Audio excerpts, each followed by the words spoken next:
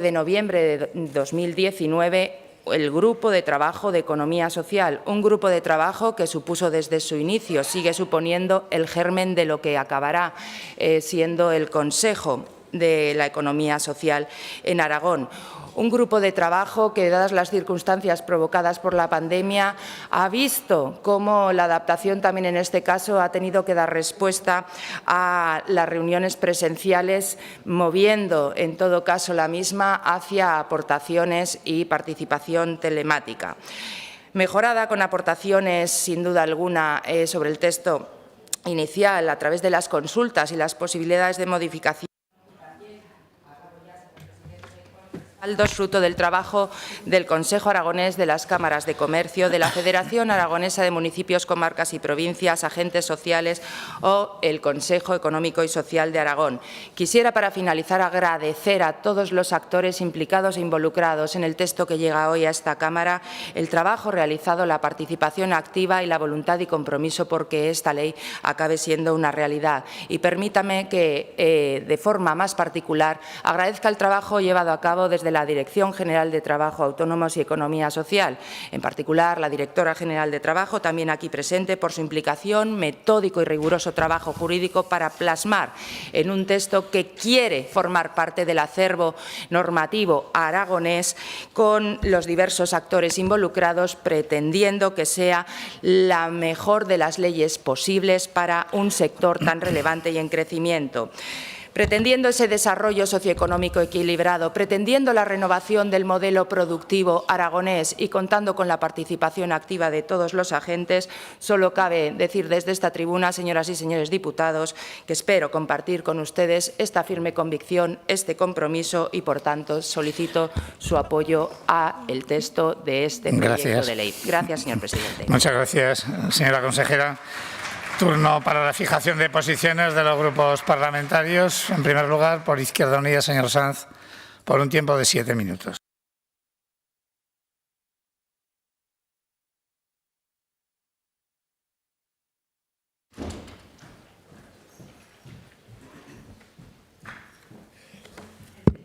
Buenos días, señorías. Gracias, presidente. Permítanme que comience esta sesión condenando el ataque lanzado por el Gobierno de Rusia contra Ucrania, mostrando nuestra solidaridad con las víctimas de todas las guerras, haciendo un llamado claro a la diplomacia, a la resolución de los conflictos por la vía pacífica y a la desescalada bélica y, sobre todo, gritando una vez más no a la guerra. Las guerras nunca son la solución para la resolución de conflictos.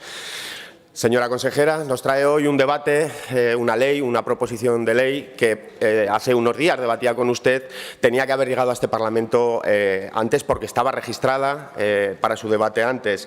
Izquierda Unida votará a favor de su toma en consideración, de su tramitación, pero no sin antes hacer una serie de consideraciones que intentaremos trasladar debidamente al ámbito de las enmiendas, al ámbito de la ponencia y que esperemos sean bien recibidas por su departamento porque tienen el afán de mejorar y, sobre todo, de reconocer la importancia que tiene la economía social en el ámbito de nuestra realidad cotidiana, de nuestra economía, pero también de nuestra vida y, sobre todo, las posibilidades de futuro que debe tener.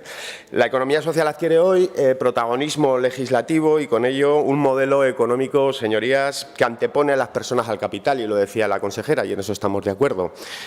Es democrático y transparente, es participativo, es sostenible y genera cohesión social y es un modelo social y solidario muy necesario porque antepone unos valores muy necesarios después de lo vivido con más claridad.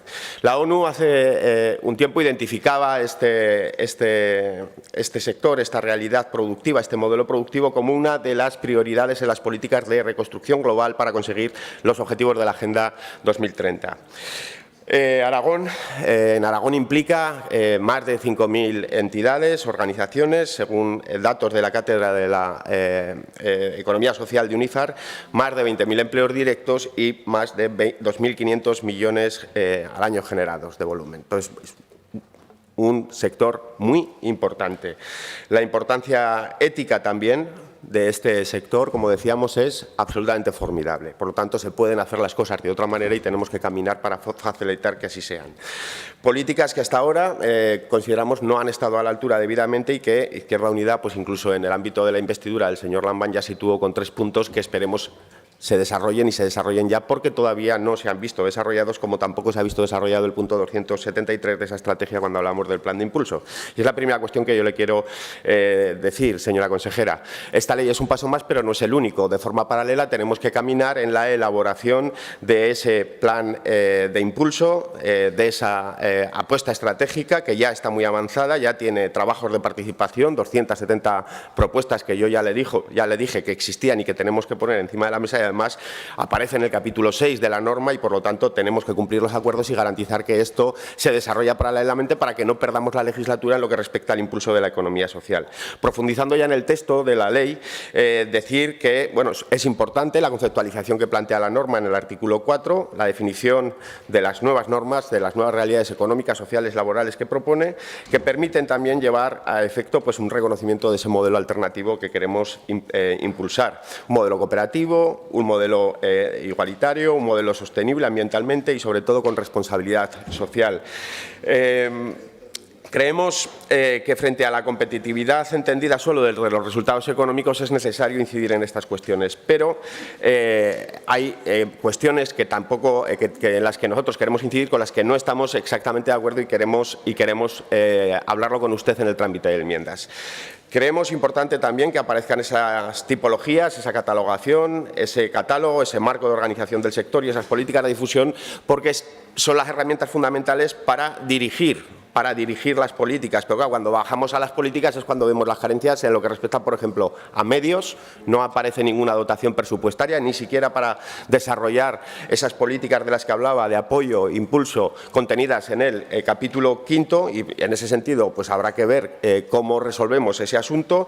No aparecen mecanismos concretos para garantizar el cumplimiento de los objetivos de la norma y, además, pues bueno, la redacción actual equipara, a nuestro juicio, bajo los mismos criterios a entidades de diversísima naturaleza. No es lo mismo una fundación ligada a una entidad empresarial al uso que una cooperativa de enseñanza, que una iniciativa social de inserción. Y eso todo aparece bajo los mismos criterios, por lo tanto creemos que es algo bastante reduccionista que habrá que resolver. No aborda tampoco cambios profundos en la ley de cooperativas para facilitar precisamente la ampliación del campo de acción de este tipo de entidades, especialmente las de trabajo asociado, y estrechar incluso lazos posibles de colaboración con el ámbito de la administración pública para ensanchar ese campo de acción. El plan de impulso de la economía social, a nuestro juicio, carece de herramientas, de mecanismos de revisión, de evaluación y actualización, y sobre todo hay que garantizar una cuestión fundamental, que es la participación permanente y directa del conjunto del sector y todas sus familias en el desarrollo y en estas cuestiones de evaluación y actualización del mismo. El Consejo de Economía Social es muy necesario, pero habrá que introducir algunas consideraciones si queremos garantizar la presencia, como le decía, de toda la pluralidad de las entidades que conforman esta realidad productiva, revisar si las organizaciones empresariales que ya están representadas en otros ámbitos de participación tienen que estar aquí también. Estamos hablando de economía social. Precisamente la economía social está fuera de determinados ámbitos de representación, a pesar de los acuerdos, como por ejemplo el CESA, usted lo citaba, que tenemos con el presidente para su incorporación en el Consejo Económico y Social de Aragón, que es otra de las cuestiones que también queremos hablar. Y sobre todo incrementar la participación de las entidades en los órganos de dirección de este Consejo, porque consideramos que eso va a ser mucho más productivo y mucho más nutritivo también para el trabajo que se desarrolle. Por último, sobre elementos reseñables que consideramos es necesario incidir en ellos, falta dotación de medios humanos y materiales. Las unidades de impulso de la economía social tienen que tener un respaldo claro en ese sentido para poder llevar a cabo su cometido, y no aparece, como le decía al principio, en la ley absolutamente ningún compromiso presupuestario ni de refuerzo de personal en esta materia, ni siquiera de creación de unidades específicas al margen de las existentes, y hay una ausencia de desarrollo también en el tratamiento de la contratación pública responsable, muy comprometida con los valores que defiende este modelo, y allí debemos garantizar que este modelo asume mucho más protagonismo en el ámbito del cumplimiento de este tipo de contratación. En resumen, votaremos sí, empezamos un debate importante, queremos ese voto positivo al final de la tramitación del texto. Por lo tanto, las enmiendas que nosotros vamos a presentarle, yo le solicito que las analice, que las hablemos, que las negociemos, porque desde luego la economía social y solidaria es imprescindible en un momento de recuperación como el que estamos, tiene que jugar un papel fundamental, facilita la cohesión social, avanza en equidad, se centra en el cuidado de las personas que lo protagonizan y de la sociedad y, sobre todo, pues, bueno, se fundamenta y hace funcionar la economía desde parámetros diferentes. Cuestiones todas ellas enmarcadas en las políticas de recuperación y en los grandes titulares que las determinan. Bueno, vamos a llevarlas a la práctica y vamos a hacerlas posible en el día a día de nuestra comunidad para garantizar un modelo económico también más justo y más ético y, sobre todo, una sociedad más libre, porque este tipo de economía también nos hace caminar en esa dirección. Gracias, señor Sanz. Por el Grupo Parlamentario Aragonés, señor Guerrero.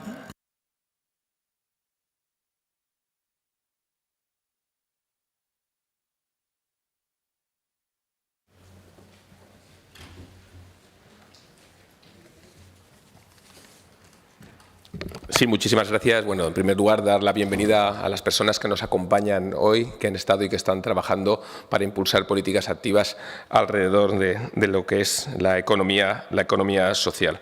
Bueno, yo creo que hoy en Aragón volvemos a dar otro paso más para impulsar otro tipo de economía que está centrada también en las personas, que está centrada en el territorio, que pone en valor la economía solidaria, que pone en valor la economía de cooperación, que pone en valor todo lo que tiene que ser el impulso de lo local y que, en definitiva, lo que hace también es poner en valor a las personas.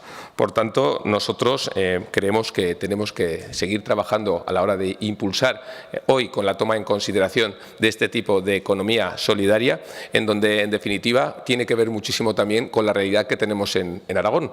Como todo el mundo sabe, Aragón tenemos una realidad que es peculiar. Somos el 10% de lo que es el territorio a nivel nacional, somos solo el 2,8% de lo que es la población y, en definitiva, tenemos un amplio territorio, un amplio medio rural y en donde las entidades que también pueden formar y forman parte de lo que es la economía social, la economía solidaria, la economía de cooperación, pueden tener y deben tener un papel importante. Hoy aquí debatimos esa toma en consideración. El Gobierno de Aragón da un paso más. Va a venir aquí esa norma, esa ley que vamos a desarrollar entre todos para poner en valor, como decíamos, no solo lo que es lo económico, que también, sino también poner en valor otros valores como son las personas en el territorio. Nosotros creemos que favorece de forma importante y de forma activa todo lo que es la cohesión social. Se tienen en cuenta los diferentes tipos de entidades que componen la economía social. No es lo mismo una cooperativa, no es lo mismo una fundación y eso, en definitiva, se tiene también que legislar. Y, además, algo que también creemos que es importante es la promoción de esas entidades de lo que es la economía social, no solo en lo urbano, sino también, como se desarrolla la norma, en el medio rural. Con lo cual, nosotros votaremos a favor de la toma en consideración. Muchas gracias. Gracias, señor Guerrero. Por el Grupo Parlamentario de Vox, señora Fernández.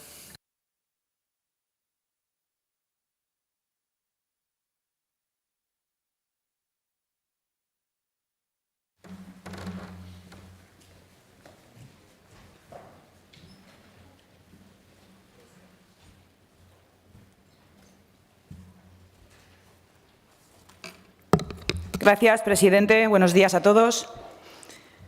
En Vox valoramos la importancia de la economía social porque la economía social puede ser una de las fuentes de empleo y de oportunidades para muchos aragoneses, especialmente para aquellas personas más vulnerables. La encontramos positiva en términos de generación de riqueza y, además, cumple una labor social aportando a la economía una forma diferente de crecimiento al ser un factor importante motor de empleo e innovación. Son las entidades de economía social las que tienen el potencial de crear empleo de calidad y también para dar oportunidades a aquellos que, como ya hemos dicho, por sus especiales circunstancias encuentran mayores dificultades para la inserción laboral. En definitiva, la economía social debe desarrollar un papel importante en la coyuntura actual como contraposición al globalismo económico, generador de la deslocalización de los trabajadores, del incremento del paro, de las desigualdades entre los ciudadanos y de la pérdida de identidad y arraigo de nuestras empresas. La Ley Nacional 5/2011 de 29 de marzo de Economía Social tiene como objetivo básico configurar un marco jurídico que suponga el reconocimiento y la mejor visibilidad de la economía social, otorgándole una mayor seguridad jurídica a través de una definición de economía social y estableciendo los principios que deben contemplar las diferentes entidades que forman dicha economía social. El proyecto de Ley de Economía Social de Aragón que debatimos hoy se configura como una norma de desarrollo de esta Ley Nacional 5/2011 dentro de las competencias estatutarias del Gobierno de Aragón. Y queremos destacar que desde la publicación de la ley estatal han pasado más de 10 años y los diferentes gobiernos no han conseguido desarrollarla hasta la fecha, incluyendo el intento de la legislatura pasada. Ahora bien, una vez presentado este proyecto de Ley de Economía Social de Aragón, desde Vox les decimos que estamos totalmente en contra de que hayan aprovechado el desarrollo de la norma estatal para colar aspectos de la Agenda Globalista 2030 y de sus objetivos de desarrollo sostenible. Ustedes, de forma torticera, los han introducido en el expositivo de la ley, que, como bien saben, es el que fija el espíritu de la norma, pero también en el dispositivo de la ley, concretamente en el artículo 4, con 3 nuevos principios orientadores que no aparecen en la Ley 5/2011 sobre el que se basa este proyecto de ley. La Agenda Globalista 2030 y sus objetivos de desarrollo sostenible los introducen constantemente como principios en las leyes que tienen que cumplir los ciudadanos, como si estuviésemos hablando de una norma superior. Pero hay que recordar que a ningún europeo, español o aragonés se le ha ofrecido votar esta agenda globalista, ni sus objetivos, ni ha habido debate sobre ella cuando resulta que afecta a todos los factores de nuestra vida. Sí se votó, como ya dijimos en otra comparecencia anterior, la Constitución Europea. Y decimos claramente que la Agenda 2030 y sus objetivos de desarrollo sostenible son antidemocráticos, porque deliberadamente y sin ninguna transparencia ni control se nos ha usurpado el debate político y la votación para saber si estamos a favor o en contra. Por ello, desde Vox no vamos a aceptar la inclusión de la Agenda 2030 porque es una imposición. Y no nos parece de recibo que los introduzcan en el texto de una norma sobre economía social que lo que pretende, entre otras cosas, es fortalecer un tipo de economía que se fundamenta en el arraigo local, todo lo contrario a lo que plantea la Agenda Globalista 2030. Aparte de esto, hay bastantes cosas que nos generan dudas en este proyecto de ley. Entre ellas, lo primero, la propia definición de economía social en el artículo 3, que se habla de modelo económico, pero no se habla en qué consiste el modelo. Es mucho más acertada la definición que se da en la ley estatal, que es clara y concisa. No se puede estar hablando de modelo económico en el artículo 3 para no explicarlo y referirse a él en el resto de la norma y hablar constantemente de entidades de economía social. En segundo lugar, refiriéndose a estas entidades de economía social, hacen una delimitación de las mismas para que estén incluidas en la economía social de forma más restrictiva que las que recoge la Ley 5/2011, porque añade nuevos requisitos a los ya existentes, alegando que han pasado 10 años, pero la realidad es que estos nuevos requisitos solicitados incorporan de lleno los ODS recogidos en la Agenda 2030. En tercer lugar, en el ámbito de aplicación de la norma, se restringe a entidades de economía social que se ubican y desarrollan su actividad empresarial y económica principalmente en Aragón. En Vox entendemos que el artículo 3 de la Ley 20/2013 de Unidad de Mercado, que fija el principio de no discriminación, debe prevalecer y que establece que todos los operadores económicos tendrán los mismos derechos en todo el territorio nacional, sin discriminación alguna por razón del lugar de residencia o establecimiento, porque no hay duda de que fragmentar el mercado nacional dificulta la competencia empresarial y de que 17 leyes distintas de economía social socavan la igualdad entre españoles. En cuarto lugar, igualmente, nos parece inoportuno el artículo 21.4, en cuanto que promueve la inserción de cláusulas que fomenten la inclusión de entidades de la economía social en todos los procesos de contratación pública. En Vox entendemos que la Ley 9/2017 de contratos del sector público, en su artículo primero, deja clara la no discriminación e igualdad de trato entre los licitadores, la salvaguarda de la libre competencia y la selección de la oferta económicamente más ventajosa como principios que deben regir la contratación pública. En quinto lugar, sí queremos señalar que nos parece importante y positivo el capítulo 4 dedicado a las medidas de simplificación normativa y administrativa, porque creemos que es muy importante la racionalización normativa y administrativa que reduzca cargas burocráticas y trámites para el desarrollo de la actividad empresarial, pero especialmente importante en las entidades de economía social objeto de debate hoy. Creemos un acierto también el uso de la declaración de inversión de interés autonómico para facilitar el desarrollo de nuevas iniciativas empresariales de la denominada economía social. Nos parecen también bien las funciones fijadas para el Consejo de la Economía Social de Aragón, pero tenemos que decirles que nos parece una barbaridad el número de personas que lo van a integrar y que harán más compleja su operatividad.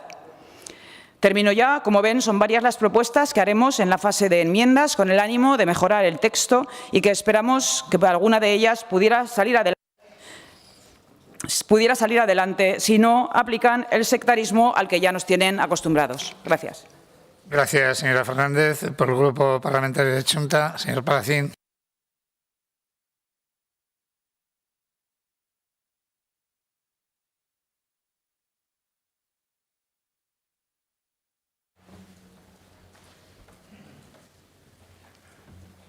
Gracias, presidente. Señorías, lo primero desde Xunta Aragonesista, condenar el ataque de Rusia a Ucrania y mostrar nuestra solidaridad con el pueblo ucraniano. Hoy se da un paso importante en el reconocimiento de la economía social y de las entidades que lo forman y se cumple además un compromiso del Gobierno. La economía social tiene unos principios que hay que destacar: la primacía de las personas y del fin social sobre el capital, que se concreta en una gestión autónoma, transparente, democrática y participativa, que lleva a priorizar la toma de decisiones más en función de las personas y sus aportaciones de trabajo y servicios prestados a la entidad, o en función del fondo social que en relación a sus aportaciones al capital social. Existe también una promoción de la solidaridad interna y con la sociedad que favorece un compromiso con el desarrollo local, con la igualdad de oportunidades entre hombres y mujeres, con la cohesión social, con la inserción de personas en riesgo de exclusión, con la generación de empleo estable y de calidad, con la conciliación de la vida personal, familiar y laboral y también con la sostenibilidad. Y además intenta conjugar ese proyecto social y la conservación de puestos de trabajo con la rentabilidad. En Aragón existen algo más de 5.000 entidades de economía social que representan cerca del 6% de las empresas existentes en el territorio, que dan empleo directo a alrededor de 20.000 personas. Estas entidades facturan más de 2.500 millones de euros en 2019 y contribuyeron, por supuesto, al desarrollo económico de Aragón, generando un valor añadido bruto cifrado en más de 400 millones de euros, lo que supone un 1,2% del total territorial. En Aragón existe un reconocimiento, se han impulsado distintas iniciativas en el marco de la economía social. Además, se ha reconocido en instrumentos territoriales del Gobierno de Aragón, como la Estrategia de Ordenación del Territorio de Aragón, como la Directriz Especial de Política Demográfica y contra la Despoblación, o apoyando la Cátedra de Economía Social de la Universidad de Zaragoza. Con esta ley se dan varios pasos importantes, tal como ya aparece en esa exposición de motivos. Con esta ley se impulsa, se fomenta las entidades de economía social, sirve de ejemplo para otros modelos ecoempresariales por el principio de desarrollo sostenible en sus tres vertientes.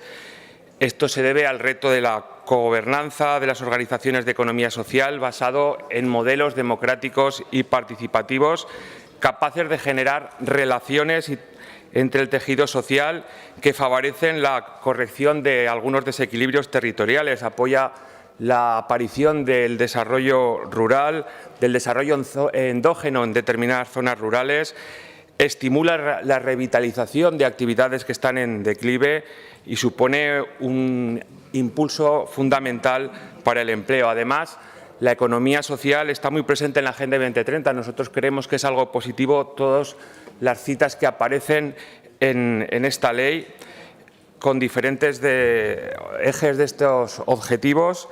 En definitiva, con esta ley lo que se pretende es apoyar un modelo diferente, otro tipo de crecimiento pegado al territorio, creando empleo, fijando población, sin depender de decisiones tomadas en lugares alejados del país. La economía social convierte a las empresas en piezas imprescindibles para la construcción de la sociedad y surge como una forma distinta de crear riqueza a partir de la actividad económica que responde a la valoración de las personas por encima del capital. Hay un reparto de la riqueza y también una reducción de las desigualdades. Además, destacar el desarrollo de las organizaciones de la economía social como impulsoras del crecimiento económico, como impulsoras de la innovación social, al servicio de nuevas formas de producción, de consumo, de empleos sostenibles e inclusivos para los colectivos más vulnerables. A tal desarrollo ha contribuido también su respuesta a la crisis económica, durante la cual actuaron como refugio, como amortiguador del desempleo de colectivos con más dificultades de inserción sociolaboral debido a su menor exposición a activos financieros y a su mayor flexibilidad laboral y compromiso con la conservación del empleo. Por todas estas razones y porque estamos seguros en Chunta Aragonesista de la importancia actual y futura de la economía social, votaremos a favor de su toma en consideración. Muchas gracias. Gracias, señor Palacín. Por el Grupo Podemos, señor Escartín.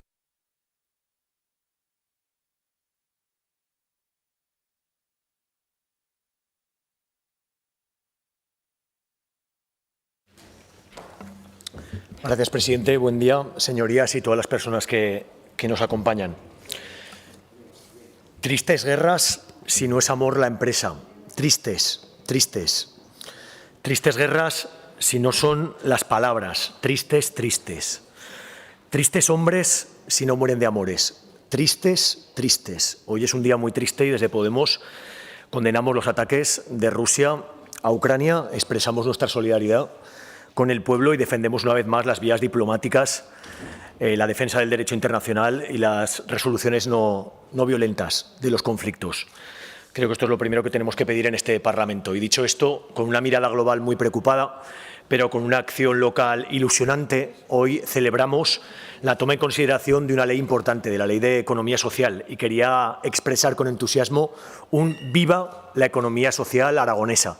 Vivan todas las personas y entidades que cooperan, que creen en el asociacionismo, en el voluntariado, las personas que cuentan con gente con diferentes capacidades diversas o discapacidades, que creen en la inserción y en las oportunidades de todas las personas, toda la gente que participa en la red de economía social y solidaria, en definitiva, que vivan las cooperativas aragonesas. Y yo tengo la suerte de que en mi experiencia laboral pues prácticamente solamente he trabajado en la economía social. Tuve la suerte de trabajar en la Veloz, cooperativa, como mensajero en bicicleta. Tuve la suerte de trabajar en la Fundación Ecología y Desarrollo, en procesos de participación aquí en Zaragoza. He tenido la suerte de trabajar en el movimiento asociativo vecinal zaragozano y aragonés, tanto en la FAD como en la CAB Aragón, y además he tenido la suerte de poner en marcha nuestro propio proyecto cooperativo de venta y producción de hortalizas y verduras ecológicas de la huerta. Por lo tanto, soy perfectamente consciente de la importancia gigante que tiene la economía social en Aragón por la cantidad de principios, valores, sueños colectivos en los cuales experimentamos con otras formas de producir, de consumir, de relacionarnos entre las personas y también en el entorno, y todas coincidimos en que ponemos por delante el sentido común, el interés general, antes que el lucro capitalista, ¿no? Que el intentar repartirnos los dividendos entre unos pocos. Y quería seguir con ejemplos, porque yo no sé si somos conscientes todos de la cantidad de servicios, de la cantidad de recursos que tenemos ahora mismo en la economía social aragonesa, que ya contrata a más de 20.000 personas y que aproximadamente 1 de cada 3 aragoneses están de una u otra manera relacionados con la economía social. Yo tengo la suerte de tener mis ahorros en una cooperativa de crédito que se llama COP57. Tengo los contratos de luz con otra cooperativa, Consom Energía. Soy parte de una cooperativa de consumo de alimentos que se llama Avecinal. Soy socio de una cooperativa de comunicación independiente que es Arainfo. Parte de la ropa que ahora mismo llevo es de una empresa de inserción que se llama Arropados y de otra cooperativa que se llama Simbiosis. Cuando tengo que hacer alguna gestión laboral o económica, cuento con otra cooperativa que se llama Navata. Las placas solares que pusimos en casa es otra cooperativa y se llama Endef. Cuando he hecho durante 15 años un programa de radio con personas con problemas y trastornos de salud mental, el acompañamiento terapéutico lo ha hecho otra cooperativa. 2 había, Y podría seguir con un montón más de cuestiones. Y esto no es publicidad gratuita. Esto es una muestra para que vean la cantidad de cooperativas, entidades de inserción y empresas que cuentan con otros valores, porque es de lo que se trata. Valores que hablan de la cooperación, que hablan de la responsabilidad social, de la igualdad, de la democracia, de la equidad, la transparencia, la autonomía, la autogestión, la solidaridad, la inclusión, la participación. Los valores que queremos para Aragón son los que representan las entidades y personas de la economía social. Un tejido, además, muy dinámico, que está organizado dentro de la propia diversidad que hay en la economía social en hasta 12 plataformas: AREI, ASES, Cooperativas Agroalimentarias, CERMI, AEF, Coordinadora Aragonesa de Voluntariado, FAS, PADIS, Plataforma de Voluntariado de Aragón, REAS, Red EAPN y UCEA. Todas muestran la pluralidad, la diversidad que hay en nuestra sociedad, y algunas de estas entidades y cooperativas son centenarias en Aragón, sobre todo en el ámbito agroalimentario. Y lo que pretende esta ley es reforzar la economía social, intentar apoyar desde lo público para que dé un salto cualitativo en la creación de empleos de calidad arraigados en el territorio, sobre todo en el medio rural, y cumplir con uno de los mandatos que tenemos en el Estatuto de Autonomía de Aragón, que es fomentar el cooperativismo. La ley, como habrán leído todos ustedes, señorías, intenta dar más reconocimiento y visibilidad a la economía social con la creación de la Plataforma de Economía Social y el Consejo de la Economía Social, aportar más transparencia e información en las políticas públicas, la colaboración público-comunitaria, profundizar en acciones en el ámbito educativo y universitario, en la formación profesional, el empleo, el asociacionismo, algo que ya estamos haciendo en todos los ámbitos, que es agilizar trámites administrativos, estimular también instrumentos financieros específicos para la economía social, fomentar la coordinación entre diferentes administraciones y entre las propias administraciones para el acceso a las nuevas tecnologías, crear un nuevo catálogo público y actualizado, y de alguna manera fomentar el intercambio del conocimiento y las estrategias en la economía social. Yo quería incidir en uno de los artículos de la ley. El artículo 21 es una cuestión en la que ponemos mucho énfasis, es el fomento del uso de las cláusulas sociales en la contratación pública. Hace poco, esta semana, leíamos un informe de la cantidad de producción de agricultura ecológica. Es un ejemplo diferente, ¿no?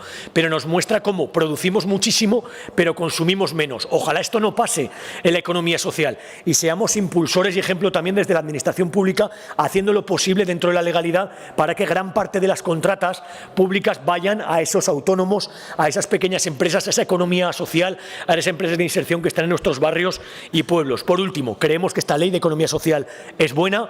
Las 5 diputadas de Podemos, como no puede ser de otra manera, vamos a votar que sí, y aún así intentaremos aportar para que mejore un poquito más, sobre todo en la composición del Consejo de la Economía Social, para que sea todo lo heterogéneo, participativo, y también para intentar fomentar la Federación de Cooperativas, que creemos que es algo importante para que se acceda a todos los recursos que ponemos, todas las líneas de ayudas, tanto en fomento, como en el propio INAEM. Así que, sin más, celebrar la toma en consideración de esta Ley de Economía Social, ejemplo de los valores y principios que queremos para Aragón. Así que para vosotras va esta ley y nuestro compromiso para ponerla en marcha cuanto antes. Muchas gracias. Muchas gracias, señor Escartín. Por el Grupo Parlamentario de Ciudadanos, señor Martínez.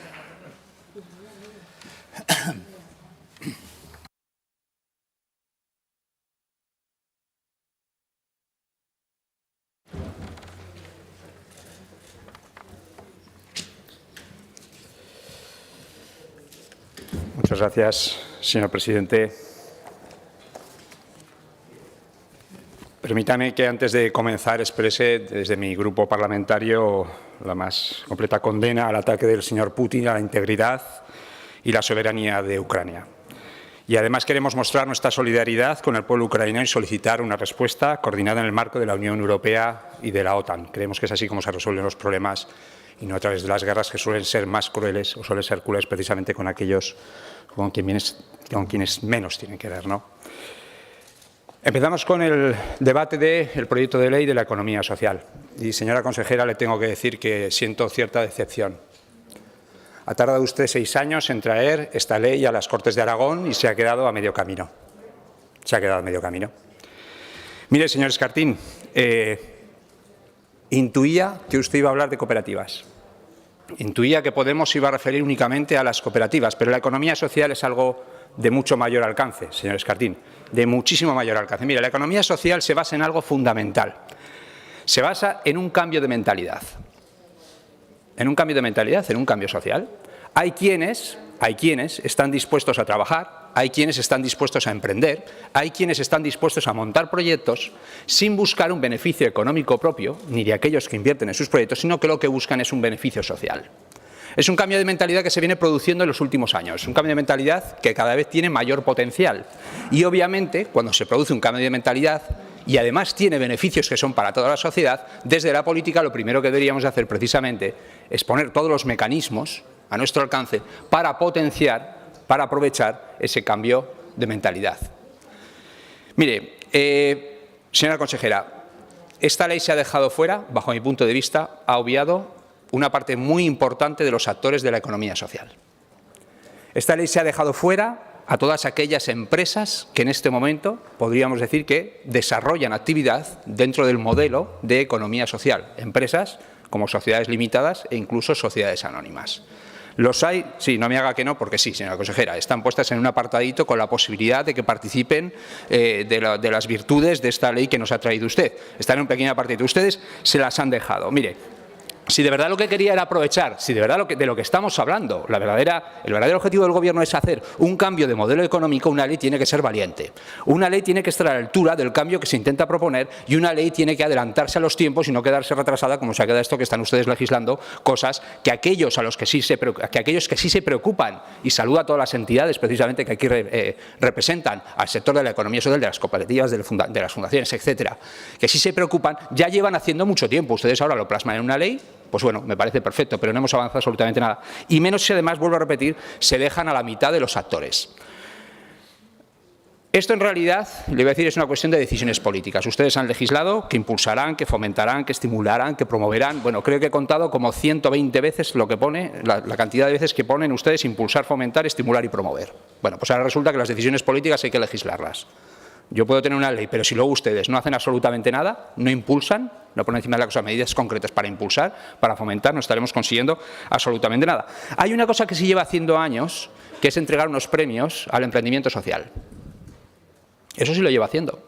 Y precisamente a muchos de aquellos a los que les ha entregado usted el emprendimiento social, a algunos de aquellos a los que les ha entregado el premio de emprendimiento social, los ha dejado usted fuera. El señor Escartín ha comentado muchísimas cooperativas con las que, sabe usted, hemos hablado alguna vez, creo que estoy de acuerdo en que es uno de los grandes modelos y es uno de los grandes modelos que permiten impulsar, por repetir, este cambio de mentalidad y en la economía social y los beneficios que conlleva en todos los ámbitos en los que lo puede tener. Pero hay muchos otros que se quedan aquí fuera, señora consejera, le voy a poner ejemplos. Frogtech, empresa aragonesa, participada en este momento por fondos de inversión a nivel internacional. Proyecto de economía social. Se quedaría fuera de esta ley. Le voy a decir algún otro. Maximiliana, premiada también por ustedes, que lo que hace es fabricar móviles para personas mayores, no busca el beneficio de los socios, busca un beneficio social, facilitar la vida a las personas mayores. Se queda fuera de esta ley. Encantado de Comerte, por cierto, que me encanta este proyecto, compite nada más y nada menos que con uno de los mayores, uno de los unicornios a nivel europeo de startups que se llama Too Good To Go, y son de Aragón. Encantado de Comerte, en el que ya les digo que ustedes, señor Escartín, vamos a explicar de todo, esto es una empresa, pero en esta ustedes pueden conseguir lotes, pueden comprar lotes de productos perecederos que si no se tirarían a la basura. Queda fuera de esta ley. No le cuento si además nos vamos a proyectos más adelantados como ya no están en Aragón, ojalá los potenciaran ustedes desde luego con esta ley, no, como EthiHub, por ejemplo, ¿verdad, señor Guerrero?, que utiliza metodologías, utiliza estructuras, infraestructuras de blockchain y a través de tokens, a través de la tokenización, lo que está haciendo es potenciar la venta y el consumo de café desde el origen y que aquellos que quieran invertir puedan invertir directamente con los agricultores o prestarles el dinero directamente a los agricultores, con lo cual les mejoran y les facilitan el poder desarrollar sus negocios. Todo esto queda fuera de esta ley. Todo esto está fuera de esta ley. Por lo tanto, señora consejera, creo que vamos a tener un periodo de enmiendas en el que vamos a tener que negociar mucho. La pregunta que yo le haría, claro, no es una comparecencia, ya lo siento. Pero la pregunta que yo le haría es si están dispuestos ustedes a negociar, dispuestos a que se mejore esta ley y dispuestos a que todos aquellos que están fuera no se queden fuera. Porque creemos que tienen un potencial enorme. No lo decimos solo nosotros, lo dice la propia Unión Europea.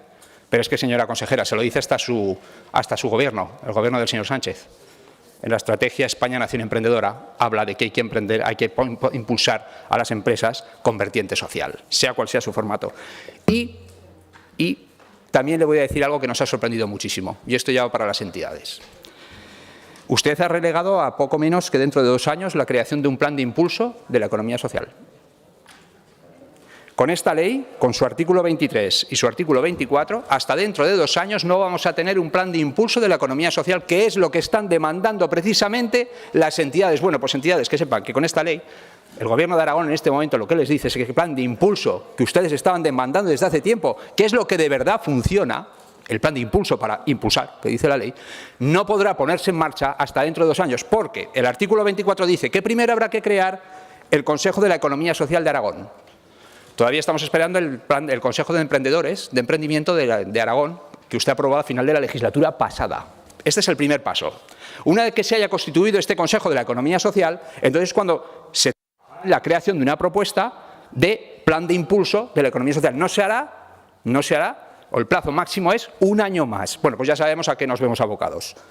Habrá una ley como la de autónomos y emprendedores de la legislatura pasada, traída al final de la campana como la legislatura pasada, cuya verdadera herramienta de trabajo, que es el plan de impulso de la economía social, no se podrá poner en marcha hasta dentro de 2 años. Lo que habrá que ver es qué Gobierno la pone en marcha. Habrá que ver qué Gobierno la pone en marcha. Por lo tanto, señora consejera, yo lo que creo es que os le haría una propuesta. Vamos a poner en marcha ya el plan de impulso de la economía social. Creo que todas las entidades saben y le podrán decir cómo hacerlo. Tiene usted partida presupuestaria, que ya veo que lo que pretende es dejarla en el cajón, como muy temía, porque esta partida presupuestaria está en el presupuesto. Vamos a poner en marcha ese plan de impulso y vamos a ampliar, vamos a mejorar lo que dice en esta ley. Vamos a dar cabida absolutamente a todos que tengan la misma misión. La misma misión, señor Escartín, no solo son cooperativas, también son sociedades limitadas en muchos casos, que es precisamente la de mejorar la sociedad a través de la actividad económica en el desarrollo de su actividad económica, porque esa es la verdadera esencia. Señora consejera, muchísimas gracias. Gracias, señor Martínez, por el Grupo Parlamentario Popular. Señor Campoy.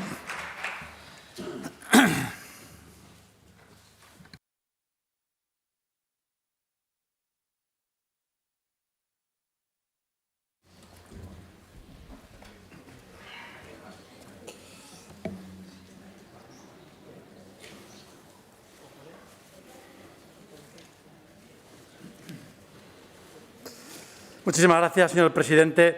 Buenos días, señora consejera, y un especial saludo a todos los que nos acompañan hoy desde la tribuna de invitados, con especial atención a la directora general de Trabajo y Autónomos, que nos acompaña, y al alcalde de mi pueblo, de Maella. Muy buenos días a todos. Bien, no vamos a descubrir nada si comenzamos nuestra intervención afirmando que esta es una ley muy necesaria para el sector de la economía social en Aragón y, por tanto, para la economía en Aragón y, por tanto, señora consejera, señor Campoy, para Aragón. Se puede retirar si quiere. Gracias. La costumbre ya. Por ello celebramos, señora consejera, que después de tantas paralizaciones, saltando incluso de legislatura, haya llegado el momento de su tramitación parlamentaria.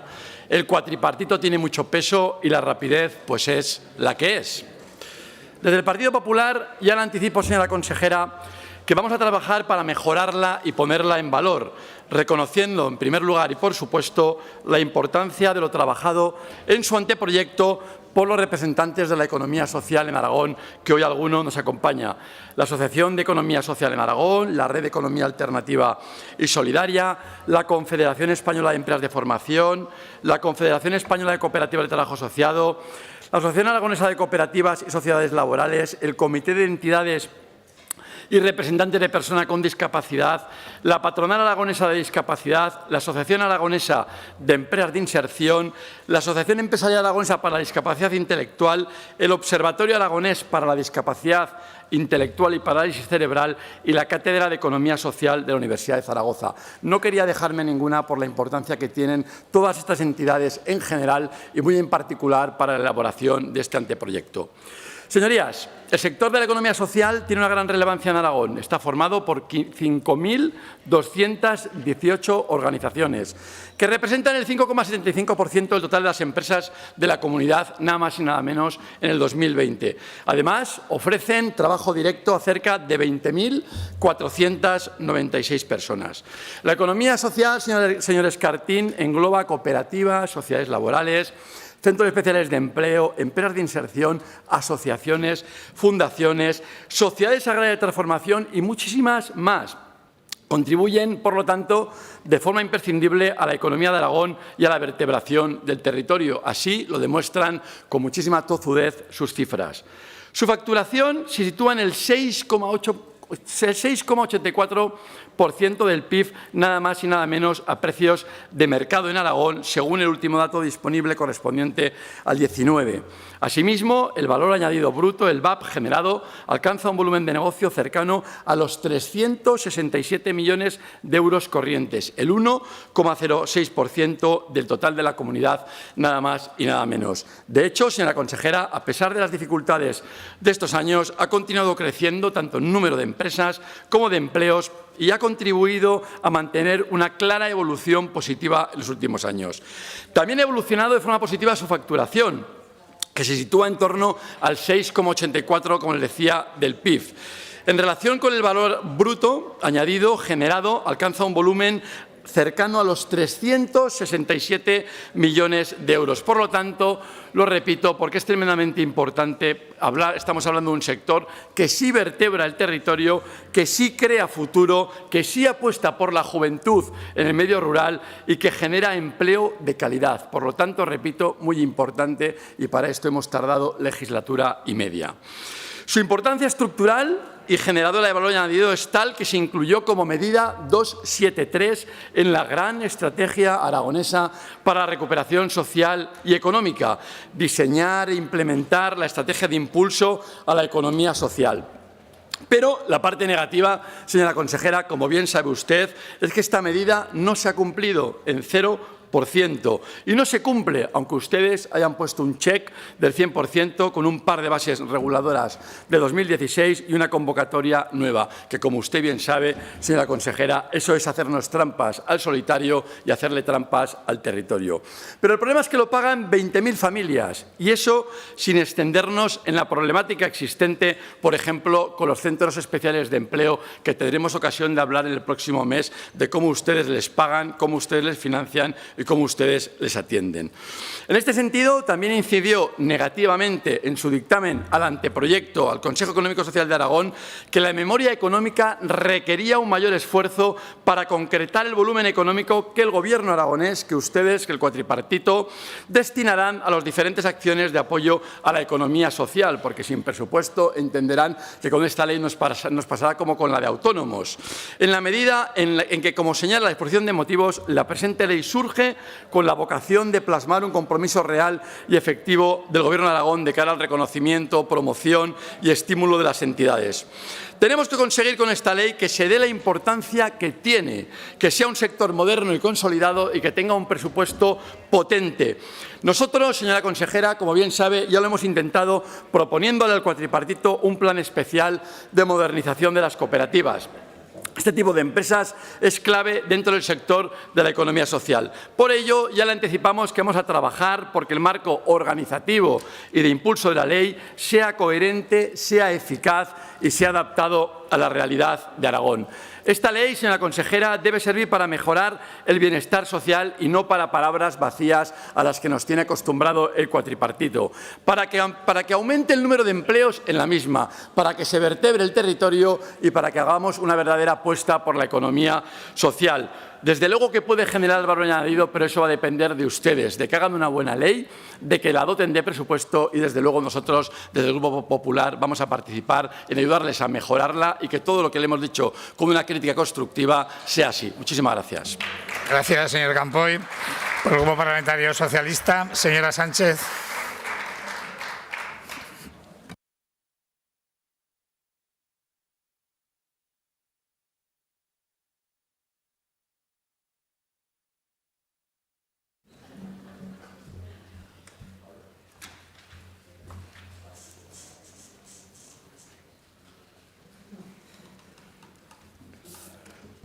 Muchas gracias, señor presidente. Buenos días, señorías. Muy buenos días, señora consejera. Y buenos días a todos y a todas las que hoy nos acompañan desde esa tribuna de invitados.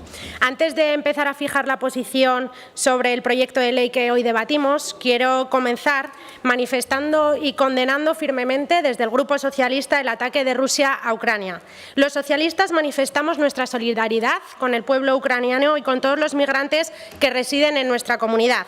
Defendemos la posición de la Unión Europea y la diplomacia y el diálogo como fórmula adecuada para la resolución del conflicto. Señora consejera, quiero agradecerle sus explicaciones y el detalle con el que nos ha desgranado el porqué y el para qué de la necesidad de que esta Cámara apruebe hoy este trámite. Porque lo que sin duda usted acaba de dejar claro, y así lo ha manifestado, es el compromiso real y efectivo que este Gobierno tiene con todas las entidades y empresas de la economía social que desarrollan su actividad en nuestra comunidad. Estamos ante un proyecto de ley, y así ha quedado demostrado tras escuchar a todos los portavoces, esperado y deseado. Esperado porque estamos ante un texto sobre el que ya se comenzó a trabajar la pasada legislatura, y deseado porque finalmente, cuando esta ley, y así esperamos que salga aprobada, estaremos beneficiando no solo a las empresas de economía social, sino a toda la sociedad en general. Por ello, el Grupo Socialista celebra que este proyecto de ley haya contado para su elaboración, tal y como usted nos ha explicado, con la participación directa de las entidades de economía social, mediante esos grupos de trabajo creados al efecto para darles voz, siendo todos ellos parte activa de este trabajo previo que han venido realizando hasta la redacción final de este texto que ahora conocemos y que hoy sometemos a debate. Tenemos ante nosotros la oportunidad de dotar de seguridad jurídica a las sociedades cooperativas, a las mutualidades, a las fundaciones y asociaciones que llevan a cabo una actividad económica, a las sociedades laborales, a las empresas de inserción, a los centros especiales de empleo y a las sociedades agrarias de transformación. Seguridad para todas estas entidades que son las protagonistas de otra forma de emprender, una forma de emprender diferente, que es la economía social, que contribuye a tener una nueva relación en el mercado de trabajo, ya que la economía social cumple un papel de gran importancia en la creación de empleo. Según el último informe de Economía Social en Aragón, elaborado por la Universidad de Zaragoza, en nuestra comunidad, y ya se ha puesto sobre la mesa en el debate, existen más de 5.200 entidades de economía social que representan cerca del 6% del total de las empresas existentes en Aragón y dan empleo directo a alrededor de 20.400 personas, lo que supone el 3,6% del empleo total aragonés. Pero es que además muestran un elevado grado de competitividad, facturando más de 2.600 millones de euros anuales y contribuyendo de esta forma al desarrollo económico de Aragón. Y es importante destacar la economía social como valor económico, pero también como valor social, porque genera nuevas oportunidades para la sociedad, porque corrige importantes desequilibrios sociales y económicos, porque complementa y llega allí donde no puede llegar ni el sector público ni el mercado, porque propicia la participación ciudadana, porque vertebra el territorio y porque contribuye de manera clara al desarrollo social y económico de una manera más equilibrada, más equitativa y más solidaria. De ahí la necesidad de impulsar una ley de economía social que sea el marco de las diferentes formas en las que se expresa la misma.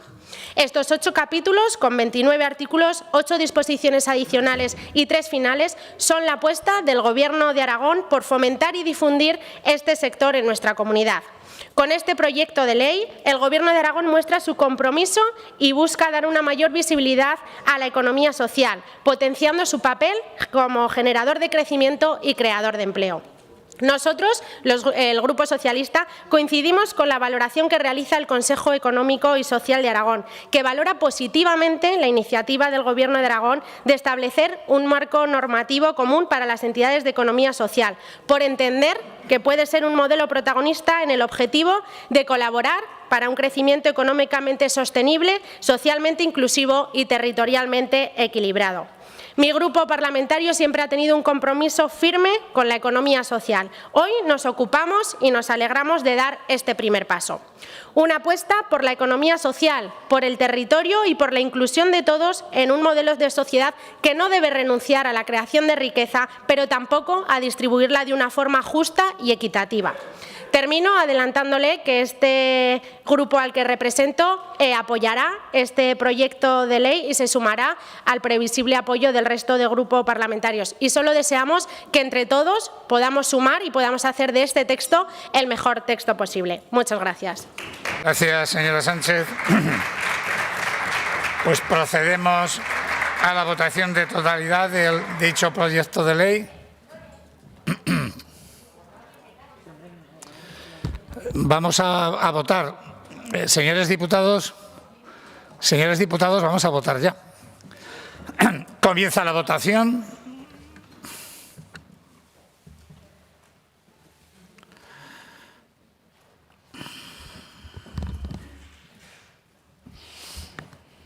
Finaliza la votación. 64 presentes, 64 emitidos, votos a favor 61, en contra 3, ninguna abstención.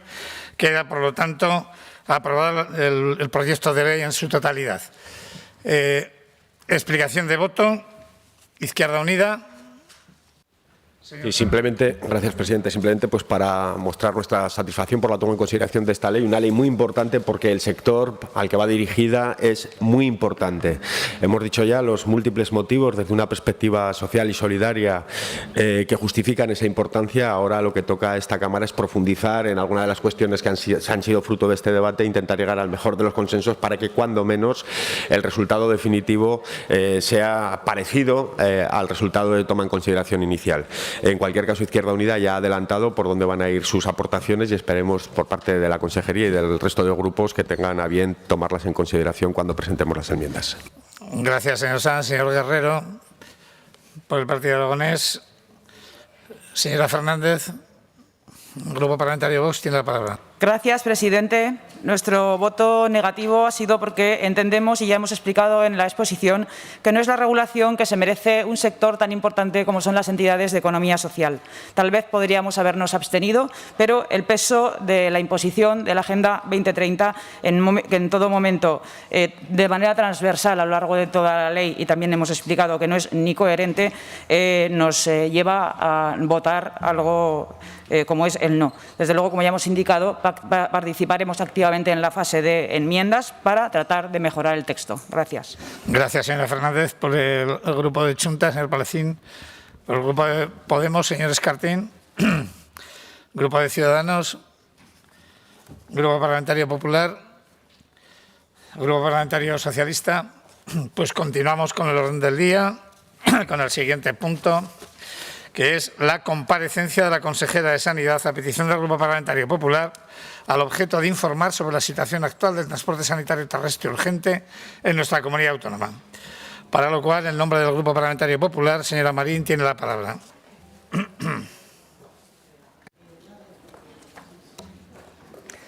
Muchas gracias, señor presidente. Buenos días, señorías, señora consejera.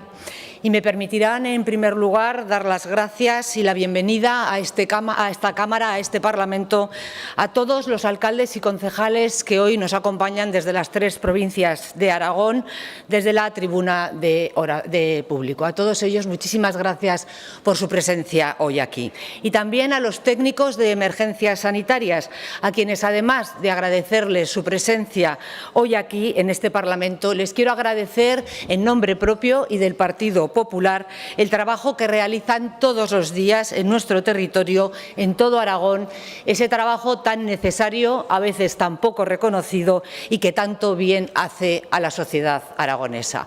A todos ustedes, muchísimas gracias. Señorías, hoy el Grupo Parlamentario Popular ha solicitado la comparecencia de la consejera de Sanidad para hablar sobre los pliegos de condiciones que van a regir el transporte sanitario urgente de nuestra comunidad autónoma. El día 11 de febrero, viernes, la gerente del 061, la señora García Castelar, junto con el gerente del Salud, el señor Arnal, comparecieron en rueda de prensa para la presentación del referido pliego, rueda de prensa que, señora consejera, usted conocía se iba a dar, como también conocía el contenido de la misma, el contenido de los pliegos que se iban a presentar. Porque aunque hoy lo niegue, aunque lleve negándolo desde ese mismo día, nadie concibe que usted, consejera de Sanidad, desconocía que 2 miembros de su equipo iban a presentar el pliego de condiciones que iba a regir el transporte sanitario urgente en Aragón en una rueda de prensa, pliego que después han definido como borrador sujeto a modificaciones y usted directamente como pliego inexistente. Y si esto fuera así, si esa rueda de prensa se dio sin su consentimiento y con su desconocimiento, demuestra una tremenda irresponsabilidad tanto por su parte como por parte de su equipo. Tras la presentación, la respuesta fue inmediata desde el territorio, para ustedes inimaginable. Así que en vez de reconocer el error y solucionarlo, tuvieron que dedicarse a construir mentiras. Y lo hicieron sobre una verdad. Porque el pliego que presentó la señora García era el que ustedes habían redactado, era el que iba a regir el transporte sanitario urgente en nuestra comunidad autónoma en los próximos años y huelgan más explicaciones. Pero sigamos con la rueda de prensa del día 11, la única verdad que han dicho hasta ahora. Y me permitirán citar parte de ella de forma textual para que no conlleven a errores mis palabras y para que después no sean tergiversadas. La gerente del 061 dijo, y cito de forma textual: las ambulancias convencionales son unos recursos que están dotados únicamente de conductor. Me permitirán una matización. No son conductores, son técnicos de emergencias sanitarias que en un momento de urgencia están preparados para atender al paciente y, por supuesto, para su traslado, pero, continuaba la señora García, no son transporte sanitario, son unos recursos móviles que no tienen ningún tipo de competencia en la asistencia sanitaria en la urgencia. En Aragón, continuaba, hay 22 ambulancias convencionales que no tienen razón de ser en el transporte de nuestra comunidad autónoma. Además, contamos con 45 ambulancias soportes vital básico que en el nuevo pliego se van a transformar en 52. Pues bien, esto se presentó en una rueda de prensa junto con un mapa de isócronas, 2 para ser exactos, el primero de ellos de la situación actual y el segundo de cómo iba a quedar nuestro territorio tras el nuevo pliego de condiciones. Y con esos datos dados en una rueda de prensa, presentando, entiendo yo y todos los aragoneses, el nuevo pliego de condiciones, porque a nadie se le ocurre presentar un borrador en una rueda de prensa y si lo hace, demuestra, como antes he dicho, muy poca responsabilidad, los profesionales a quienes afecta la nueva situación se ponen a trabajar y con los datos dados por la gerente del 061, en base a esos datos, elaboran un mapa en el que se refleja cómo quedaría el transporte sanitario urgente en Aragón. Señora consejera, usted me acusó el viernes en la Comisión de Sanidad de haber elaborado yo ese mapa sin tener conocimiento de la situación y de haberlo exhibido en una rueda de prensa. Es más, dijo que yo daba ruedas de prensa sin tener conocimiento de la realidad porque el nuevo pliego de condiciones aún no estaba redactado. Aclaraciones. En primer lugar, si el nuevo pliego de condiciones no estaba redactado, aclárenos, por favor, qué era lo que presentaba la señora García y el señor Arnal con tantos datos, con tanta precisión, mapa incluido, el pasado día 11. Segundo, yo tengo derecho a dar tantas ruedas de prensa como estime necesarias y oportunas. Es mi derecho, pero además es mi deber cuando consideramos que se va a poner una actuación en marcha que puede perjudicar la atención sanitaria de los aragoneses o cualquier otra cuestión. Si ustedes hicieran mejor su trabajo, yo no me vería moralmente obligada a dar ruedas de prensa. Pero cumplo con mi deber cuando ustedes no cumplen con el suyo. Tercero,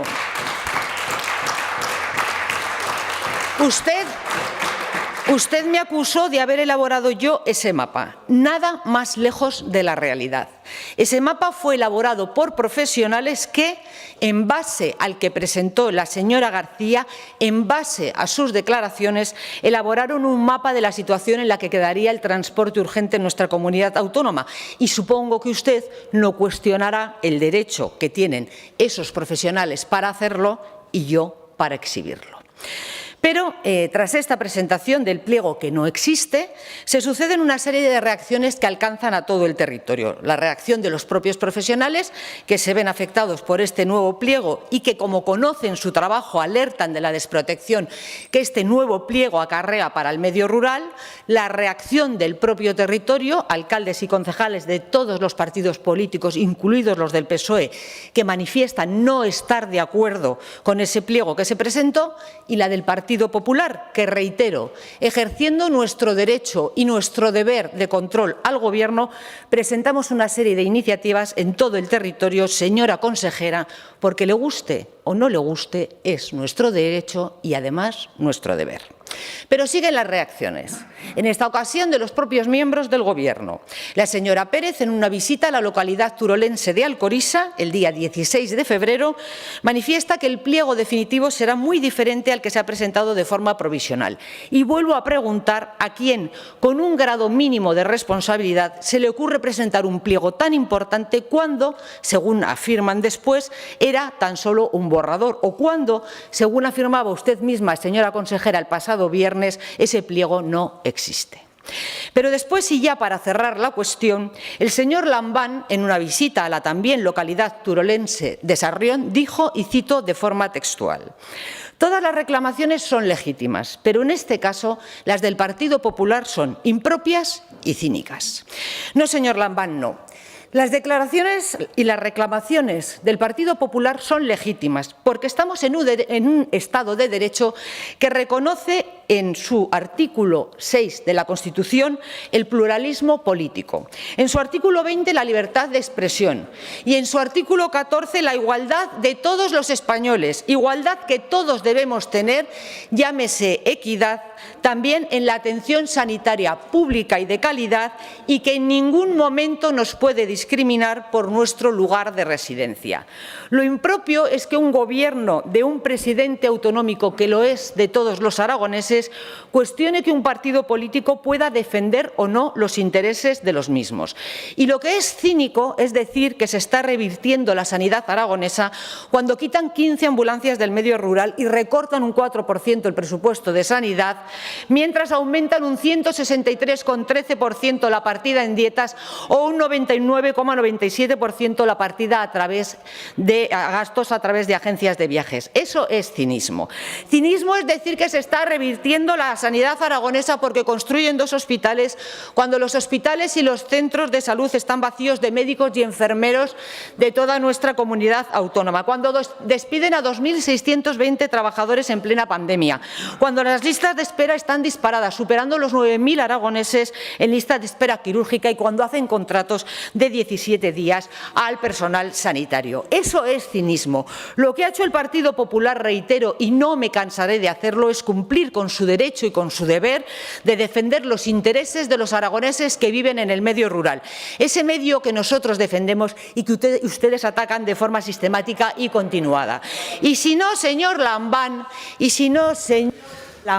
explíquenos por qué todos los consultorios locales de nuestra comunidad autónoma han visto reducidas sus horas de atención o sus días de atención, e incluso algunos han cerrado. Y si no, señor Lambán, explíquenos por qué muchos puntos de atención continuada de Aragón también han cerrado sus puertas por la tarde en la atención a los pacientes. Eso es cinismo. Por favor. Lo nuestro es un derecho y un deber. Por favor. Se me ha acabado el tiempo. Señora consejera, usted tiene hoy la oportunidad y la responsabilidad de decir la verdad, de explicar cómo queda finalmente el pliego de condiciones para la licitación del transporte sanitario urgente en Aragón. ¿Cuántas ambulancias va a tener nuestro territorio? ¿Dónde van a estar ubicadas las mismas? ¿Qué bases van a tener concluyendo, por favor. Concluyo, señor presidente. 24 horas y cuáles 12. En definitiva, aclarar todas las dudas que ustedes han creado, decir la verdad y dar las explicaciones a toda la ciudadanía. Hoy tiene la oportunidad de ser transparente, de informar, de convencer a quienes viven en el medio rural que no solo no van a perder sus recursos, sino que, como ustedes dicen, los van a mejorar. Nosotros queremos que sea así, ojalá que sea así. Es su momento, porque nosotros queremos saber la verdad. Queremos que la atención sanitaria de las personas que viven en el medio rural esté totalmente cubierta y queremos que dejen ya de atacar al Partido Popular cuando ejercemos nuestro derecho. Muchísimas y gracias, señora Marín. Le recuerdo que tiene un segundo turno.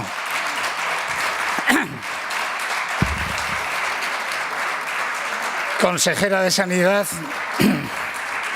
su turno.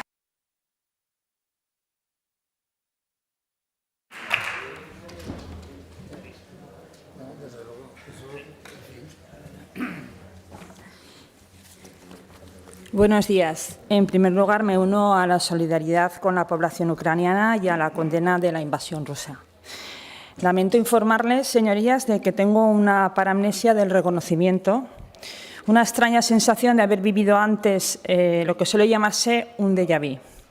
Será porque la semana pasada estuve en la Comisión de Sanidad compareciendo sobre el transporte sanitario urgente. También la semana anterior, en el Pleno, en una interpelación sobre el mismo tema. Y no se lo van a creer, pero la semana que viene va la gerente del 061 a la Comisión de Sanidad a hablar de lo mismo.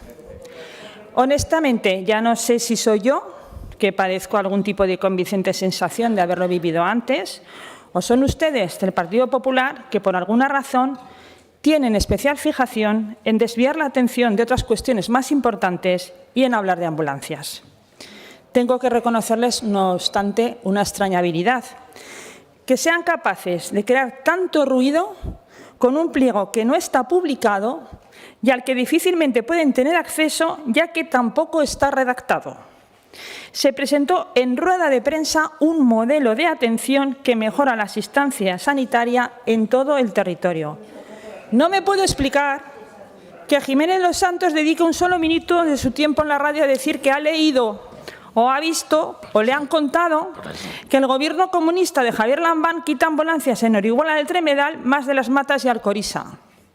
Miren, la opinión es libre. Cada cual tiene su perspectiva, su visión y su concepto de la vida. Pero la información, para tener valor, debe estar contrastada. Una de las funciones, tanto del periodismo como, en mi opinión, del trabajo de diputado en la oposición, es el de contrastar y filtrar lo que a uno le llega. Si trasladamos la información sin filtrar y sin hacer un poco de análisis, casi cualquiera puede hacer la faena. Y, francamente, yo le tengo mucho respeto a esta institución y creo que no debe ser así. Es imprescindible trabajar, escuchar y analizar los temas. En este en concreto, apenas con un ratito que alguien le hubiese dedicado a ver lo que se ha publicado, qué contiene el anuncio de licitación y cuáles son los recursos previstos, solo con un ratito que le hubieran dedicado, sabrían que la propuesta mejora y profesionaliza el servicio del transporte sanitario urgente en la comunidad autónoma y para ello pone mucho más dinero. En efecto, la primera decisión fue apostar por la presencialidad de los recursos. Por un lado, ampliar las horas de presencialidad, de otro, ampliar los días, pasar de lunes a domingo, todo lo que antes era de lunes a viernes. La segunda decisión que tomamos fue sustituir las ambulancias convencionales, transformar estos recursos de acuerdo con el territorio, mejorarlos tanto en las condiciones del vehículo como en la cualificación del personal. Por normativa europea no pueden aparecer en los pliegos de transporte sanitario urgente. La tercera decisión fundamental, hablar con el territorio, decidir de forma conjunta cómo distribuir los recursos atendiendo, como no podría ser de otra manera, a criterios geográficos de dispersión de población, de envejecimiento. En fin, trabajar codo con las instituciones para desplegar una red de asistencia sanitaria urgente mejorada en toda la comunidad autónoma. Pues bien, de estas tres decisiones fundamentales, que objetivamente no solo nos permiten estar en la legalidad, sino que elevan el confort, la seguridad y la atención sanitaria que recibe el paciente en caso de ser trasladado de urgencia, como digo, de estas decisiones no me pregunten cómo ha devenido en un recorte. No sabría explicar cómo es posible explicar semejante cosa. Reforzar el personal, añadiendo un técnico de emergencia sanitario, que es un profesional sanitario con formación que atiende al paciente en ruta. Reforzar el vehículo que dispone de mayor capacidad de resolución. Mejorar la presencialidad para reducir los tiempos de respuesta. Revolverlo todo y que parezca que hemos quitado recursos en los pueblos y que hemos establecido un recorte. La verdad es que no doy crédito. Desde esta tribuna apelo al sosiego, a la serenidad e incluso a la confianza.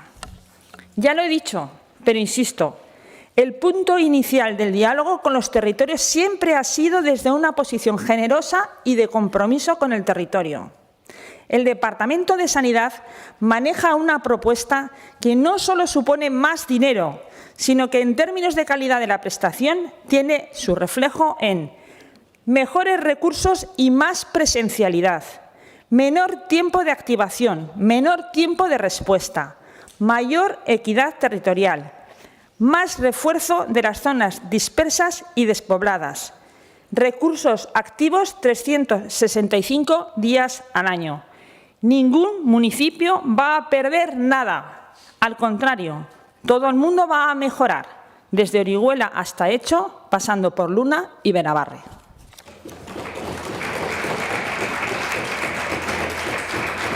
Gracias, señora consejera. Señora Marín, su turno de réplica.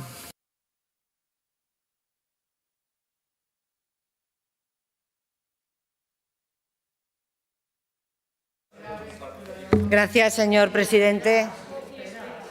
Señora consejera, le han sobrado 4 minutos para explicarnos cómo va a mejorar ese transporte desde Orihuela del Tremedal hasta Echo. En esos 4 minutos que a usted le han sobrado lo podía haber explicado y haber aclarado todas las dudas que todavía hoy, después de su intervención vacua, absolutamente vacua, nos han quedado a nosotros. Y, señora consejera, pediré... Por favor, señora Marín, sí, ruego moderación a las personas del público que nos acompañan, más contando con que son ustedes cargos públicos. Continúe, señora Marín. Y, señora consejera, pediré su comparecencia cuantas veces sea necesario, igual que antes le he explicado que daré las ruedas de prensa que estime necesarias porque es mi derecho, además de ser mi deber. Aunque sí que me ha sorprendido y preocupado extraordinariamente una cosa. Señora consejera, le pregunto, ¿qué hay más importante que una ambulancia? ¿Qué hay más importante que trasladar a una persona enferma que necesita una atención sanitaria urgente a un centro de salud o a un hospital?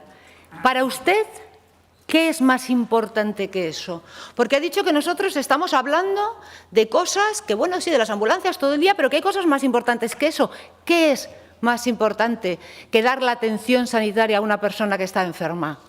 Si para usted, señora consejera, hay algo más importante, discúlpeme, de verdad discúlpeme, pero no sé qué hace usted ocupando el cargo de consejera de Sanidad del Gobierno de Aragón.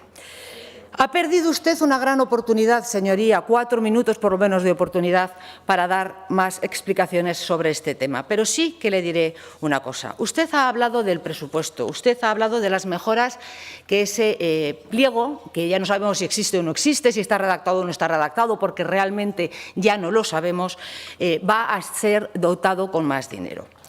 Pero yo le quiero recordar que en el preacuerdo que los trabajadores firman se pacta, está firmado, 4 dotaciones con 4 técnicos con función de conductor y con 4 técnicos de emergencias.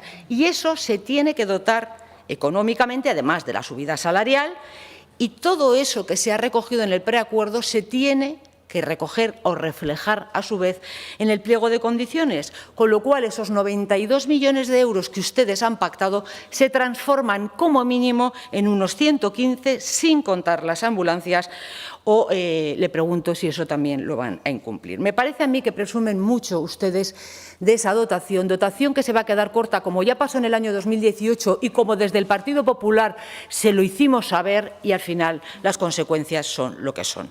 Sobre los tiempos de respuesta, respuesta, que también ha hablado usted, nosotros tenemos nuestras dudas, porque conocemos bien el territorio. Todo depende de dónde estén ubicadas las ambulancias y como usted ha sido incapaz de decírnoslo, no podemos sino guiarnos por lo que dijo la señora García Castelar cuando explicó en esos pliegos inexistentes y basándonos en esas explicaciones que desaparecen las ambulancias convencionales. Entendemos, por tanto, que los tiempos de respuesta en alguna ocasión se alargarán aún más en el tiempo. Y si no, señora consejera, y ya que ha nombrado usted Orihuela del Tremedal, se lo voy a explicar yo. El tiempo de respuesta actual en ese municipio turolense es de 15 minutos, que es lo que tarda el técnico de emergencias sanitarias por el tiempo que tiene establecido por la ley. El tiempo de respuesta tras el pliego presentado por la señora García, que oiga, hable usted con ella. Lo presentó en rueda de prensa, dirija usted a ella sus quejas, sus molestias en vez de al Partido Popular. Bueno, pues el tiempo de respuesta tras el pliego presentado por la señora García, que yo ya no sé si existe o no existe o qué está pasando aquí, es desde Albarracín hasta Orihuela del Tremedal 40 minutos si hay presencialidad. Sumemos 15 más, en total 55, si no la hay, que tampoco usted lo ha aclarado. Si el destino es el Hospital de Teruel, le sumamos 1 hora más. Con lo cual, señora consejera, lo de los tiempos de respuesta habría que mirarlo con un mapa, o mejor aún, habría que mirarlo conociendo el territorio, ese territorio que desde luego parece ser que usted desconoce. Y ahora sí concluyo, presidente, y le pido disculpas por haberme alargado antes de forma excesiva. Señora consejera, yo creo que usted, de verdad, se ha equivocado, porque nuestro trabajo, nuestras demandas, nuestras peticiones no son una cuestión de ideología, porque este tema no es una cuestión de ideología, es una cuestión de Aragón, de Zaragoza, de Huesca y de Teruel, de los zaragozanos, de los oscenses y de los turolenses, de su atención, de su salud, de su igualdad, vivan donde vivan, en definitiva, de sus derechos de todos a recibir una atención sanitaria de calidad y del nuestro, como partido político reconocido en la Constitución, para poder hacerlo. Desde el Partido Popular seguiremos trabajando por los aragoneses, por Zaragoza, por Huesca y por Teruel, por los zaragozanos, por los oscenses y por los turolenses, por sus derechos, por su sanidad, aunque a ustedes les moleste, aunque a ustedes parece que ahora les duela. No nos señale a usted a nosotros como su enemigo. Busque en su departamento sus errores y trabaje para corregirlos. Trabaje para dar solución a los problemas que tienen los aragoneses, porque si nuestro deber es denunciarlo, el suyo es corregirlo. Y 2 años después todavía no lo ha hecho. Gracias, presidente. Gracias, señora Marín. Señora consejera, su turno de dúplica.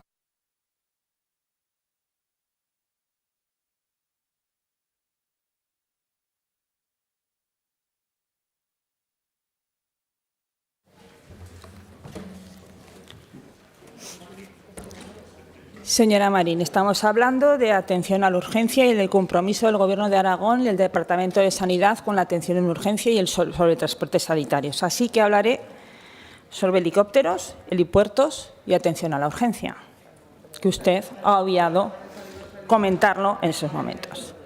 En multitud de ocasiones he explicado cómo se gestiona la atención a la urgencia desde el sistema sanitario.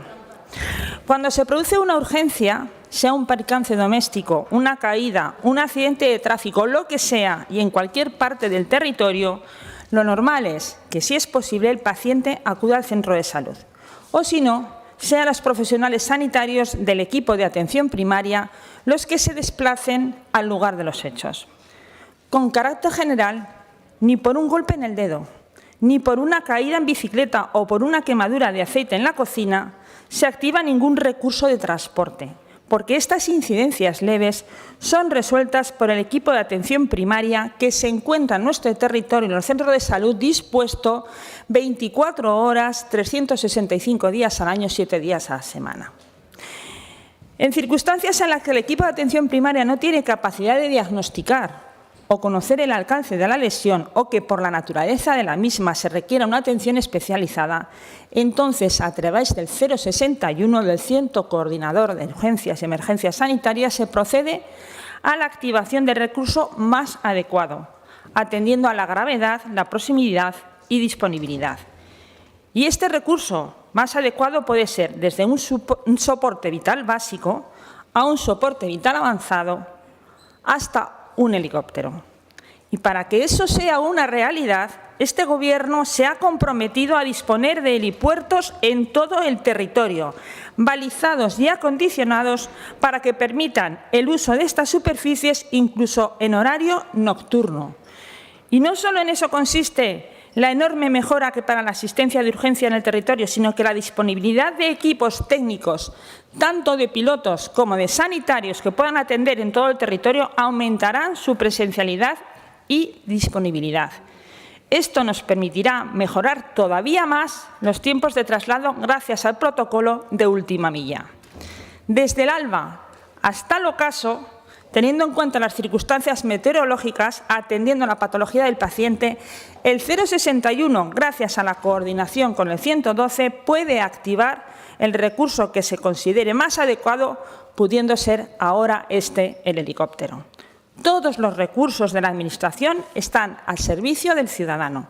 Desde que se activa el recurso hasta que llega la ambulancia o el helicóptero, generalmente el paciente está atendido por profesionales de medicina o enfermería. Jamás se abandona a nadie, nunca se abandona a un paciente. El transporte sirve para trasladar al paciente al lugar más adecuado, pero la asistencia sanitaria se presta siempre desde el Salud, sea el equipo de atención primaria, sea el 061. Y les recuerdo que en el medio rural todos los centros de salud, de nuevo, están y seguirán abiertos 24 horas al día, 7 días a la semana.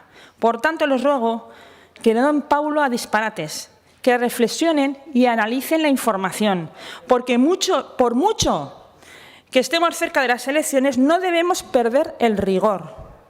Cuestiones como que al eliminar una ambulancia convencional de un municipio, la zona básica entera se queda sin atención de urgencia, eso es un dislate, un desatino y un despropósito. Y, desde luego, una forma de solventar a la ciudadanía de forma innecesaria, absolutamente innecesaria. Gracias. Gracias, señora consejera. Turno para el resto de los grupos. Por Izquierda Unida, señor Sanz.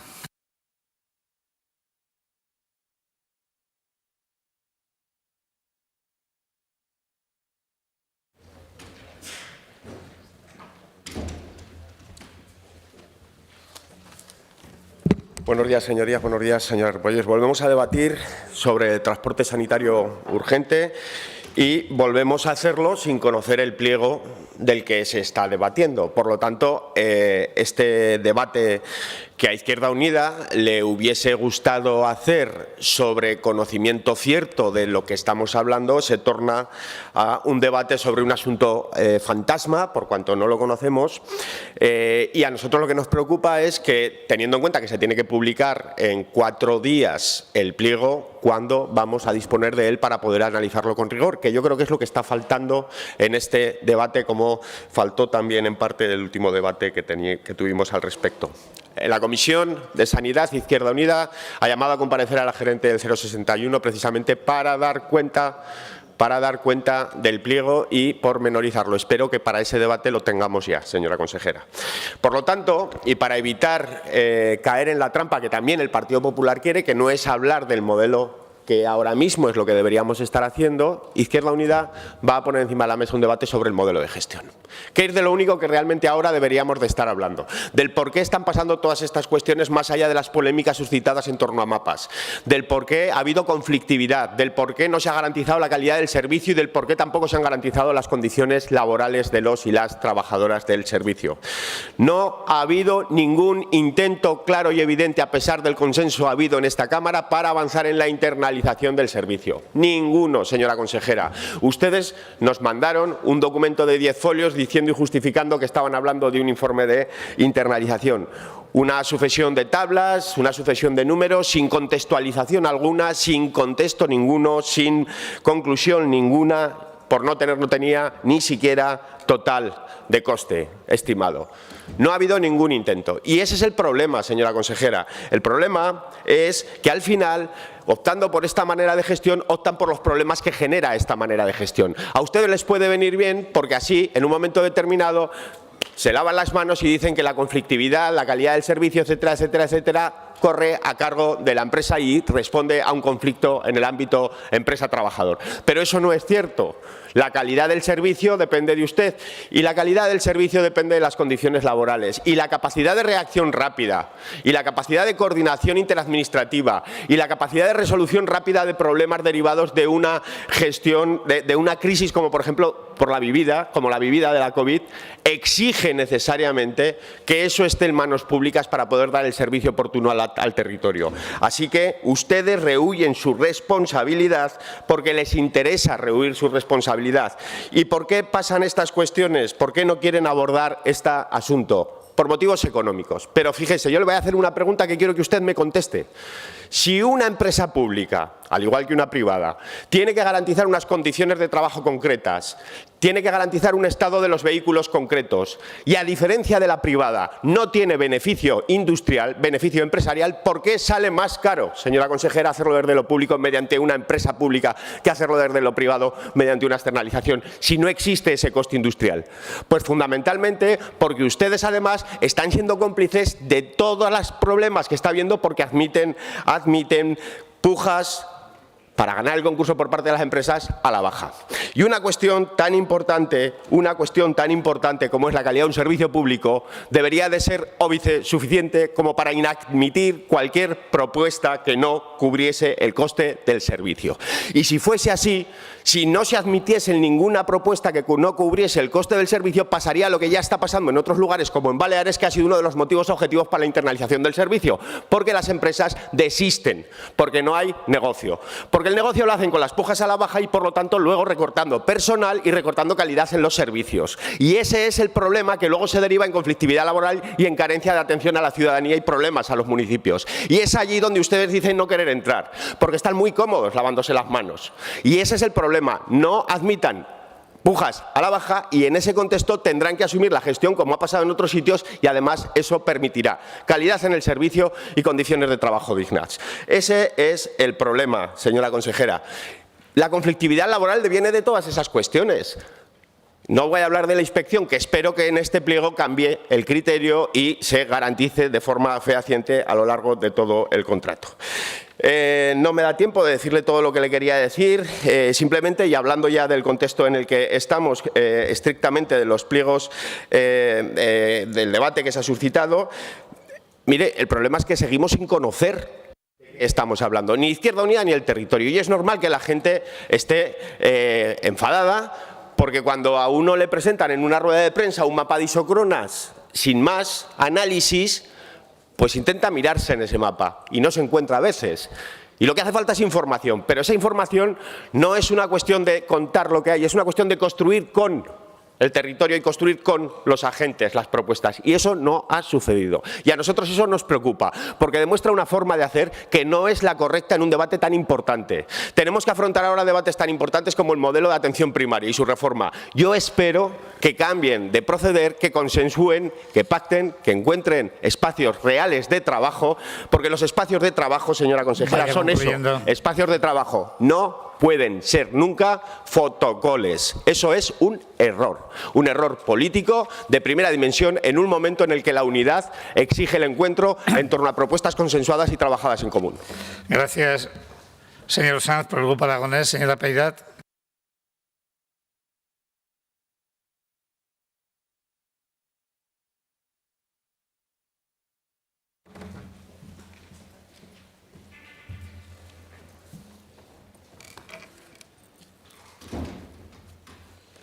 Muchas gracias, presidente. Buenos días, señorías, y buenos días a todos los que nos acompañan hoy desde la tribuna. Y, por supuesto, buenos días, señora Repollés, y, en primer lugar, agradecerle las explicaciones ofrecidas sobre este tema, un tema que debatimos hace 6 días en estas Cortes en la Comisión de Sanidad. Y comenzaba aquella intervención como lo haré hoy. Cuando el territorio habla, hay que escucharlo. Muy importante. Cuando el territorio habla, hay que escucharlo. Hemos hablado muchas veces de la internalización del servicio, en definitiva, temas coaligados, y que a día de hoy sigo pensando lo mismo que he pensado en cada una de las intervenciones. Está claro que algo no va como debería de ir. Todos conocemos las dificultades por las que atraviesan los profesionales de este servicio y ello aparejado al cumplimiento de contratos, entre otros temas. Esto no es un tema nuevo, como bien digo, ya lo hemos debatido mucho en estas Cortes. Seguimos pensando que debemos replantearnos el modelo a adoptar en este servicio.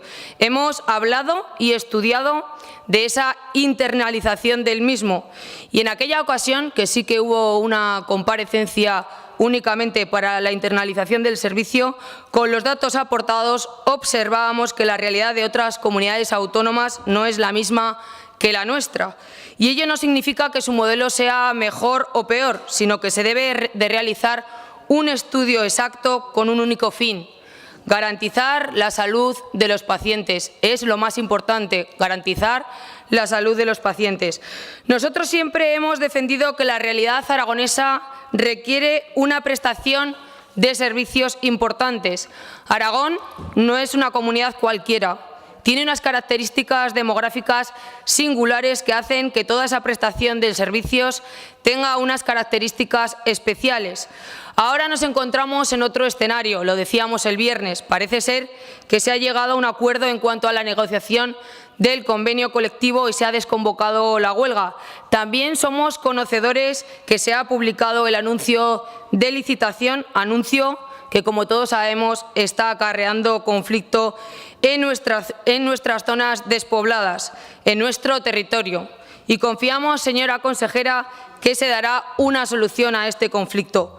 Nosotros, señora Repollés, vamos a ser contundentes con esto y creo que usted coincide con nosotros, lo decía también el viernes. En primer lugar, se debe de poner fin a este conflicto, como ya decía, porque la salud, y lo he dicho en numerosas ocasiones, es fundamental. Es que sin salud no hay nada.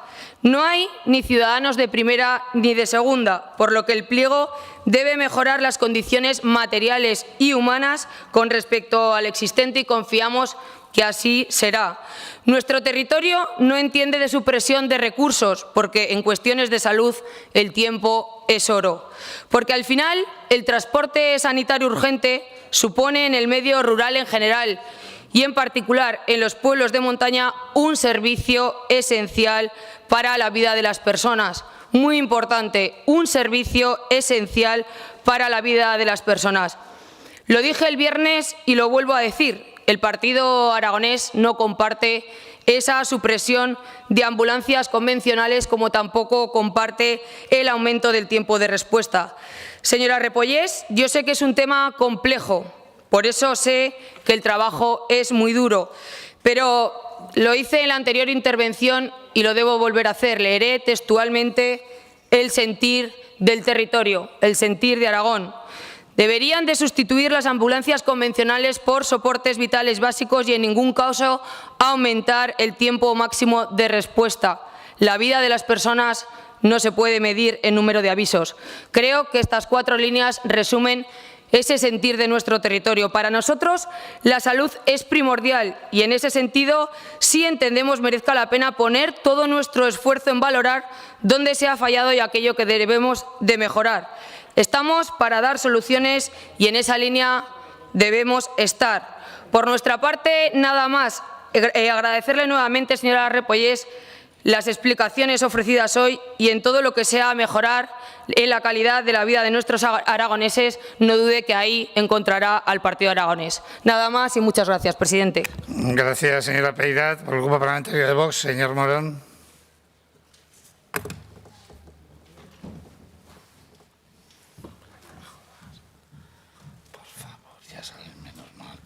Puede ser.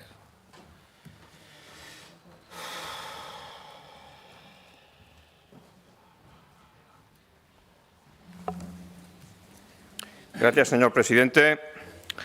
Señora consejera, ha empezado hablando del transporte sanitario terrestre y ha finalizado su intervención las nubes. Nosotros empezaremos reconociendo la labor de todo el personal que trabaja en el transporte sanitario urgente de Aragón, porque han sido años muy complejos, muy duros y han tenido que trabajar en unas situaciones realmente lamentables. Este sistema de transporte sanitario terrestre urgente acumula múltiples deficiencias, todos somos conscientes. Deficiencias que en su intervención no ha adelantado si realmente en su totalidad se van a abordar. Ha hablado de que va a haber un mayor grado de presencialidad de los servicios. Sin embargo, por ejemplo, pues no ha hecho ninguna referencia a la necesaria mejora del estado de las bases operativas. Tampoco nos ha quedado claro, al final, después de todo lo que hemos hablado, pues tampoco nos ha quedado claro exactamente el número final de ambulancias que va a haber. Yo no sé si es que todavía no lo han determinado, todavía se está debatiendo, o cuándo vamos a conocer exactamente cuál va a ser el parque automovilístico de vehículos que van a poder estar disponibles para realizar este servicio. De la precariedad laboral, pues tampoco se ha hecho ninguna referencia. Lo que está claro es que este servicio fundamentalmente no ha dado un servicio óptimo por dos cuestiones. En primer lugar, porque es obvio que estaba claramente infradotado, y en segundo lugar, porque el seguimiento que se ha hecho de las condiciones del cumplimiento de los pliegos pues tampoco ha sido operativo y ha fallado en muchos aspectos, ¿no? Realmente estas comisiones de seguimiento deberían de ser un instrumento eficaz para dar solución a estos problemas que se tendrían que abordar en tiempo real y que se deberían de dar soluciones en tiempo real, cosa que no ha ocurrido. Y ahí es donde yo le planteo la primera pregunta. ¿Cuántas propuestas de sanción se han realizado en el último año? No nos vamos a referir a las incidencias que han ocurrido en el mes de diciembre y enero, sino al último año, porque, como he comentado, estas deficiencias se vienen acumulando ya desde hace ya bastante tiempo. Lo que está claro es que, y ya se lo dije también en la comparecencia de la Comisión de Sanidad, lo que está claro es que el Gobierno de Aragón no ha sabido proveer de los recursos económicos y de los recursos sanitarios necesarios para garantizar una correcta asistencia sanitaria de todos los aragoneses, especialmente en el medio rural. En cuanto a la nueva licitación de los servicio de transporte sanitario urgente en Aragón, pues, a ver, la primera pregunta que le quiero hacer es ¿cuándo se van a conocer realmente los pliegos del servicio? Porque, como usted dice, llevamos varias semanas dándole vueltas al mismo tema y yo no sé si a lo mejor en la última intervención nos va a dar alguna información, como suele ser habitual, pero lo cierto es que hasta ahora no hay ningún compromiso de fechas ni se ha dicho absolutamente nada. También nos interesa saber cómo se han diseñado estos nuevos pliegos, si se ha contado con los técnicos del departamento, si se ha contado con los representantes de los profesionales sanitarios y con los representantes del territorio.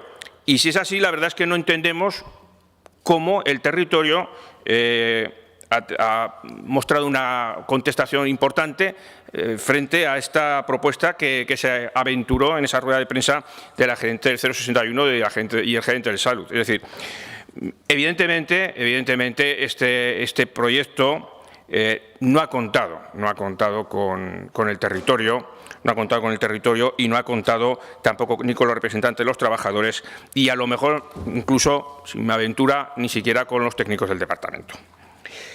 Este nuevo proyecto garantiza la equidad en el servicio del transporte sanitario urgente de todos los aragoneses. Como le he dicho anteriormente, ¿cuáles van a ser las mejoras en las bases operativas? Que no ha hecho ninguna referencia. Y luego, evidentemente, también yo creo que aunque sea en la última intervención, aunque ya nosotros no tengamos la posibilidad de réplica, ¿verdad?, pero aunque sea en la última intervención, va a perder efectivos de transporte sanitario el medio rural. Porque, claro, estamos siempre dándole vueltas un poco a ese juego de los vehículos, las ambulancias convencionales ya no son ambulancias, entonces esas no cuentan.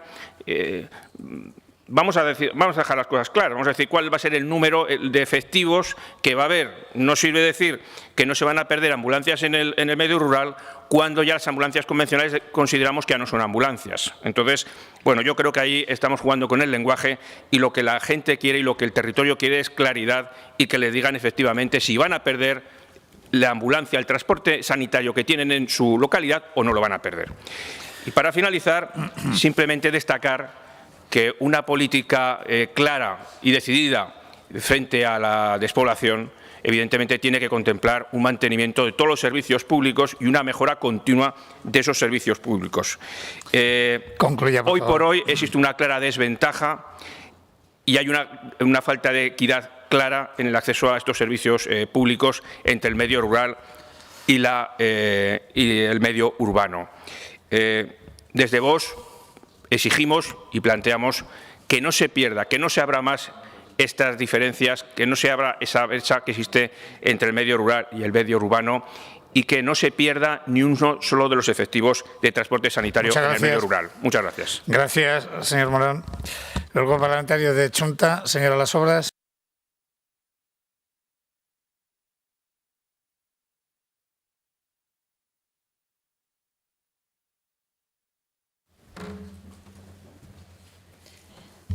Gracias, presidente. Buenos días y saludamos también a todas las personas que han venido hoy a acompañarnos desde la tribuna.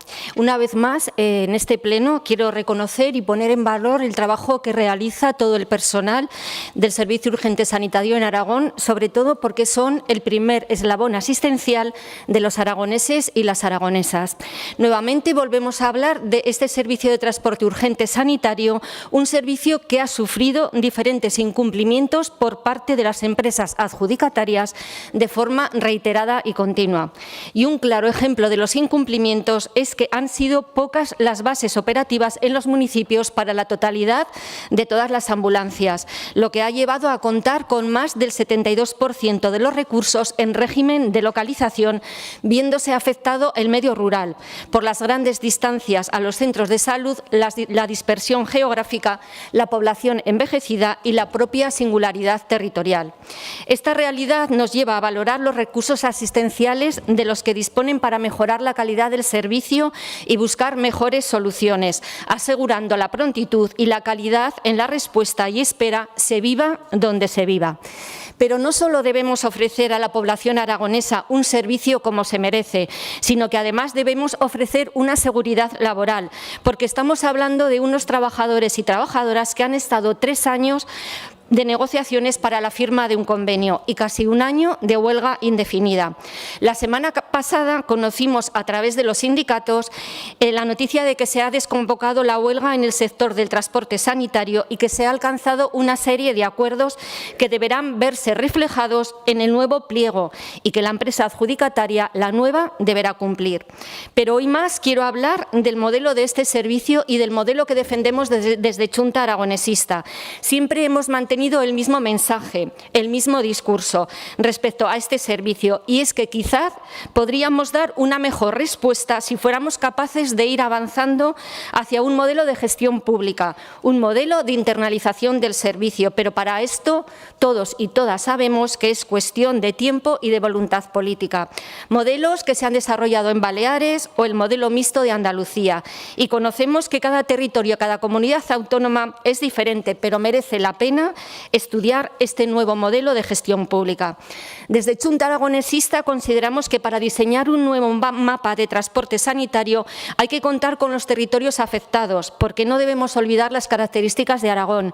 Muchos kilómetros de extensión, muchos municipios pequeños, densidad población muy baja y las dificultades de la orografía.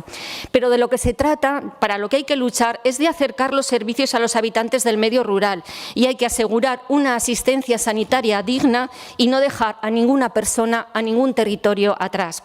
Por ello, es necesario que el nuevo pliego de servicio de transporte urgente de Aragón mejore la situación actual, apueste por la calidad y la equidad en la distribución de los recursos sanitarios y que el pliego sea el resultado de un diálogo y acuerdo con todos los territorios implicados. También es necesario que el nuevo pliego mejore los recursos materiales y humanos con los que actualmente se cuenta. Deben mantenerse todas las bases de las ambulancias en todos los municipios que en estos momentos se prestan en Aragón. Y esto nos piden en el territorio, la transformación de las ambulancias convencionales en soporte vital básico tras el consenso con los territorios y para dar un servicio de calidad. Otra cuestión a tener en cuenta es que si hablamos de presencialidad, de mayor presencialidad, son necesarias bases operativas, todas, para que todos los municipios las tengan, porque si no hay bases no se puede hablar de presencialidad y ello nos aboca a la localización. También se ha anunciado que se va a añadir otro tipo de recurso sanitario, que es la incorporación de helicópteros, pero es necesario tener en cuenta que para llegar a ese helicóptero también será necesaria una ambulancia que trasladará al paciente hasta el helipuerto. O, por otro lado, si queremos tener en cuenta un tiempo máximo de respuesta, es necesario realizar un esfuerzo para lograr este objetivo y que pasa por tener los recursos sanitarios necesarios en todo el territorio aragonés. Solo así se conseguirá mejorar la espera y la respuesta. Y un claro ejemplo de esta cuestión se ha nombrado antes a Aquiluna, comarca de las Cinco Villas, una ambulancia convencional que da cobertura a Egea, porque hay también hospital y centro de salud, pero también da cobertura a Villanueva de Gállego, a Gurrea y a otros municipios de Aragón. Hacen una gran labor de cobertura a los diferentes municipios. Por ello, es necesario buscar una solución para evitar cualquier tipo de desequilibrio territorial o social. Estamos hablando de algo tan importante como es la salud de las personas que vivimos en cualquier lugar de Aragón. Para finalizar, debemos hacer un esfuerzo para que los hombres y mujeres del medio rural tengan una asistencia de calidad. De lo contrario, se penaliza a las zonas rurales y, por tanto, debemos escuchar a nuestros cargos públicos, a la gente del territorio y darles respuesta, porque el territorio también forma parte del futuro de Aragón. Gracias, presidente. Gracias, señora Las Obras. Por el Grupo Podemos, señora Cabrera.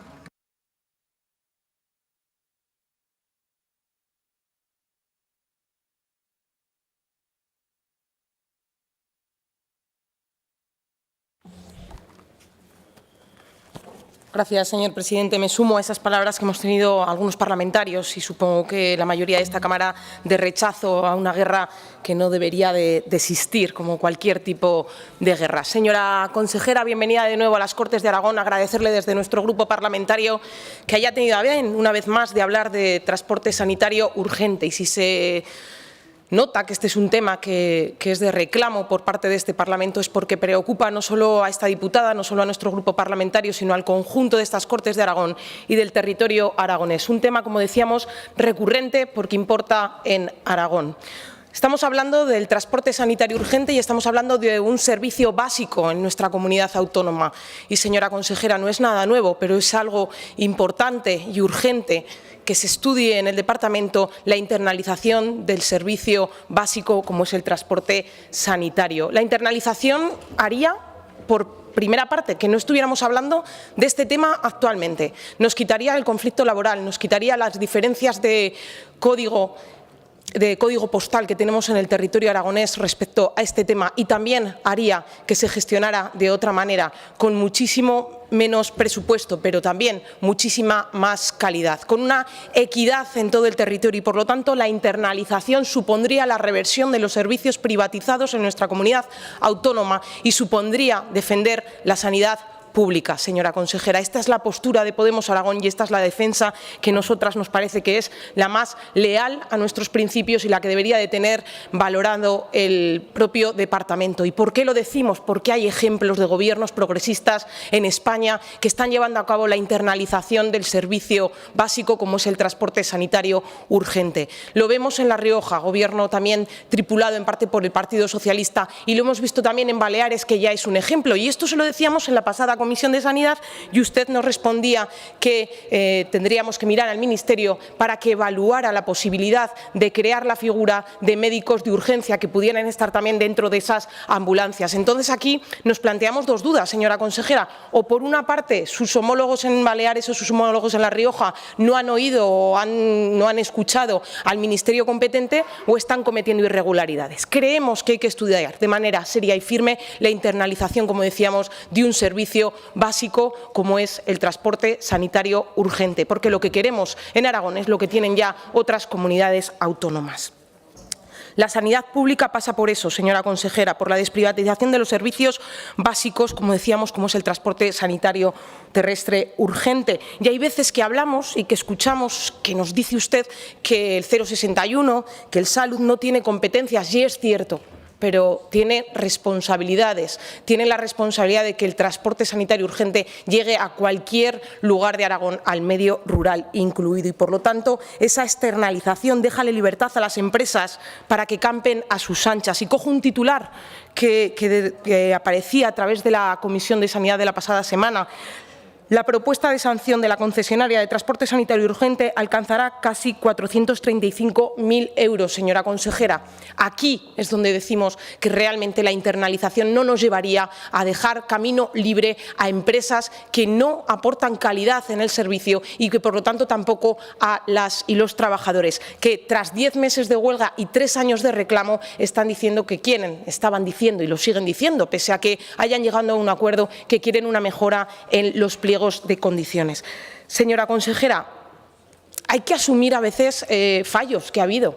Y aquí ha habido un fallo de comunicación por parte del propio departamento, por parte del 061, que no ha llegado a comunicar de manera oportuna o de manera propositiva o positiva al territorio. Hay un gran desconcierto y hoy tiene usted una oportunidad clave para decirnos qué ocurre con determinadas bases o con determinados soportes vitales básicos o con determinadas ambulancias en todo el territorio, porque se lo están reclamando los vecinos y las vecinas de muchos lugares como La Afortunada, Benabarre, Sástago, Herrera de los Navarros, Luna, Maella, Muniesa, Alcoriza, Mas de las Matas, Orihuela del Tremedal, Cella, Perales de Alfambra, Sarrión o Mosqueruela. Hoy tiene la oportunidad de disipar las dudas que tenemos en el territorio y, por lo tanto, utilice, con el buen sinónimo que puede tener esta palabra, utilice estas cortes de altavoz como sinónimo para eliminar todo tipo de ruido. Porque, mire, nosotras confiamos en la mejora de los pliegos, en la mejora de la capacidad de tiempo, en la mejora de las isocronas, en la mejora de las condiciones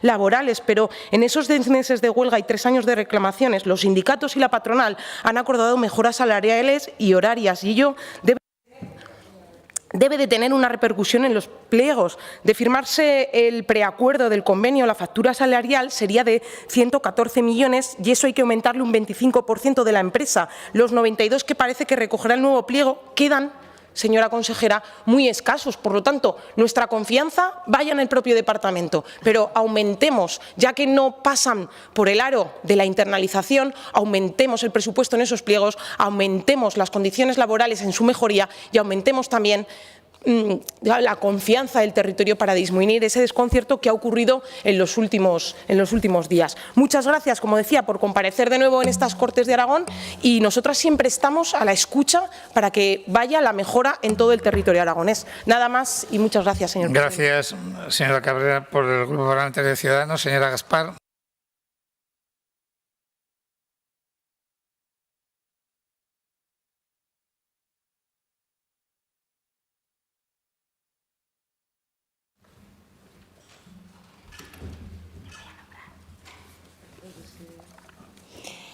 Gracias, presidente. Y antes de comenzar mi intervención, permitan que traslade que desde Ciudadanos condenamos el ataque de Vladimir Putin a la integridad y soberanía de Ucrania y, asimismo, mostramos nuestra solidaridad con el pueblo ucraniano y solicitamos una respuesta coordinada en el marco de la Unión Europea y de la OTAN.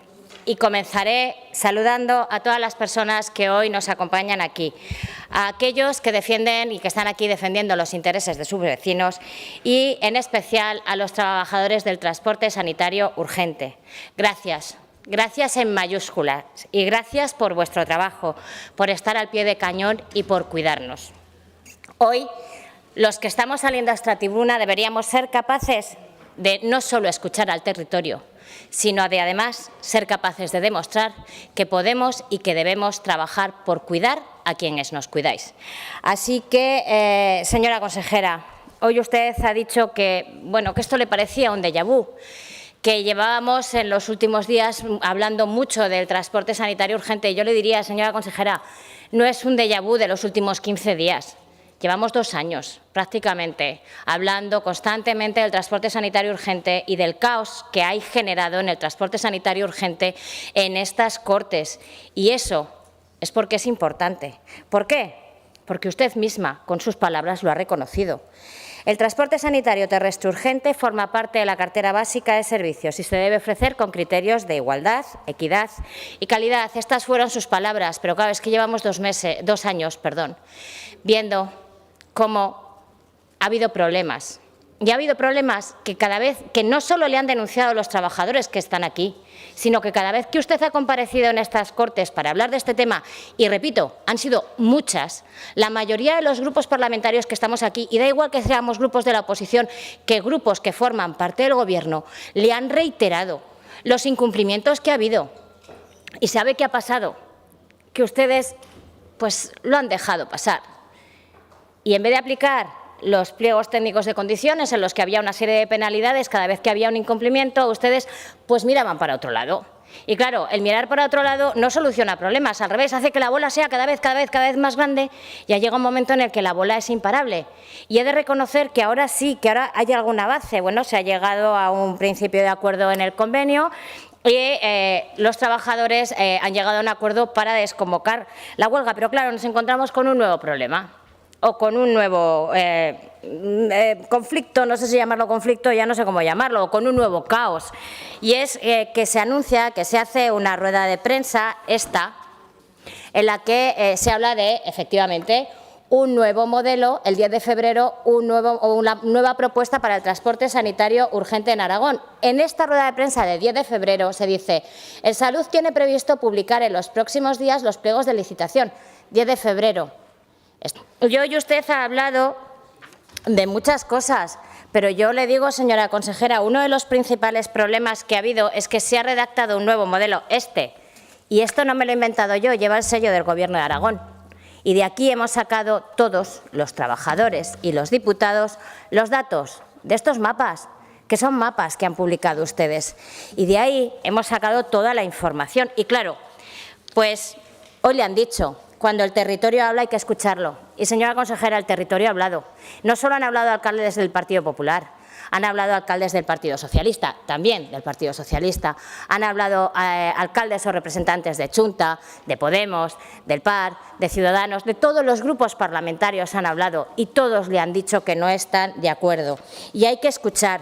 ¿Y cómo han solucionado ustedes la escucha? Pues convocaron el otro día a una reunión a los representantes de la FAM, y les dijeron que la solución que les iban a dar pasaba por ampliar los helipuertos, los helicópteros y que volaran por la noche. Y mire, señora consejera, yo estoy totalmente de acuerdo con esta solución, pero esta solución no tiene que servir para que no se garantice el número de ambulancias que tiene que haber, porque los helicópteros sí, por supuesto, pero las ambulancias también. Y, señora consejera, varias preguntas con el tema de los helicópteros y helipuertos. Hay que poner y hay que acondicionar las bases. ¿Quién va a pagar la fiesta? El Gobierno de Aragón tiene intención de habilitar líneas de ayuda para que las comarcas y los municipios a los que les han dicho que tienen que asumir esos costes puedan hacer frente a ellas, porque es muy fácil invitar y que la fiesta la paguen otros. Y una pregunta que ayer hacían y lanzaban los profesionales del transporte sanitario terrestre. Ayer preguntaban: ¿cómo se trasladará el paciente desde el domicilio a la helisuperficie sin ambulancias?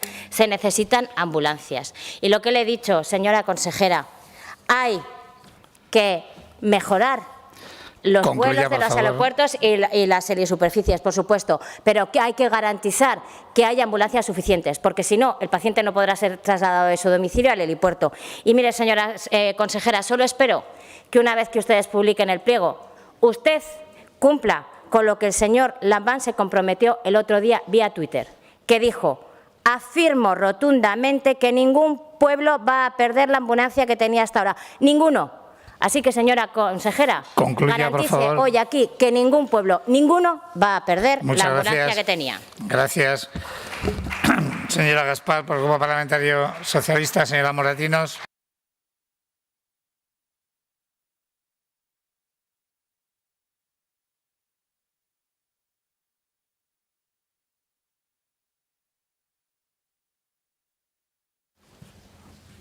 Gracias, presidente. Gracias, consejera, una vez más por sus palabras y bienvenidos a todas las personas que nos acompañan en la tribuna. Como decía la consejera, yo coincido, un déjà vu, y por lo tanto yo voy a empezar con las mismas palabras con las que concluí la comparecencia de la semana pasada. Dejen de generar ruido, dejen de gritar, dejen de hacerse fotos, dejen de faltar a la verdad, porque los pliegos no están redactados. Lo único que buscan con esto es un rédito político cortoplacista. cortoplacista. Y eso para nosotros es inasumible, porque nosotros los socialistas trabajamos y trabajaremos para que la asistencia pública aragonesa sea de calidad. Y en el fondo siento que a ustedes la salud de los aragoneses les importa más bien poco. Lo que buscan es generar ese ruido, siguen con su estrategia del no por el no, sin pensar en el interés general, insisto, únicamente en su futuro político a corto plazo, aunque sea mintiendo como vienen haciendo últimamente. Al departamento le preocupa y le ocupa muchísimo el tema del transporte sanitario urgente, no de ahora, desde el comienzo, porque en el desarrollo del actual concierto se han detectado necesidades, se han detectado problemas que obligan a un replanteamiento general del servicio, y eso es lo que se ha estado haciendo. Se han estado haciendo numerosos informes técnicos, incluido informe sobre la posible internalización. Se ha hablado, se está hablando y se continuará hablando con el territorio, con diputaciones, con comarcas, con municipios, y todo ello se está haciendo en base a un documento técnico para adaptarlo al territorio, porque lo que se busca es el mayor consenso posible para mejorar la asistencia sanitaria en el global de la comunidad autónoma. Y mientras el resto, ¿qué está haciendo la derecha aragonesa? Pues repito, generar ruido, generar enfrentamiento entre el medio rural y el medio urbano, pero incluso también entre unos pueblos y otros pueblos. Y eso, vuelvo a repetirlo también, es rédito cortoplacista, pero lo más preocupante aún es cómo lo están haciendo, cómo están generando ese enfrentamiento. Lo están haciendo de oídas, sin contrastar, sin estudiar, sin valorar, solo por confrontar. Y efectivamente están en todo su derecho, y están en todo su derecho de presentar iniciativas, pero también, igual que en su derecho, tienen la obligación de hacerlo contrastando la información y con conocimiento de causa. Y además, señorías, pocas lecciones pueden dar ustedes sobre el mantenimiento de la asistencia sanitaria en Aragón cuando solo en 4 años hicieron lo que hicieron. Dejaron a Teruel sin hospitales, el de la capital por esos supuestos terremotos, el de Alcañiz con ese intento de privatización. Desmantelaron la sanidad rural, claro ejemplo, cómo desmantelaron el hospital de Jaca. Falta de inversión a corto y medio plazo de aquellos lodos, estos barros. Pero me voy al transporte sanitario, Del 2011, espere, señora Moratinos, por favor. Del 2011 al 2015, ¿qué hicieron en transporte sanitario? ¿Cuánto aumentaron el presupuesto? Un exiguo 0,29%. Del 2015 al 2022, con un gobierno socialista se ha aumentado un 15,33%. Más cercano todavía. Nos vamos a lo más próximo. Ustedes pretendían mejorar el transporte sanitario urgente en este presupuesto con una enmienda de 2 millones de euros. El planteamiento inicial, y hablo del inicial, era ya un aumento por parte del Gobierno de Aragón de 4 millones de euros. ¿Qué pretendían hacer con 2 millones? Pero lo importante, ¿cómo se está trabajando? Se está trabajando, por supuesto, sin recortes. Los recortes a los que se los tiene acostumbrados el PP, este Gobierno no se los plantea. Lo que se pretende es mejorar la calidad de la prestación del servicio con un aumento presupuestario y con un aumento de profesionales. Se mejoran los recursos, las ambulancias convencionales desaparecen, aumenta el personal sanitario con más conductores, con más técnicos de emergencias sanitarias, aumentan las presencialidades, más días y más horas de presencia de las ambulancias. Por lo tanto, una atención más rápida y menor tiempo de activación. Y, por supuesto, se está trabajando en una mayor equidad territorial. En resumen, dejen de ser cínicos, no todo vale como estrategia de desgaste, y al final de este proceso todos, incluidos ustedes, se darán cuenta de que habrá una mejora de la atención sanitaria, que allá habrá una mayor equidad en todo el territorio, que se va a mejorar la calidad del servicio del transporte sanitario urgente y, por ende, de la sanidad aragonesa, porque eso es lo realmente importante para los socialistas. Señora Marín, una cosa, esto no es ideología, evidentemente que no es ideología, es responsabilidad, y no es demagogia como están haciendo ustedes, porque, como he dicho al comienzo, todo no vale para desgastar al Gobierno. Muestren interés general por todos los aragoneses y aragonesas y apuesten por una sanidad pública de calidad. Gracias, señora Moratinos. Señora consejera. Para responder a los diferentes grupos, tiene la palabra.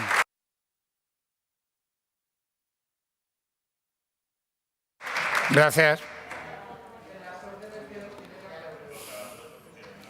Gracias. Miren, señorías. Espere, señora consejera, que terminen ya de... Perfecto, su turno, señora consejera.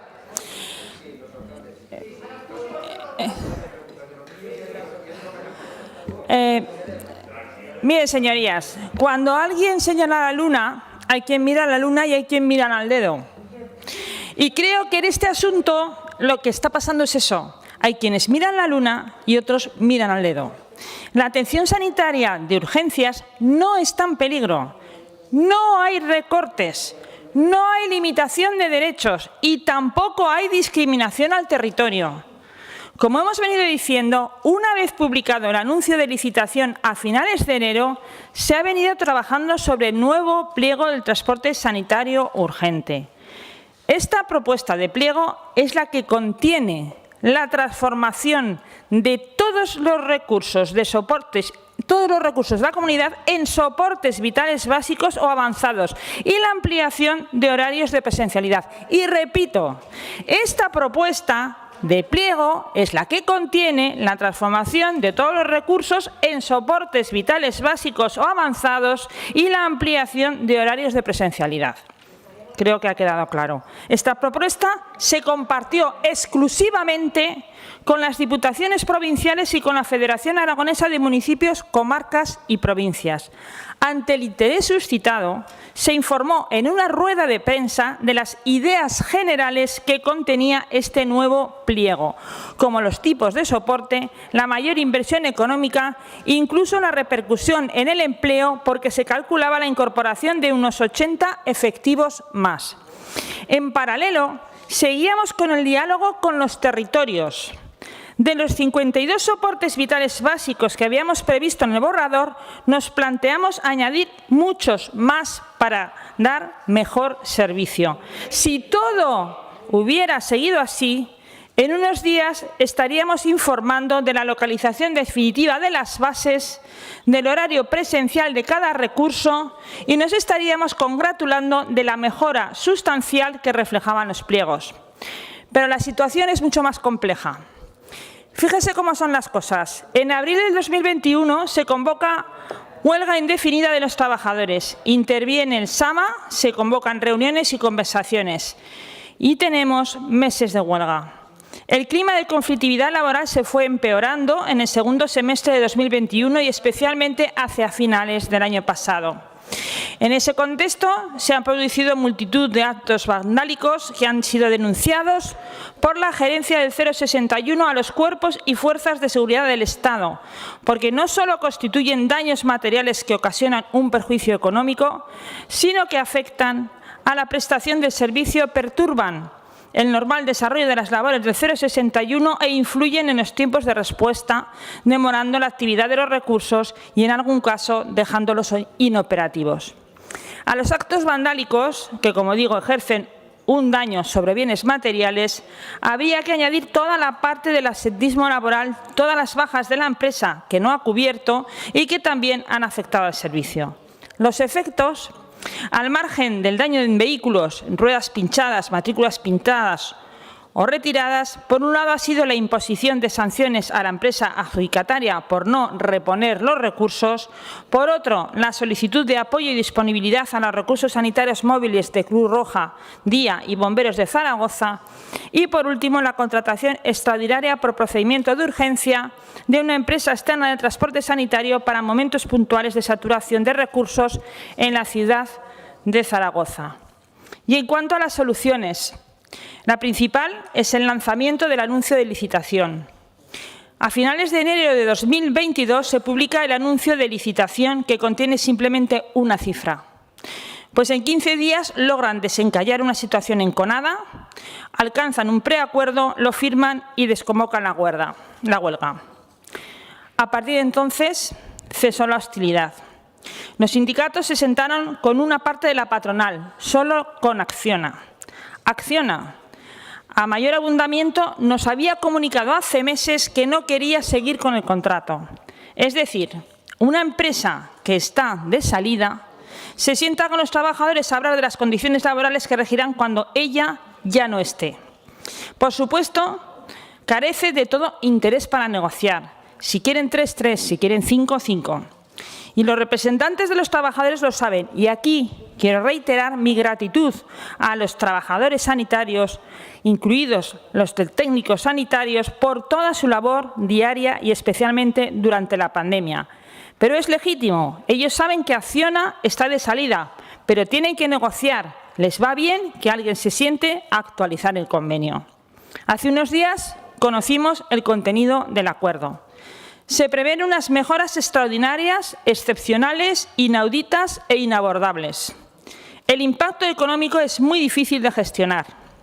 Como saben sus señorías, la Administración no es parte de la negociación colectiva ni puede serlo, pero acaba asumiendo las consecuencias.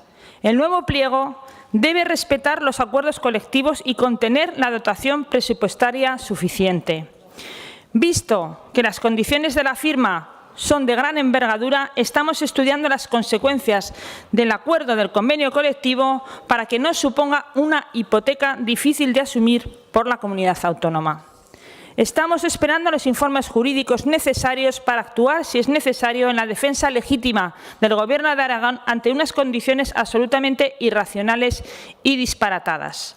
En cualquier caso, estamos en disposición de asegurar, y repito, asegurar con mayúsculas, que la atención sanitaria de urgencia en la comunidad autónoma tendrá mayor presencialidad, más personal, incorporación de técnicos de emergencias sanitarias, mejores recursos, menor tiempo de respuesta ante la urgencia desde cualquier punto del territorio y sí, confirmo las palabras del señor Lambán, ningún municipio perderá servicios, todos ellos mejorarán.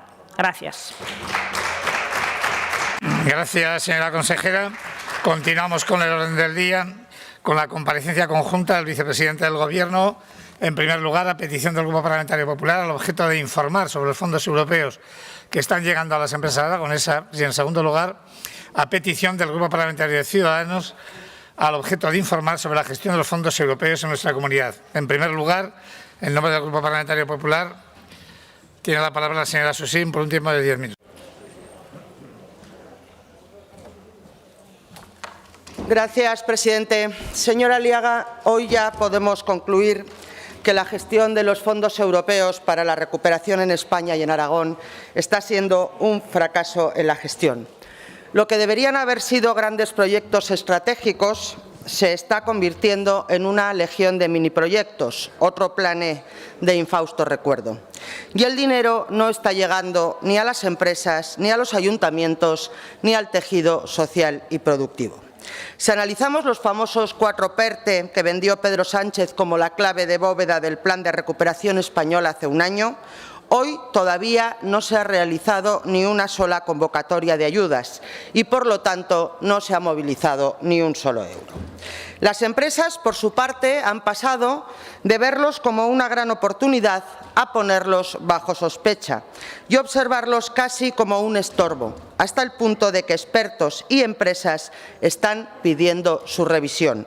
Y con esto ya hemos perdido un año, se lo recuerdo. Por otra parte, el Gobierno de España, por ejemplo, ha formado solo a 800 funcionarios, un 25% de lo provisto para gestionar los fondos europeos. Ni eso han sido capaces de hacer en condiciones, pero sigo. Es que hoy sigue sin ponerse en marcha la plataforma común de fondos europeos módulo MRR, a través del cual las comunidades tienen que trasvasar toda la información de ejecución de fondos a la Unión Europea y garantizar la transparencia. Pero la incompetencia no acaba aquí. La semana pasada la COE advertía de que de los 11.000 millones lanzados por el Gobierno de España a las comunidades autónomas, solo 1.000 se habían destinado a convocatorias para empresas, pero solo el 20% de las ayudas destinadas al tejido productivo se adjudicaron. Y no hace falta que le recuerde, señora Aliaga, que el Gobierno de Sánchez se reservó el 100% de los fondos para proyectos industriales. En Aragón, de las 10 convocatorias abiertas en 2021, solo una fue para empresas. Hoy hay abiertas 2 convocatorias, o sea, en un año 3 convocatorias para empresas, de las cuales 2 son para microempresas. ¿Sabe a qué conduce esto, señor Aliaga? Al desánimo y a la frustración. Pero es que de estas 21 convocatorias propias del Gobierno de Aragón, 11 provienen de programas del Gobierno de España implementados a través de las comunidades autónomas, que si no son capaces de gestionarlos adecuadamente, también deberán devolver el dinero. Por otra parte, en Aragón, según el señor Lambán y usted mismo, fueron 350 proyectos industriales los que se enviaron a Madrid para captar fondos europeos, esos que se reserva el señor Sánchez para las empresas, y 3 proyectos estratégicos. Según ustedes, con esos proyectos, en el fotocall del que hablaba antes el señor Saed, según ustedes, con estos proyectos se iban a captar 19.000 millones de euros y a crear 120.000 puestos de trabajo.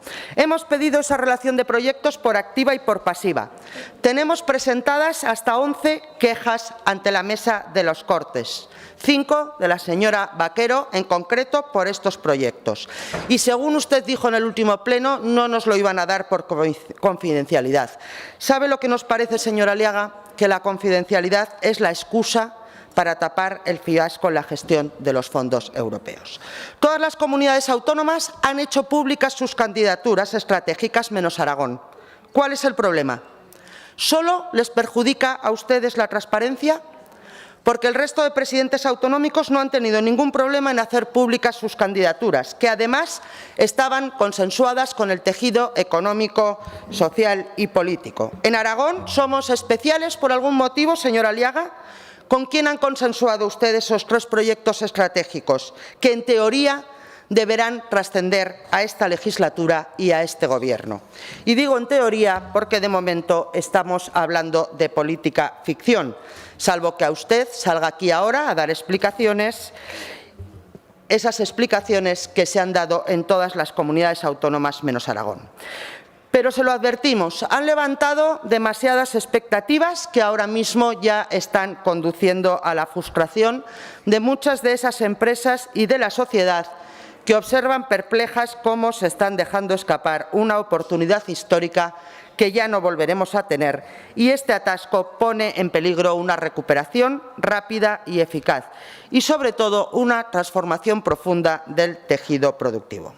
Señora Aliaga, ante esta situación y siendo conscientes de que solo 1 de cada 4 euros de los fondos europeos son gestionados por las comunidades autónomas, ¿va el Gobierno de Aragón, en la conferencia de presidentes, a reivindicar que se abra la gestión de esos fondos a las comunidades autónomas? ¿Va el señor Javier Lambán a defender los derechos y las oportunidades de los aragoneses ante Pedro Sánchez? Pero si los va a defender de verdad, cara a cara, no por Twitter ni con temas como los de hasta ahora, que sinceramente no dan de comer ni a nuestras empresas ni a los aragoneses. Pero para que se abra esta gestión, señor Aliaga, ustedes también tendrán que hacer los deberes, porque lo que conocemos hasta ahora sigue la misma senda de incapacidad que el Gobierno de España. Esta semana, señor Aliaga, yo le aseguro que he pasado mucho tiempo leyendo, buscando información, buceando en páginas oficiales y en portales de transparencia para poder llegar hoy aquí con una foto fija del estado de esta cuestión. Y todo el trabajo ha sido frustrante e infructuoso, porque aparte de mucha literatura y mucho fotocall, muchas notas de prensa con anuncios sobre millones de euros y miles de puestos de trabajo, nada en claro he podido sacar de toda esa información. Incluso las convocatorias son complicadas de encontrar y ya no le cuento las resoluciones, que también son muy complicadas. ¿Cuál fue la conclusión, señor Aliaga? Muy sencilla. Es la falta total y absoluta de transparencia. Y lo que es más grave, la falta deliberada de transparencia. Señora Aliaga, ¿cuál es el motivo por el que el Gobierno de Javier Lambán ha rechazado hasta en 2 ocasiones la creación de una comisión sobre fondos europeos en estas Cortes para que el Gobierno dé cuenta e informe sobre la evolución y la implementación de los fondos?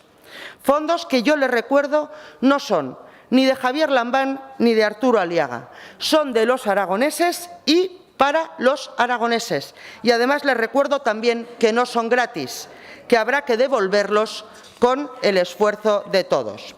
¿Cuál es el motivo por el que ustedes se niegan a rendir cuentas con absoluta transparencia? Porque algún motivo habrá. Y si no nos la da y no es convincente, las conclusiones son claras, señor Aliaga, por mucho que se enfaden cuando lo denunciamos.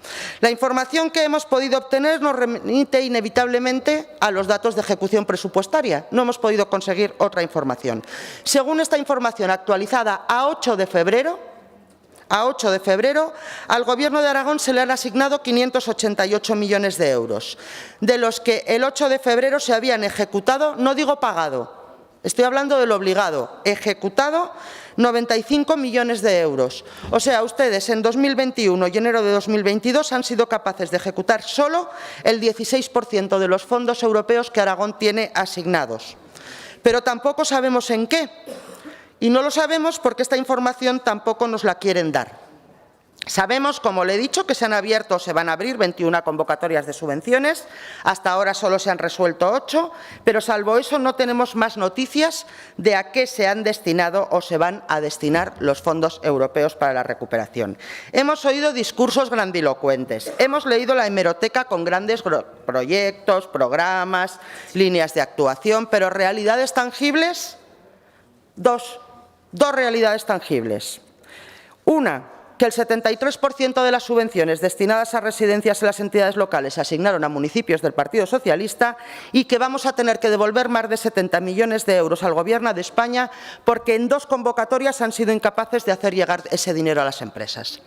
Si las bases dificultaban el acceso, señora Aliaga, deberían haberlas modificado como hicieron Canarias, Baleares o Andalucía. Canarias y Baleares han asignado el 100% de las ayudas. Eso es gestionar. Lo demás son excusas de mal pagador.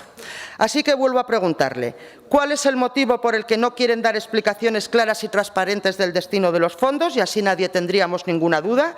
¿Cuál es el motivo por el que no se publica el cronograma de las convocatorias para que sea conocido por ayuntamientos, empresas y particulares y puedan tener preparados sus proyectos y memorias para poder optar con garantías a esas convocatorias? Y concluyo ya. Yo creo que en esta primera intervención solo le pido 2 cosas, le pedimos 2 cosas. Que responda a qué obedece la falta de transparencia y la opacidad en la gestión de los fondos y cuál es el motivo por el que se niegan a dar la información a estas Cortes con luz y taquígrafos. Y que para que conozcamos a qué se destina el dinero, cómo se gestiona, qué proyectos son susceptibles de captar fondos y cuál es el cronograma de convocatorias para que todos los entes locales, empresas particulares puedan optar en igualdad de condiciones. Repito, en igualdad de condiciones y a buen entendedor pocas palabras bastan. Y que explique cuánto dinero se ha comunicado a Aragón, que va a llegar de fondos europeos hasta ahora, cuánto se ha ingresado y cuánto se ha ejecutado, si estas cifras no coinciden con las que yo le he dado y que salen de la documentación oficial de ejecución presupuestaria. Y respóndanos también cuál es el motivo de esta baja ejecución. Así que, señora Aliaga, no se lo hemos puesto demasiado complicado en esta primera intervención. Esperamos su respuesta a estas 2 cuestiones sobre transparencia y ejecución. Gracias.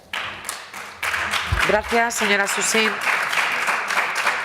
Turno ahora por parte del Grupo Parlamentario Ciudadanos Partido de la Ciudadanía. Señor Saz, tiene usted un tiempo máximo de 10 minutos para presentar. Señor consejero, posteriormente. Son 2 peticiones, por lo tanto, continuará el señor Saz y posteriormente tendrá la palabra el señor consejero. Adelante, señor Saz. Bien. Bueno, en primer lugar, desde el Grupo de Ciudadanos condenamos el ataque del Gobierno de Putin a un país soberano como es Ucrania y apoyamos la solidaridad con el pueblo ucraniano y, sobre todo, manifestamos nuestra repulsa a lo que es un ataque al orden de una democracia liberal. Y vamos a hablar aquí de lo que es construir Europa. Lamentablemente, después de citar este evento que se ha producido, los fondos europeos es construir Europa, una Europa que se reúne en lo que es una conformación de un destino común. Y de esto va los fondos europeos. Son muy importantes. O sea, no espere de los liberales pues, ni un discurso destructivo, sino constructivo, ni una actitud negativa, sino positiva. ni una posición pasiva, sino proactiva. Pero, desde luego, sí que espere una crítica en el sentido de lo que señalar lo bueno y lo malo de los fondos. Y eso es lo que vamos a hacer. Los liberales conocemos de primera mano lo que son los fondos europeos. O sea, precisamente estuvimos en el meollo de la creación de los fondos europeos de Next Generation, pero nuestro eurodiputado, famoso precisamente por ir continuamente por todo el territorio europeo y por España explicando a Luis Garicano cómo se construyeron los fondos europeos y qué es la importancia de los fondos europeos y para qué se hicieron. Precisamente ayer tenía que haber estado aquí, de no ser que le hubiese pillado el COVID, pero vendrá próximamente. Por tanto, estamos desde el meollo inicial en lo que son los fondos europeos. Y por eso los defendemos, y por eso creemos que hay que ser vigilantes en su gestión, y por eso creemos que España, que es el país más afortunado en la recepción de fondos, pues hay que darle un empujoncito porque algunas cuestiones no se están haciendo bien. Pero jamás se nos ocurriría ir a Bruselas a protestar contra nuestro propio país, porque creemos que eso no es hacer país. Nunca. Bien. Los negociadores, es decir, insisto, Luis Garicano, que fue uno de los negociadores que puso en marcha lo que es el proyecto de Unión Europea, es el primero que dijo que no podía darse una respuesta desde la austeridad como se había hecho en el 2008. Es el primero que propuso que había que hacer la creación de un fondo que hiciese que Europa no fuese un banquero que endeudase a las naciones, a los países que conforman Europa, sino que Europa se tenía que convertir en un fondo que permitiese la inversión, que hiciese rescatar a la situación que se estaba creando como consecuencia del COVID. Por lo tanto, ese cambio de paradigma lo aporta un liberal como es Luis Garicano. Y nosotros en eso estamos absolutamente de acuerdo y compartimos todo. Es decir, no fueron el cambio de paradigma desde visiones populistas, otros incluso de otro tipo de posiciones más duras, de derecha dura, que precisamente algunos de ellos estuvieron en contra de las propuestas que se hicieron, aunque luego sí que salieron.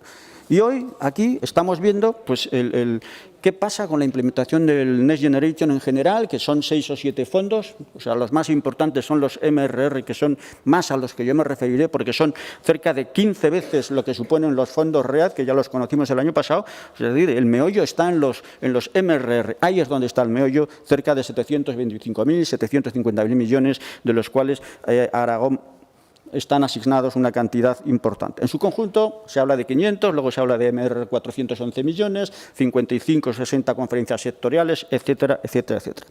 ¿Cuáles son las 3 fases de los fondos? Reactivar, recuperar y transformar. Reactivar los READ. Recuperar y transformar los MRR fundamentalmente. Primero recuperamos y después transformamos. Primera crítica. La primera crítica que le voy a hacer no corresponde expresamente a lo que es la conformación de la gestión de los fondos en Aragón, pero sí a la conformación del Plan España Puede. Es decir, los 6 pilares que se establecen en el Reglamento Europeo y que se consideran las 6 partes, 6 pilares importantes a desarrollar en toda Europa: transición ecológica, transformación digital, cohesión económica, cohesión social, previsión ante futuras crisis y políticas para la infancia y la juventud. De esos, España ha cogido 3. ¿Son importantes?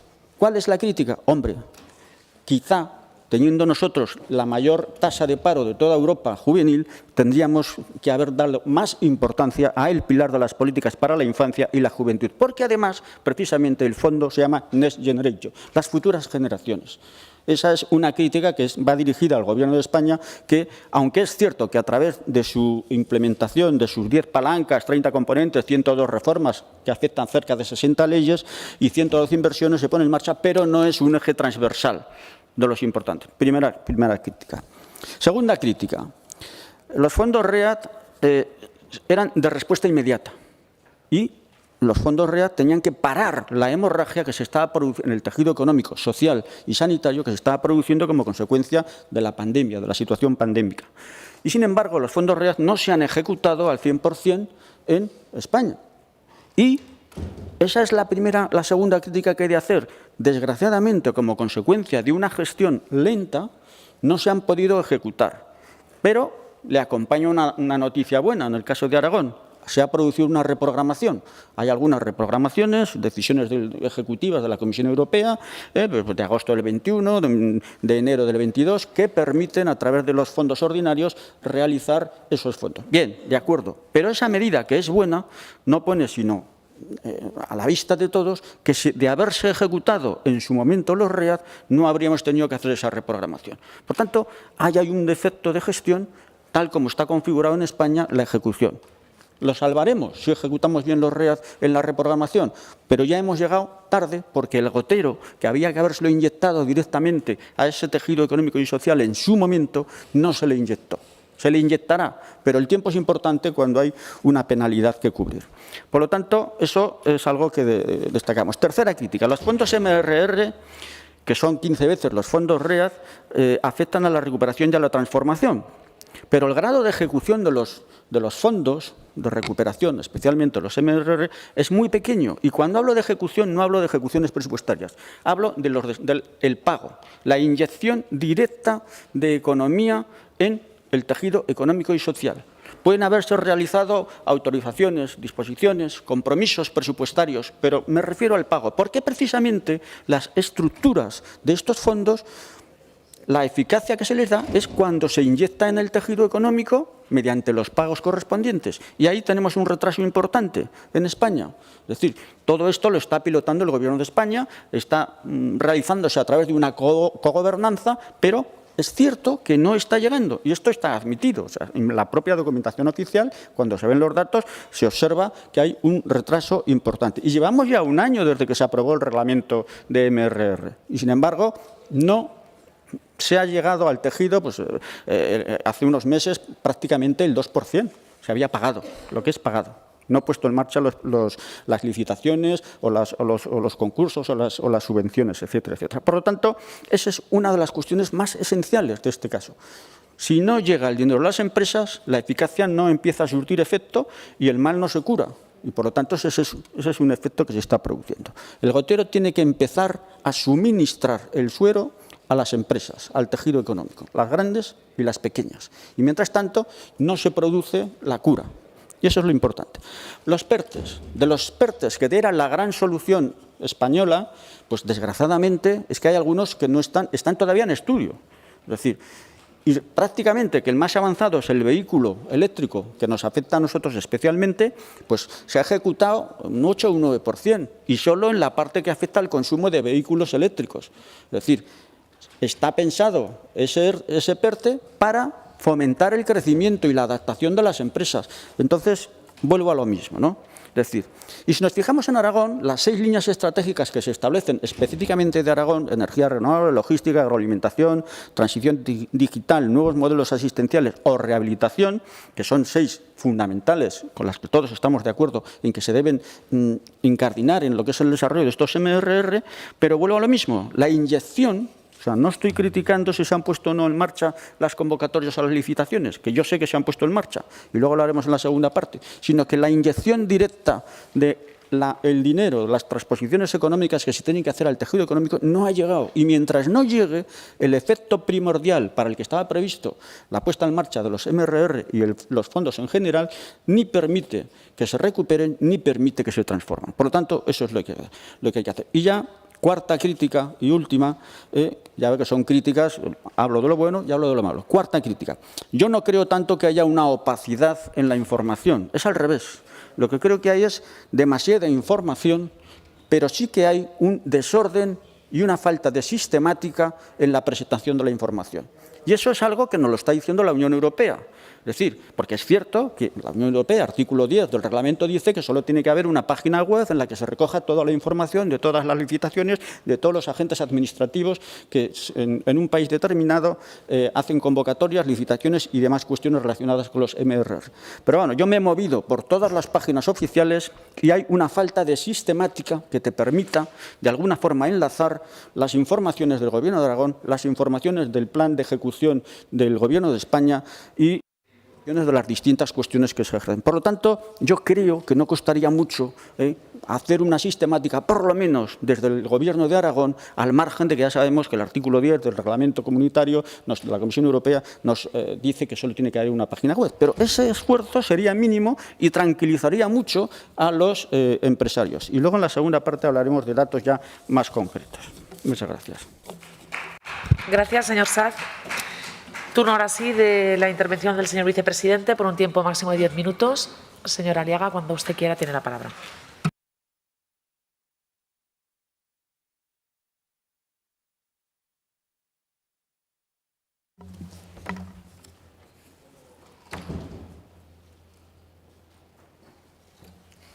Sí, buenos días, señorías. Una cuestión previa. Voy a pedir una comparecencia especial en comisión, porque la información, como ha dicho el señor Sanz, es tanta, es tan compleja, que quizá apoyándonos con documentación, transparencias, etcétera, etcétera, y además la entregaré, porque de verdad que, primero, que este tema, aparte de ser apasionante, creo que los fondos europeos están llegando a Aragón. Y voy a dar datos de que están llegando. Primero. Segundo, la transparencia empieza, y yo que me reúno con consejeros del Partido Popular, señora Susín, donde se toman estos acuerdos de los MRR, que son las conferencias sectoriales. Y hay una nota de prensa de los ministerios donde está todo reflejado. Aquí tengo la última nota de prensa de la Conferencia Sectorial de Transportes, que aprobó dineros para algunos ayuntamientos concretamente gobernados por su partido, y en otros casos con otros ayuntamientos que no están gobernados por su partido. Fíjese, si somos transparentes, que algún diputado ilustre de esta sala también estuvo, porque vino a explicar los fondos de Aragón a la Sala de la Corona, la vicepresidenta del Gobierno, y se pintaron ahí, punto por punto, todos esos millones que está diciendo usted. A mí me salen 22 convocatorias en marcha de fondos europeos. En marcha. Y si le digo yo los expedientes que se están gestionando, es para asustar. Ayer mismo hemos pedido ampliación de algunos expedientes de fondos europeos, porque preveemos que nos va a pasar como nos pasó en el MOVES 2. Se agotaron los fondos y hay comunidades autónomas, no voy a decir por quién están gobernadas, que no ejecutan los fondos, y en la reprogramación incluso estamos captando fondos. Es decir, primero, señora Susín, esté convencida y esté segura de que estamos trabajando con transparencia.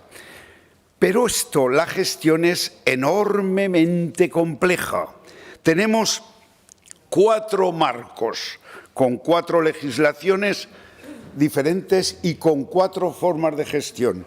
El primero, en la reprogramación que hicimos, que lo dice muy bien el señor Sanz, del mecanismo de fondos FEDER y Social Europeo del 14 al 20, que como se nos ofreció la posibilidad de reprogramar fondos que iban a más lenta ejecución, hablamos con todos los consejeros, reprogramamos y sacamos 20 millones para sanidad y otras cuestiones para digitalización de pymes, que diré número de expedientes, otras cuestiones para servicios sociales, y al final conseguimos fondos de la reprogramación donde Aragón ya no tenía que poner ese 50%.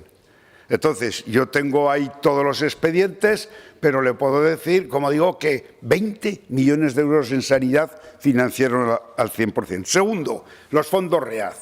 Apasionante. Los fondos READ, que fueron esos 12.000, si no recuerdo más, millones, de los cuales 2.500 millones los gestionó el Gobierno de España para las vacunas, y el resto se repartieron entre las comunidades autónomas.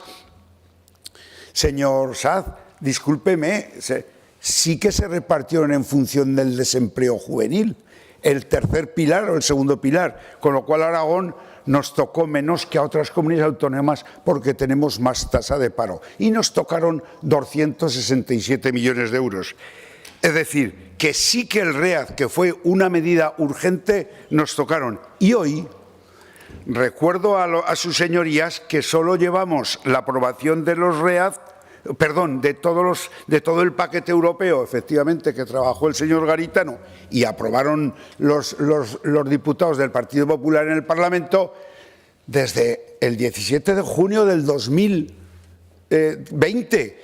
Si es que poner en marcha el enorme mecanismo de los 750.000 millones ha sido un problema, los que estamos en las calderas de la Administración, brutal. Fíjese, en la última conferencia sectorial de turismo, que fue la semana pasada, que se habló de lanzar una convocatoria y salió una nota de prensa ya de proyectos de sostenibilidad turística, los consejeros estábamos pidiendo efectivamente que los fondos de los últimos planes que se aprobaron se transfieran a las comunidades autónomas. Entonces, comentaron que como eran fondos que se habían aprobado en el 21 y van en el presupuesto del 22, hay que hacer toda la gestión de incorporar esos créditos.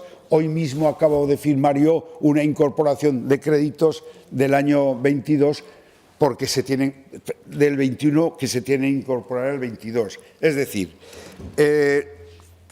el READ, otra forma de gestión que en este caso se transfirió a las comunidades autónomas, y yo le puedo decir, hace poco comentaba con la consejera, en el READ la adquisición, o sea, de los 267 millones de euros, hemos gestionado la pandemia, hemos contratado personal, hemos contratado equipos, 141 millones de euros van entre el año 2021 y 2022 a sanidad, que además los tiene las anualidades en el presupuesto, se lo ha estudiado bien. Es decir, la adquisición de estructuras asistenciales móviles, 100.000 euros, digitalización, banda ancha, 200.000, refuerzo del personal, contrataciones, 45 millones de euros. Es que hemos gestionado, cuando había 600 profesionales más en la sanidad, esto se está financiando con los fondos READ.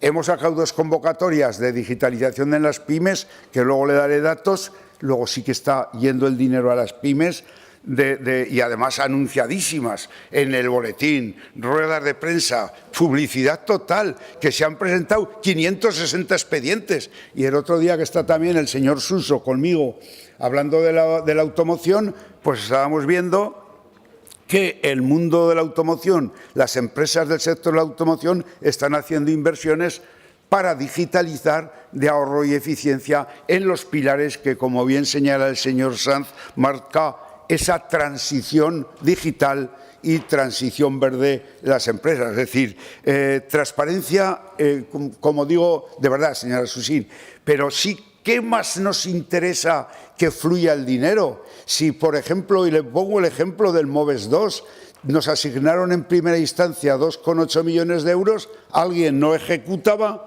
lo captamos y tenemos más puntos de recarga que le expliqué a la señora diputada de Ciudadanos. Alguien no ejecutaba y nosotros ejecutamos. Y de verdad, confíe, señora Susín, que tenemos un trabajo apasionante con ayuntamientos. Por ejemplo, la alcaldesa de La Sotonera. ¿Dónde se informó su alcaldesa que tiene 1,9 millones de euros para el Camino de Santiago?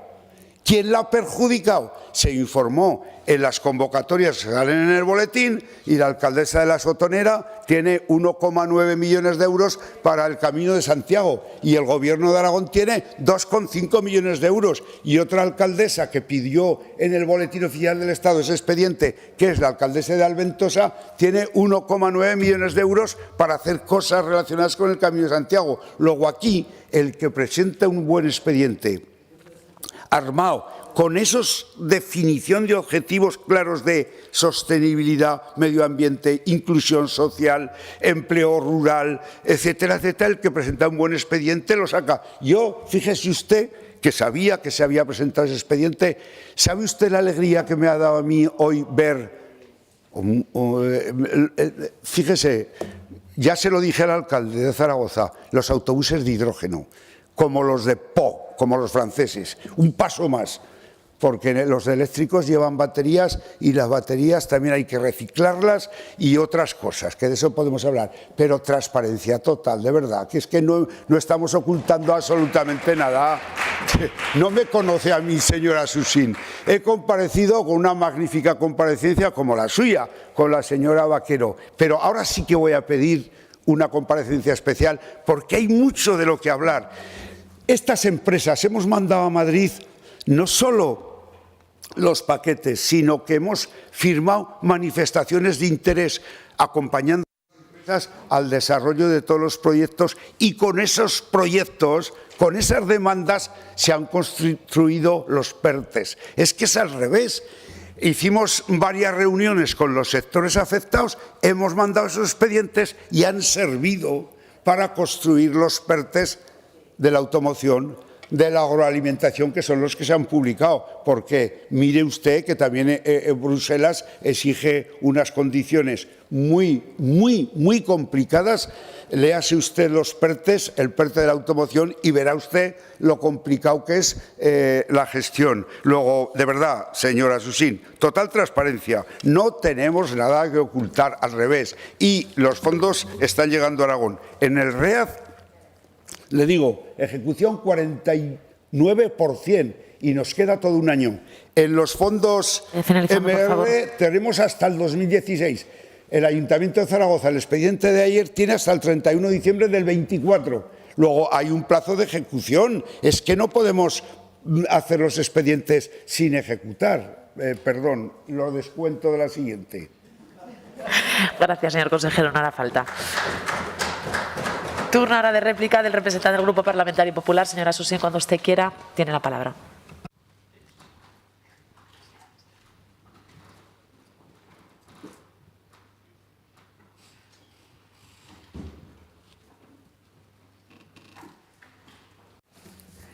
Gracias, presidenta. Como hace años que nos conocemos, señora Aliaga, yo ya sabía que le iba a dar a usted y le iba a faltar incluso tiempo para irse distrayendo en todo menos en contestar. ¿Me va a decir cuáles son los 3 proyectos estratégicos? ¿Nos los va a decir o no nos los va a decir? Mire, fíjese si hay transparencia. Todo esto son peticiones de información de mi grupo parlamentario sin respuesta. Hasta 11 quejas en la mesa. Todo esto son preguntas al Gobierno de información y de información concreta, señora Aliaga. Así que una comisión no, una al mes, que es lo que le hemos pedido en numerosas ocasiones. Porque información en la web, sí, mucha literatura, pero información concreta y fehaciente de convocatorias, de resoluciones y de en qué está invirtiendo el Gobierno de Aragón cada céntimo de euros europeos, ninguna. Mucho fotocall, mucho anuncio, pero información fehaciente y concreta, ninguna. Y nos podemos perder en la web buscando todo lo que quiera de literatura, porque de eso hay todo. Por cierto, ¿me puede decir quién ha captado los 70 millones que hemos tenido que devolver de las ayudas a las empresas? Porque alguna comunidad autónoma las habrá captado, ¿no? Porque, desde luego, Aragón va a devolver más de 70 millones de euros de ayudas a las empresas que no han sabido gestionar. Cumplimiento y ejecución de los REACT-EU de 267 millones a 8 de febrero, ejecutados 76 millones. Eso es lo que ha llegado al tejido productivo. De los MRR, de 319 millones a 8 de febrero, 19 millones. Eso es lo que ha llegado al tejido productivo. O sea que puede venir usted a la comisión y nos va desgranando céntimo por céntimo a dónde ha ido el dinero y a dónde va a ir el dinero. Y sobre todo, señora Aliaga, gestión. Le estamos pidiendo gestión. ¿De acuerdo? Porque si no, esto se atasca y lo que vamos a conseguir es única y exclusivamente frustraciones. Yo no entiendo qué interés tienen usted y el señor Lambán en que los aragoneses no podamos tener información de a qué proyectos concretos con nombres y apellidos se está destinando el dinero. ¿Qué interés tiene usted y el señor Lambán para que los ayuntamientos, las comarcas, las entidades, las empresas y los particulares no conozcan con antelación suficiente las convocatorias de subvenciones que se van a sacar con fondos europeos para que puedan concurrir todas en igualdad de condiciones? Sí, claro, la alcaldesa de La Sotonera, es que el Camino de Santiago pasa por su municipio, si ya tenía el proyecto hecho. Claro, porque lo tenía hecho y tuvo opción a concurrir, señor consejero. Miren, si ustedes no explican esto y no nos dan la información, están poniendo de manifiesto que las cosas no se están haciendo bien y no obedecen al principio fundamental al que deberían de obedecer, que no es otro que el interés general de los aragoneses. Mi grupo parlamentario se lo pidió por escrito. Por cierto, le pedí el cronograma de las convocatorias. Ayer, después de anunciarlo en una rueda de prensa, me llega un mail a las 14:17 con un enlace a la programación semestral del Gobierno de España. Eso no es lo que le pedimos, si lo sabe. Sabemos que queremos que el Gobierno de Aragón publique el cronograma de las convocatorias de libre concurrencia en las que se establezcan destinatarios, cuantías y requisitos para que todo el mundo pueda competir.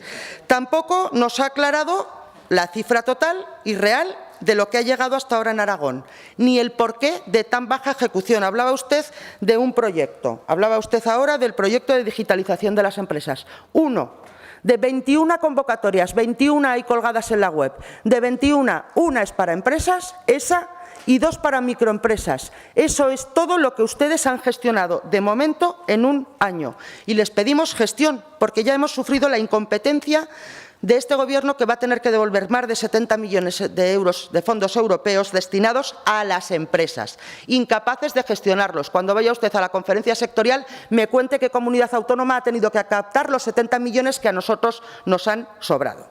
Porque nos preocupa y mucho, señor Aliaga. Hemos pedido que se analicen técnicamente las convocatorias y se han negado. ¿De verdad este no es un asunto lo suficientemente importante para que se consensúen las convocatorias ampliando plazos y porcentajes de financiación para que todo el que lo desea pueda concurrir y no haya que acabar devolviendo el dinero al Gobierno de España? Esperamos de verdad que la gestión de los fondos europeos no sea un fiasco, visto cómo avanzan hasta ahora las cifras de ejecución. Reitero, demasiadas expectativas, voy acabando, y hasta ahora todo se nos dirige hacia la frustración. Acabo ya. Las conclusiones son claras. Opacidad y falta de transparencia. Señor Aliaga, mire, si me puedo hacer un abanico. Esto es todo lo que hemos pedido y no nos han respondido. Opacidad y falta de transparencia deliberada. Déficit en la gestión y ejecución de los fondos y demasiados anuncios, demasiadas promesas que solo están conduciendo a la decepción de empresas, de particulares y de la sociedad aragonesa y de la sociedad española, que había puesto muchas expectativas en estos fondos que hoy no están llegando. Reitero, no están llegando a las empresas y no están llegando a la sociedad.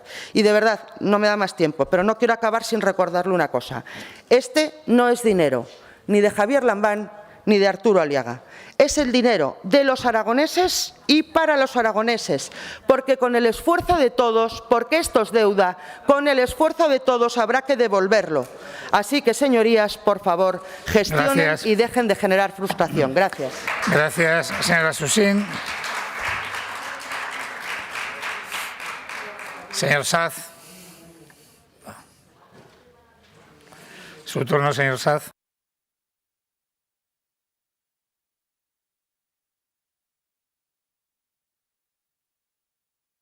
Gracias, presidente. Bueno, la verdad que continuaré por donde estaba hablando en la primera intervención. Es decir, yo estos días que me he intentado, bueno, llevo bastante tiempo, pero estos días especialmente con ocasión de esta convocatoria, de esta intervención, o sea, el otro día tenía en la mesa cientos de folios para escudriñar a ver cómo estaba gestionándose los fondos europeos, punteando, y le aseguro que es cierto, llega un momento que uno se desespera porque es incapaz de enlazar las informaciones, porque no tienen sistemática. Bien, por lo tanto me centraré concretamente en dos cosas. Primero, la ejecución, que está siendo lenta, es decir, ejecución en el sentido de dineros directamente inyectados en el tejido económico y social, y dos, no en la opacidad, que lo he dicho al principio, pero sí en la confusión informativa y en la anárquica presentación de la información. Y, por tanto, hay que recuperar la sistemática. Primero, el dinero llegó a España rápido. España es el país que más rápido recibió los fondos europeos. El primer tramo, después del prepago de 9.000 millones, el primer país que lo recibió es España. España se encontró de repente con 19.000 millones.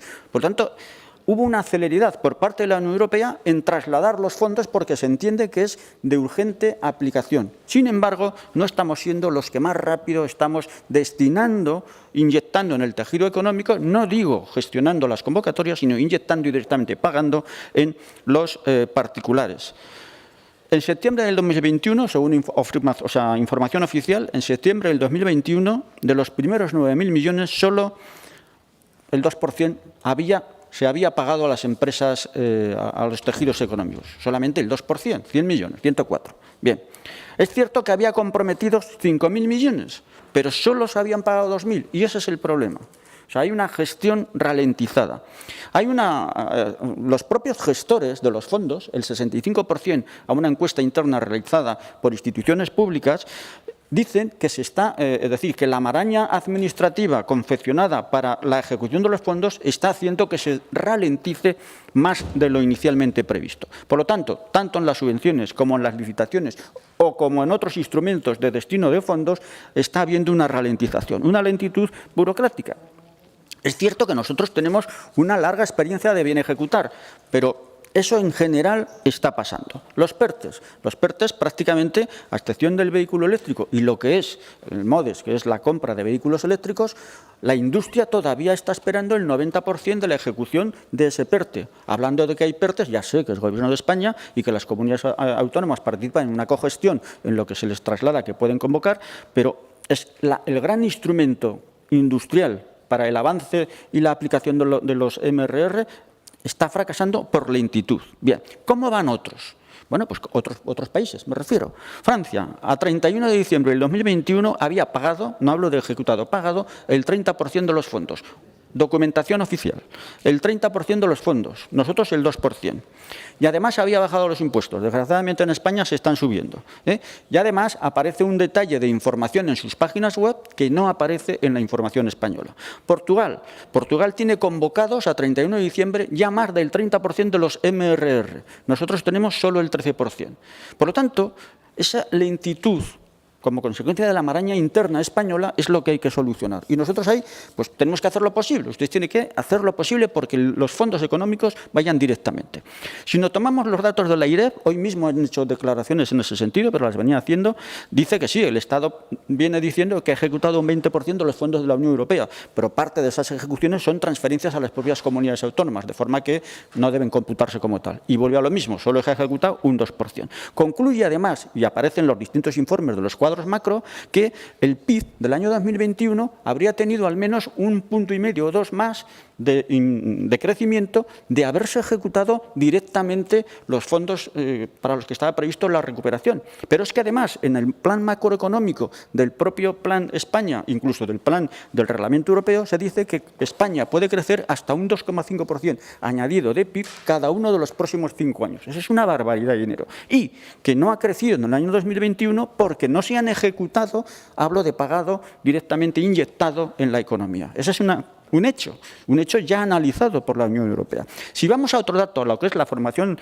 bruta de capital fijo, ¿qué vemos? Pues vemos que España, es decir, la inyección en las empresas directa como consecuencia de los fondos europeos, España ha bajado un 0,8% en comparación con el año anterior.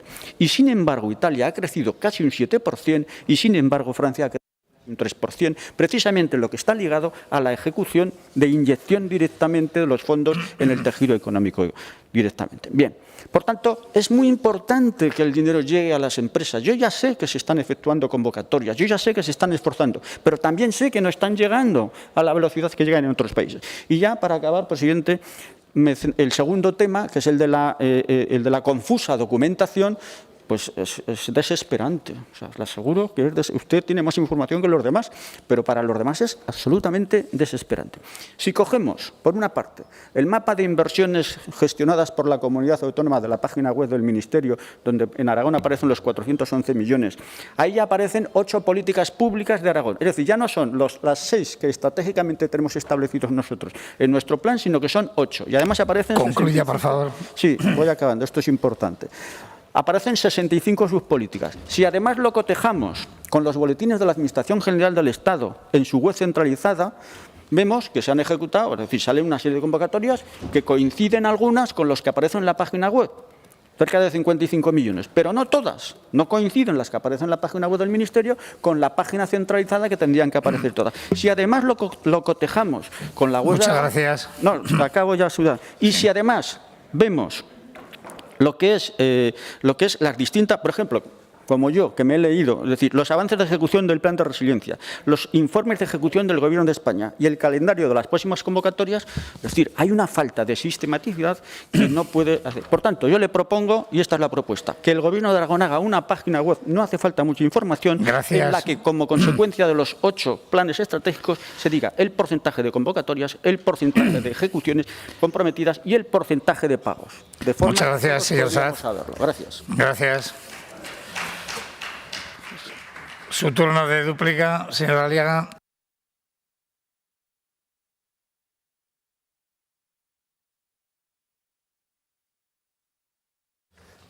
Sí, bueno, yo creo que a nadie lo que está quedando claro, que esto es complejo porque hay, como he dicho, legislación cuestiones jurídicas relacionadas con los antiguos, el plan, que luego habrá un nuevo mecanismo 2021-2027, pero estamos gestionando 4 programas con 4 legislaciones.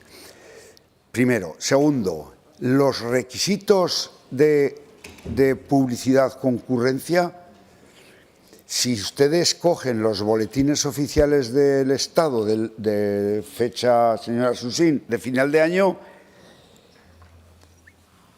45 páginas tiene el boletín oficial del Estado del PERTE eléctrico. Ni los ingenieros lo entienden. Entonces, estamos gestionando fondos que tienen unos mecanismos de control tan estrictos que repercuten en la lentitud de la ejecución. Yo he gestionado, y además, fíjese, en el año 97 fui jefe de servicio de fondos europeos y gestionábamos el FEDER y el Fondo Social. Pero claro, esta avalancha de legislaciones, de proyectos, de PERTES, etcétera, etcétera, pues hay que tener, y lo digo claramente, gracias al celo de muchos funcionarios. Mire, dice, ¿dónde están? ¿Qué convocatorias hay de fondos? En la parte, pero espectaculares. Yo le voy a dar datos de cosas que no se ven. Es decir, los ayuntamientos ya saben ya que se ha convocado una convocatoria de ahorro y eficiencia energética en municipios de menos de 5.000 habitantes. Hombre, que sí lo saben. Ya tengo ahí un montón de solicitudes. Hombre, que sí saben que se ha convocado la de autoconsumo, 2.800 solicitudes. Claro que lo saben, porque todo el mundo, esa expectativa que usted dice, se está cumpliendo y todo el mundo está pendiente. Cuando su alcaldesa presenta el Camino de Santiago, un proyecto que lo tenía hecho, yo creo que no lo tenía hecho con esas condiciones especiales de verde, digitalización y no sé qué. Estuvo rápida de movimiento mental y lo puso como ponía la convocatoria. Nosotros hemos conseguido 2,5 millones de euros y otro ayuntamiento de Teruel ha conseguido, es decir, pero ahora hay que ejecutar. Y fíjese, hay un problema ahí, porque ¿sabe cuál es el problema, verdad? Que en los primeros MRR lo que fue a Europa va sin IVA. Y ahora estamos trabajando con la Secretaría de Estado de Hacienda para intentar que se asuma, y la Dirección General y Política Territorial, para que el IVA, porque claro, si a un ayuntamiento que tiene 2 millones tiene que sacar de su bolsillo los 400.000 euros del 21%, pero que sepa que estamos encima de la gestión. De verdad, señor Susín, fíese, hombre, que estamos encima de la gestión y si tiene alguna queja de algún alcalde de los suyos, que la manifieste, porque estamos muy encima. Dice, ¿dónde están los dineros de Europa? Hombre, si hay que limpiar el Líndano y hay 5 millones de euros, ¿qué ejecución vamos a tener si se aprobó en diciembre? Hombre, se irá limpiando porque tenemos 3 años. Vale, sigo. La Universidad de Zaragoza le acaban de conceder esa famosa para las infraestructuras científicas y tecnológicas, el laboratorio del Canfranc, pues ahora licitará y adjudicará 6 millones de euros. Es decir, que esto es un camino de licitaciones porque hay plazo, los que se adjudicaron en el 21 hasta diciembre del 23, los que se adjudiquen este año, como el del Ayuntamiento de Zaragoza de ayer, hasta diciembre del 24. Y durante estos próximos 6 años, porque se van a adjudicar y van a convocar, yo tengo constatados, y lo voy a decir aquí, que tienen que salir del orden de 150 o 160 convocatorias relacionadas con los PERTEs. Antes de ayer salió una convocatoria dividida en 4 partes de los temas del hidrógeno, que fue lo que, a ver si la presentamos en Aragón, que empieza la convocatoria y se presentan los documentos el 8 de abril. Pero, hombre, no diga que no hay transparencia. Lo que es una legislación compleja y hay muchas cuestiones aquí. Dice, el proyecto... Le voy a poner un ejemplo, sí, pero yo no sé qué preguntas a mí no haya respondido ninguna pregunta. Bueno, ya me la explicará. Por ejemplo, lo que le decía, el expediente que tiene aprobado el Ayuntamiento de Zaragoza para los temas del comercio del mercado central. Lo aprobamos en la conferencia sectorial de comercio de diciembre. ¿Cómo los vamos a ejecutar? Pues ahora el Ayuntamiento lo ejecutará, sacará un pliego y lo ejecutaremos, porque hay un plazo de 2 años de ejecución. Sin embargo, en el READ, ya no he descontado, descontaré al final todo. En los READ, claro, yo tengo 5.000 expedientes de las pymes.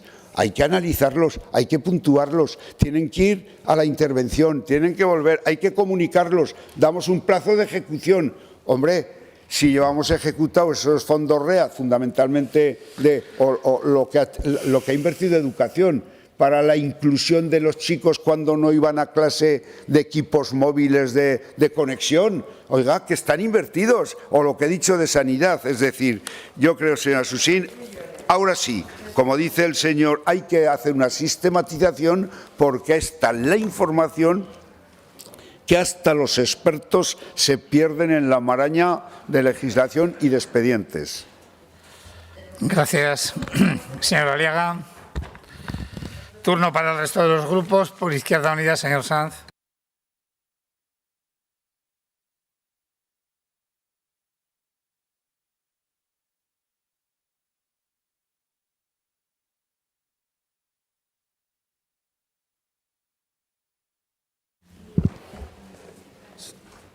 Señorías, señor Aliaga, me he cruzado hace un rato con el director responsable de fondos europeos y le decía que un debate de este calibre, de esta dimensión y magnitud, es imposible abordarlo en 5 minutos. Usted ha tenido 20 y no lo ha acabado de abordar. En 5 minutos es absolutamente imposible.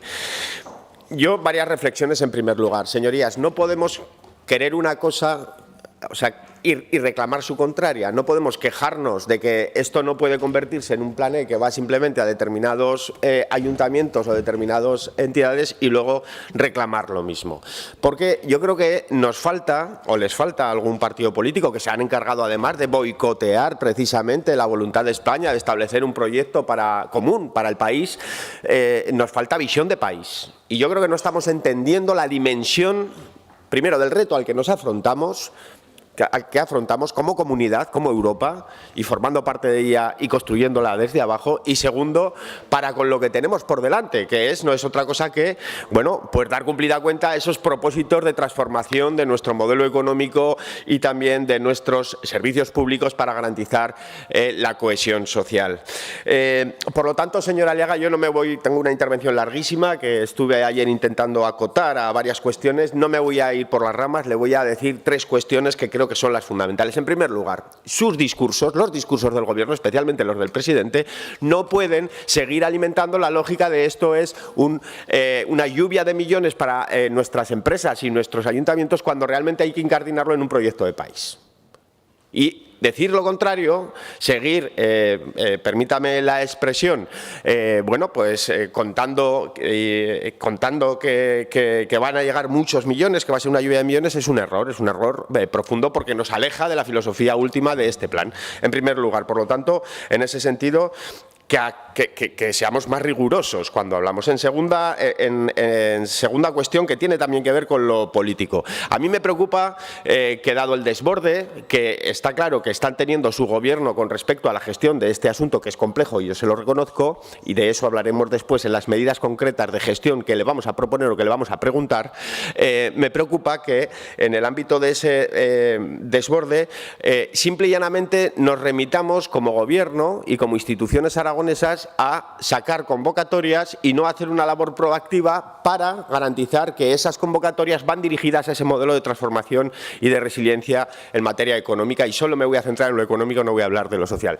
Y le pongo un ejemplo, por ejemplo, medidas como las ayudas para el autoconsumo y el almacenamiento renovable, ahora mismo en marcha, tienen una página web de la FEM en la que están abiertas todas las convocatorias que afectan a Aragón en la parte de las conferencias sectoriales. No me voy a remitir ni a la reestructuración del FEDER-FS, ni voy a hablar de la gestión de los REAL. Vamos a centrarnos en el MRR, concretamente en lo que respecta a la transferencia en conferencias sectoriales, que es el cometido más concreto que usted tiene, y allí tenemos como objetos o como destinatarios las empresas de servicios energéticos, es decir, una empresa que vende la energía pero se encarga de esa transformación renovable, o tenemos también como objetos a financiar a las comunidades energéticas y a las comunidades ciudadanas de energía, que son modelos bien interesantes ambos. ¿Por qué no hacemos una labor proactiva para intensificar, apoyar, impulsar el segundo modelo, ese de las comunidades energéticas y las comunidades ciudadanas energéticas? ¿Por qué no lo hacemos? Y no hablo de sacar una convocatoria específica, hablo de incentivar que crezca ese modelo. Porque eso también es labor de un Gobierno, no solo gestionar los recursos, sino también facilitar que esos recursos cambien y transforman la economía y la realidad. Y en ese sentido, esa era la cuestión. Necesitamos esa labor proactiva también en el ámbito de los ERTEs. El PERTE agroalimentario, la mitad del PERTE agroalimentario va a la agroindustria y la otra mitad, 275 millones creo recordar, va a la digitalización del sector y alguna otra cuestión derivada de la misma. Bueno, es importante, pero ¿por qué no facilitamos que esa agroindustria crezca bajo parámetros cooperativos frente a otro tipo de negocios, ¿no?, de fórmulas societarias, por lo que implica también de vinculación y de cohesión social en el ámbito territorial? En fin, hay muchas cuestiones. Le hablaría de la movilidad y le hablaría también del por qué no desincentivamos o cuando menos facilitamos el transporte público sostenible también, y avanzamos en esa lógica. Hablaba usted de una convocatoria que salió hace poquito. Y le podíamos hablar de otros muchos asuntos relacionados también con esos PERTEs. Pero a mí me preocupa sobremanera que al final este desborde que tenemos nos impida cumplir con la norma. Y le hablo concretamente del Reglamento 852 del 2020, del Parlamento y del Consejo marco para facilitar las inversiones sostenibles. Le hablo concretamente del contenido del artículo 9 y el artículo 17 de dicho reglamento, que determina con claridad que no podemos financiar determinadas inversiones que son perjudiciales para las buenas condiciones y la resiliencia de los ecosistemas y que afecten, que vayan en detrimento del estado de conservación de los hábitats y las especies, en particular de aquellas zonas protegidas o de interés para la Unión Europea. Y en Aragón tenemos muchas. Yo le quiero preguntar cómo casa esto con el despliegue sin control y sin ordenación de las renovables, habida cuenta de la mortalidad en biodiversidad que está habiendo, por ejemplo. Y yo le quiero preguntar cómo casa esto con la unión de estaciones y el ataque al hábitat y al ecosistema tan frágil, por ejemplo, como pudiera ser la Canal Roya o algún otro espacio natural del Pirineo, el Pirineo en sí mismo. Porque concluya, por favor. Si no cumplimos con esto, que es un obligado reglamento que hace referencia a la taxonomía de la sostenibilidad que ha de regir eso de la transformación verde, tendremos que devolver dinero. Y eso no nos lo podemos permitir. Por lo tanto, señor Aliaga, esas dos consideraciones y esas dos reflexiones políticas primeras, y segundo, ¿cómo va a garantizar si ha generado una unidad de garantía de cumplimiento de los criterios de sostenibilidad para la gestión de los fondos europeos? Porque a pesar del desborde es su responsabilidad y en ese sentido estamos muy preocupados por cómo están viendo que evolucionan las cosas. Muchas gracias, señor Sanz, por el Grupo Parlamentario Aragonés. Señor Guerrero.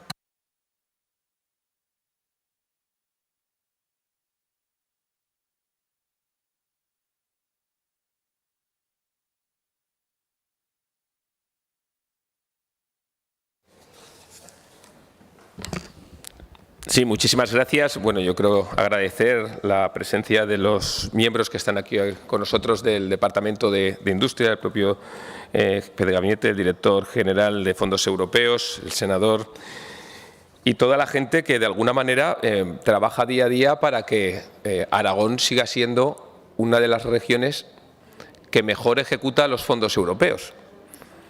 Y miren, podemos salir aquí con muchos papeles en la mano, mucha filosofía, pero luego hay que bajar al barro, Y por suerte o por desgracia, el señor Aliaga, que es de los que baja al barro, a pesar de ser el vicepresidente del Gobierno de Aragón, consejero de Industria, sino que va a ver a las empresas con un solo trabajador o tengan 5.000 trabajadores, pues hombre, uno que ha tenido la suerte y la fortuna de poderle acompañar en reuniones y empresas que están en Aragón y otras que quieren venir a Aragón por la celeridad a la hora de implementar políticas públicas que incentiven la iniciativa pública-privada, pues hombre, yo quiero decir y quiero lanzar de que no todo es malo ni negativo, sino que estamos en una de las mejores regiones de Europa que además mejor ejecuta los fondos europeos. Porque no solo vale con tener una hoja Excel, muchos números y muchos ceros, que si luego no los ejecutamos, pues tenemos un problema. Esto, señora Susín, no es de las que entran por las que salen, o no es de venir con un fajo de papeles en la mano. Esto es más serio. Miren, uno que también está en la política local, ¿sabe cuánto cuesta otorgar una licencia de actividad a un pequeño comercio? Por ejemplo, de media. No lo sabe, ¿verdad? Se lo voy a decir yo. En una administración medianamente ágil, entre 6 meses y 12 meses. Una licencia a un comercio. Imagínense lo que es hablar de 4 programas, de 4 administraciones y poder trabajar de forma ágil para intentar acelerar al máximo ese trámite administrativo burocrático y poderlo implementar. Yo creo que le tendría que aplaudir al señor Aliaga y al Gobierno de Aragón. Se lo digo porque nosotros sí que sabemos lo que es estar en el barro y además de hablar sí que sabemos lo que es intentar implementar cualquier tipo de acción. Y ojo, esto de los fondos europeos no es un tema de una hoja Excel y de unos números. Luego hay que desarrollarlo, luego hay que implementarlo y luego hay que hacerlo y luego hay que ejecutarlo. Porque mire, Europa habla de 4 objetivos. Uno que es el de reconstrucción, otro que es el de recuperación, otro que es el de transformación y otro que es el de resiliencia. Y a partir de ahí se derivan los diferentes marcos. El marco plurianual 2014-2020, que acaba en diciembre del año 2022, luego se deriva otro plan que es 2021-2027, que acabará el 31 de diciembre del año 2029, luego los MRR y luego los REACT-EU. ¿Sabe cuánto lleva Aragón ejecutado, por ejemplo, en los REACT-EU? El 50%. Ojo, y queda el año 2022 y queda el año 2023 y ya llevamos ejecutados el 50%. Hombre, eso lo pueden decir, sí, no se preocupe, sí, llevamos ejecutados el 50%. Pregunten en otras comunidades, no, se lo doy yo el dato, se lo doy yo. Pregunten en otras comunidades cómo van. No que gobernemos nosotros, sino que gobiernen otros partidos. Y pregunten, que igual no están llegando ni al 20%. Igual no llegan ni al 20%. Pero claro, como hay que venir aquí con un fajo de papeles y decir, no, es que tal y cual. No. Luego los números no engañan. Y se lo dice alguien que también está en el barro. Y miren, por ejemplo, en el caso de los REACT, que es muy fácil, el Gobierno de España, a finales del 20, el 1 de enero del 2021, comunica a Aragón lo que le corresponde, cerca de 266 millones de euros. Un mes y medio después, el Consejo de Gobierno en Aragón toma conocimiento y empieza ya a funcionar. Un mes y medio después. Y ya antes del verano, el Gobierno de Aragón empieza a publicar en el BOA las primeras líneas de ayudas. En apenas 5 meses. Una licencia de un comercio de media entre 6 y 12 meses. Semejante paquete de ayudas, en apenas 5 meses ya están publicándose ayudas en el BOA y pasamos a poner convocatorias de ayudas a la industria por valor de 20 millones de euros, luego sumamos otros 10 para la pequeña y mediana empresa de otros 10 millones de euros, empezamos a sacar ayudas al autoconsumo y mejora de la eficiencia energética de 23 millones de euros, oiga, en 5 meses, y tenemos de media una licencia entre 6 y 12 meses. Eso es no venir con un fajo de hojicas aquí, sino es trabajar en beneficio de todos los aragoneses. Y a partir de ahí, señora Susín, registre todo lo que quiera porque está en su derecho, pero nosotros seguiremos trabajando para que Aragón siga siendo más grande en España y en Europa. Muchas gracias. Gracias, señor Guerrero. Por el Grupo Parlamentario Vox, señora Fernández.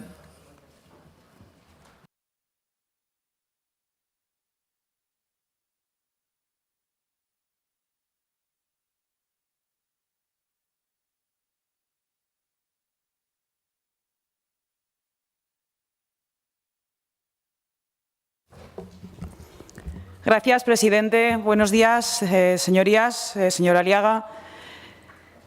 Desde Vox tenemos la misma sensación de absoluta falta de transparencia en la información de los fondos europeos, tanto por parte del Gobierno del señor Lambán como por parte del señor Sánchez. Toda la información suministrada nos da una sensación de nebulosa, donde se mezclan los anuncios, los deseos, las estimaciones.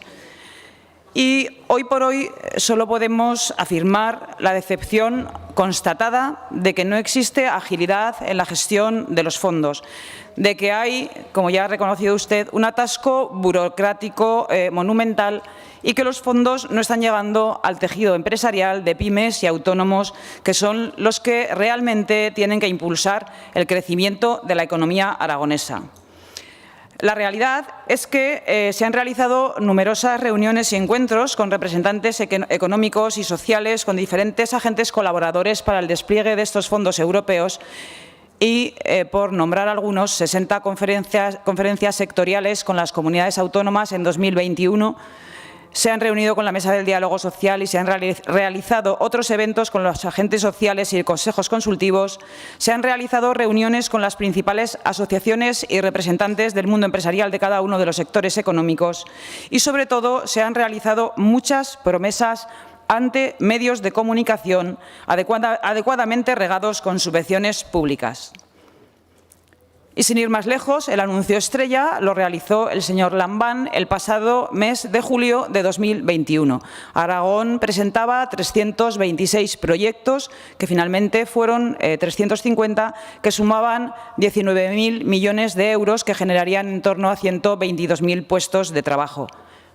Pero más tarde, el Ministerio de Economía, ante la avalancha de proyectos que recibía de toda España, solicitó a las comunidades autónomas que eligiesen solamente 3, que hoy por hoy, en un ejercicio de opacidad, como estamos diciendo, desconocemos cuáles son en base a una supuesta confidencialidad.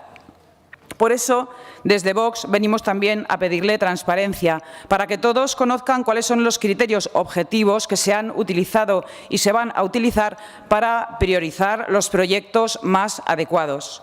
Porque el anuncio del señor Lambán lo único que supone es frustración a empresarios y sus equipos, que han tenido que realizar un trabajo ingente en un plazo de tiempo muy corto.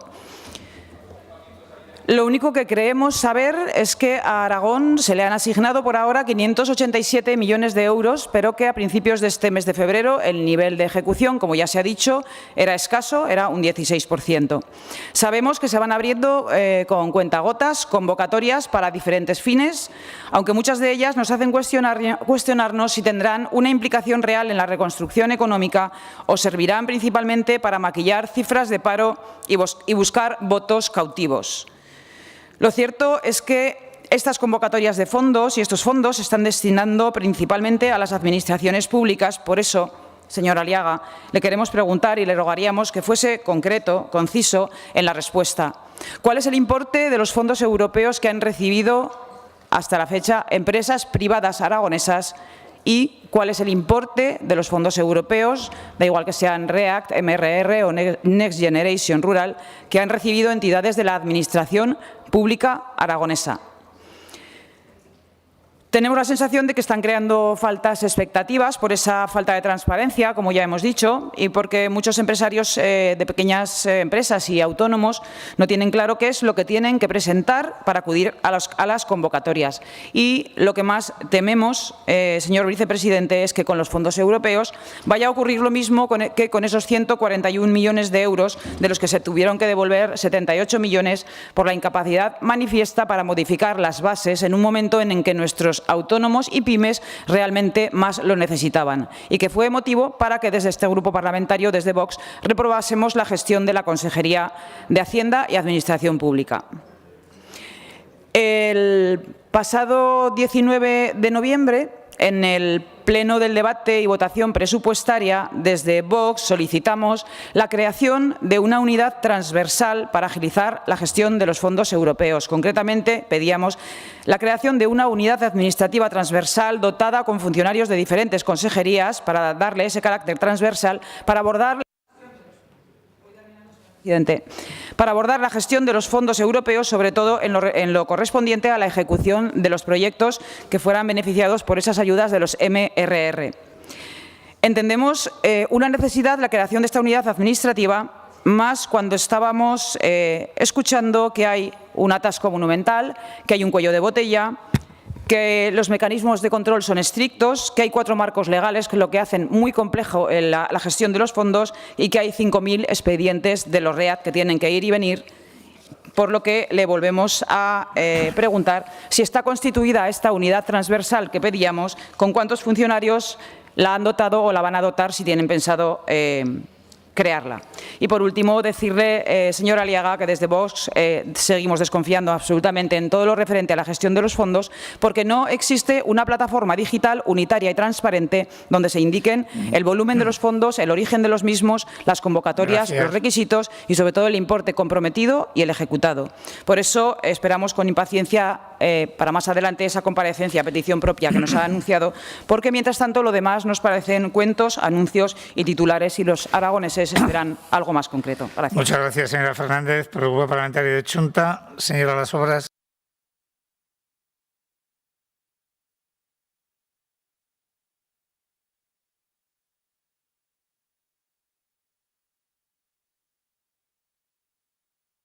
Gracias, presidente. Gracias, consejero. Nuevamente en estas Cortes de Aragón volvemos a hablar de los fondos europeos, y es una ocasión más para recordar 3 cuestiones que desde Chunta Aragonesista consideramos relevantes. Se ha optado por unas decisiones políticas diferentes a la anterior crisis del 2008, donde se abogó por las restricciones en el gasto público y los recortes en servicios esenciales. Lo único que se logró en ese momento fue ahondar más y más en la gravísima situación económica de miles y miles de personas.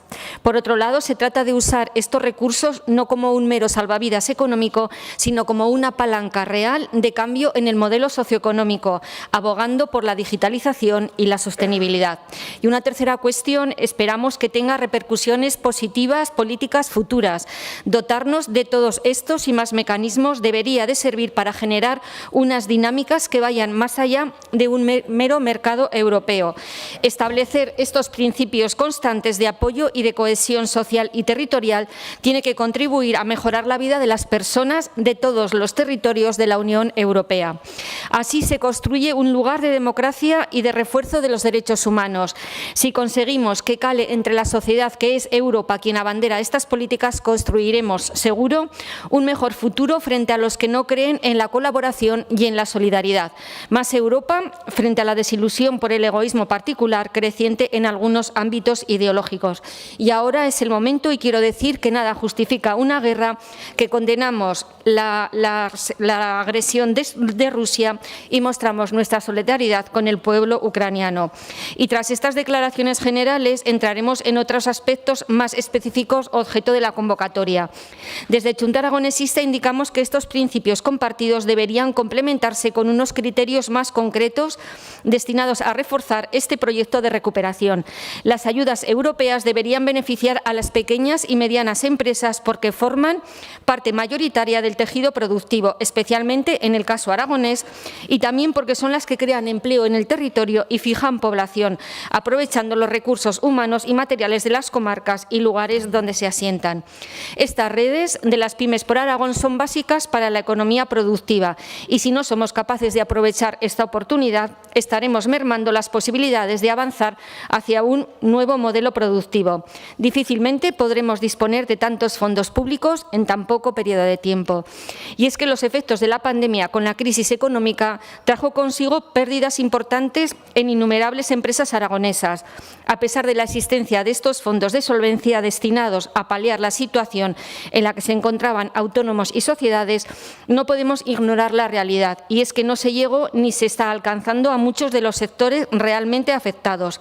Y en este ámbito es donde no solamente este Departamento del Gobierno de Aragón se ha producido esta situación cuya responsabilidad es claramente atribuible a los requisitos que se han exigido por los distintos ministerios.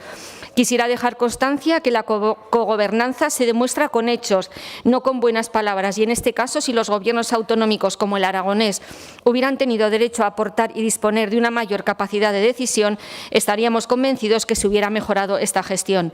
Los datos son relevantes en Aragón. Solo se han podido adjudicar 66 millones de los 144. Es decir, 75 no han podido disponer de estos fondos públicos, con lo que hubieran supuesto para profundizar en la mejora empresarial. Por este motivo, nos parece destacable y cuenta con todo nuestro apoyo la decisión tomada por el Gobierno de Aragón, que pedirá de manera coordinada con representantes del sector empresarial otra nueva partida de ayudas al Gobierno de España con unos requisitos más adaptados a nuestra realidad socioterritorial y adjudicar los 75 millones de euros que sobraron. Es necesario que se atienda lo más urgente posible esta solicitud para corregir el error cometido y evitar la pérdida de estos recursos. Además, también se quiere desde Aragón ampliar el reparto de los fondos pendientes para que llegue más allá del sector hostelero, que recibió un 40% de las aportaciones, y abrirlo a todo el tejido productivo aragonés. El acuerdo entre los sectores empresariales implicados es fundamental y el Gobierno de Aragón ha firmado recientemente un documento que será el que se trasladará al Ministerio de Economía y Hacienda. Quisiera destacar que esta reivindicación cuenta con el apoyo de asociaciones de hostelería, de turismo y de ocio nocturno de Aragón. Aquí no se trata de una cuestión única, donde Aragón es la excepción. Al contrario, en todas las comunidades autónomas se ha repetido y algunas de ellas se han quedado sin aprovechar el 50% de los fondos europeos disponibles. En definitiva, esperamos que con todas estas decisiones que se nos ha explicado seamos capaces de aprovechar hasta el último céntimo para contribuir a que ninguna persona de Aragón se quede atrás a la hora de salir cuanto antes de la triple crisis provocada por la pandemia. Gracias, presidente. Gracias. Señora Las Obras, por el Grupo de Podemos. Señora de Santos.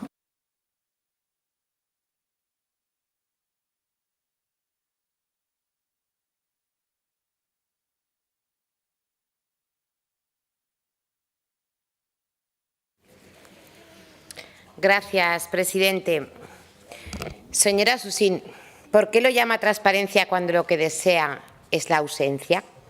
Creo que todo el mundo de esta Cámara sabe que su mayor deseo ha sido que no existieran estos fondos europeos y luego no han parado de poner palos en la rueda. Entiendo que siguen mareando la perdiz, intentando enfangar, crear desánimo y preocupación, y para ello utilizarán todo tipo de estrategias o malas praxis. Y no es así. El Gobierno de Aragón, el cuatripartito, no solo ha demostrado saber gestionar la pandemia muchísimo mejor de lo que ustedes gestionaron la anterior crisis, sino que hemos aportado estabilidad frente a la inestabilidad que han demostrado todas las comunidades autónomas gestionadas por la derecha, que además hemos sabido conseguir muchos más fondos europeos de los que teníamos inicialmente establecidos. Perdón, lo siento, pero necesito hablar. No solamente todo esto, sino que también hemos sabido contarlo, lo estamos contando y estamos dando información a cada uno de los pasos, pero estamos en medio del proceso, como comprenderán y saben perfectamente, no podemos estar dando datos de lo que va a pasar mañana, hoy. Entonces, estamos absolutamente al día. El PP quería y defendió en vez de la bandera española la holandesa, porque volvía a pedir la austeridad en ese estupendo julio del 2020 en el que conseguimos que Europa cambiaran sus políticas hacia huir de ese austericismo al que ustedes nos sometieron. En ese sentido, los que llevan las banderitas tienen que hacérselo ver cuando vas contra tu propio país y cuando después de eso no solamente fue vergonzante, sino que este mismo 9 de febrero vuelven a ir con todos sus alcaldes, Azcón a la cabeza, a pedir que no nos lleguen los fondos. Vergonzante. Vergonzante y humillante. Y entiendo que salgan ustedes al ataque para intentar defenderse de una actitud anti-aragonesa y anti-española. Con lo cual, la verdad es que, ya dicho esto, solamente por favor, perversiones un poco como de respeto. indicar que los fondos estaban llegando solo a los ayuntamientos de la parte del arco que gobernamos, y de repente el señor Azcón, ayer o antes de ayer, recibe el 100% de lo que había pedido. Ustedes por lo menos me han dicho: ¡Hoy va! ¡Que me he equivocado! ¡Perdón! No, bueno, pero es que eso de la humildad o la lealtad hace días que lo dejaron a un lado. Van por delante los egos y las siglas, incluso las personas, que cualquiera de las instituciones, porque en este caso es tremendo lo que están haciendo, intentando encima enfangar una gestión que está siendo avalada en cada uno de los pasos por la Comisión Europea. Es decir, FEDER, PERTES, MRR, REACT, y me consta que conocen perfectamente los detalles de cada uno de ellos, que saben perfectamente la dificultad de la gestión de todos uno de ellos. Y lo que están haciendo es mezclar conceptos, porque dicen que nosotros gestionamos aquello que no gestionamos, que es lo que no está ejecutado, y sin embargo callan las maravillosas cifras de ejecución de lo que sí que es responsabilidad nuestra. Eso no es perversión, eso no enfangar la realidad, eso no intentar crear un relato que cree inestabilidad en Aragón. Evidentemente, como digo, la Comisión Europea ha avalado cada una de las cosas que hemos estado haciendo, desde la solicitud a cada uno de los documentos de ejecución, porque Aragón lleva muchos años demostrando una buena gestión, el Gobierno de Aragón lleva muchos años demostrando una buena gestión, tanto en los marcos financieros plurianuales, que bien conoce el vicepresidente, como bien ha explicado, en el actual, que tenemos una ejecución maravillosa, que también por eso conseguimos esos REACT-EU de 267 millones de euros, que todavía estamos a la mitad, como bien ha explicado el portavoz del PAR, de su ejecución, y ya vamos muy por encima del porcentaje de ejecución. Es decir, un aplauso del PP a la buena ejecución de unos fondos que van para 2 años y están a mitad del tiempo muy por encima del 50%. Claro que sí, estamos ejecutando lo que es responsabilidad del Gobierno muy bien, y por eso tienen que enfangar y mezclar el relato diciendo que hay falta de transparencia. No hay falta de transparencia. Lo que hay es, a lo mejor no hay una web, pero está todo absolutamente fiscalizado y publicado, absolutamente cada una de las cifras y cada uno de los expedientes en los documentos legales del Gobierno de Aragón, que es donde tienen que estar, y saben ustedes perfectamente. Que ustedes mezclen la información de convocatorias estatales con aragonesas es perverso, porque además saben ustedes perfectamente dónde está la diferencia de cada uno de ellos. Y que no tienen información. En este Gobierno se ha comparecido rigurosamente cada vez que hemos tenido información de muchas conferencias sectoriales. Saben perfectamente que a día de hoy hay muchas conferencias sectoriales que han dicho la cuantía, otras que no lo han dicho y otras que ni siquiera han dicho en qué se puede gastar, con lo cual es imposible ejecutar si no te han dicho en qué te lo puedes gastar. Y todo esto lo saben, lo conocen, y lo único que están buscando es pervertir el relato. O poco elegantemente copiarse ideas como esa de la ciberseguridad, que ya saben que tenemos más de 12 millones de euros para hacerlo.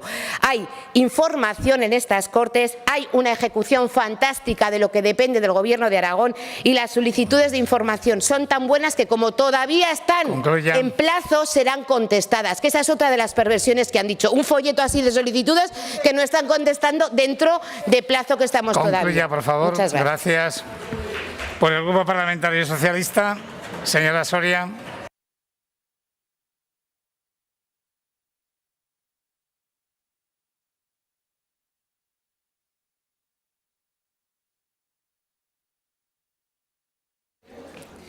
Muchas gracias, señor presidente. Buenos días, señor consejero. Doble solicitud que le trae hoy aquí esta mañana a hablarnos sobre la gestión de los fondos europeos.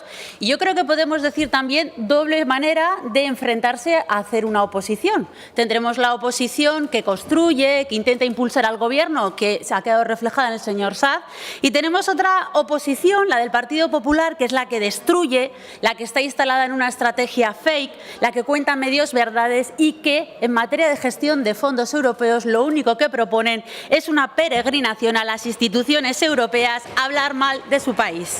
Intervención estupenda, señora Susín.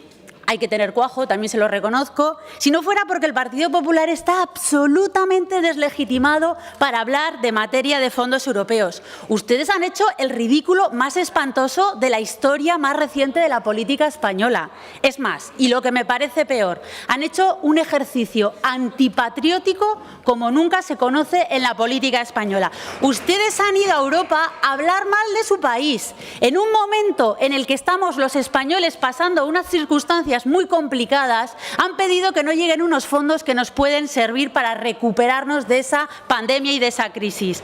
Pero lo más grave, o bueno, mejor dicho, lo más interesante es que les dieron con la puerta en las narices y que no pudieron salirse con la suya. Algo penoso. ¿Y todo para qué? Pues sencillo, para torpedear la acción de los gobiernos. Sí, señora Susín, la acción del Gobierno de Aragón, que ha venido aquí con toda la vehemencia hoy súper preocupada porque no se están cumpliendo unos fondos europeos que, si hubiera sido por vosotros, se hubieran quedado en Bruselas. Y después de escucharle a usted y sobre todo ver la rueda de prensa que usted dio ayer, yo llego a una conclusión. O usted no sabe nada de fondos europeos o, lo que es peor, usted miente. Porque usted mezcla fondos propios, MRR, REACT-EU. Y, por cierto, le diré por qué un ejemplo. Usted ha terminado su intervención diciendo esto es deuda y habrá que devolverlo. No, señora Susín, esto no es deuda. Esto son transferencias al Estado que están vinculadas y condicionadas a unas inversiones. Si se hacen, se les da, y si no se hace, no se les da. Así que no intenten confundir y no intenten mentir.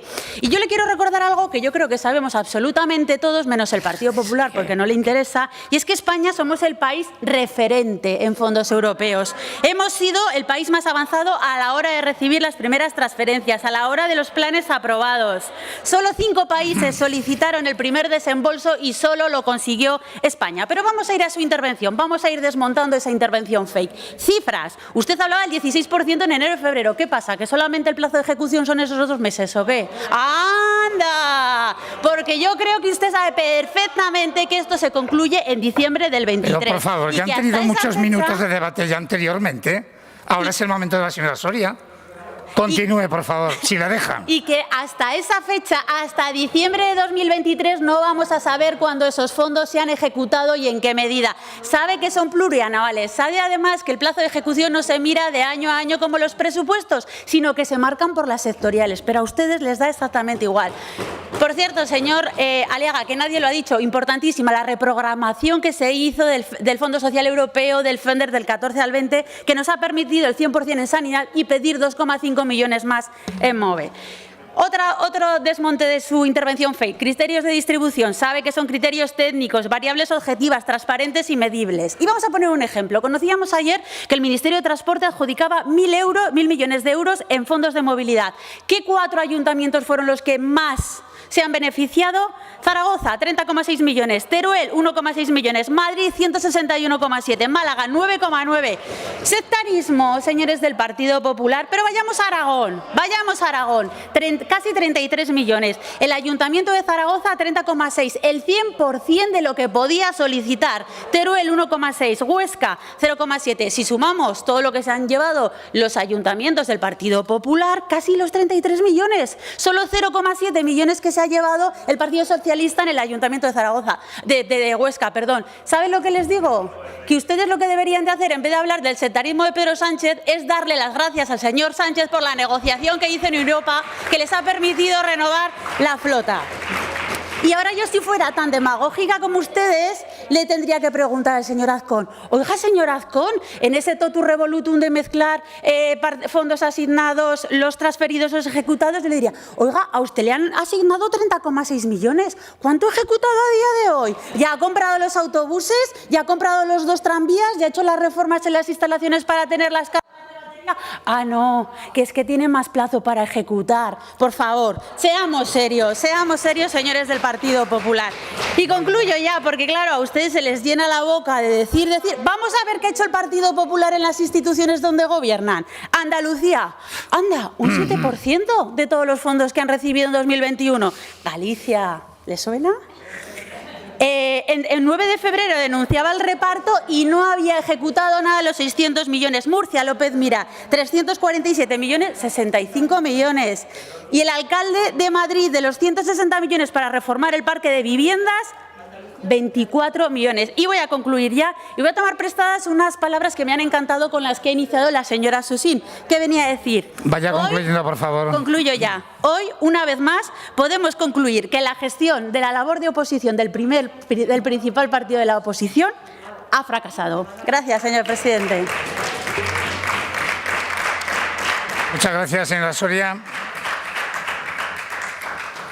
Señor vicepresidente, su turno para contestar al resto de los grupos. Pero vamos, puede contestar usted.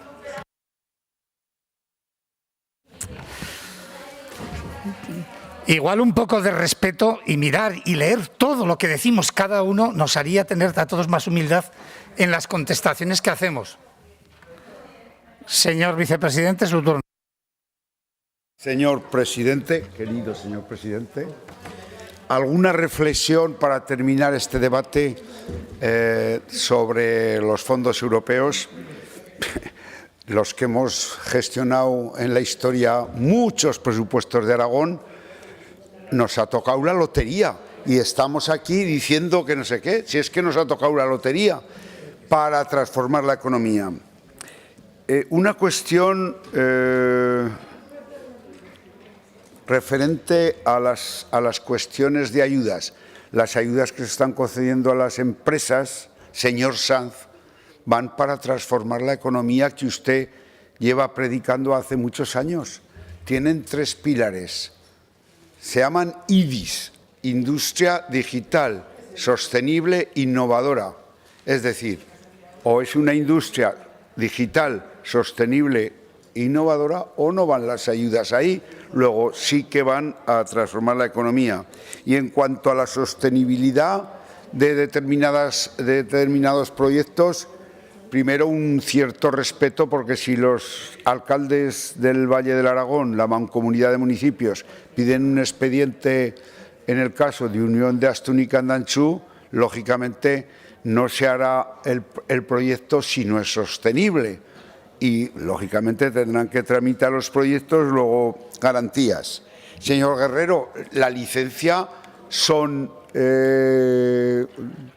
o 12 meses, pero para abrir luego el comercio, temas de residuos, temas de ruidos, y entran otros 30 reglamentos. Es decir, que la verdad es que la normativa que nos hemos dado para garantizar la seguridad de las personas es tan estricta, pero referente a esto, pues vivimos en una sociedad con, entre comillas, prácticamente sin riesgos.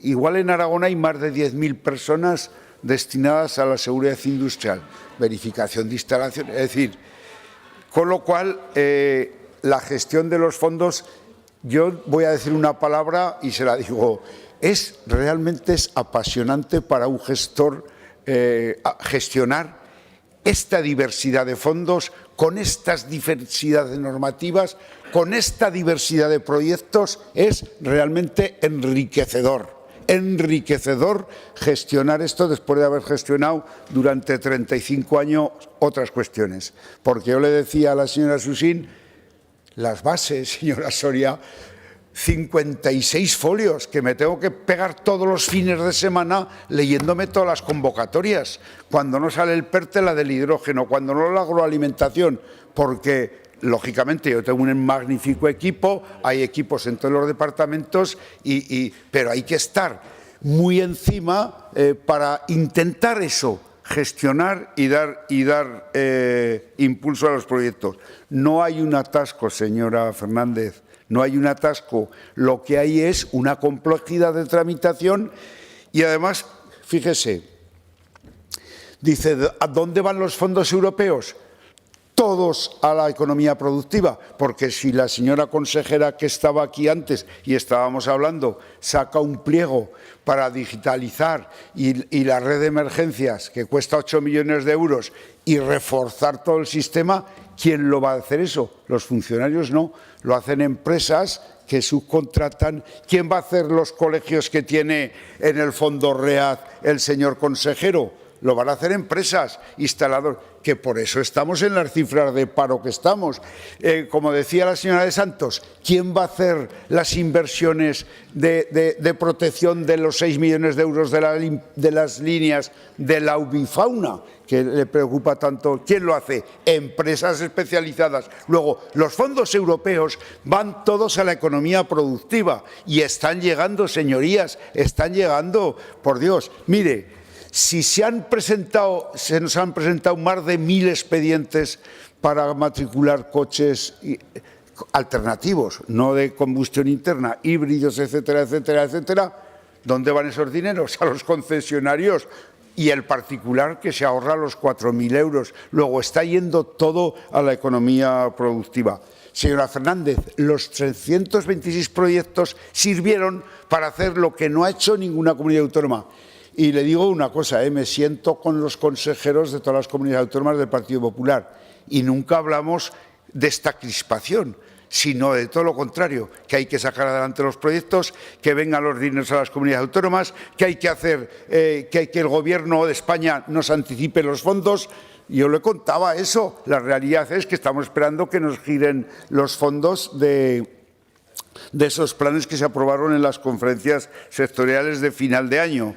En la ejecución se ha repetido por activa y por pasiva.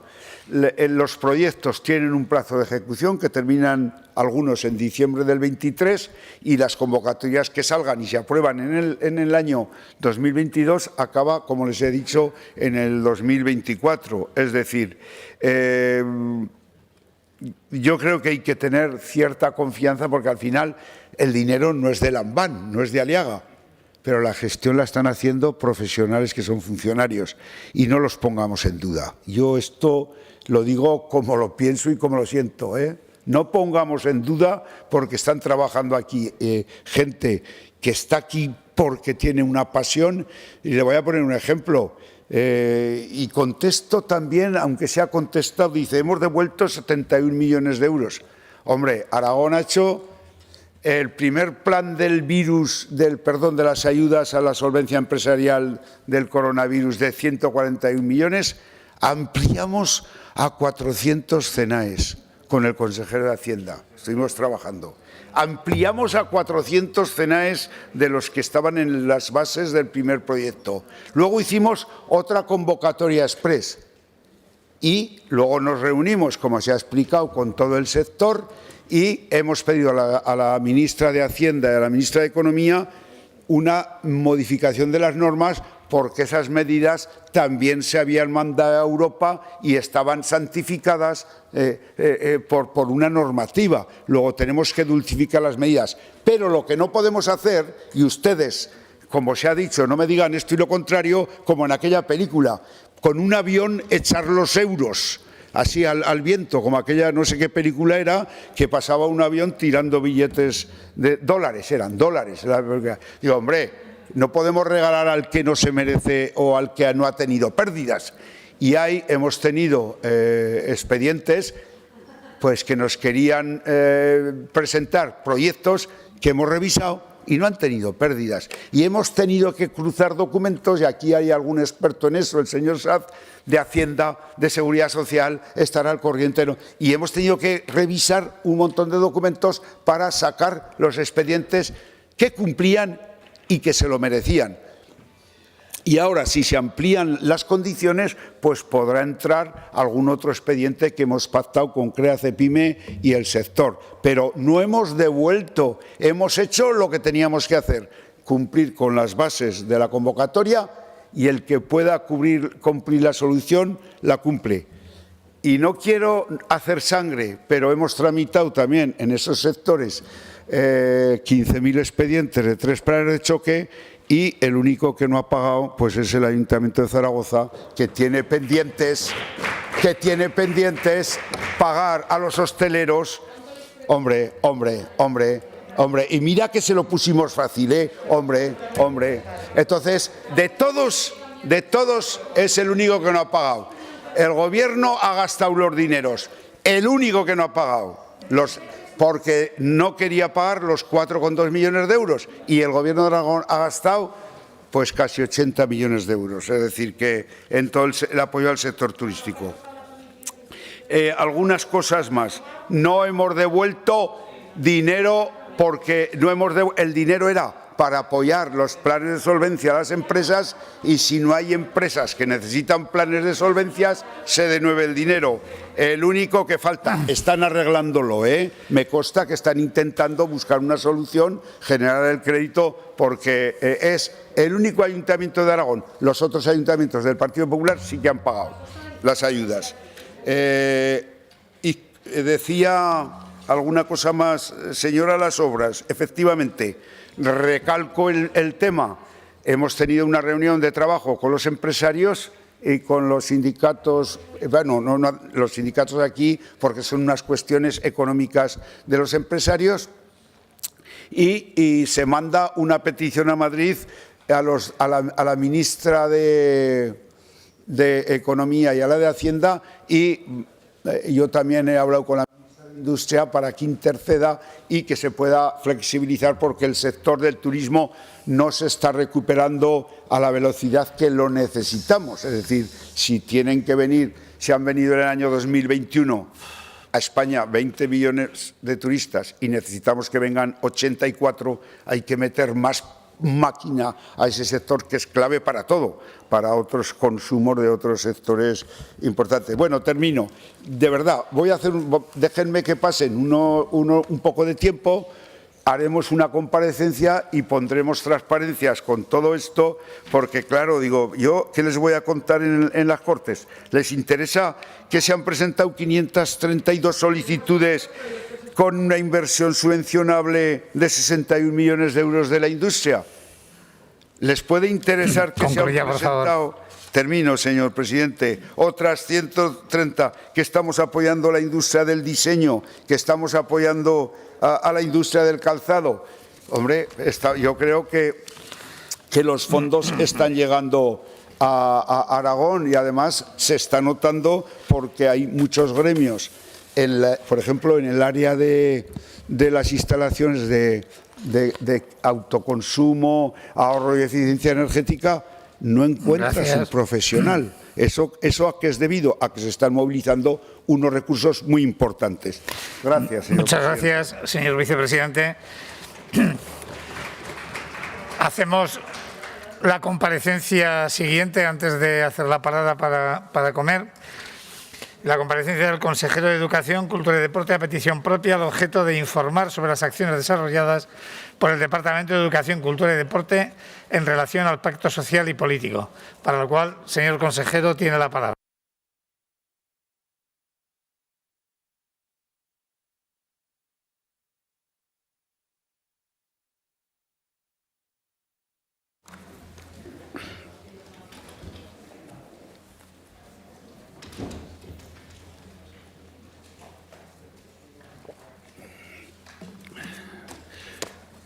Gracias, señor presidente. Buenos días, señorías.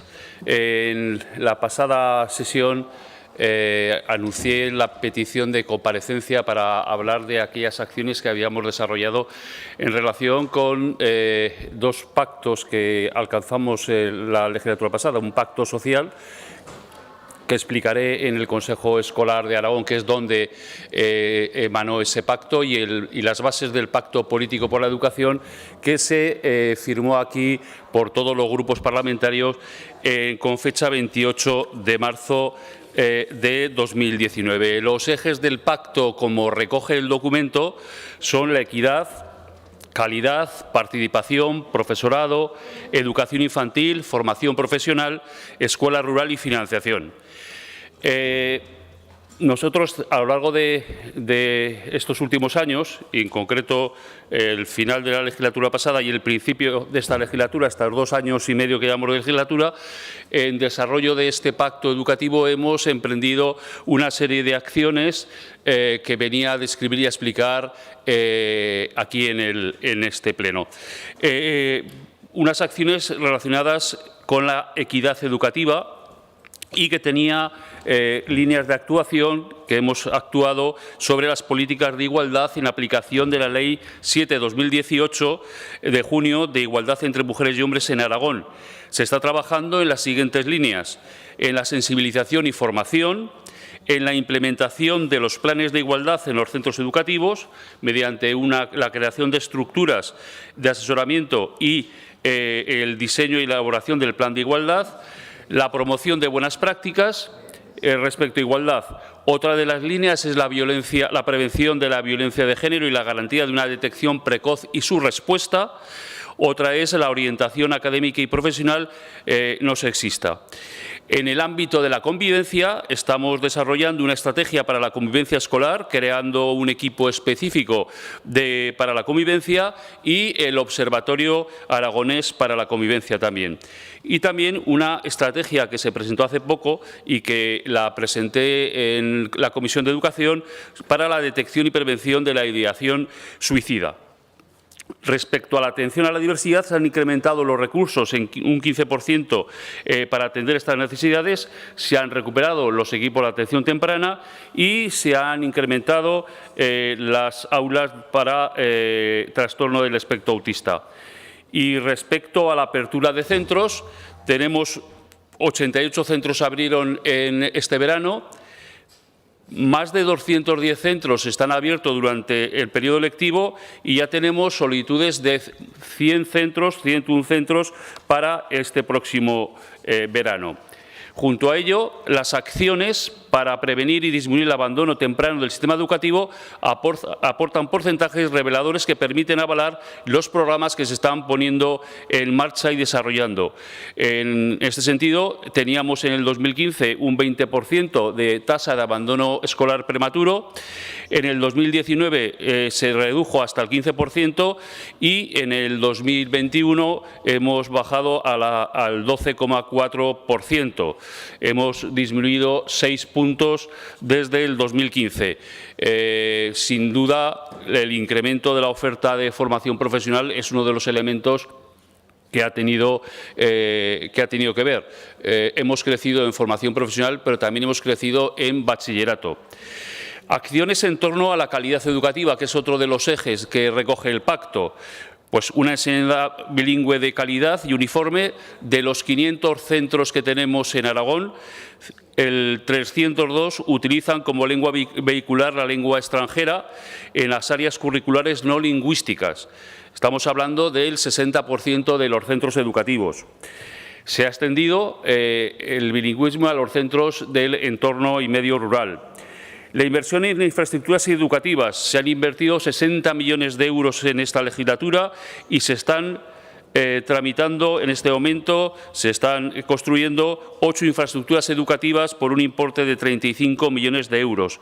Con respecto a la evaluación, según el último informe PISA de 2018, Aragón se sitúa en todas las competencias, ciencias, matemáticas y lectura, por encima de la media española y de la Unión Europea y OCDE.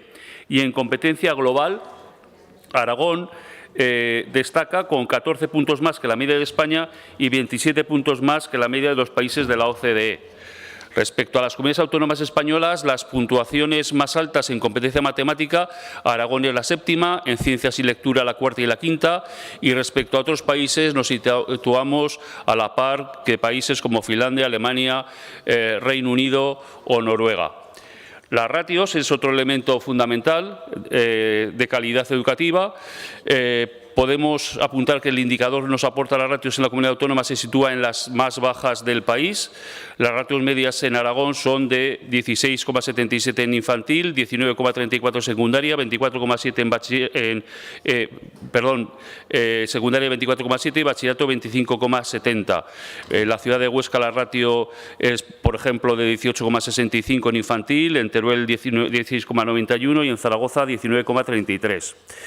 Con respecto a la participación, que es otro de los ejes del pacto educativo, decir que se ha aprobado hace unas semanas el anteproyecto de ley en Consejo de Gobierno de participación educativa, que actualmente se encuentra en una fase de deliberación y de proceso participativo. Estamos, creo que, en mitad del proceso de participación, o sea que pronto se convertirá en un proyecto de ley.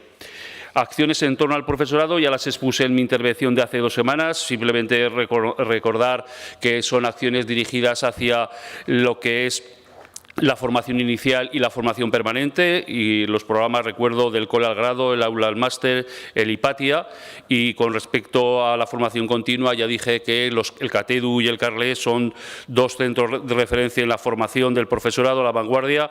Tenemos 250 actividades con 10.000 participantes en cada una de ellas. Perdón.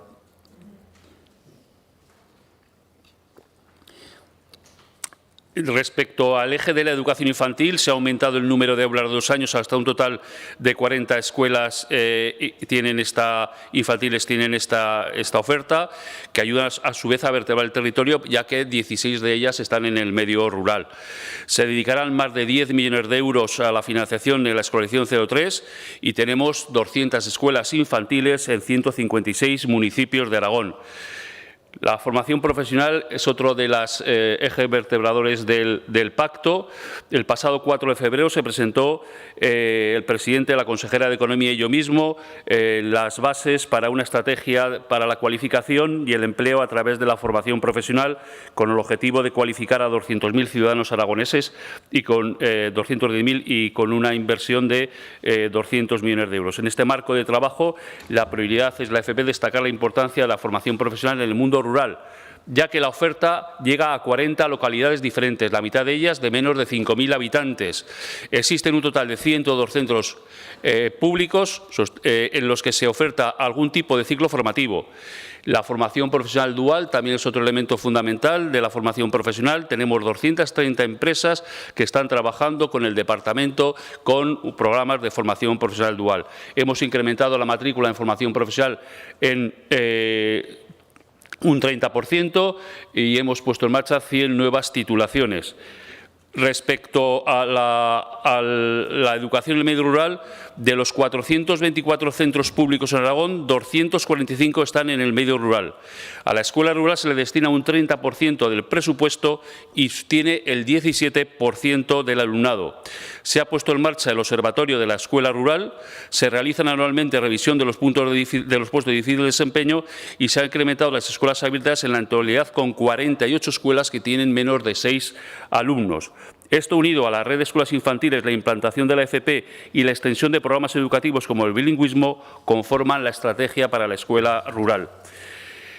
Y acciones en torno a la financiación, que era uno de los últimos puntos del pacto. Desde 2015 se ha incrementado el presupuesto de educación en un 50%, pasando de 730 millones a 1.000 millones. Y un incremento del 18% en esta legislatura, teniendo un peso del 15,4% del total de la comunidad. En definitiva, señorías, estamos preocupados y ocupados en gestionar la pandemia de la COVID, pero no hemos dejado de trabajar en el desarrollo del Pacto Social y Político por la Educación en Aragón. Muchas gracias. Gracias, señor consejero. Turno de los grupos parlamentarios. Izquierda Unida, señor Sanz.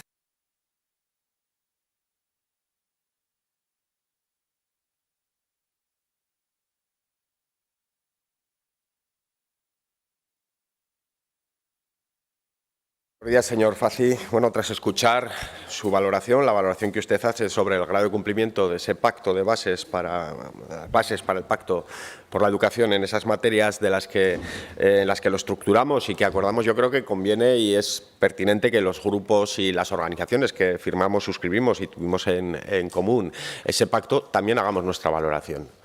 Y, evidentemente, yo le voy a preguntar por una serie de cuestiones que nos preocupan y que consideramos que son incumplimientos.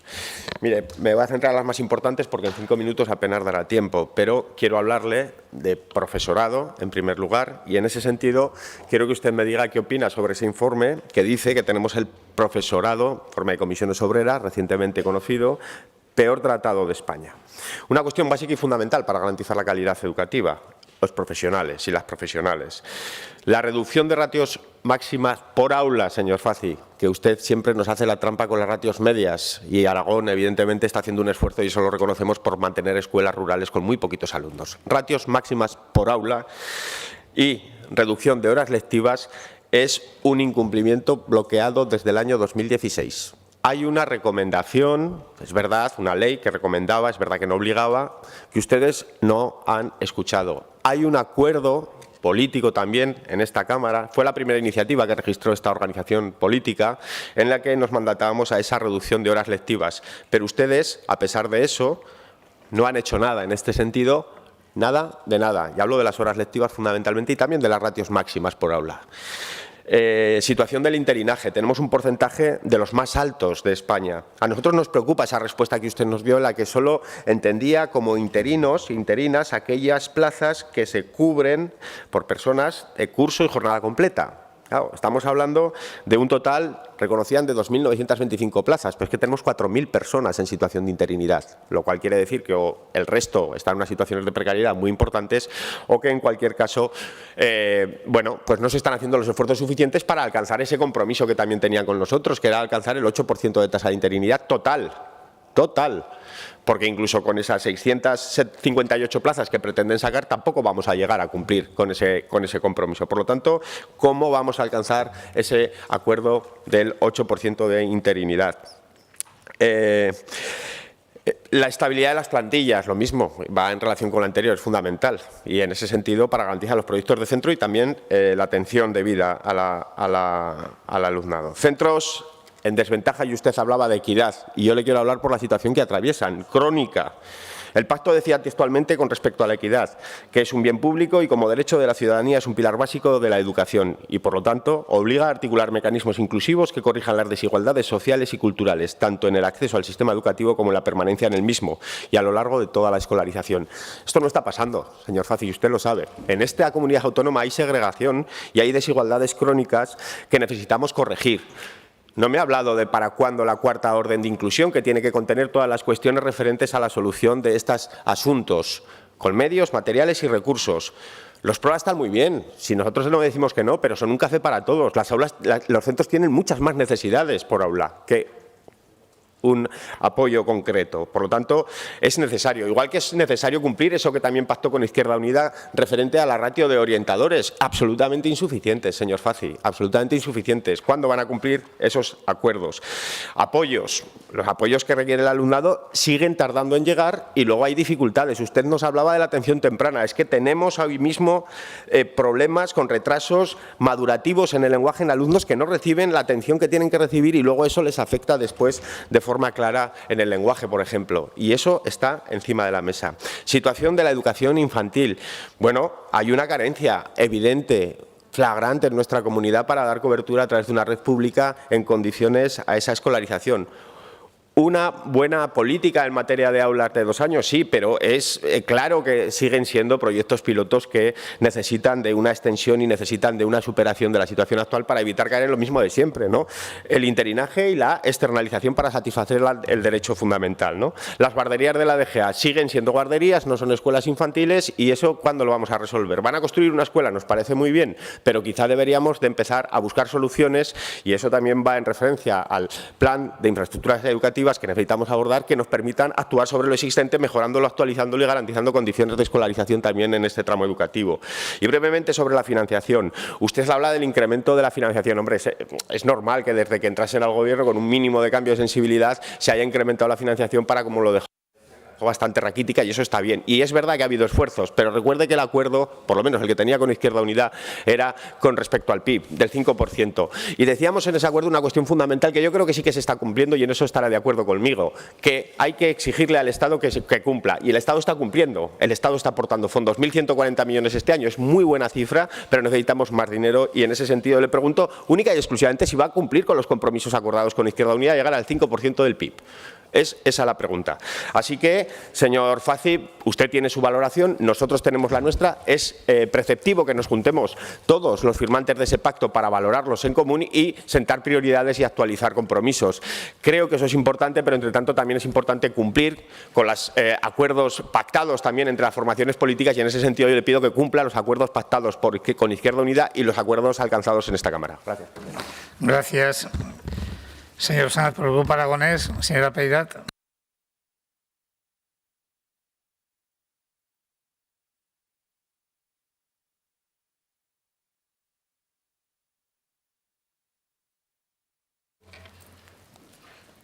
Muchas gracias, presidente.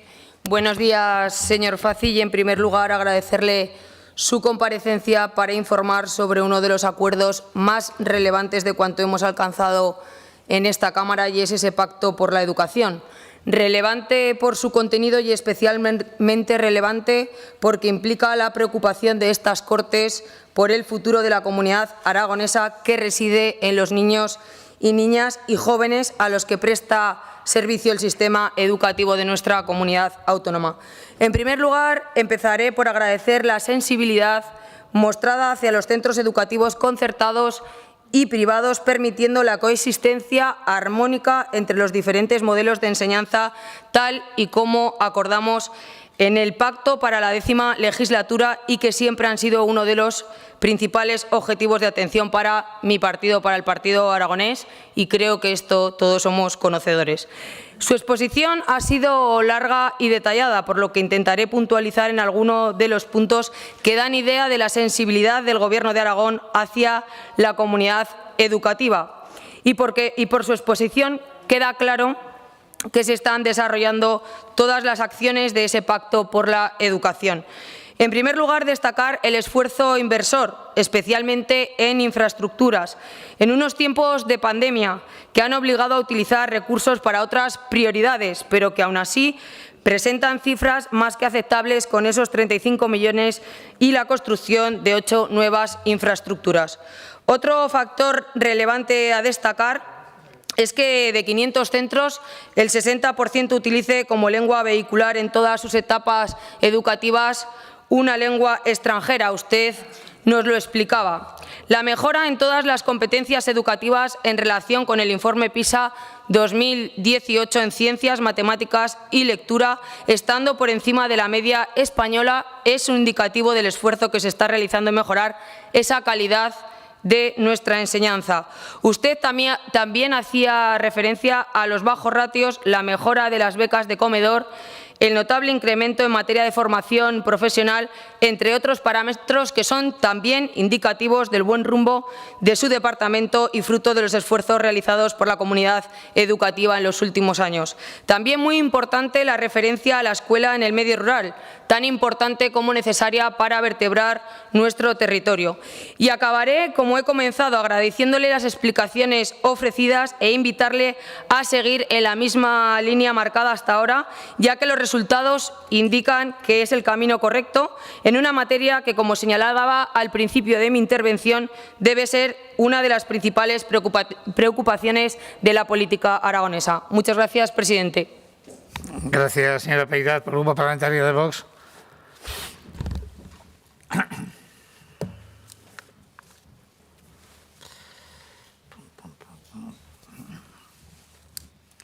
Señora Ranz tiene la palabra.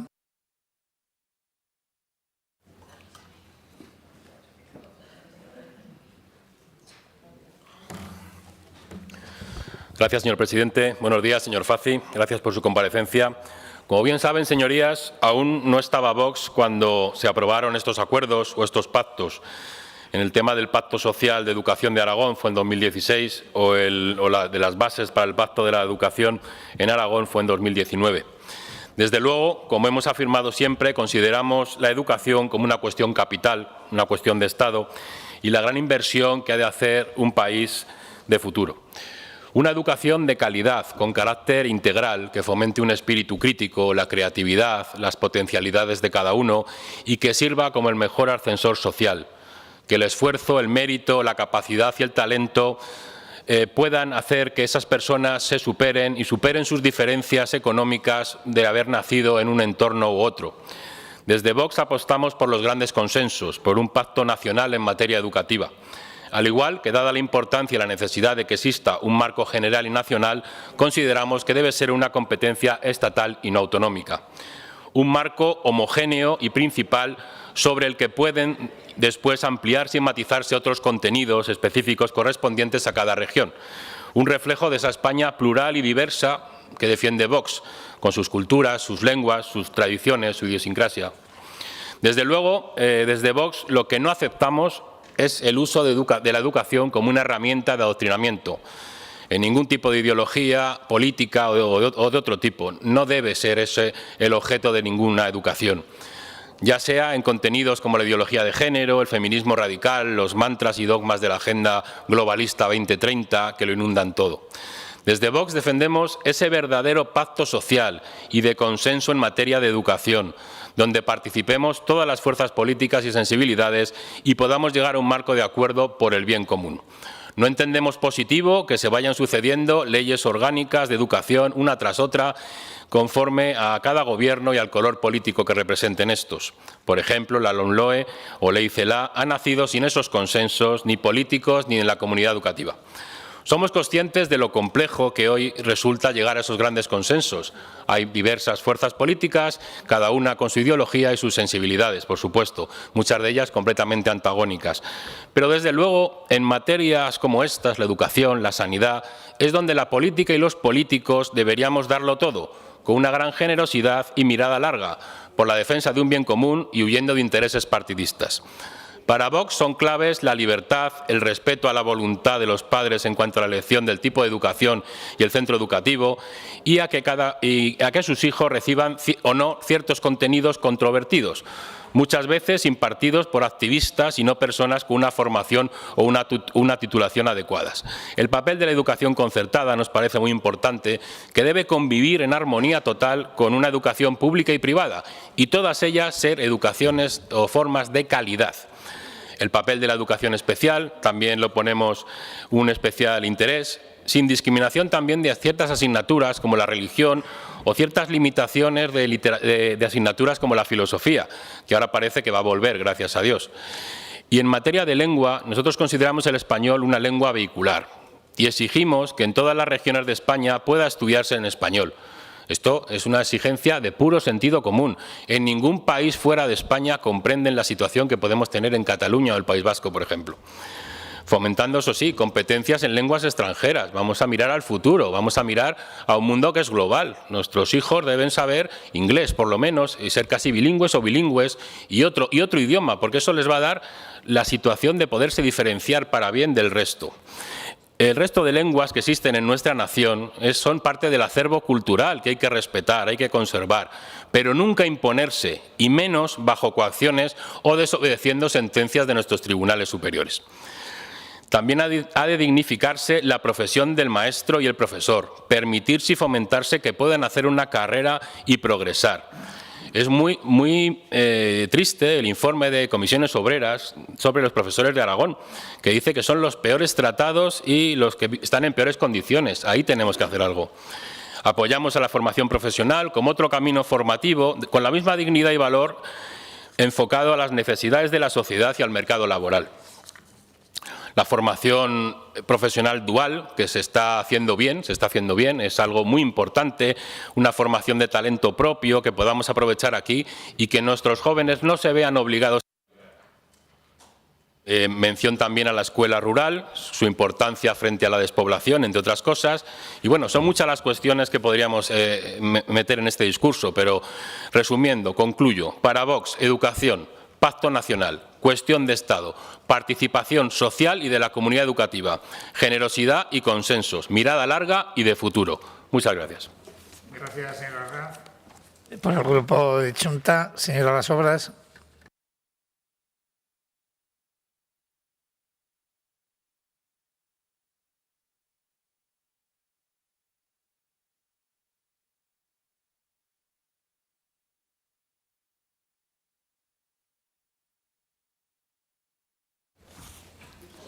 Gracias, presidente. Buenos días y gracias, consejero.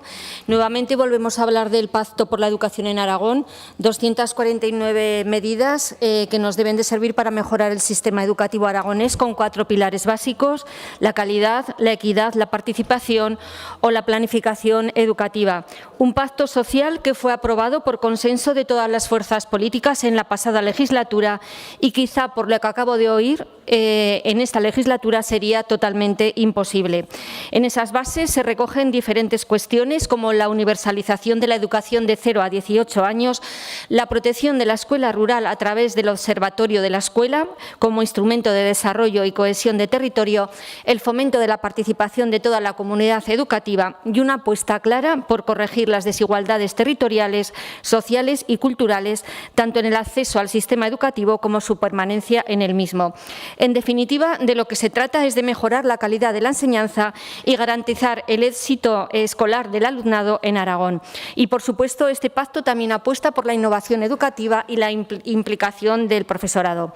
Por parte del Departamento de Educación se están realizando y trabajando en diferentes avances en educación infantil, como la escolarización de 0 a 3 años, sobre todo para contribuir a la igualdad de oportunidades y, sobre todo, porque es un recurso básico para la conciliación laboral y familiar. Otro pilar básico es la digitalización y la ampliación de la oferta de formación profesional, apostando por alcanzar la mejor cualificación del alumnado. 70 nuevos ciclos en la pasada legislatura, 19 en esta, sobre todo en localidades de menos de 5.000 habitantes. Todo esto ha supuesto un importante incremento de más de 1.000 plazas nuevas en formación profesional, acorde con el plan de modernización, en consonancia con las previsiones de empleabilidad y las necesidades de los sectores estratégicos de Aragón. Quiero destacar el continuo apoyo a la escuela rural y su mantenimiento con 3 alumnos, porque el cierre de la escuela rural tendría especiales consecuencias no solo en la vida y en el futuro de muchos pueblos, sino también en la situación de un modelo educativo que en la mayoría de los casos es inclusivo, equitativo e innovador. Desde Xunta Aragonesista siempre vamos a apoyar el desarrollo de los pactos educativos para blindar el derecho fundamental de la educación, para hacer posible una educación pública, inclusiva y de calidad para todos los jóvenes de Aragón, y que estos pactos garanticen la estabilidad y los recursos económicos necesarios para proteger la educación pública. Y quiero insistir también en la educación inclusiva, porque no es una metodología, ni un principio, ni un valor. La educación inclusiva es un derecho humano para aprender y desarrollarse con todas las personas que conforman la comunidad educativa, sin olvidar el resto de rutas que configuran el derecho al aprendizaje a lo largo de toda la vida. En otro orden de cosas, es importante asegurar tanto la igualdad de oportunidades para todo el alumnado, independientemente de su origen social, como que todo el alumno o alumna tenga la posibilidad de desarrollar al máximo todo su potencial. También nos gustaría aportar a este debate la necesidad de revisión del currículum educativo aragonés, y es que en los aspectos relativos a nuestro territorio hay todavía mucho camino por recorrer y por mejorar. Debemos lograr que este currículum tenga una personalidad propia y sea capaz de adaptarse a nuestro territorio, y para lograrlo hay que incidir en 3 aspectos fundamentales: editoriales, profesorado y alumnado.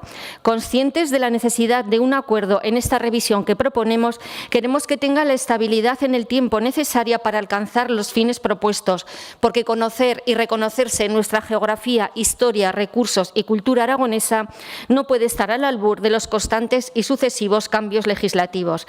Finalmente, insistir en que es necesario necesario dotar de suficientes recursos a la escuela pública. Desde Chunta Aragonesista es el modelo que hemos defendido y defenderemos, la enseñanza pública de calidad, garantizando que los recursos públicos destinados a educación no financien modelos educativos excluyentes. Un modelo educativo sin desigualdades, con cohesión social e igualdad de oportunidades para todo el alumnado aragonés. Gracias, presidente. Gracias, señora Las Obras. Por el Grupo de Podemos, señora de Santos.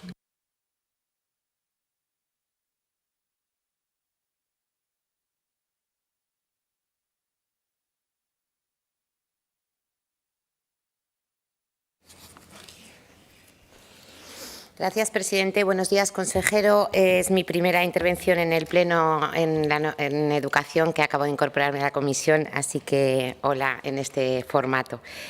La educación es un pilar de la sociedad y es una herramienta fundamental. Estamos escuchando unos discursos en esta línea coherentes, equiparables. Desde Podemos, evidentemente, valoramos que entre fuerzas políticas de distinto color en la legislatura pasada se pudieran llegar a estos acuerdos tan importantes, pero realmente hoy, a día de hoy, precisamente hoy, con la ocupación de Rusia de Ucrania y con los discursos que estoy escuchando o con los bloqueos de los acuerdos institucionales en la condena de esta ocupación militar del pueblo de Rusia, entiendo que sería bastante difícil llegar a acuerdos con algunos grupos que están haciendo lo posible por crear crispación y todo lo que no sea paz y tirar hacia adelante, porque están buscando el barro. Ser capaces de llegar a acuerdos es muy positivo, pero importante, por tanto, es llevar a cabo esas políticas y su desarrollo posterior, como bien se está haciendo desde el Gobierno del cuatripartito. Entiendo perfectamente que el consejero nos ha explicado, creo que no se ha dicho suficientemente que estos 2 años no han sido 2 años normales, que hay que recordar que hemos gestionado además toda una pandemia y que cualquier desarrollo que ha habido estos 2 años es además de tener que afrontar una de las situaciones de gestión más complejas que ha gestionado el Gobierno de Aragón en los últimos años. Con lo cual, felicidades también por la transparencia, algo de lo que se les está continuamente acusando de falta de transparencia, por el gesto de venir usted mismo aquí a comparecer sin que nadie se lo haya pedido para dar cuentas del trabajo que está haciendo el equipo de la consejería. Desde luego, incluso antes de que naciera este pacto, como bien conocen, además en persona hemos tenido los dos el honor de protagonizar negociaciones de la legislatura pasada, hemos ido impulsando muchos de los temas que hoy trabajamos aquí, así que es sobrado que desde Podemos la sensibilidad con este tema y la importancia que le damos y que seguimos trabajando. Y me remonto deliberadamente al 2015, porque en el 2015 no nos encontrábamos con una gestión normal, porque es verdad que los profesores, o muchas de las cosas que se han dicho, estamos por detrás de otras comunidades autónomas, pero es que en el 2015 nos enfrentábamos a la época de mayores recortes que ha habido protagonizada por el Partido Popular, y es que no es baladí, no se puede obviar. Ha habido que remontar de una situación nefasta, tremenda, en la que la sociedad aragonesa tuvo que salir a la calle a pedir que no se le asfixiara más a la educación pública. Y de esos polvos, estos lodos, quiero decir, vamos detrás de lo que se debería estar, pero muy, muy, muy por delante de cómo nos dejaron el patio de revuelto. En este sentido, esperemos que no tengamos necesidad de más mareas verdes, ni de que los docentes, los alumnos o los padres, de la mano toda la comunidad educativa, todos los trabajadores, tuviéramos que salir a las calles a exigir esto. Y como bien se está haciendo y se está trabajando y caminando hacia la buena dirección, voy a decir simplemente que el fortalecimiento, evidentemente, nuestra baza es de la educación pública gratuita y laica, evidentemente con estos apellidos, porque es la única garantía de igualdad de oportunidades que hay y hay que defenderla mucho más allá de las palabras. El desarrollo de la 03, la opción de poder acceder a la escolarización pública y gratuita frente al modelo liberal de aparcaniños, el nuestro, que es de centros educativos que aseguran el desarrollo integral del menor, así como la conciliación de las familias y la dignidad laboral y salarial de las personas que trabajan en los cuidados. En este sentido, la conciliación y mejoras para la educación y la comunidad escolar. Es importante también abordar debates como las jornadas escolares, continuas o partidas, que me consta que se está haciendo un gran trabajo en este sentido, el del calendario escolar, más laico y con más criterios dispositivos didácticos, o el de los espacios educativos, véase la acogida de centros que por primera vez es gratuita gracias al trabajo tanto del Ministerio como del Instituto Aragonés de la Mujer, liderados por Podemos, que este año es gratuita ese aula de madrugadores, como otros espacios educativos como son los recreos o el espacio del comedor escolar, que deben tender hacia esa dignidad laboral y a convertirse en ese espacio integral dentro del programa educativo. En ese sentido, tenemos ese debe con los comedores escolares, los pliegos de licitación están preparados, hay que avanzar en esa línea, hay que mejorar la calidad de lo que comen nuestros menores, se ha realizado un buen trabajo con criterios de calidad y compra de producto local, hay que ir hacia adelante y además, y de forma paralela, sin perder nunca el objetivo, la construcción de esas cocinas en los centros, esas cocinas in situ, que hay presupuesto, que hay compromiso y que debemos avanzar seriamente. El emplazo, consejero, a podernos anunciar algunas que creo que podríamos hacer. Bueno, hay que continuar con las inversiones en infraestructuras educativas, como bien se está diciendo, muchísimas inversiones, pero había un recorte enorme al que tuvimos que hacer frente a la legislatura pasada y esta también. Hay muchas importantes en barrios en expansión, pero también en colegios que quedaron obsoletos por falta de inversiones continuadas y que se están adaptando a la nueva legislación y a las nuevas necesidades como las TIC o la inclusión o patios por el clima o distintos programas. En ese sentido, no puedo no hablar de las personas que trabajamos o trabajan en el entorno escolar y esa dignificación poco a poco para remontar esos recortes, insisto, del Partido Popular en las legislaturas en las que ellos gobiernan. En ese sentido, hizo un daño tremendo lo que pasó. Tenemos todos claro qué es lo que no tiene que pasar y se está trabajando adecuadamente para remontar y mejorar esa situación. Somos conscientes de que no estamos en la meta todavía. Gracias. Gracias, señora de Santos. Por el Grupo de Ciudadanos, señor Trullén.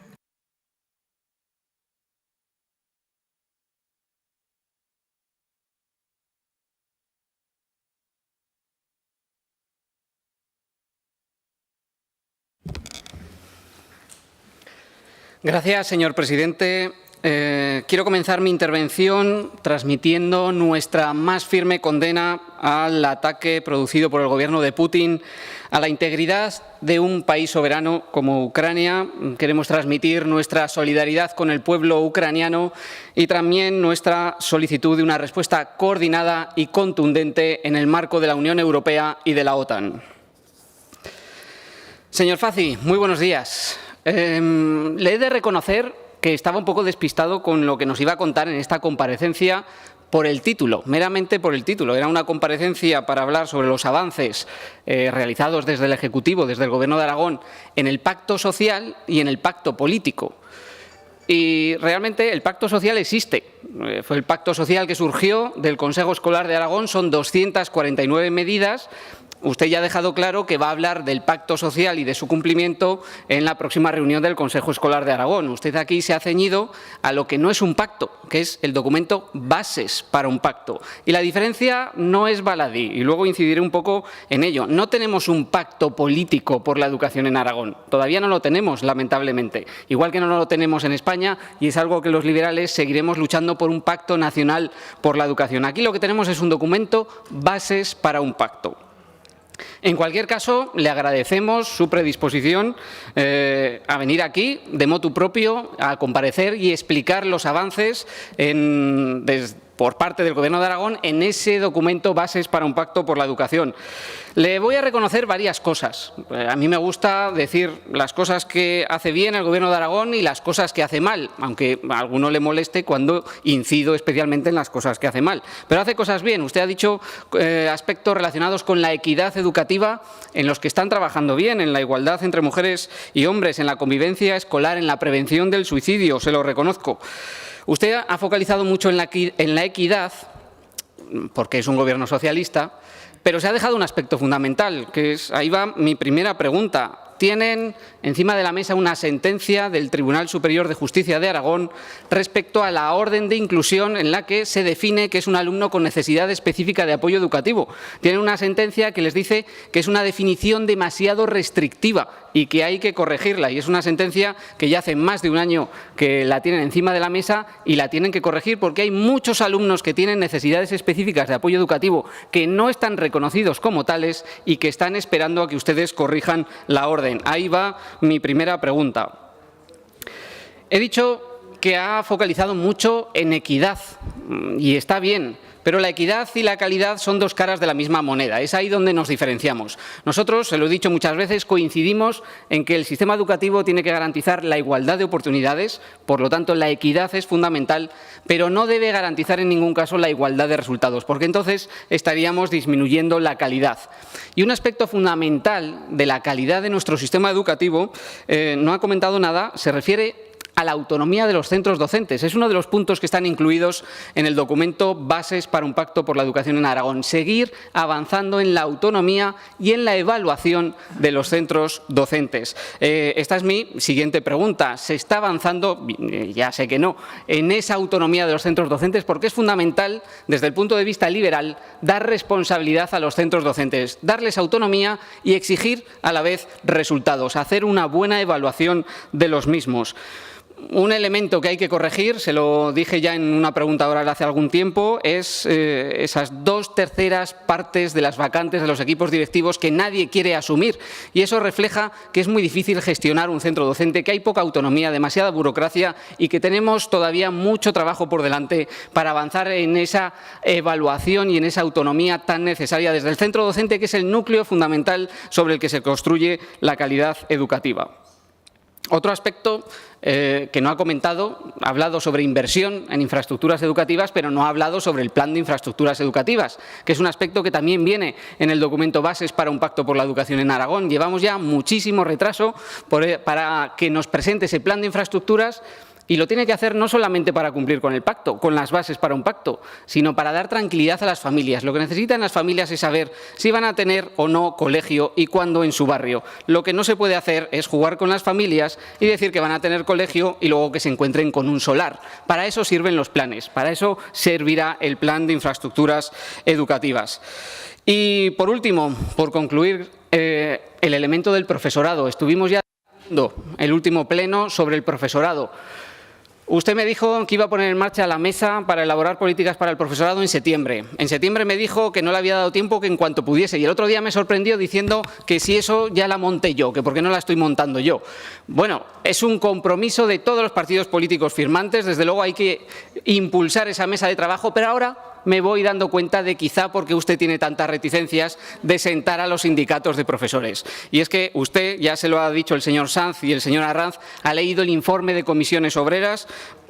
6 cursos después del cambio de ciclo político autonómico, Aragón es la comunidad autónoma que peor trata a su profesorado. Es un elemento fundamental, señor Fazi. Tenemos que seguir trabajando por el pacto. Le agradezco su comparecencia aquí, pero no hay que escurrir el bulto para seguir trabajando por el profesorado y por todos los demás aspectos de calidad y equidad educativa. Muchas gracias. Gracias, señor Trullén. Por el Grupo Parlamentario Popular, señora Cortés.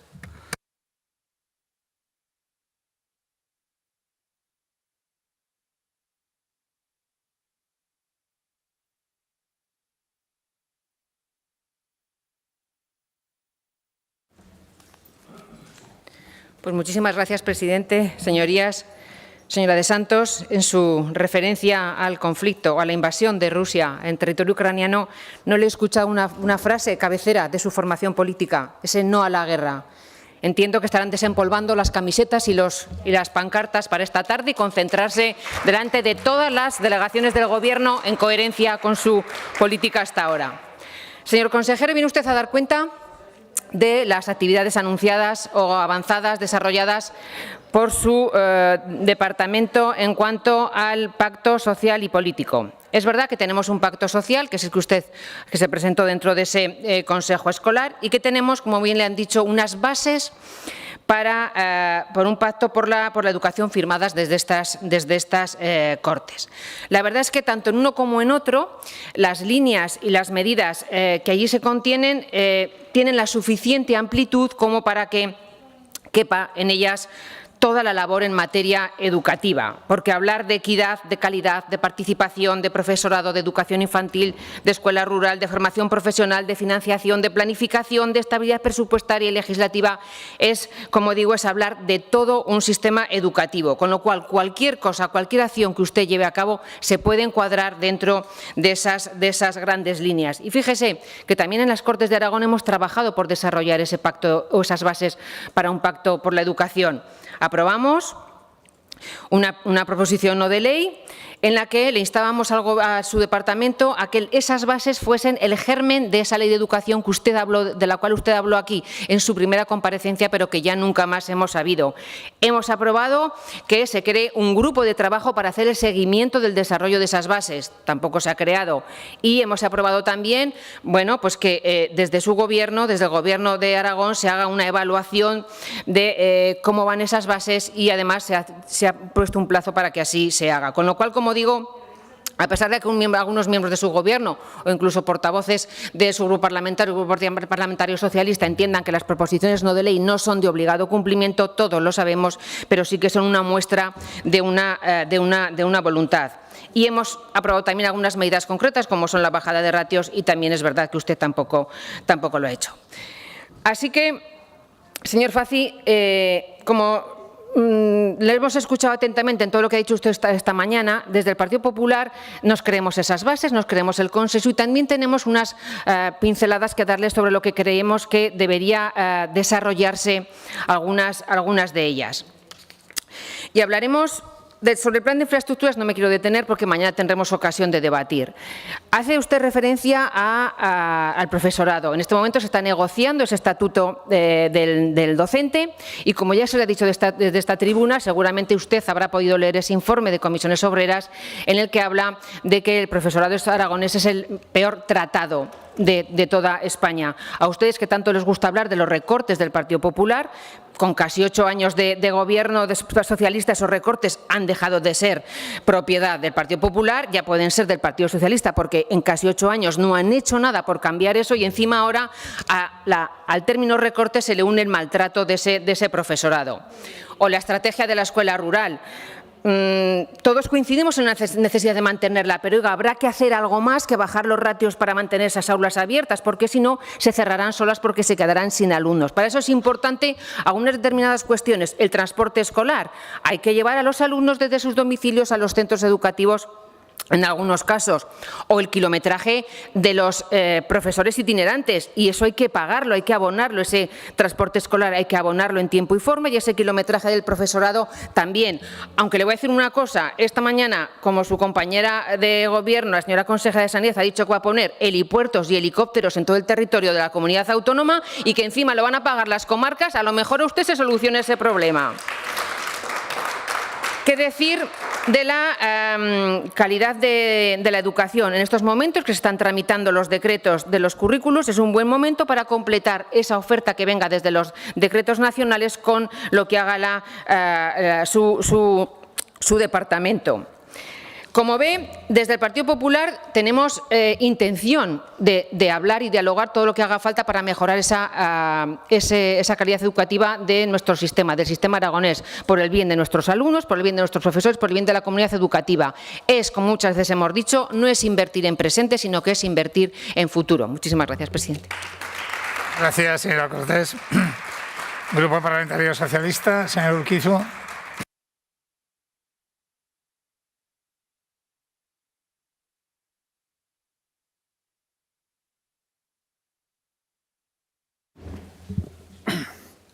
Muchas gracias, señor presidente, y muchísimas gracias, señor consejero, por su comparecencia.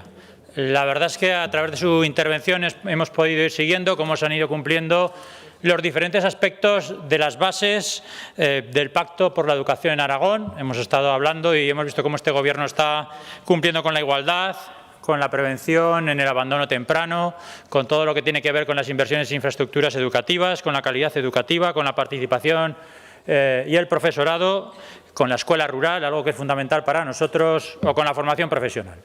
Pero la verdad es que a los socialistas, que somos los mayores garantes seguramente de los pactos en este país, no solo de la educación, sino de muchísimos otros pactos, siempre hemos partido de la base que para poder hacer un buen pacto tenemos que tener un buen diagnóstico. Es difícil hablar de un pacto educativo sin saber muy bien de qué estamos hablando, cuáles son las dificultades a las que nos enfrentamos.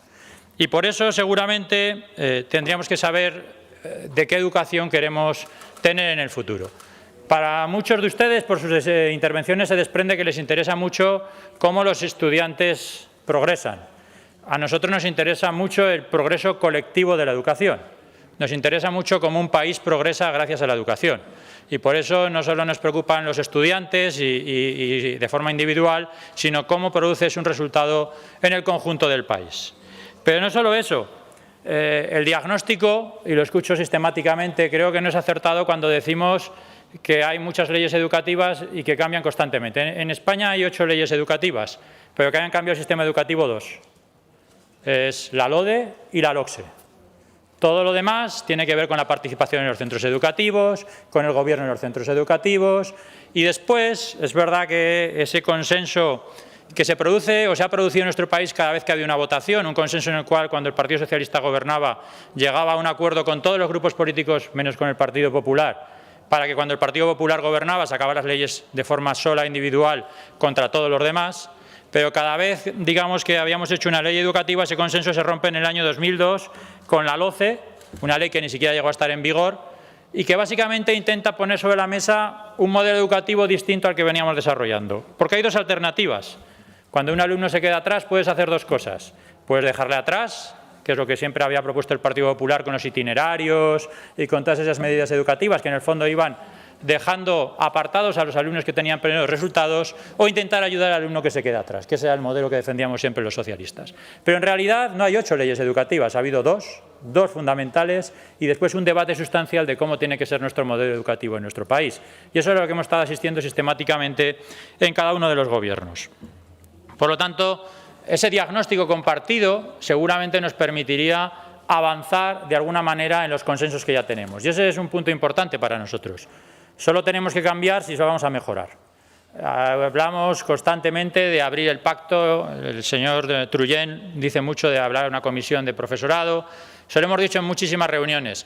Si queremos abrir el pacto es porque vamos a obtener un resultado mejor que el que tenemos y en estos momentos no creo que vayamos a obtener un resultado mejor que el que conseguimos hace unos años en esta Cámara. Por eso seguramente es mejor preservar lo que tenemos que abrir nuevos frentes sin tener garantizado que vamos a realmente progresar en los consensos que tenemos. Y en segundo lugar, porque en el fondo creo que tenemos que intentar avanzar sin hacer propaganda. Intentar avanzar, como digo, haciendo unos diagnósticos. Se habla mucho del abandono escolar, pero a lo mejor tenemos que empezar a hablar por qué hay abandono escolar. ¿Cuáles son las razones que están detrás del abandono escolar? Porque hay niños que consiguen acabar la educación obligatoria y otros no. Y eso nos va a dar mucho más, seguramente, sustancia en el debate que si seguimos en la propaganda y traemos aquí puntos muchas veces coyunturales, más que seguramente estructurales de nuestro sistema educativo y hablamos de cosas que están sucediendo un día sí, otra no. Ahora estamos hablando todo de comisiones obreras porque están pidiéndonos a reuniones a todos, pero seguramente avanzaríamos mucho más si en lugar de hacer propaganda de muchos de estos aspectos, habláramos de los elementos sustanciales que hay detrás del sistema educativo y por qué se producen los resultados que se producen. Por lo tanto, nosotros creemos en ese pacto, somos los mayores garantes de ese pacto. Casi todos los pactos que se hacen en nuestro país siempre ha estado detrás del Partido Socialista, por lo tanto, en cuestiones educativas también, y vamos a seguir garantizándolo. Y solo hablaremos o abriremos ese pacto si lo vamos a mejorar y si vamos a ir a la raíz de muchas de las cuestiones en lugar de atajar cuestiones muy puntuales más relacionadas, como digo, con la propaganda que con la solución a los problemas. Finalmente, solo 2 puntualizaciones por cosas que se han dicho aquí. Señor Trullén, nosotros no solo una. Nos interesa que todos los niños tengan una mínima educación básica, y eso es la igualdad de resultados, que todo el mundo alcance un mínimo, y nos interesa que todo el mundo pueda acceder, si lo desea, en igualdad de oportunidades, a la educación superior o a otro tipo de educación. No son incompatibles, ya oigo mucho hablar de como si igualdad de oportunidades y igualdad de resultados fueran 2 elementos incompatibles del sistema educativo. No hay que elegir, es cuestión la etapa educativa en la que estemos, a veces es resultados y a veces es oportunidades. Y sobre el profesorado, no quiero acabar mi intervención sin decir algo. Estamos todos, como digo, reuniéndonos con los compañeros de comisiones obreras, pero yo creo que algo tienen claro. Nosotros lo habremos hecho mejor o peor. Hemos convocado cientos de plazas de profesor durante estos 6 años que estamos en el Gobierno, por lo tanto se ha producido una estabilización del profesorado que no se ha producido antes y realmente si en algún momento estuvieron maltratados el profesorado en esta comunidad autónoma fue cuando gobernó el Partido Popular. Muchas gracias. Gracias, señor Urquizo. Señor consejero.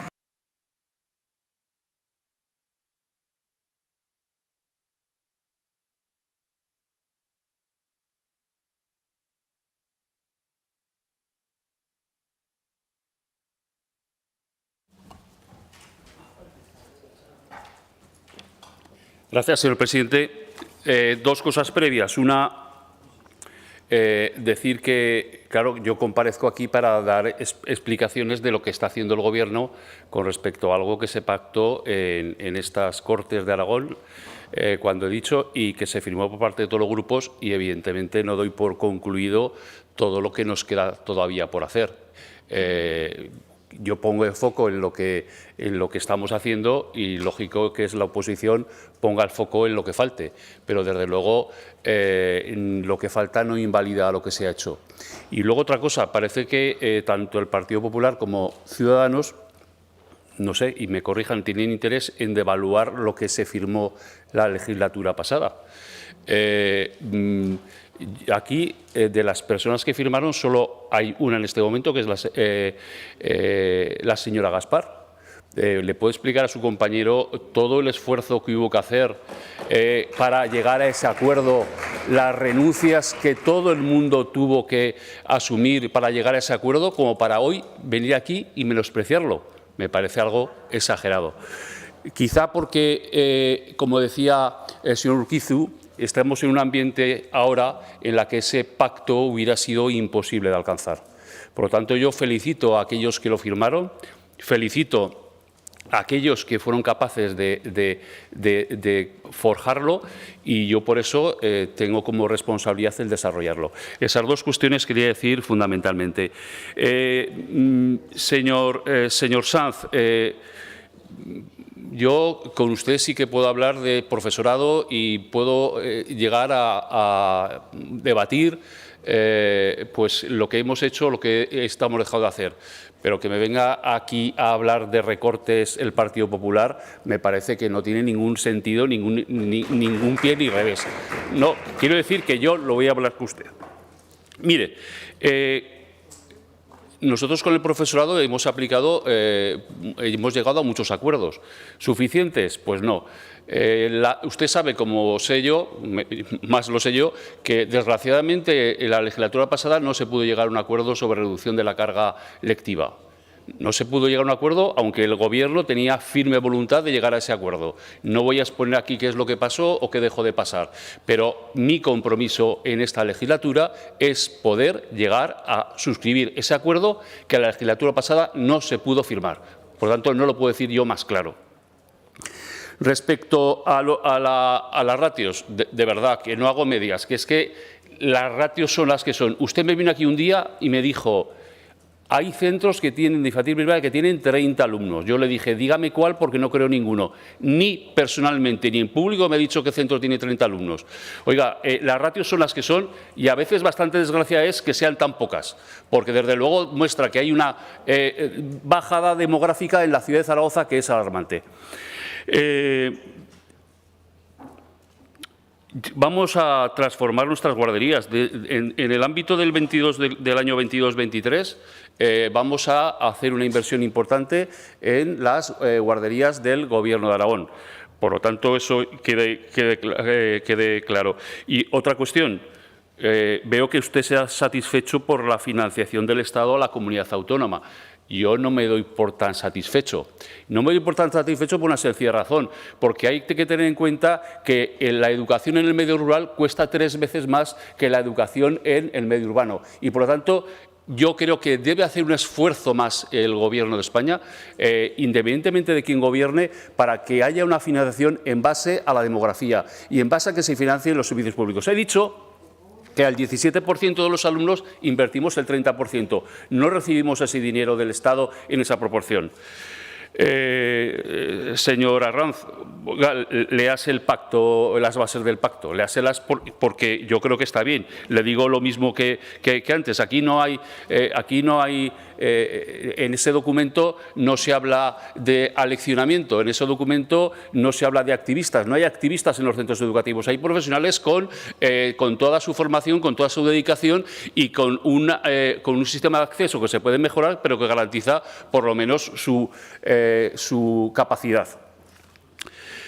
Señor Turull, empiezo por el final. Yo no tengo ningún reparo en reunirme con los sindicatos. Mira, me acerco a hablar con ellos hasta cuando se me manifiestan O sea, que no tengo ningún problema. Si con alguien me he reunido a lo largo de mi vida ha sido con los sindicatos. Si con alguien tengo yo buena relación, son con los sindicatos, con todos. Con los que están en la mesa sectorial, los que están fuera de la mesa sectorial. No piense que no tengo que tengo algún reparo. De hecho, en el Consejo Escolar van a estar los sindicatos.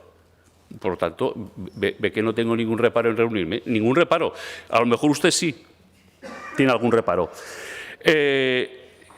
Ya le digo, el pacto es político y por eso he venido yo aquí a explicarlo. Iré al Consejo Escolar para explicar la parte social del pacto porque no son calcaos, son algo diferentes. La calidad, se lo he explicado en el informe PISA. La calidad del sistema educativo aragonés se refleja en el informe PISA.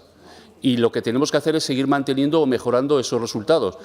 Por lo que nosotros nos preocupa la equidad, pero también la calidad del sistema educativo. Y estamos trabajando en ello. Estamos invirtiendo muchos recursos en la calidad de los centros educativos y en la calidad de la educación.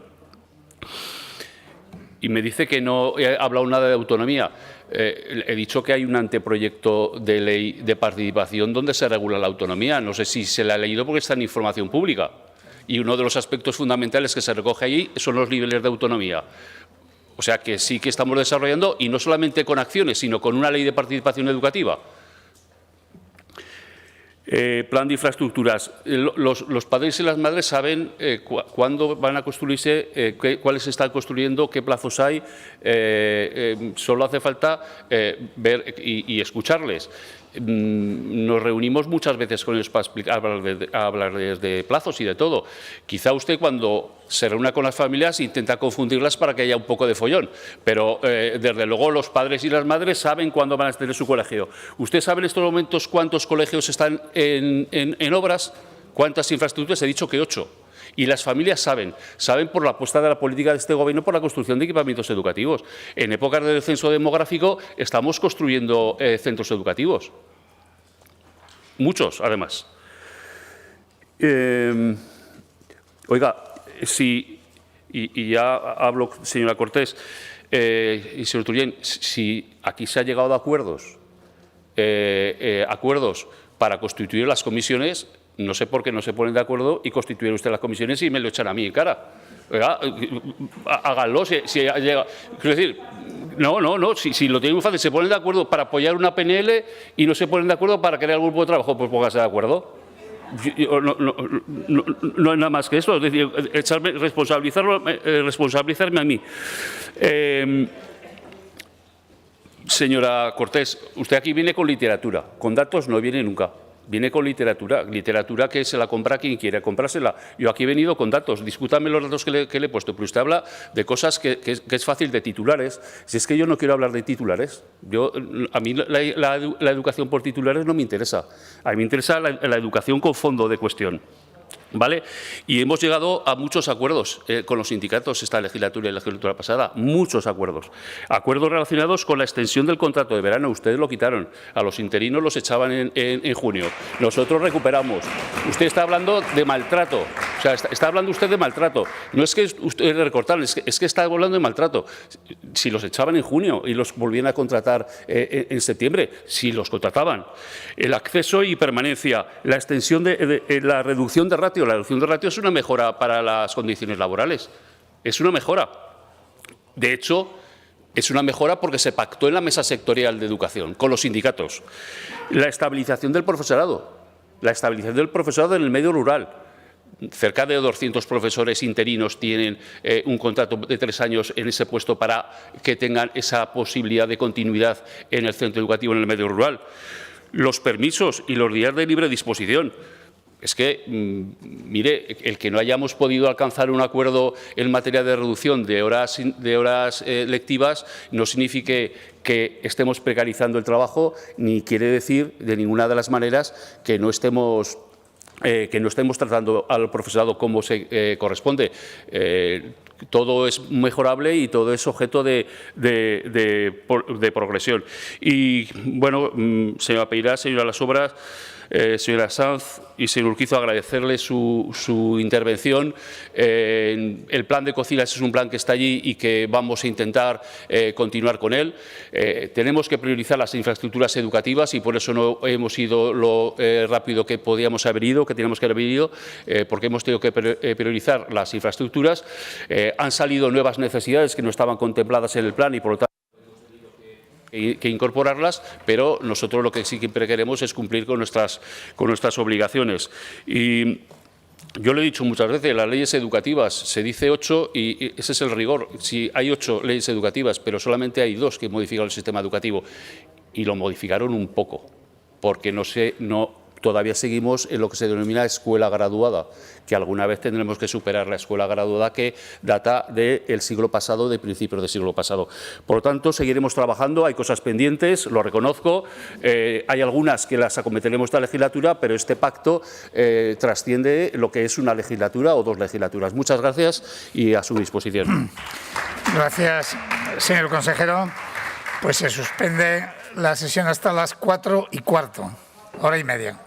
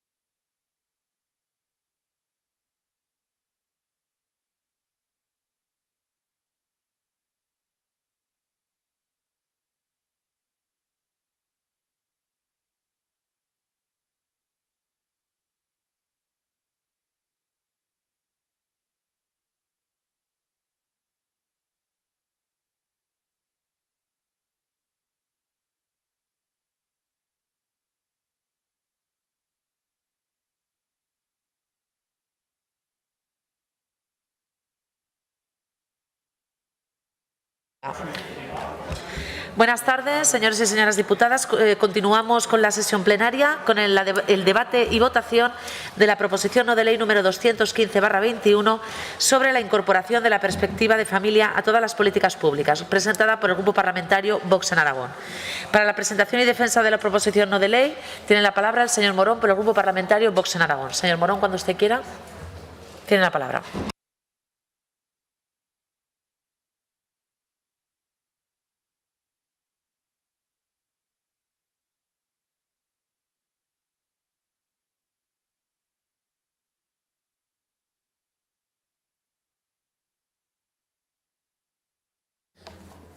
Gracias, señora presidenta.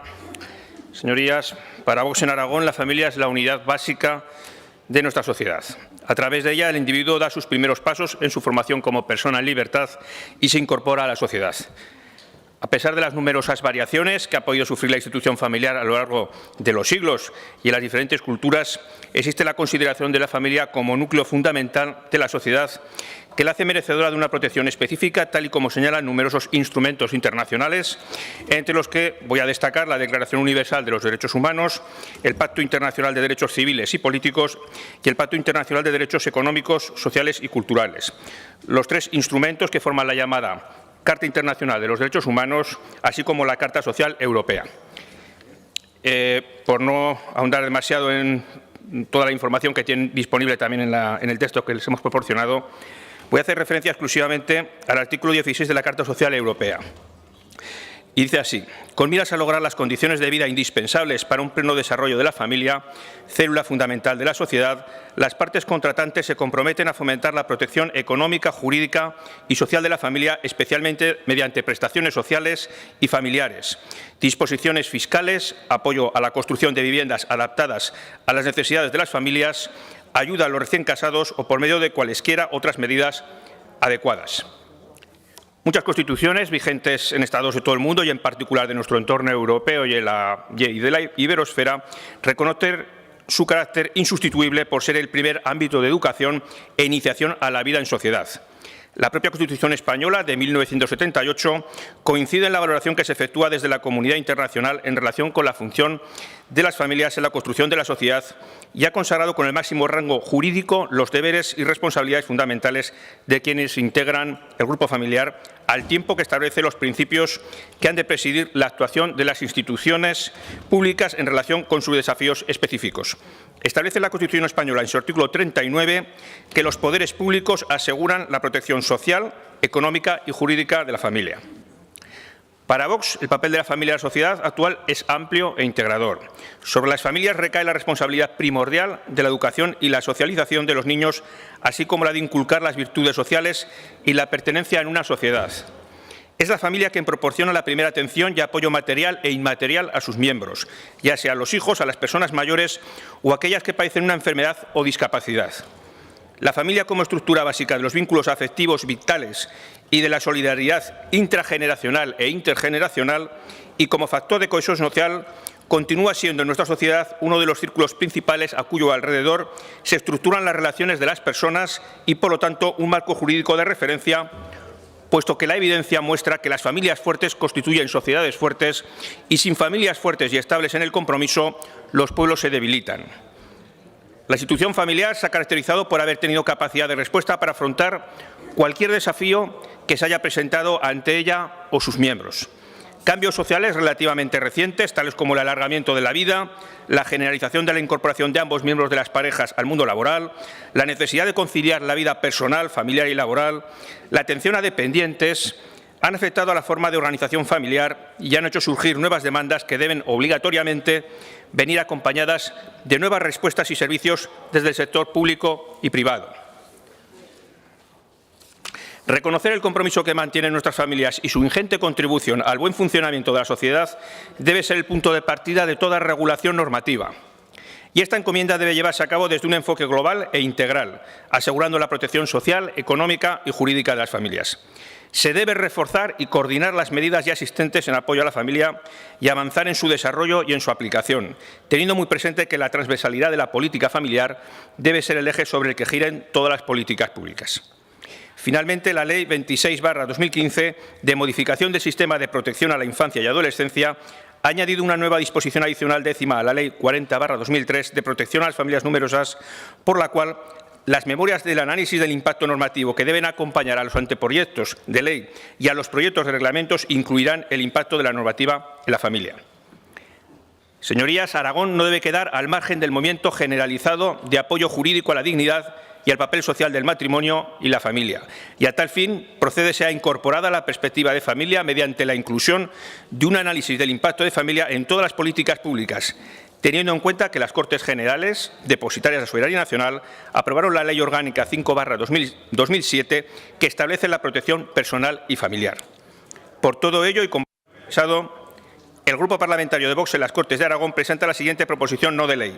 Las Cortes de Aragón instan al Gobierno de Aragón a que, en el ámbito de sus competencias, procure la incorporación de la perspectiva de familia en todas las políticas públicas y, en consecuencia, disponga lo siguiente. Punto número 1. Se apoya a la familia como elemento natural y fundamental de la sociedad y sea dispuesta a la incorporación de la perspectiva de familia mediante la inclusión de un análisis del impacto de familia en todas las políticas públicas, de forma que los matrimonios y familias sean tenidos en cuenta de manera transversal por todos los entes públicos de la Administración general, institucional y consultiva.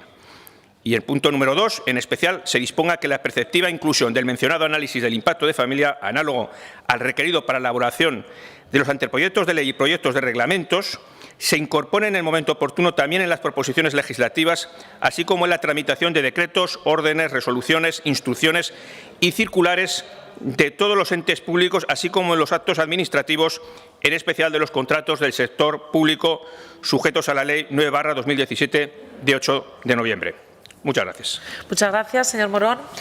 Se han presentado 2 enmiendas por parte del Grupo Parlamentario Ciudadanos Partido de la Ciudadanía. Para su defensa, tiene la palabra la señora García por un máximo de 3 minutos.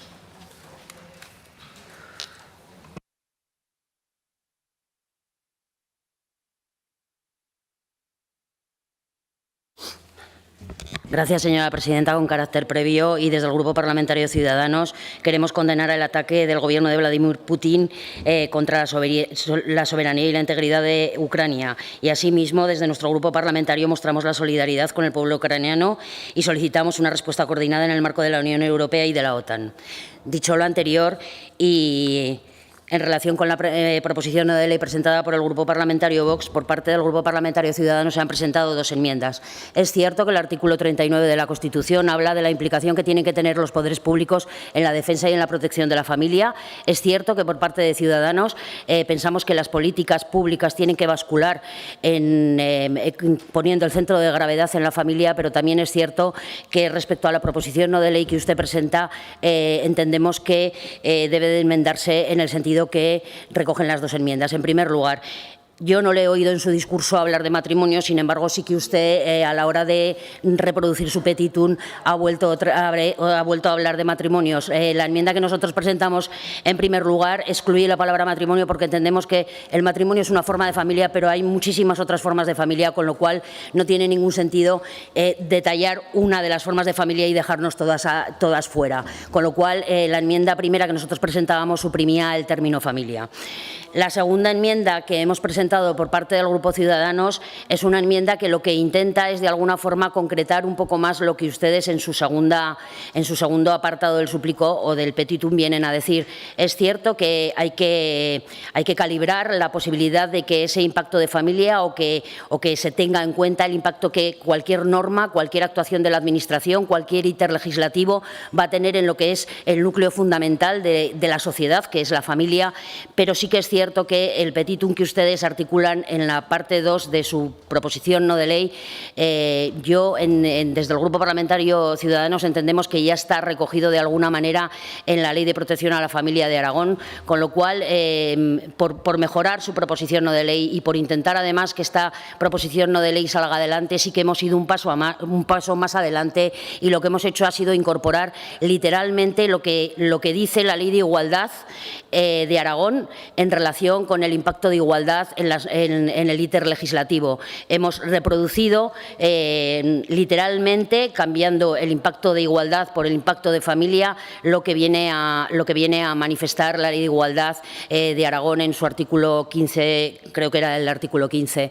Entendemos que las dos enmiendas presentadas, una de ellas porque restringe a nuestro entender, tal como lo tienen ustedes formulado, el concepto de familia, y nuestra enmienda lo amplía a todo tipo de familia, y en segundo lugar porque entendemos que la enmienda presentamos realmente sí que concreta cómo tiene que formularse ese impacto de familia en lo que es las políticas públicas y lo que es la emanación de normas por parte de las administraciones públicas y estas mismas Cortes. Espero que estas enmiendas sean aceptadas y en ese caso votaríamos a favor. En otro caso entendemos que miraríamos a ver cuál es la trascendencia de nuestra votación en un sentido u otro. Muchas gracias. Gracias, señora García. Turno ahora de intervención de los grupos parlamentarios no enmendantes durante un tiempo máximo de 3 minutos, comenzando por la agrupación parlamentaria Izquierda Unida Aragón. Señor Sanz, cuando quiera, tiene usted la palabra.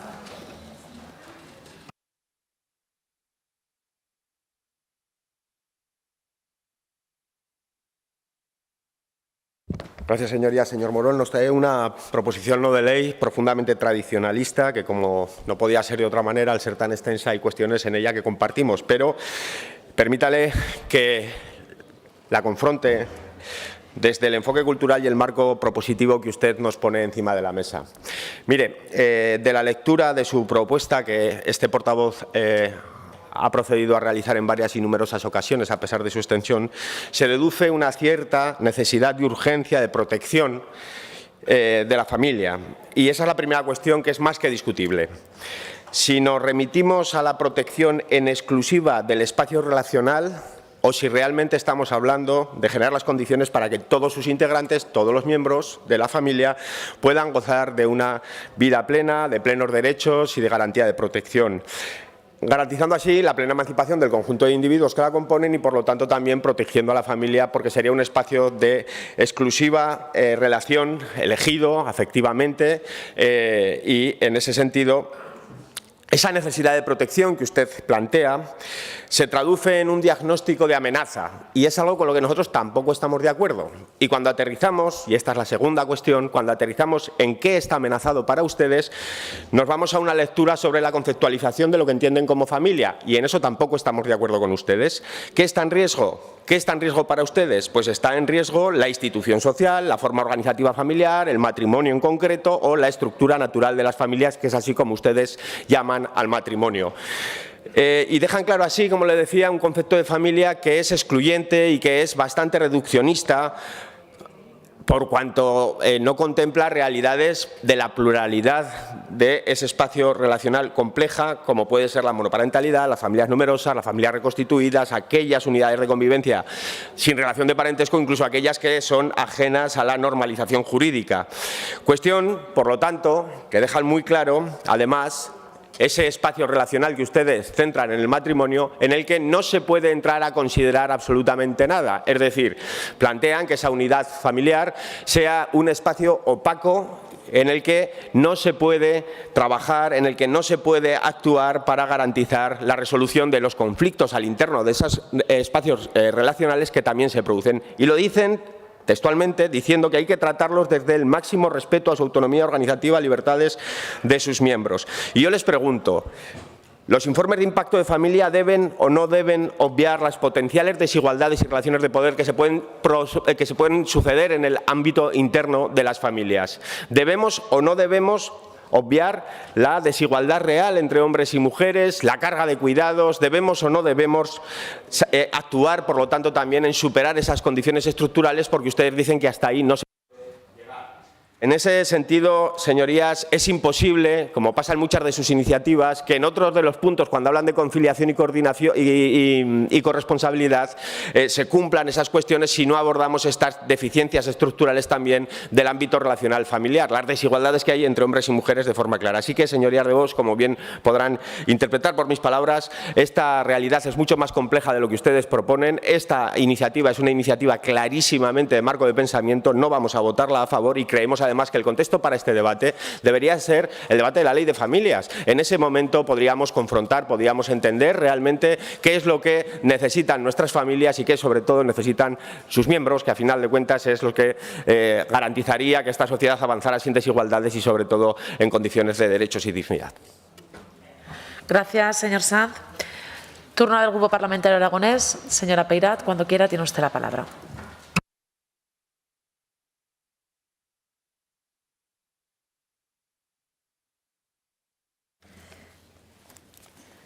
Muchas gracias, presidenta. Ya saben, señorías, y lo hemos dicho siempre, que las familias para el Partido Aragonés también son la unidad básica de nuestra sociedad. En eso coincidimos con ustedes, señor Morón.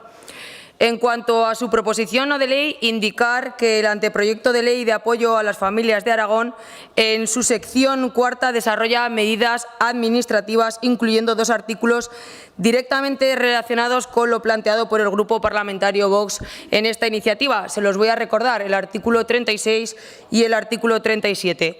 Todos conocemos o deberíamos que la Organización para la Cooperación y el Desarrollo Económico y la Comisión Europea vienen impulsando una corriente de gestión pública que tienen como objeto mejorar la calidad de las normas jurídicas.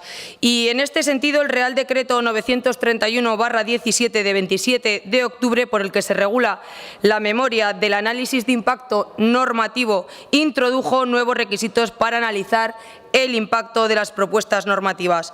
Entre ellos se encuentra la obligación de evaluar el impacto que las propuestas normativas pueden tener sobre las familias. Es por ello por lo que desde la Dirección General de Igualdad y Familias se viene trabajando en este sentido, y de este modo en el año 2021 se llevó a cabo un contrato cuyo objeto era el diseño de los procedimientos y herramientas necesarias para elaborar las memorias de análisis de impacto normativo en la familia. Como resultado, y como todos conocemos, se ha obtenido un manual o guía sobre cómo realizar el análisis del impacto normativo en la familia. Y es por ello por lo que a nuestro grupo le sorprende la presentación de esta iniciativa, en la cual entendemos que se está continuando trabajando y por esta razón no vamos a apoyar. Muchas gracias, presidenta. Gracias, señora Peirat. A continuación, por el Grupo Parlamentario Xunta Aragonesista, señora Martínez, tiene usted la palabra cuando quiera.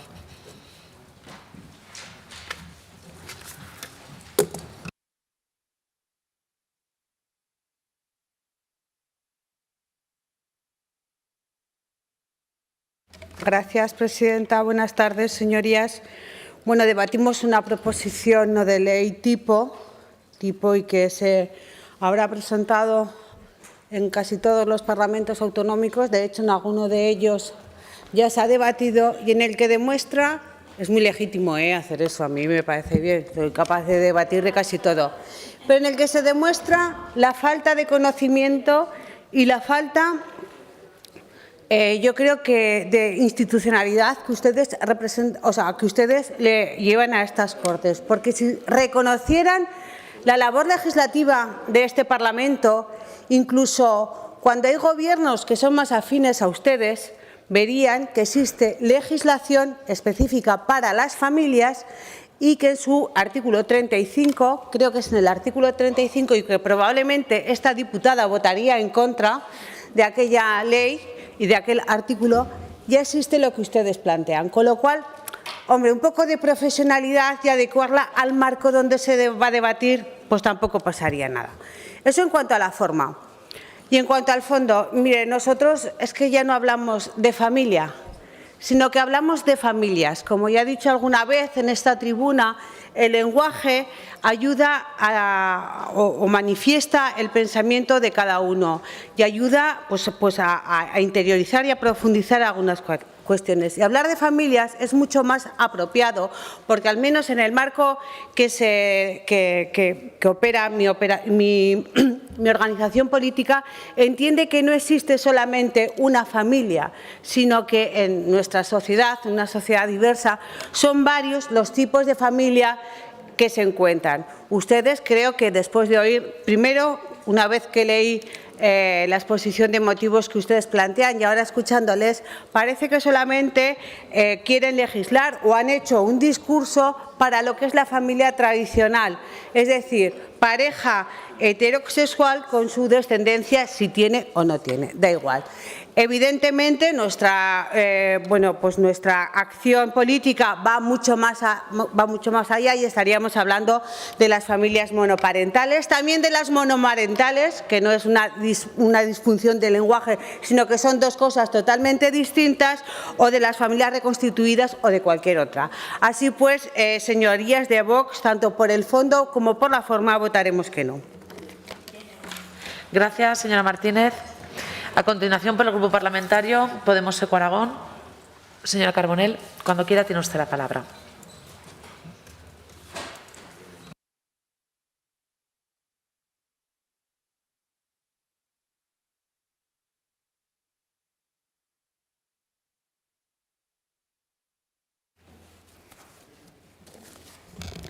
Muchas gracias, presidenta. Pues ya le adelantamos, sus señorías de Vox, que votaremos en contra de esta PNL. No porque no consideremos desde este Gobierno que la familia es, como decimos, el motor de sociedad y educación, pero su PNL queda ambigua. Ya se ha explicado aquí por diversos diputados que me han precedido que en su exposición de motivos defienden un modelo de familia retrógrado, que parece del inicio de Cuéntame cómo pasó.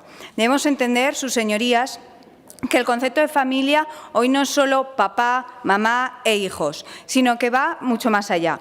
Ya no vivimos en tiempos en blanco y negro, como por ejemplo aquí se han dicho ejemplos, familias con dos padres, con dos madres, padres y madres con y sin hijos, monoparentales o monomarentales. Esa es la realidad que defiende nuestro país. Una realidad, un modelo que va más allá, que es mucho más diverso. Diverso que, por tanto, enriquece cualquier sociedad, con formas de convivencia más igualitarias y democráticas, más tolerantes, con la diversidad y el derecho de las personas a la expresión de plena individualidad. Hacer políticas pensando en las familias supone subir el salario mínimo interprofesional, impulsar la reforma laboral, proteger los servicios públicos, apostando la igualdad entre hombres y mujeres. Estas son las políticas que hacen los gobiernos progresistas desde el inicio de esta crisis, mientras que las derechas intentan poner palos en las ruedas. El Gobierno de Aragón tiene muy en cuenta las familias a la hora de establecer políticas públicas. Le importa a sus aragoneses y trabaja para que ellos dispongan de todos los beneficios posibles en su política. Lo que solicitan esta PNL se realiza también desde el Observatorio Aragonés de la Familia, un órgano colegiado de carácter consultivo y de impulso al desarrollo de las políticas, desde una perspectiva multisectorial que tiene en cuenta la situación, la calidad de las vidas y la demanda de estas familias.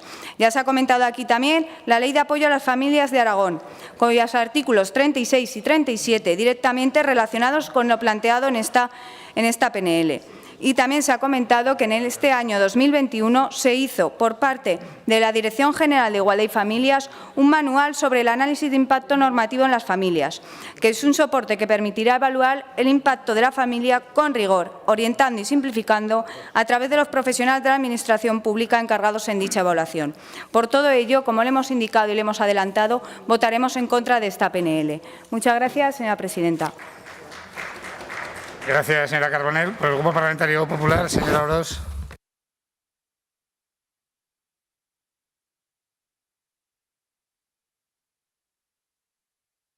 Señor Morón, nosotros sí que vamos a apoyar su iniciativa, independientemente de que acepte o no las enmiendas de Ciudadanos.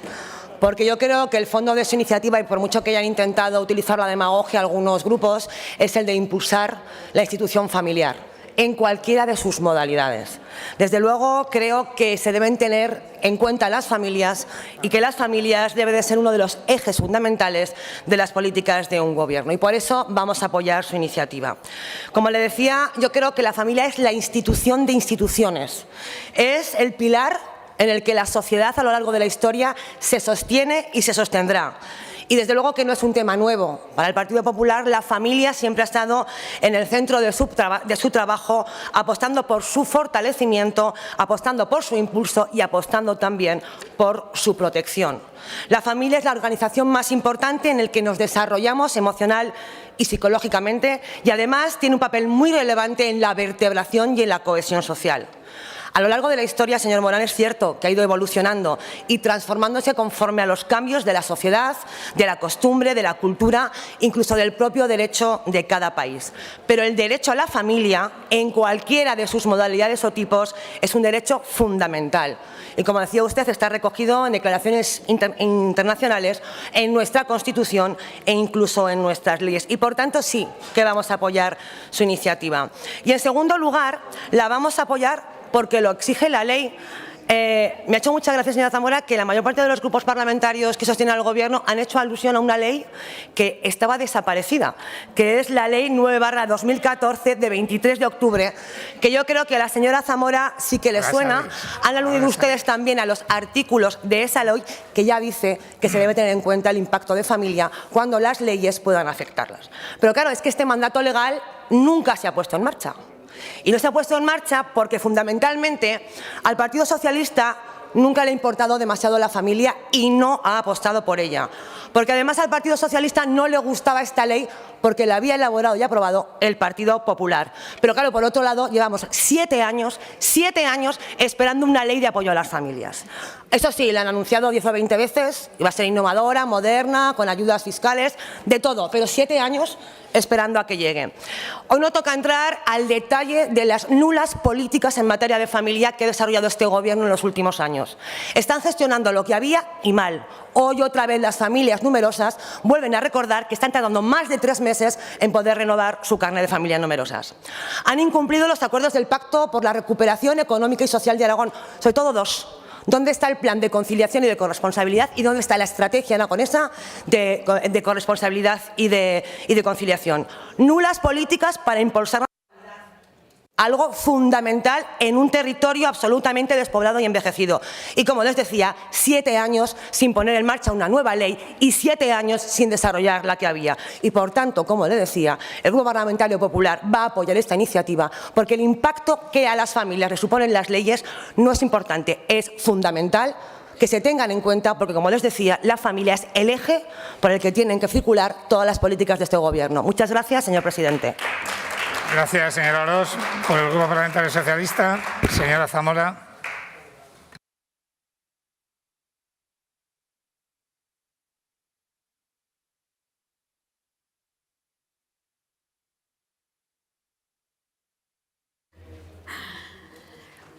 Muchas gracias, señor presidente.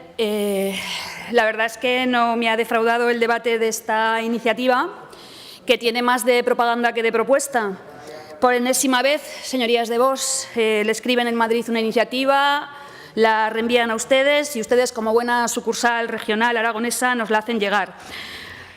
Ha nombrado todos los instrumentos internacionales. He de decir que a mí es lo único que me gusta de esta iniciativa, que ustedes hagan alusión a la Declaración Universal de los Derechos Humanos. Bienvenidos a la Declaración Universal de los Derechos Humanos.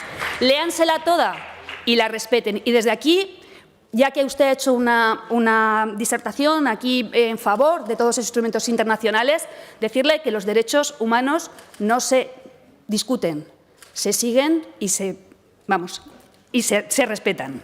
Y no digo nada más. Aparte de eso, ni una alusión, por supuesto, al Estatuto de Autonomía, que también nos dice que debemos proteger a la familia. Mire, yo le preguntaría para quién se cree que estamos legislando en este país y en esta comunidad autónoma. Todas las leyes, todas las grandes leyes de protección a las familias han venido de mano de gobiernos socialistas. La ley del matrimonio igualitario, la ley de igualdad, la igualación de los permisos de maternidad y paternidad, la ley de la dependencia, el derecho al aborto, a la reproducción asistida, la ley de violencia de género. Recientemente los ERTEs, la subida del salario mínimo interprofesional, el ingreso mínimo vital, la reforma laboral, leyes que ustedes aquí nos piden la perspectiva del impacto, pero allí votan en contra. Todas son leyes que protegen a las familias, a todas las familias, señor Morón, a todas las familias, que dan respuesta a la gran diversidad y a los modos de convivencia que existen en la actualidad. Y que, por cierto, tendrán visibilidad en la futura ley de diversidad familiar, que tampoco creo que ustedes apoyen. Claro que el partido que entre sus filas tiene cargos públicos que dicen que la familia es un padre, una madre y sus hijos y lo demás son inventos de la izquierda, o el partido que vuelve al blanco y negro cuando utiliza el singular para referirse a las familias, el partido que entre sus medidas de apoyo a las familias que hoy el Partido Popular apoya es derogar la ley de violencia de género o los derechos de las personas LGTBI, el partido que piensa que sin matrimonio no hay familia, que habla de familia natural, negando la diversidad, que se inventa el supuesto PIN parental para evitar que sus hijos reciban una educación en tolerancia, que habla de proteger la vida para coartar la interrupción voluntaria del embarazo y que habla de conciliación reservando los cuidados a las mujeres, pues este partido muy probablemente no reconozca entre nuestras leyes, entre las leyes socialistas, como políticas de apoyo a las familias. Pero mire, cuando hablamos de familias, ustedes y nosotros no pensamos lo mismo. Ustedes piensan en una familia, en la suya. Se quedaron en primero de Derecho. Se quedaron en el primero de Derecho romano, donde el llamado pater familias era al mismo tiempo el propietario, el juez, el sacerdote de su hogar y de los suyos, y subordinados a ellos y a su autoridad se encuentran todos los hijos. Señorías de Vox, no sé si esta iniciativa tenía cabida en el Congreso, pero ya le digo aquí, en Aragón, cortada y pegada no. En Aragón, la protección a todas las familias es una prioridad. Quizá por ello también tenemos ejemplos de leyes muy recientes, como la de la discapacidad o la de los derechos LGTBI, que abogan por los derechos de estos colectivos y por los de sus familias. Miren, señorías de Vox, yo todo lo que le puedo decir, que en su iniciativa yo no veo que su objetivo sea proteger a las familias, sino que veo más bien una propuesta de eliminar toda la diversidad. Eso es lo que nuestro Grupo Socialista ve. Y ya les digo que van a tener que acostumbrarse, porque España no es grande porque sea una. España es grande porque es diversa y por ello los socialistas vamos a seguir luchando todos los días. Muchas gracias. Gracias, señora Zamora. Señor Morón, para fijar la posición con respecto a las enmiendas presentadas, a las dos enmiendas presentadas. Sí, en cuanto a la primera enmienda, la vamos a aceptar porque entendemos que efectivamente pues hay quizás a lo mejor restringía especialmente el concepto de familia y a lo mejor pues bueno, hay personas que a lo mejor les puede servir de excusa para no apoyar a las familias en su generalidad. Y en segundo lugar, en la segunda enmienda le hemos propuesto al grupo enmendante un texto transaccional que sería simplemente sería convertir prácticamente la totalidad de su enmienda de modificación de adicción a partir de a estos efectos en la redacción de la enmienda, a estos efectos que se adicionaría al texto del segundo punto de nuestra proposición. Bueno, lo importante es que lo tengan claro los que van a votarlo y si no, sí que le pediría al señor Morón que está de acuerdo la señora García. Estamos de acuerdo en la primera enmienda, totalmente. Sí, y la segunda, digo, la segunda lo que haríamos sería el texto nuestro se conserva y a continuación se adicionaría a partir de a estos efectos. Perfecto. Y todo el texto tal como lo propone el Grupo de Ciudadanos. Vale, ¿está de acuerdo la señora García? Bien, entonces luego sí que le requeriría que nos la pasara por escrito ya, pero teniendo claro lo que hay que votar, comienza la votación.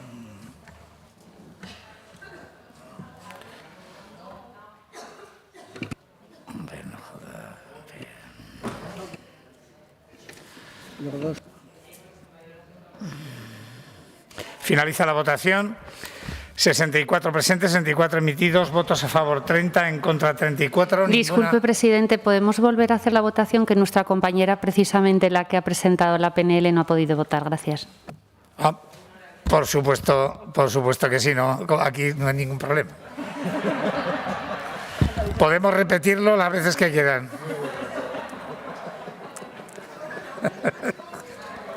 Tampoco se lo tomen esto en serio de repetirlo muchas veces. Comienza la votación.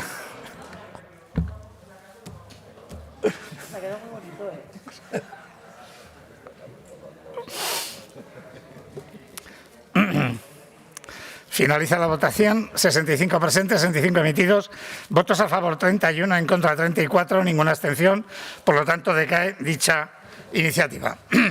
Explicación de voto. Izquierda Unida no. Grupo Aragonés. Grupo Parlamentario de Vox, señor Morón. Sí, en primer lugar, agradecer al Grupo Ciudadanos y al Grupo Popular el apoyo a esta iniciativa.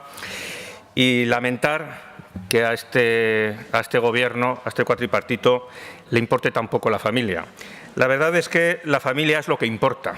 Es lo que importa y es lo que realmente acaba proporcionando el arraigo a nuestra sociedad y a los individuos.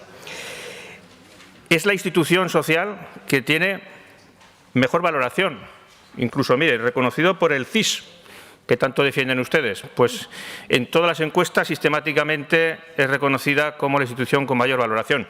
Sin embargo, como ustedes viven ajenos a la realidad social, ustedes no legislan para la familia, ustedes legislan para otras cosas. Siguen su agenda especial, su agenda ideológica que quieren imponer a los ciudadanos. Pero realmente lo que a los ciudadanos les interesa, a ustedes les importa 3 cominos. Muchas gracias. Gracias, señor Morón. Chunta Aragonesista, Grupo Parlamentario de Podemos, Grupo Parlamentario de Ciudadanos, señora García. Sí, bueno, simplemente para agradecerle al Grupo Parlamentario de Vox que haya admitido, en primer lugar, la primera de las enmiendas. Es cierto que ustedes hablaban de matrimonios y familias. Nosotros creemos que hablar solo de matrimonios y familias no es que deje fuera a otros, pero sí que es cierto que no podemos, tendría que usted haber enumerado todo tipo de familias, no solamente los matrimonios. En cualquier caso, nosotros queremos dejar claro que lo que tiene que tener, el impacto de familia tiene que ser el impacto de familia y no el impacto de matrimonio. El impacto de familia, sea cual sea la fórmula de familia que se elija para vivir en familia. Y respecto a la segunda de las enmiendas, de la cual también le agradecemos que la haya admitido, digo en su totalidad porque el texto que queda finalmente incluye el texto entero de nuestra enmienda, agradecérselo porque es cierto que la segunda petición de su súplico quedaba demasiado genérico y de esta manera sí que se establece el íter legislativo donde se tiene que tener en cuenta el impacto de familia. Muchas gracias. Gracias, señora García. Por el Grupo Parlamentario Popular, señora Orós.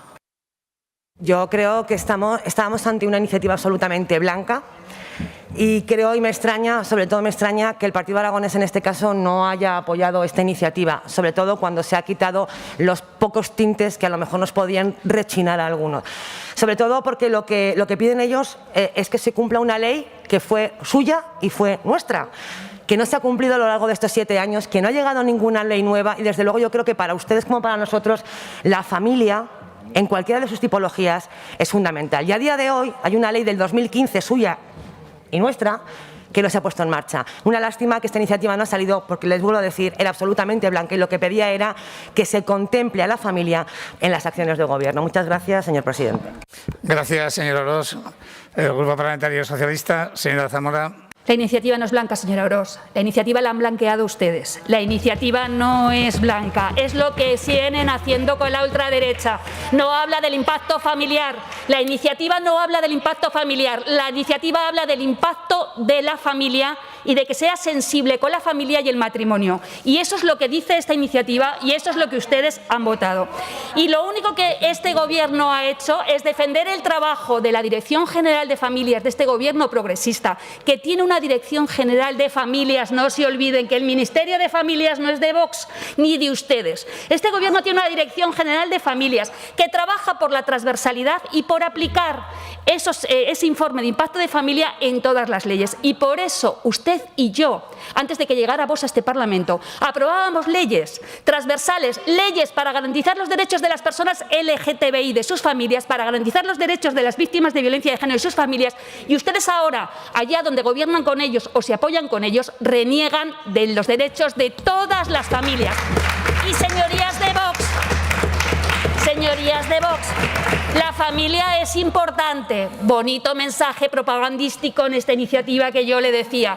La familia es importante. Dicho esto, nada más, sean sensibles con el matrimonio y valoren la importancia de la familia. Pues mire usted, para que realmente la familia sea importante y a los que realmente creemos que es así, lo que hacemos, además de decirlo, es protegerla y reconocerla en toda su diversidad. Hasta ahí puedo leer. Muchas gracias. Gracias. Señora Zamora, continuamos con el orden del día, con el debate conjunto y votación separada de las siguientes proposiciones no de ley. En primer lugar, proposición no de ley número 2322 sobre el trasvase de aguas del río Ebro, presentada conjuntamente por los grupos parlamentarios Socialista, Podemos, Chunta y Grupo Aragonés, Y, en segundo lugar, la proposición no de ley 5722 sobre la ejecución de las obras hidráulicas contempladas en el Pacto del Agua, presentada por el Grupo Parlamentario Popular. En primer lugar, para la defensa de la primera proposición no de ley, tiene la palabra, en primer lugar, en nombre del Gobierno, por el Partido Socialista, señor Villagrasa. En nombre de los grupos que apoyan al Gobierno.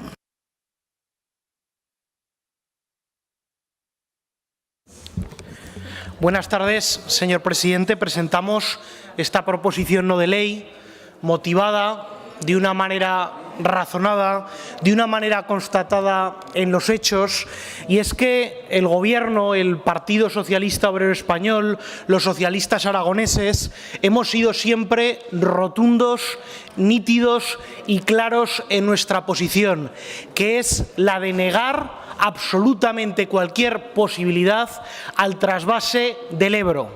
Esta circunstancia, ustedes dirán, ya la ha dicho el señor Villagrasa u otros ilustres diputados y parlamentarias de este hemiciclo, pero esta precisamente viene motivada porque en un tiempo reciente, no hace muchas fechas, a final del año 2021, inicio del año 2022, ha sido el Partido Popular, a nivel estatal, ha sido el Partido Popular viniendo aquí a Aragón, ha sido el Partido Popular en las horas más oscuras, cuando precisamente teníamos una situación crítica por el desbordamiento del Ebro, cuando se ha vuelto a poner encima de la mesa ese debate falaz y envuelto en palabras entre las cuencas excedentarias y las cuencas deficitarias. Y esos mensajes, en un contexto neutro, en un contexto blanco, podríamos valorarlas en un sentido o en otro, pero en un órgano político en el cual su máximo líder, el señor Pablo Casado, realiza esas afirmaciones y las hace además también estando presentes otras sensibilidades de la familia popular respecto al tema del agua, como son las representantes de los territorios de Murcia o como es el señor Carlos Mazón, nuevo líder electo del Partido Popular de la Comunidad Valenciana, el cual en el año 2022, un 19 de enero, es taxativamente así de claro: lucharé por devolver el trasvase del Ebro a la agenda política. Señorías del Partido Popular, aquí en Aragón y en España, desde el Partido Socialista Obrero Español les tenemos que decir que no vamos a tolerar ningún intento, ninguna posibilidad, ningún enmascaramiento de un posible trasvase del Ebro. Y en este sentido instamos al Gobierno de Aragón, instamos al Gobierno de España, es decir, asumimos una obligación y una responsabilidad importante de oponernos a cualquier trasvase del río Ebro a cualquier otra comunidad autónoma. A su vez también, de manera intrínseca, nosotros nos manifestamos con los hechos, y allá cuando el Gobierno de Aragón o el Gobierno de España se han tenido que pronunciar, lo hemos hecho, sin entrar en ese contexto que, como les decía, en aquellos momentos difíciles, mientras los pueblos ribereños estaban sufriendo las consecuencias del Ebro, había algunos líderes políticos que hablaban de las cuencas excedentarias o de las deficitarias. Máxime también, señorías del Partido Popular, cuando ustedes necesitan, se apoyan, están atentos y cercanos a esos cantos de sirena a un partido como es el partido de Vox, que abierta y manifiestamente se ha presentado como un partido trasvasista. Y miren, frente a esas circunstancias, nuestra proposición no de ley viene a reafirmar un compromiso que entendemos que tiene que ser claro, que tiene que demostrar el interés, que tiene que demostrar la fuerza, la unidad, el desarrollo, el progreso de Aragón. Y por eso nuestros 3 puntos vienen a manifestar esa obligación que asumimos en tanto en cuanto somos Gobierno en Aragón y somos Gobierno en España de oponernos a cualquier trasvase, de reprobar esas palabras, esa actitud que nosotros valoramos ya en su momento como insolidaria, fuera de tono y no correcta a nuestro juicio, que se realizó respecto del trasvase, que ha venido estando acrecentada, entre otras, por las declaraciones que también les he manifestado diputado del señor Mazón, responsable del Partido Popular de la Comunidad Valenciana, y a su vez también instamos en esta proposición no de ley a que todos los partidos políticos respetemos nuestro Estatuto de Autonomía, todos los partidos políticos defendamos nuestros derechos reconocidos en esta norma básica de nuestra comunidad autónoma,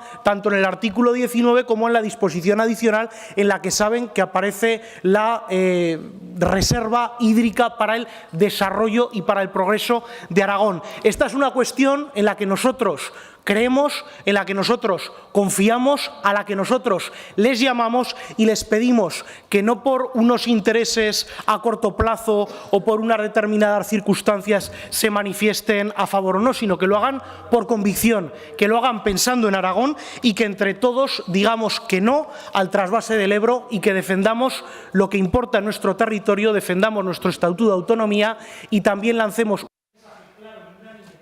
estas Cortes de reprobación a aquellas actitudes que entendemos que van en contra del futuro y del progreso del territorio. Muchas gracias y buenas tardes.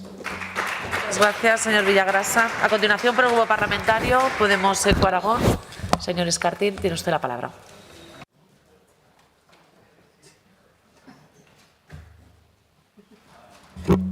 Agua para el erial y trigo para el barbecho, para los hombres caminos, con viento y con libertad. Me apetecía hoy empezar con esta canción de José Antonio Labordeta para esta iniciativa contra el trasvase del Ebro. Hemos sido muy claros cuando escuchamos la propuesta estrella del Partido Popular en boca de su líder estatal, Pablo Casado, en el acto de presentación del nuevo líder del Partido Popular en Aragón, el señor Jorge Azcón, que era el trasvase del Ebro. Pues lógicamente vimos la necesidad de los 4 socios de gobierno de presentar esta iniciativa, que es muy clara, que los parlamentarios aragoneses digan en la sede parlamentaria si decimos trasvase sí y trasvase no, y en concreto pues a Partido Popular y a Vox, en el caso de que voten que sí, que es lo que esperemos, a que voten que sí a la iniciativa, que voten no al trasvase del Ebro, que acto seguido, bueno, Ciudadanos ya veremos lo que dice, pero vamos, estoy seguro que el Partido Popular y Vox a nivel estatal han dejado bien claro muchas veces que sí que hay muchas personas, portavoces de otras comunidades autónomas, que están a favor del trasvase. Y como creo que su visión centralista de la política hace que lo que digan aquí no pinte ni pichorras en pastriz, pues que al menos lo siguiente que hagamos será pedirles a nivel estatal qué es lo que dicen. Aquí en Aragón, la ciudadanía y el pueblo aragonés hemos salido un montón de veces a la calle para decir no al trasvase. Aquí en estas Cortes hemos aprobado bastantes iniciativas, incluso declaraciones institucionales, antes de que estuviera Vox en este Parlamento contra el trasvase, y creemos que es el momento de que seamos claros a la ciudadanía. No porque el tema esté en la agenda política, como dijo el líder del Partido Popular de Valencia, porque ni el Gobierno de España ni el Gobierno de Aragón han promovido ni van a promover ningún trasvase del Ebro, pero dado que en un futuro no muy lejano habrá elecciones generales y elecciones autonómicas, sería bueno que la ciudadanía aragonesa supieran cuál es el programa de Partido Popular y de Vox, que son la única mayoría alternativa ahora mismo a este Gobierno de España y a este Gobierno de Aragón. Es decir, en el caso de que gobernaran España Partido Popular y Vox, habría un trasvase del Ebro. En el caso de que gobernara Aragón Partido Popular y Vox, habría un trasvase del Ebro. Estas son las preguntas que planteamos hoy en esta iniciativa.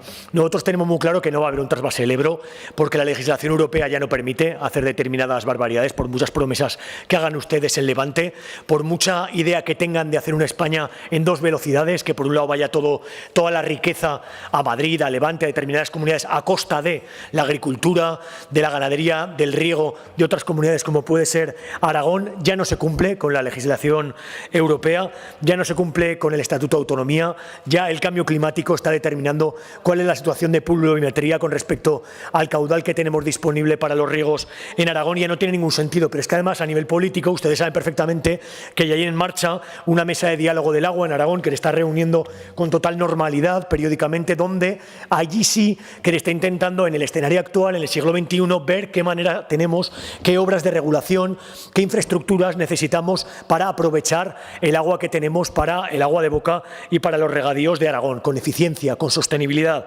con sabiduría técnica y científica y con el mayor acuerdo político. De eso se trata esta iniciativa y la verdad que me gustaría que saliera aprobada por unanimidad y acto seguido, como les decía, pediremos a las señorías del PP y de Vox a nivel estatal si lo mismo que digan hoy aquí lo dicen en Madrid y lo dicen en Murcia. Muchas gracias. Gracias, señor Escartín. A continuación, por el Grupo Parlamentario Chunta Aragonesista, señor Palacín, cuando quiera tiene usted la palabra.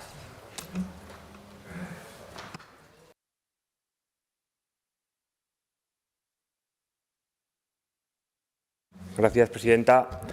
El trasvase es un tema recurrente en Aragón. Cada cierto tiempo vemos cómo se reactiva. En este caso, el Partido Popular, el pasado 19 de diciembre, en el Congreso del PP aragonés, Pablo Casado recuperó el trasvase entre cuencas en su discurso y lo hizo aquí, lo hizo en Aragón, lo hizo en Zaragoza. Un pacto nacional del agua que incluya la construcción de infraestructuras tanto en las cuencas excedentarias como en las deficitarias.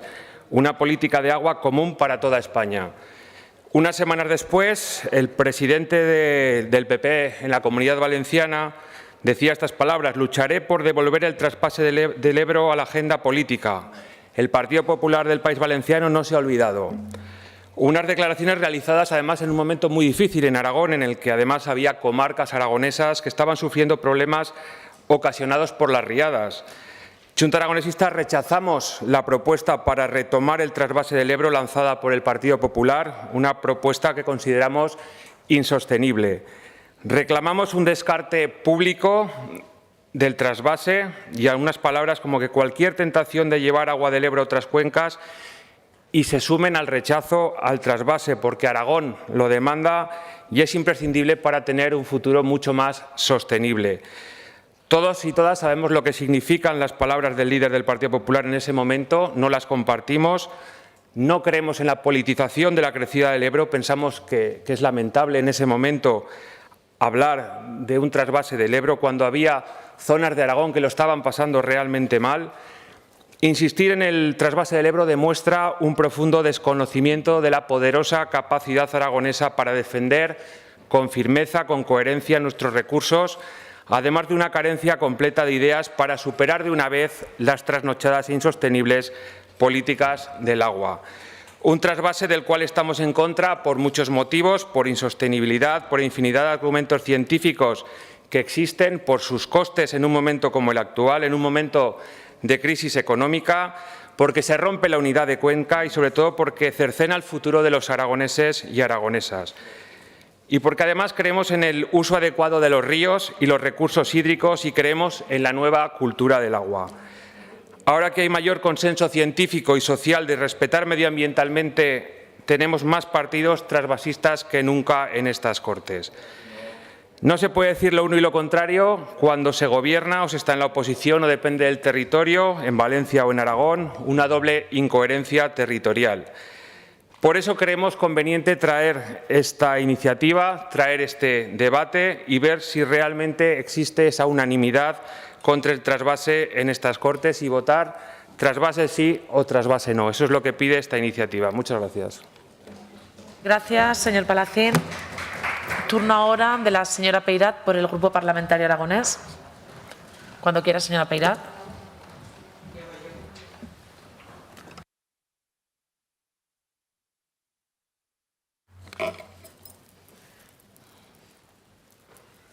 Muchas gracias, señora presidenta. Pues bueno, volvemos a hablar de un tema recurrente, como bien decía el señor Palacín, que es el trasvase. Y esta y todas las veces que abordemos este tema desde el Grupo Aragonés, diremos lo que siempre hemos defendido. Para nosotros, el trasvase, ni pensarlo. En primer lugar, nosotros ya saben que seguiremos mostrando nuestro absoluto rechazo a cualquier trasvase del Ebro y a la utilización política que se hace del trasvase por parte de algunos partidos a nivel nacional cada vez que se acercan elecciones generales o elecciones de corte autonómico de un territorio demandante. Para nosotros, el trasvase es inviable tanto económicamente como medioambientalmente. Pedimos que no se juegue con un asunto tan sensible para Aragón. Nosotros defendemos y defenderemos la unidad de Cuenca y recordaremos que el Estatuto de Autonomía recoge esa reserva hídrica de 6.550 hectómetros cúbicos de agua para nuestros aragoneses. Y que yo sepa, el Estatuto de Autonomía es una ley orgánica de obligado cumplimiento y por eso pedimos que se respete. Recordar, tal y como dice el presidente del Partido Aragonés, don Arturo Aliaga, el agua es vida, el agua es futuro y el agua es desarrollo, y más en una tierra como la nuestra, en una tierra como es Aragón, una tierra de agricultores, una tierra de ganaderos y una tierra de agroindustria. Por ello, es por lo que el Partido Aragonés siempre actuará de parapeto ante cualquier intención trasvasista. Muchas gracias, presidenta. Gracias, señora Peirat. Turno ahora de presentación de la proposición no de ley número 57/22 sobre la ejecución de las obras hidráulicas contempladas en el Pacto del Agua, presentada por el Grupo Parlamentario Popular. Para su presentación, la señora Vaquero tiene la palabra.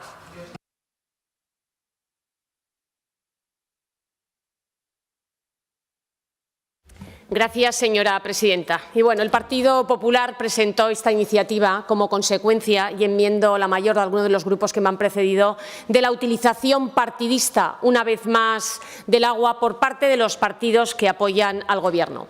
Es curioso, pero cada vez que al Gobierno le aprieta un callo en el zapato, saca a debate el trasvase y la política del agua. Y realmente el problema que tiene el Gobierno no es el agua por el que trae esta iniciativa. El verdadero problema que tiene el cuatripartito es la falta de credibilidad.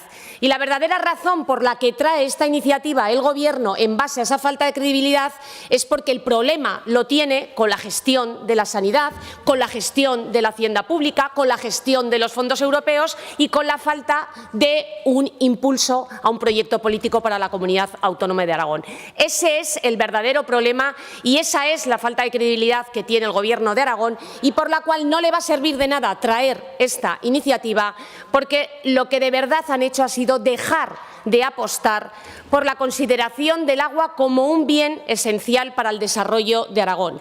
Un desarrollo perdido que han dejado de aportar a todos aquellos de aragoneses que necesitan el agua para la prosperidad. Mire, ustedes en su iniciativa no hablan de algo que es esencial, de lo que se ha dicho aquí. La propuesta del Partido Popular es muy clara. No rotundo rechazo a cualquier tipo de trasvase y apostar por el Pacto del Agua, por las obras del Pacto del Agua necesarias precisamente para esa reserva hídrica, por cierto, que fue introducida en el Estatuto de Autonomía a petición del Partido Popular. Y sin esas obras, ¿me quieren decir ustedes cómo van a garantizar esa reserva hídrica? Pues eso es por lo que apuesta el Partido Popular. Y miren, vamos a hacer un repaso de lo que ha significado ese Pacto del Agua en Aragón. Ha sido gracias a ese pacto a lo que se ha producido la mayor transformación de nuestra comunidad autónoma, donde se ha conseguido ese mayor desarrollo, mejorar la agricultura, asentar población, propiciar medio de vida para muchas personas de Aragón que dedican su vida precisamente a la agricultura y a desarrollar, como digo, un sector principal de desarrollo para nuestra comunidad autónoma. Y vamos a hacer un repaso, ya que ustedes han referido a esas palabras en las cuales fundamentan su petición y, como digo, para utilizar una vez más como si viniera el coco, vamos a hacer un repaso que demuestra que el verdadero coco es el Partido Socialista, tanto en el Gobierno de Aragón como en el Gobierno de España. Señor Villagrasa, usted hablaba de aquellas palabras que pueden hacer llevar a la utilización del trasvase como una amenaza. Mire, la verdadera amenaza son los hechos. Y los hechos son que el Partido Socialista en el Gobierno, a través del ministro Borrell, siendo presidente Felipe González, se impulsó el primer trasvase de 3.000 hectómetros cúbicos. El primero. El segundo, un trasvase de 400 hectómetros cúbicos fuera de Cuenca a Barcelona, que apoyó Marcelino Iglesias y que, por cierto, votó a favor el señor Lambán, siendo presidente de la Diputación Provincial de Zaragoza. Vamos a las mesas del agua. Primera mesa del agua que supuso una reducción de más de 800 hectómetros cúbicos de agua en Yesa, en Viscarrués y en Santa Liestra por San Salvador. Esa fue la primera reducción de más de 800 hectómetros cúbicos como consecuencia de la primera mesa del agua que ya dinamitó, ya se encargó de dinamitar el Partido Socialista. Y la segunda mesa del agua claramente acompaña y es cómplice de la intención de la ministra Ribera de liquidar las obras del Pacto del Agua. Y siempre está ahí el Partido Socialista, siempre está ahí el Partido Socialista. Ya fue la ministra Narbona con la complicidad de Marcelino Iglesias que quiso liquidar el Pacto del Agua y las obras y las infraestructuras necesarias para defender precisamente nuestra reserva hídrica. Y les tengo que decir, ya va a ser también, ya veremos a ver qué pasa con la política hidráulica, lo veremos, ya vamos a ver también al señor Lambán cómo será cómplice de la política liquidadora también que quiere llevar a cabo la ministra Ribera. No le hemos oído decir nada de los más de 30 embalses que se cargan de Cuenca. No le hemos oído decir todavía nada. Es por ello que con esta iniciativa, si ustedes la apoyan a favor, señor Guillén, a ver qué le vemos votar o no al trasvase, no se confundan ustedes, que ustedes son realmente los que, gobernando el Partido Socialista en el Gobierno de España y en el Gobierno de Aragón, es cuando Aragón ha estado amenazado de que se cumpla el Estatuto y la reserva hídrica, con el Partido Socialista en el Gobierno de España y en el Gobierno de Aragón. Muchísimas gracias. Gracias, señora Vaquero. Turno de los grupos no enmendantes ni que hayan presentado por Izquierda Unida, señor Sanz.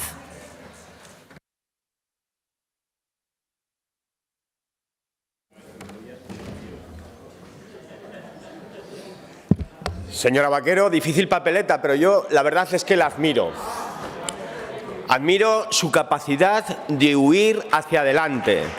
Son capaces de impugnar todo menos sus errores, señora Vaquero. Es increíble, es digno de verdad de admiración. Mire, este debate no se hubiese producido si hace 2 meses,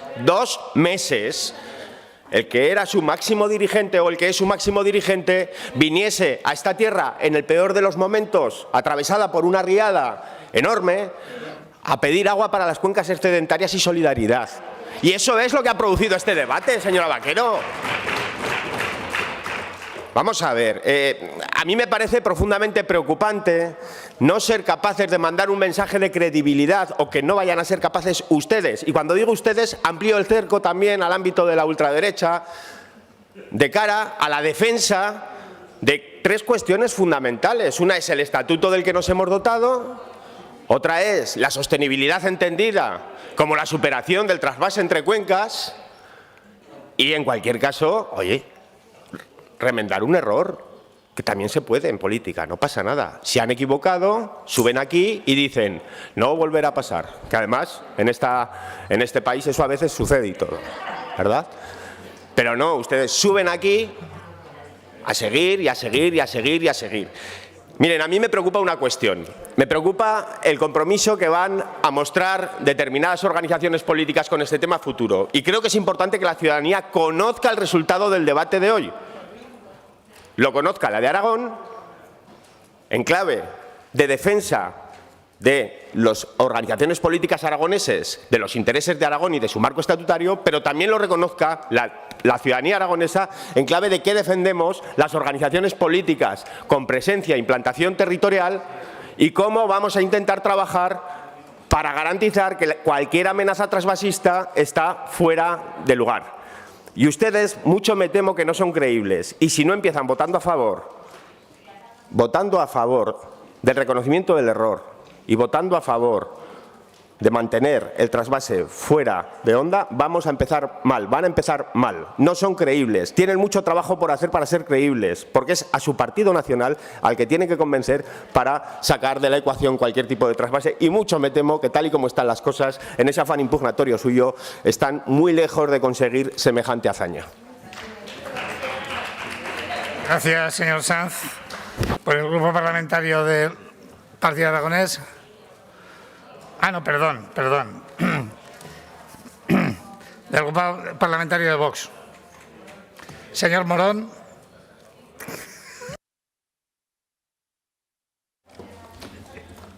Gracias, señor presidente. Señorías, hoy estamos asistiendo a un hecho de extremada gravedad. La totalidad de los grupos parlamentarios de esta Cámara, excepto Vox, se han apropiado del río Ebro. Por encima incluso de la prerrogativa contemplada en nuestro Estatuto de Autonomía, que establece una reserva de agua para uso exclusivo de los aragoneses de 6.550 hectómetros cúbicos, todos ustedes niegan la posibilidad de cualquier cesión de aguas excedentarias a otras comunidades. ¿Recuerdan ustedes el dicho de al enemigo ni agua? ¿Acaso para ustedes la región de Murcia, de Valencia, de Andalucía son enemigas de Aragón? Ustedes, haciendo gala de una profunda insolidaridad y un discurso populista, han recurrido a tópicos para mostrarse más aragonesistas que nadie y les ha salido un discurso contrario a los intereses del resto de los españoles. El no al trasvase se ha convertido en las palabras comodín de los políticos aragoneses en los últimos 40 años para justificar su escaso peso político en Madrid. Y el escaso avance de las obras hidráulicas en Aragón. 30 años después de la firma del Pacto de Agua, no ha habido ningún trasvase, pero sin embargo, ahí están las obras que no se han hecho.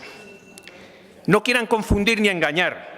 Si no se abordan las necesarias obras y las necesarias infraestructuras para garantizar al menos los regadíos en las próximas décadas en Aragón, no es por ningún trasvase ni es por Vox. Es por la oposición de los radicales medioambientalistas, entre los que está Izquierda Unida, está Podemos y está Chunta Aragonesista. Y también con la complicidad del Partido Socialista, porque creo que la ministra Teresa Rivera es del Partido Socialista. Bueno, de la posición del Partido Popular habría que preguntar de qué Partido Popular estamos hablando, si del Partido Popular de Valencia o del Partido Popular de Aragón, ¿verdad? Pero mire, los aragoneses de lo que sí que pueden estar más o menos tranquilos es que Vox vamos a defender siempre lo mismo en un sitio que en otro, porque se lo merecen nuestros votantes y por coherencia. Vox en Aragón defendemos que las necesidades de Aragón deben de ser satisfechas, pero tenemos muy claro que el agua es un recurso de todos los españoles y se debe de asegurar que llega a todos los rincones de la nación mediante la interconexión de todas las cuencas. Es necesario diseñar un plan hidrológico nacional bajo el principio de la solidaridad y el bien común. Un plan que, desde el respeto a la sostenibilidad de los recursos hídricos y de los ecosistemas, permita una gestión eficiente del agua. Señorías, dejen de mirarse el ombligo y entiendan que el crecimiento económico de cualquiera de las regiones de España, al final, acaba redundando en el beneficio de todos los españoles, también de los aragoneses. Muchas gracias. Gracias, señor Morón. Por el Grupo Parlamentario de Ciudadanos, señor Domínguez.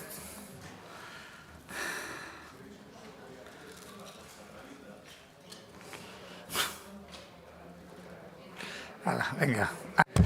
Gracias, señor presidente. Lo primero que quería decir es que desde el Grupo Parlamentario de Ciudadanos condenamos el ataque del Gobierno de Putin a la integridad y la soberanía de Ucrania. Asimismo, mostramos la solidaridad con el pueblo ucraniano y solicitamos una respuesta coordinada en el marco de la Unión Europea. Señor Domínguez, ¿se puede quitar la mascarilla si quiere? Sí. No. Gracias. Vale.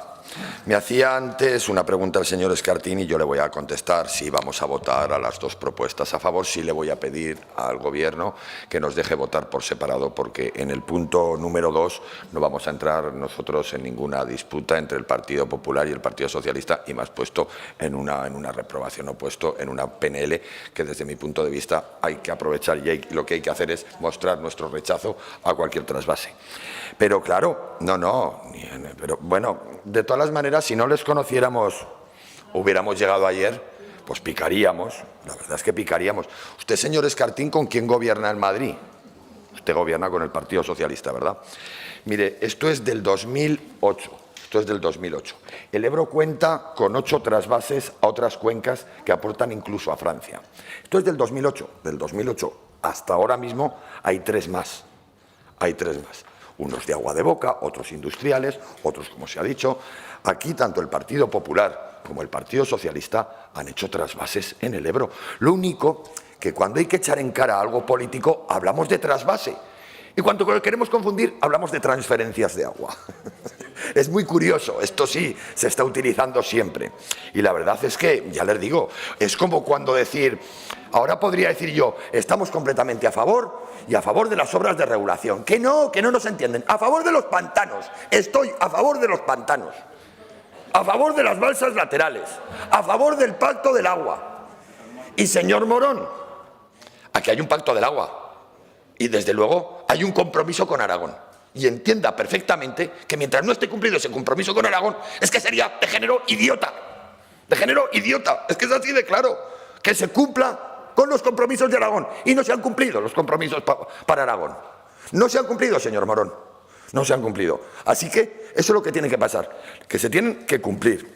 Luego, claro, señor de Chunta, señor Palacín, aquí hay más partidos transvasistas que nunca. Desde luego, tenemos al Partido Socialista, tenemos al Partido Popular, tenemos a Vox.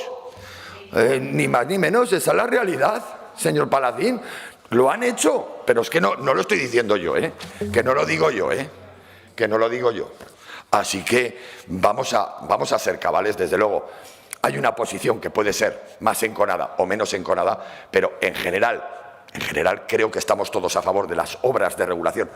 Estoy hablando Ciudadanos, Partido, desde luego hay que estar a favor, pero yo siempre abogaré por esas obras de regulación, por esas balsas laterales, por esos pantanos y desde luego por esas obras del Pacto del Agua. Pero por favor, que les conocemos ya. Aquí si quieren echársela en cara quién es más transvasista o menos transvasista, han sido transvasistas todos. Muchas gracias. Gracias, señor Domínguez.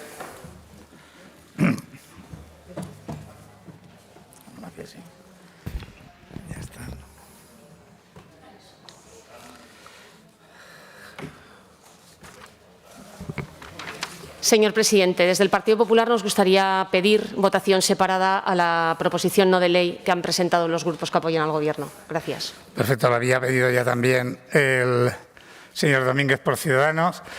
Grupo Parlamentario Socialista. Señor Villagrasa. Sí, señor presidente, pues sobre la iniciativa no tendríamos ningún problema en que se votaran los puntos por separado. Cada uno de los puntos por separado.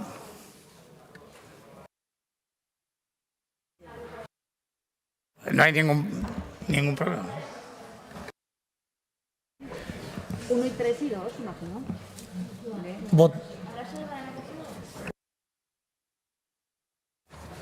Votamos pues cada uno de los 3 puntos por separado. Gracias, señor presidente. Sí.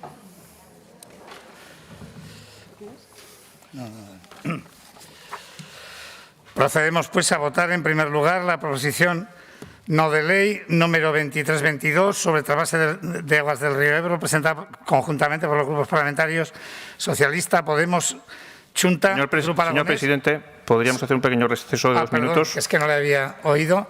Sí. Dígame. ¿Cómo?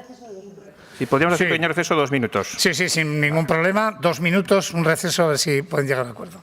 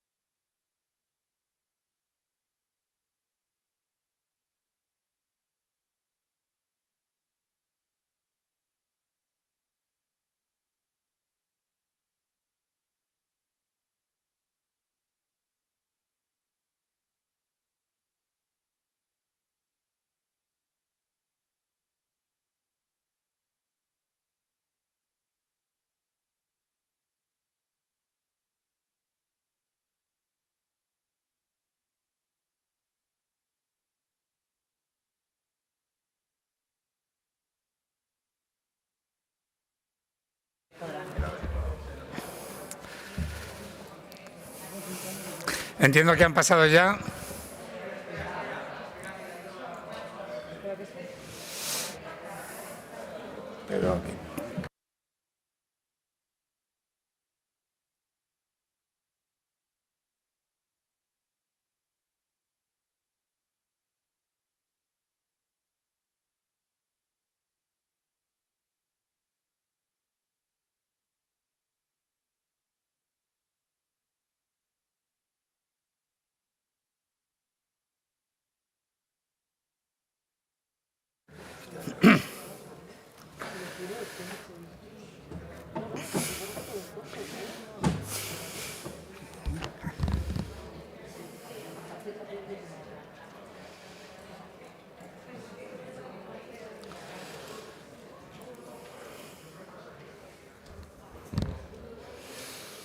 ¿Podemos continuar?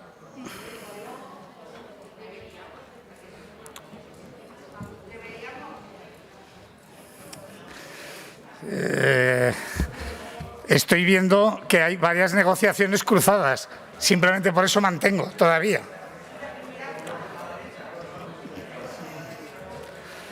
Desde aquí quizás se observan cosas que no se observan desde otros sitios.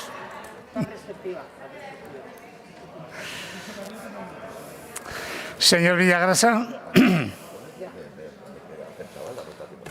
Sí, pero...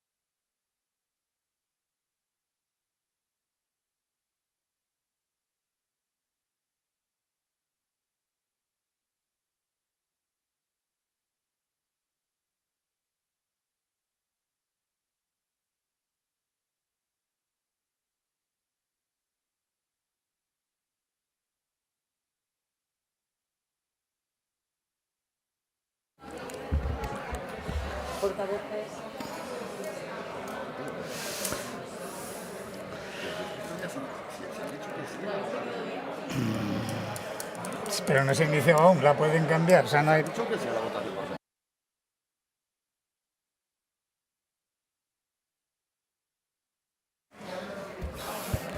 Entiendo que ya ha habido una negociación. ¿Ha habido algún resultado? Sí, señor presidente, disculpe por la demora. Nosotros, respecto a la proposición no de ley que presentamos los grupos que apoyamos al Gobierno, aceptamos la votación por separado de los puntos. ¿De los tres? De los tres puntos. Vale. O si alguno de los grupos que lo hubiera solicitado entiende que hay que agrupar 1 y 3 y dejar el 2 como ellos. Es mucho más fácil, es mucho más fácil. Venga, pues, por lo tanto, retomamos. Señor presidente, sí, señor Morón. Nosotros también querríamos solicitar la votación por separado de la proposición del Partido Popular. De acuerdo. Señora Vaquero. Por supuesto, como suele ser habitual en esta Cámara para favorecer los acuerdos, sí que vamos a aceptar la votación por separado. Dime cuántos. No, el PP. Procedemos, pues, a votar la primera proposición no de ley 2322 sobre el trasvase de aguas del río Ebro, presentada por los grupos Socialista, Podemos, Chunta Aragonesista y Aragonés, y vamos a votar cada uno de los 3 puntos. Votamos el punto número 1. Comienza la votación.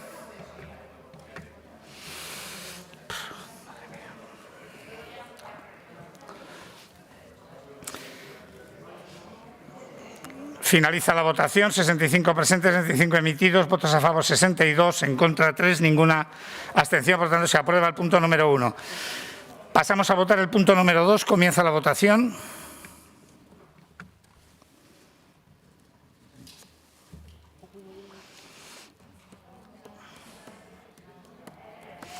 Finaliza la votación. 66 presentes, 66 emitidos, votos a favor 35, en contra 19, 12 abstenciones. Por tanto, queda aprobado el punto número 2. Votamos el punto número 3. Comienza la votación.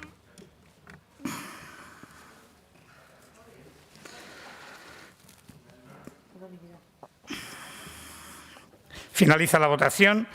66 presentes, 65 emitidos, votos a favor 65, ningún voto en contra, ninguna abstención. Por lo tanto, se aprueba por unanimidad. Se aprueban, pues, los 3 puntos, la iniciativa al completo. Pasamos a votar la proposición no de ley número 5722 sobre la ejecución de las obras hidráulicas contempladas en el Pacto del Agua, presentada por el Grupo Parlamentario Popular. Se van a votar cada uno de los 2 puntos. Procedemos a votar el punto número 1. Comienza la votación.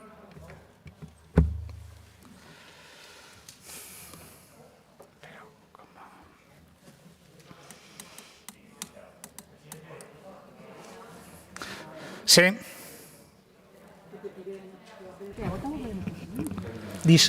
Disculpe, señor presidente, ¿podríamos repetir la votación? Se repite, por supuesto que sí, se repite la votación. Pasamos a votar el punto número 1. Comienza la votación.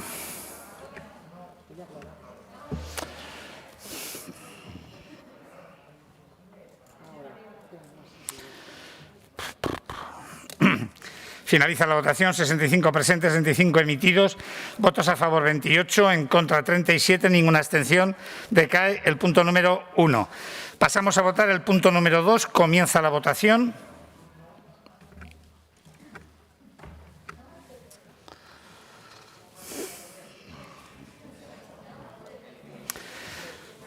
Finaliza la votación.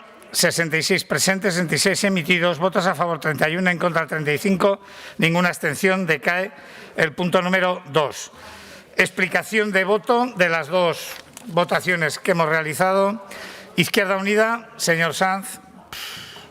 Sí, gracias, presidente. Mire, por supuesto que estamos en contra del trasvase, como así hemos mostrado en el punto número 1. Pero es que, señorías del Partido Popular, señora Vaquero, el mero registro de esta iniciativa era una huida hacia adelante y creo que no son creíbles y que van a tener que caminar mucho para hacer creíble la posición de su organización política con respecto a la política trasvasista. Yo espero, de verdad, que su partido a nivel de Estado asuma ese postulado que hoy usted ha defendido en esta Cámara, y le agradezco también la posición de voto en el primer punto de la propuesta presentada por los grupos que soportan al Gobierno. Pero, como digo, se trataba de un debate que al final se ha saldado pues como esperábamos que se saldase. Con un y tú más que nos suma y, desde luego, con una posición que, como bien digo, era una huida hacia adelante que, desde luego, esta formación política no le va a blanquear. Gracias, señor Sanz. Grupo Aragonés. Muchas gracias, presidente. Únicamente para recordar que el Partido Aragonés lleva más de 40 años defendiendo el agua en Aragón, sus industrias agroalimentarias y los regadíos, y muestra de ello son las recientes ayudas europeas. Muchas gracias, presidente. Gracias, señora Peridad. Grupo Parlamentario de Vox, señor Morón. Sí. Agradecer que se haya podido votar por separado estas iniciativas y, en primer lugar, manifestar que, evidentemente, nuestro grupo acata y defiende lo contenido en el Estatuto de Autonomía de Aragón, lo cual no quiere decir que, evidentemente, seamos contrarios a ese uso político que se realiza del trasvase, que se lleva realizando desde hace tantísimos años en Aragón, para tirarse los trastos unos a otros, de a ver quién es más aragonesista que otro. Mire, la realidad es que nos parece muy grave, de verdad, nos parece muy grave que, más allá de esa reserva hídrica de los aragoneses, más allá de eso, nos neguemos la posibilidad de que las aguas excedentarias puedan ir a otras comunidades. La verdad es que nos parece de una gravedad, de una insolidaridad gravísima. Pero bueno, esto es lo que tiene la política. Muchas gracias. Gracias, señor Morón. Por el Xunta Aragonesista, Grupo Podemos, señor Escartín.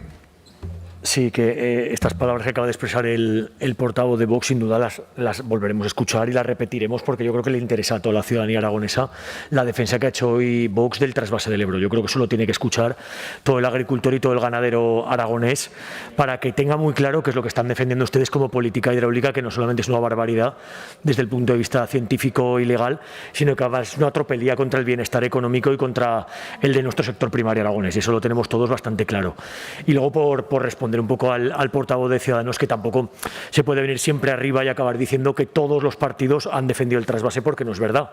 Porque Podemos siempre hemos estado contra el trasvase del Ebro, y no solamente hemos estado en nuestra historia reciente de 7 años, sino que lo hacemos en Aragón y lo hacemos en Murcia también. Yo mismo estoy en Valencia en jornadas por la nueva cultura del agua y hemos estado buscando otras obras de regulación alternativas al trasvase. O sea que sí que le pediría que fuera un poquito más cauto en las declaraciones, porque no solamente es Podemos, también me consta que el PAR y Xunta Aragonista siempre se han mantenido muy firmes contra el trasvase, y creo que sería bueno no dar mensajes, digamos, erróneos a la ciudadanía. Gracias. Gracias, señor Escartín. El Grupo Ciudadanos, señor Domínguez. Gracias. Lo primero, agradecer a los grupos del Gobierno que hayan aceptado la votación por separado, porque la verdad que el punto 2 no estábamos de acuerdo en esa lucha que, como hemos podido ver en la votación, pues ha seguido. Y nuestra intención, pues desde luego, es que se dé un apoyo importante a la política hidráulica, a ese pacto del agua, a esos pantanos, desde luego que queremos que sigan realizándose, y ese rechazo al trasvase del Ebro. Yo, señor Escartín, le he dicho que su partido en Madrid, junto con el Partido Socialista, ha aprobado trasvases de 5 hectómetros cúbicos en la cornisa cantábrica, trasvases es que cuando queremos hablamos de transferencia y cuando queremos hablamos de trasvase. Todo depende de la crítica que queramos hacer. Y usted, como Gobierno, pues ha apoyado esos trasvases en la cornisa cantábrica. Y eso es una realidad. Y el que quiera verlo, que lo vea. Y el que no quiera verlo, pues que no lo vea. Pero eso es una realidad. Gracias. Gracias, señor Domínguez. Grupo Parlamentario Popular, señora Vaquero. Gracias, señor presidente. Y desde luego lo que nos ha quedado claro hoy aquí es que ustedes no engañan. No engañan y son coherentes, porque como yo he dicho en mi intervención, cada vez que ha habido un gobierno del Partido Socialista se han producido de facto esos trasvases y ese incumplimiento, como estamos viendo ahora, de la política hidráulica recogida en un acuerdo que fue por unanimidad y que fue el Pacto del Agua. Ustedes, en ese conato de no permitir hoy la votación separada y de incluir en ese punto una reprobación, han vuelto a demostrar el uso torticero político que hacen permanentemente del agua. Uso permanentemente político que hacen del agua porque en estos momentos no tenía ningún sentido que trajeran aquí esa iniciativa. Eso sí, ustedes han votado en contra, incluida usted. Señora Peirat, ¿dónde ha quedado aquello del señor Aliaga, agua y territorio? Han votado en contra de rechazar cualquier propuesta de trasvase del Ebro. Lean esta iniciativa.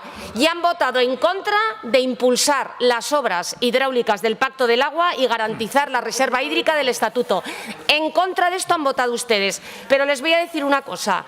Ustedes, yo decía que no engañan, y no engañan a los regantes, y no engañan a los agricultores, porque saben perfectamente que el Gobierno del Partido Socialista está siendo el más contrario a apoyar con la ministra Rivera y con la complicidad del señor Lambán la prosperidad en Aragón. Lo saben los regantes, que están esperando aumentar las hectáreas de regadío, esas que están reclamando más de 45.000 pendientes de los regantes del Alto Aragón, y que la postura de la ministra Rivera, intentando condenar y enterrar ese pacto del agua, está impidiendo. Ustedes no engañan y se sabe que el Partido Socialista es contrario a la prosperidad con el elemento del agua de nuestra comunidad autónoma. Muchas gracias, señora Vaquero.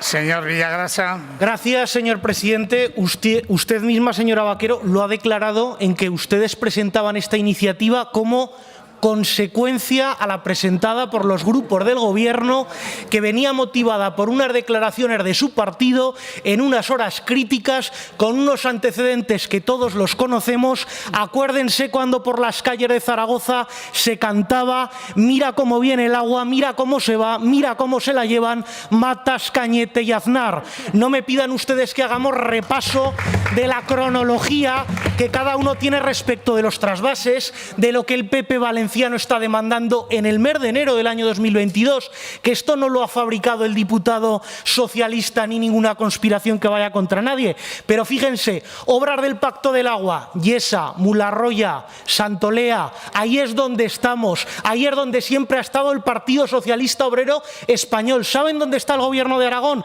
Con la inversión y el compromiso de 212 millones de euros para la transformación de más de 46.000 hectáreas en las 3 provincias aragonesas. Esos son hechos y realidades que benefician a más de 7.000 regantes, y eso lo hace este Gobierno, eso lo hace el Gobierno PSOE-Chader del 2015, y lo hace el cuatripartito, no son palabras, no son discursos, no es literatura, son hechos. Y los regantes y la gente del medio rural sabe quién rema a su favor y sabe quién los utiliza en determinados momentos. Pero que aún les diré más, y ahora saben que la discrepancia de dialéctica con ustedes siempre es apasionante, pero respecto de Vox, nosotros no defendemos un planteamiento de una España única ni una España excluyente. Construir España también significa que a través del desarrollo agrario y económico con el agua de Aragón que lo recoge nuestro Estatuto de Autonomía, se palien en aquellas zonas de La Hoya, del Bajo Cinca o de los Monegros que llevamos más de 100 años sin regar. Eso es defender a España. Gracias. Y eso es hacerlo en estas Cortes. Gracias. Muchas gracias, señor Villagrasa. Continuamos con el debate conjunto y votación separada de las siguientes proposiciones no de ley. En primer lugar, la proposición no de ley número 2822 sobre las negociaciones del Gobierno de España en relación con los presos etarras y la defensa y reconocimiento de las víctimas del terrorismo, presentada por el Grupo Parlamentario Popular. Y en segundo lugar, por la proposición no de ley número 8522 sobre el informe de la Guardia Civil y los contactos con ETA, presentada por el Grupo Parlamentario de Ciudadanos. En primer lugar, para la defensa de la primera proposición no de ley, la señora Vaquero tiene la palabra en nombre del Grupo Parlamentario Popular. Gracias, señor presidente. Y vamos a hablar de derechos humanos de las víctimas del terrorismo. Y hablando de derechos humanos, desde el Grupo Parlamentario Popular queremos condenar el ataque de Rusia a Ucrania, mostrar nuestra solidaridad con el pueblo ucraniano y, al mismo tiempo, trasladar al Gobierno de España una postura firme dentro del marco de la Unión Europea y de la OTAN, de la cual formamos parte, y, sobre todo, impulsar también una pronta y rápida solución de este conflicto bélico.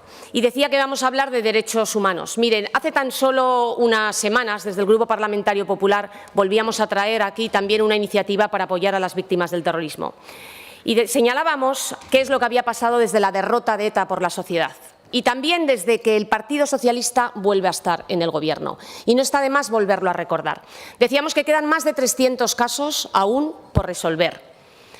Que en estos momentos los herederos de ETA están en las instituciones y además sostienen parlamentariamente al presidente Sánchez. O dicho de otra manera, el presidente Sánchez es presidente gracias al apoyo de los herederos de ETA.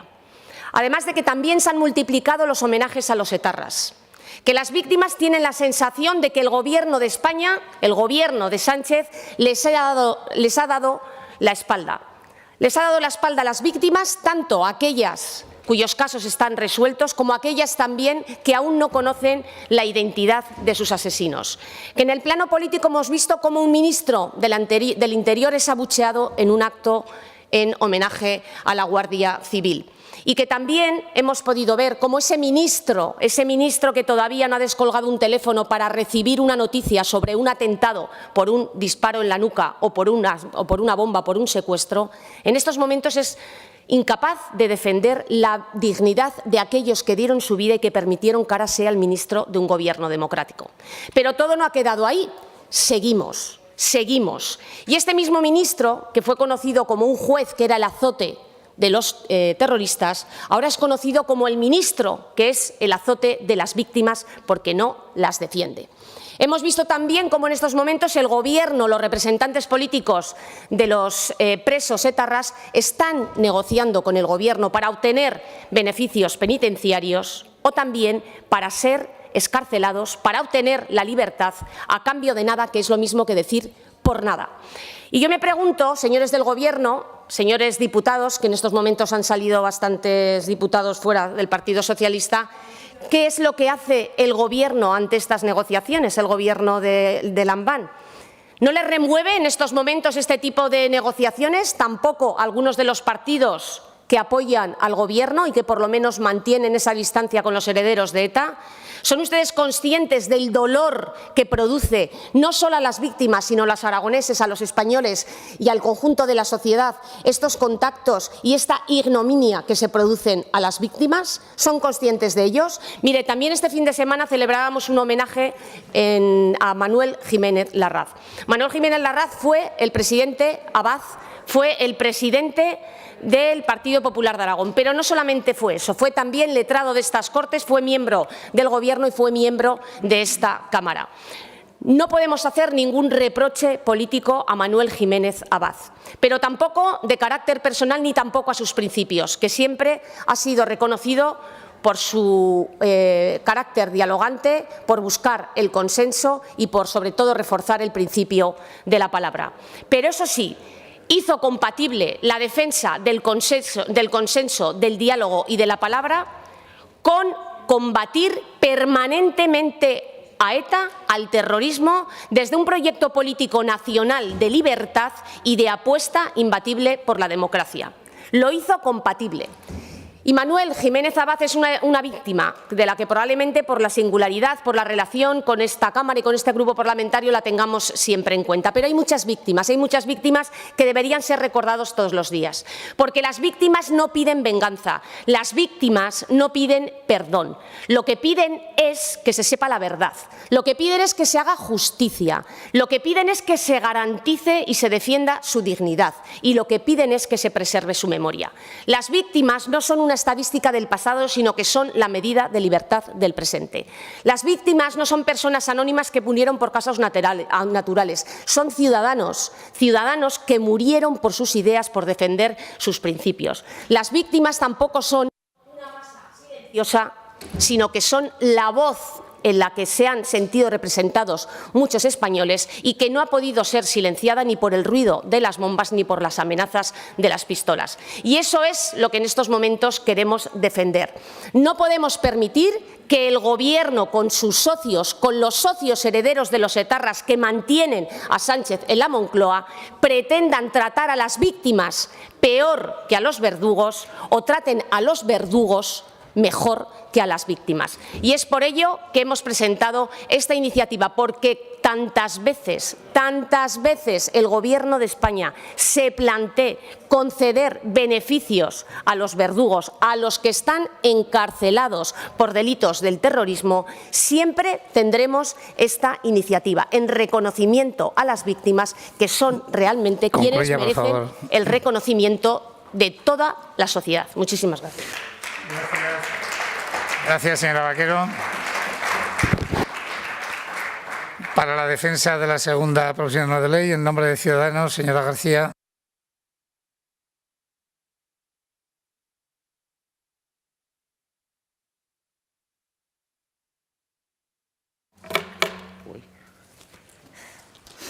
Gracias, señor presidente. Como no podía ser de otra manera, y siento que vamos a hablar además de víctimas, vamos a recordar a todas aquellas personas que ahora mismo en Ucrania están sufriendo la invasión del gobierno de Vladimir Putin y vamos a solidarizarnos con ellos.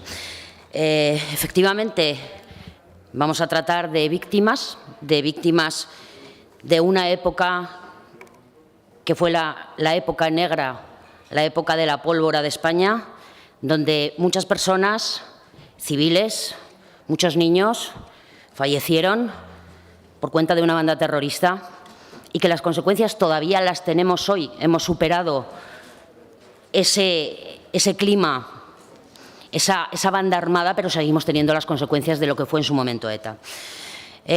Nuestra proposición no de ley incide en una serie de aspectos que quiero detallar ahora, pero no sin antes dejar de hacer también míos esos otros aspectos que se incluyen en las dos proposiciones no de ley presentadas también por el PP y presentadas por el Grupo Parlamentario Vox. También desde Ciudadanos hacemos un reconocimiento a las víctimas del terrorismo, también desde Ciudadanos hacemos un reconocimiento a las fuerzas y cuerpos de seguridad.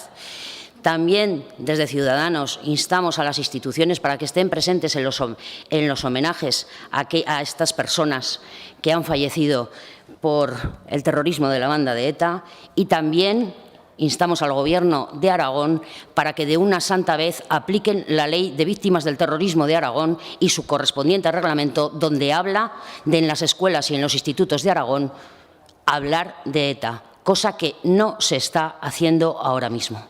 Se habla de otras cosas. Dicho esto, nuestra proposición no de ley incide en varios aspectos. El primero de ellos, este dictamen elaborado por la Guardia Civil a instancias o como consecuencia de un procedimiento que se sigue en la Audiencia Nacional, donde, a pesar de la negativa constante del que en su momento fue juez y ahora es ministro, se acredita la existencia de conversaciones entre miembros de la Administración, de la Dirección General de Instituciones Penitenciarias, diputados y senadores vascos y terroristas de ETA. Pero es que esto no nos pilla lejos, porque si ustedes han leído las noticias de hoy, si han leído el Heraldo de hoy aparece reflejado que varios diputados y senadores de ETA estuvieron conversando en la cárcel de Zuera con 2 presos etarras. ¿De qué se conversa? Que lo dice muy claro el informe de la Guardia Civil. Pases de grado, excarcelaciones, cómo encubrimos los homenajes. Ese es el fondo de ese informe.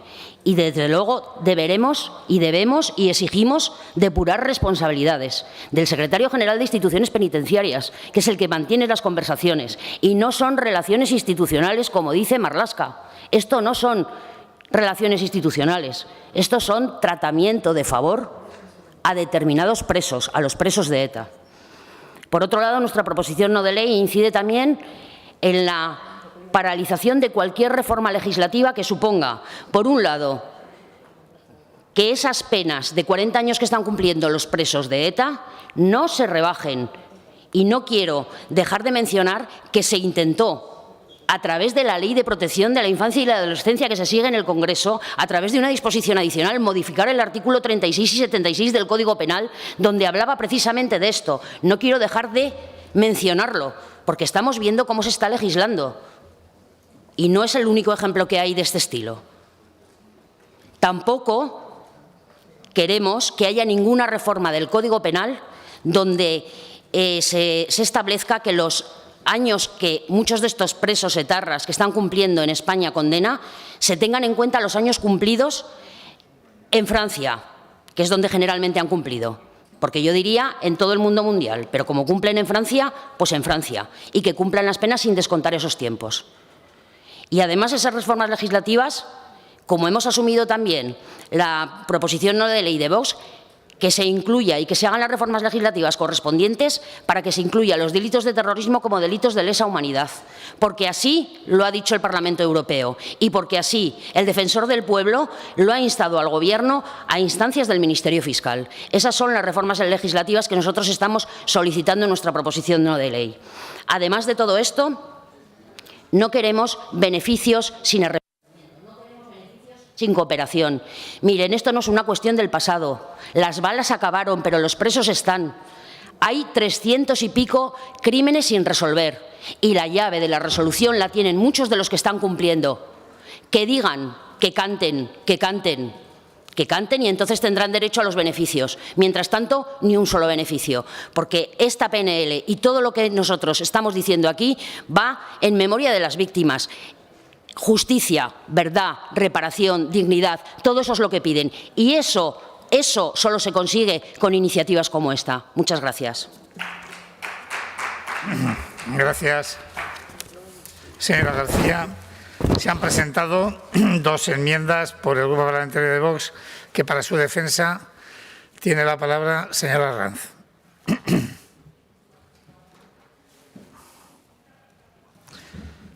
Entiendo que ha presentado una enmienda a cada una de las iniciativas.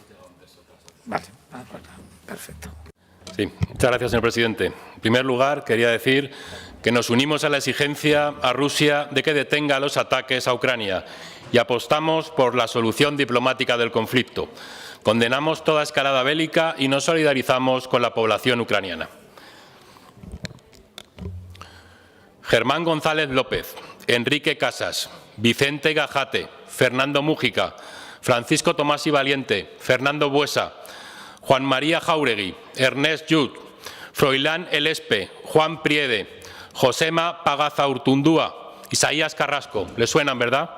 Sí, son 12 socialistas inocentes asesinados por la banda terrorista ETA. El último, Isaías Carrasco, concejal de Mondragón. Hace solo 12 años, solo 12 años. Y no se fue, como dicen ahora esos progres premiados por el cine apesebrado. Lo mataron, lo asesinaron de 5 disparos.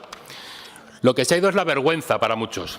Estas 12 personas no son ni más importantes ni menos que el resto, 850 personas asesinadas por la banda criminal. Mujeres, niños, muchos policías, muchos militares, muchos guardias civiles y muchos civiles también. Todos inocentes, asesinados cobardemente. Y no podemos olvidarnos que a la fecha hay pendientes de resolver 379 asesinatos. El 44% del total de esos crímenes está sin resolver todavía. Su mayoría cometidos en el País Vasco y Navarra durante los años 1978 a 1987. Esto sí es una verdadera memoria histórica. Y tampoco dejaremos de mencionar que el Gobierno socialcomunista y sus socios separatistas y bilduetarras ya nos exigen pasar página, condenarles al olvido y premiar con la impunidad a sus asesinos. Nunca, ni olvido ni perdón. Ese perdón a los verdugos, ese saber perdonar, como expresamente reclamaba el socialista Luis Briones, número 3 por Burgos en la campaña electoral de Castilla y León. Eso es traición. Traición a la memoria a todas las víctimas, traición a la dura y heroica lucha antiterrorista de nuestros cuerpos y fuerzas de seguridad, traición a la sociedad democrática y traición a la nación. Como traición es lo que están perpetrando el Ministerio del Interior, Grande Marlaska, a su cargo, Ángel Luis Ortiz, secretario general de instituciones penitenciarias, y todos aquellos que pactan y negocian con los etarras directamente, con asesinos como Cubati, asesino de Yoyes y 12 inocentes más, con abogados como Chema Matanzas, con un apellido muy apropiado, con las distintas asociaciones de familias de presos etarras. Existe un grupo de WhatsApp, no, ya vale lo que están haciendo, donde comunicarse con esos asesinos y suministrarles información privilegiada y tratos de favor. Eso es lo que vale. Por favor. Un ministro de continúe, Interior que atiende las prioridades y condiciones de una banda terrorista y político, de Bildu, y puestas en libertad irregulares, presos por votos, liberar y acercar etarras a cambio de apoyos y presupuestos. Todo probado y avalado por un informe de la Brigada de Información de la Guardia Civil. Esto sí que es indignidad de gobierno, encabezado por Pedro Sánchez. Y sin arrepentimiento alguno, sin colaboración con la justicia para esclarecer los crímenes sin resolver, siguiendo realizando homenajes a etarras. Sin esos requisitos no se puede conceder ningún tipo de beneficio penitenciario. Aprobamos todos y cada uno de los puntos de estas iniciativas y añadimos que se consideren delitos de lesa humanidad, que no prescriban nunca. Y expresamente solicitamos aquí que Marlaska debe estar fuera de este Gobierno por el trato a favor con estos asesinos. Concluya, por favor. Gracias, señor Arranz.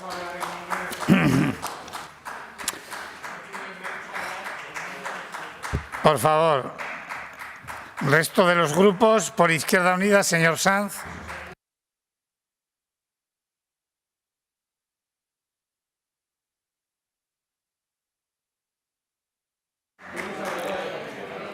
Señorías, profundamente preocupante. Por favor, espere un segundo. Gracias.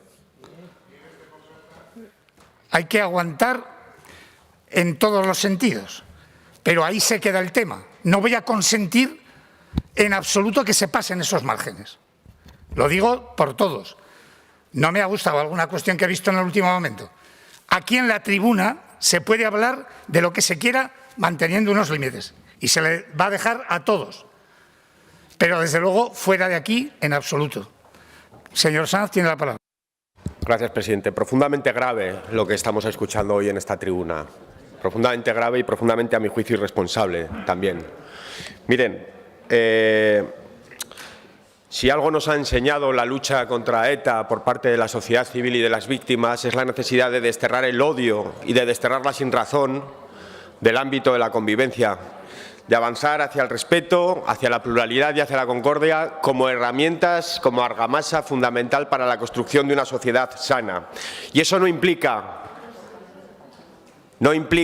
olvidar el dolor, olvidar a las víctimas y dejarlas de lado. No, eso no implica, al revés. Eso implica conocer, eso implica verdad, eso implica reparación desde la veracidad de los hechos, eso implica mirar al pasado, conociéndolo y de frente, para hacerle frente con luminosidad y con posibilidad de no repetición. Eso implica que esa perspectiva deberíamos de aplicar absolutamente sobre toda nuestra historia y eso implica también abandonar determinadas actitudes que siguen incardinadas en el odio, que siguen fortaleciendo discursos basados en la utilización torticera de las víctimas y que además se fundamentan en mentiras. Porque fíjense, ustedes hoy no han venido a decir la verdad. Ustedes hoy han construido una supuesta verdad sobre una mentira fundamental, que es que no se está cumpliendo con la ley penitenciaria. Eso es lo que están haciendo ustedes hoy aquí. Y eso es muy preocupante, más aún cuando estamos hablando de la vida y de la muerte, del asesinato de muchas personas y del dolor de una sociedad entera. Y es profundamente grave lo que hemos escuchado desde esta tribuna en alguna de sus intervenciones, especialmente la última. Profundamente grave. Porque aleja, señorías, aleja y desoye precisamente el mandato de convivencia obligatorio que supuso la lucha contra ETA por parte de sus víctimas. Y eso es así. No se construye una sociedad sana así, señorías. Por supuesto que esta formación política, por supuesto que está en favor de saber lo que pasó, de la veracidad, por supuesto que está en favor de investigar, de reconocer, de hacer cumplir la ley, pero esta formación política no va a utilizar una mentira para justificar modificaciones legislativas como las que proponen, que en otro orden de cosas no son precisas. Nuestro Código Penal ya recoge la posibilidad de juicio por lesa humanidad. De hecho, a ETA se le puede procesar por eso, como a los GAL, por ejemplo, sin ningún problema. Sin ningún problema. Pero es que ustedes están proponiendo algo que es mucho más peligroso. Ustedes están avanzando hacia un modelo penal en caliente, hacia una legislación en caliente. Están avanzando y están proponiendo lo que en derecho, y deberían de saberlo los que han intervenido aquí porque son letrados y letradas, lo que en derecho penal se llama y eso es profundamente peligroso y va contra el derecho penal de todas las sociedades democráticas. Legislar una norma penal especial para determinados colectivos. Eso es muy peligroso desde una perspectiva democrática, señorías. Y no con esto somos menos duros con los deleznables asesinatos y con los criminales que los perpetraron. No, señorías. Lenguajes y discursos en los que a nosotros se nos quieran dar lecciones de democracia, las justas. Y miren, tampoco vamos a tolerar una de las cuestiones que ustedes ponen sobre la mesa todo el día, que es verdaderamente la estrategia que tienen con este tipo de iniciativas. Intentar desgastar la legitimidad de un gobierno democrático emanado en las urnas. Ustedes nos acusan de equidistantes con la violencia. Ustedes incluso nos llaman cómplices de los terroristas. Y eso no lo vamos a tolerar. Nunca. Porque ustedes no son quienes para dar lecciones. Ninguna. Por lo tanto, un poco de rigor. Por favor. Izquierda Unida votará a favor de aquellas cuestiones con las que evidentemente estamos de acuerdo, pero no votará aquellas cuestiones en las que se fundamentan en una objetiva mentira para justificar otro tipo de intereses mucho más antidemocráticos. Perdón, presidente, acabo ya. Mucho más antidemocráticos de lo que ustedes nos quieren hacer ver. Gracias. Por el Grupo Aragonés, señor Guerrero.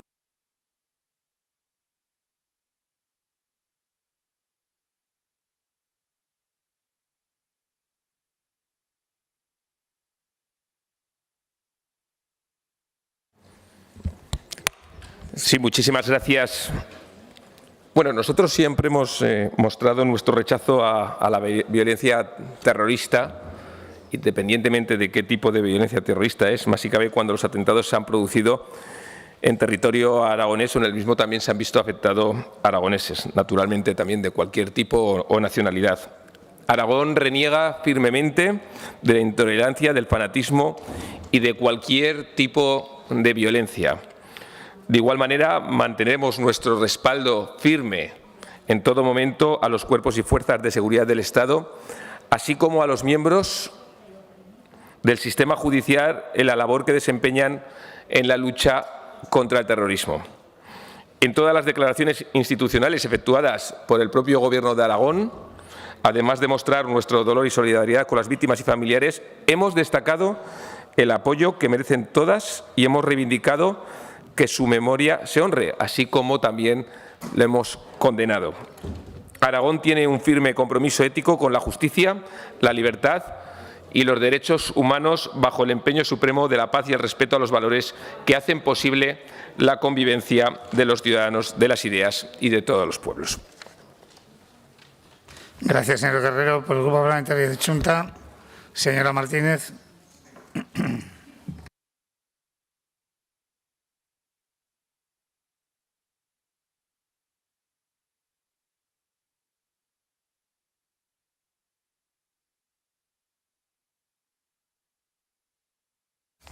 Gracias, presidente. Señoría, Chunta Aragonesista, como lo ha hecho siempre, está en contra de cualquier tipo de terrorismo y, por tanto, como ya sabemos que han llegado a un texto transaccional, votaremos que sí a todo aquello en que se alude pues, a estar en contra del terrorismo y de los actos deleznables del mismo. Han llegado a otra parte, a otro texto transaccional, en el que ponen por activa y por pasiva que este Gobierno no puede hacer uso de la política penitenciaria. Mire, esta mañana decía el señor Fazi, ustedes hablan de literatura, cuando hablan yo les voy a dar datos. Pues eso es lo que voy a hacer yo, porque que yo sepa, y desde que entramos en democracia, ya han pasado unos cuantos años, hasta el 2018, cualquier gobierno de España ha mantenido contactos y ha hecho uso de la política penitenciaria para acercar los presos de ETA a las cárceles de Euskadi. Año 1996. ¿Cuántos presos se acercaron a las cárceles de Euskadi? 33. Además, se concedió el tercer grado a varios de ellos. Año 1997. Se acercaron 26 traslados y 16 en tercer grado. No voy a nombrar qué crímenes se sucedieron en aquellos años, porque tan válidas son unas víctimas que tienen filiación política como aquellas que no las tienen, y en esta tribuna muy pocas veces se les nombra. Y en el año 1998 se hicieron 26 traslados y también se concedieron terceros grados, como en el año 1999 105 traslados. ¿Qué quiero decir con esto, señorías? Esto no es poner estos datos encima de la mesa para el y tú más. Todo lo contrario. Esto, señorías, es para ponerles delante de su espejo. Porque cuando ustedes no gobiernan es que cuando recriminan estas políticas. ¿O acaso con los gobiernos de Aznar esto estaba mal hecho? ¿O acaso, señorías de Vox, estos diputados que estaban en el Partido Popular y ahora están en sus filas, entonces lo criticaban y lo recriminaban? Señorías, como siempre, lo que están ustedes haciendo es intentar patrimonializar el dolor de las víctimas. Y hay tantas víctimas como asesinatos produjo ETA. Y hay tantas formas de entender el dolor como personas. Gracias, señora Martínez. Por el Grupo Parlamentario de Podemos, señora Cabrera.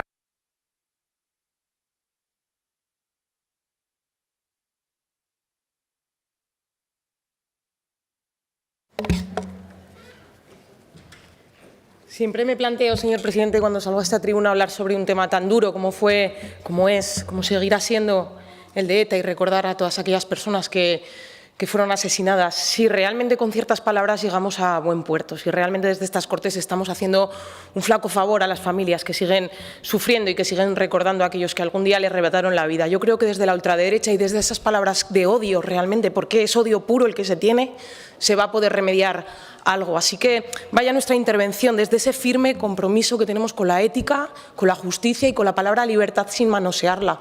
Vaya nuestro compromiso por querer reparar, por querer limpiar, curar y sanar heridas, pero nunca por querer echar más leña al fuego como quieren echar la ultraderecha, como quieren echar la sombra alargada del fascismo y como quieren echar algunos que todavía tenemos en estas Cortes, y que es lamentable las palabras que estamos escuchando esta tarde en estas Cortes de Aragón. A mí me da vergüenza que en ámbito parlamentario democrático haya gente que defeque palabras en contra de la paz, en contra de la mediación, y por lo tanto me produce absoluta vergüenza compartir escaño con determinadas personas. El PP, una vez más, viene a este Parlamento con una proposición no de ley que utiliza a las víctimas de ETA. Y es que ETA cesó su violencia hace 10 años y hace más de 3 años que anunció la disolución total. Una década después del fin de la violencia, que ha sido dura y que se está siguiendo trabajando, espero que en ese compromiso sobre la paz y sobre la mediación. Y es que intentan convertir a ETA en protagonista de actividades parlamentarias, porque ya van 6 iniciativas por parte del Partido Popular de Ciudadanos sobre el tema que ahora mismo nos apela.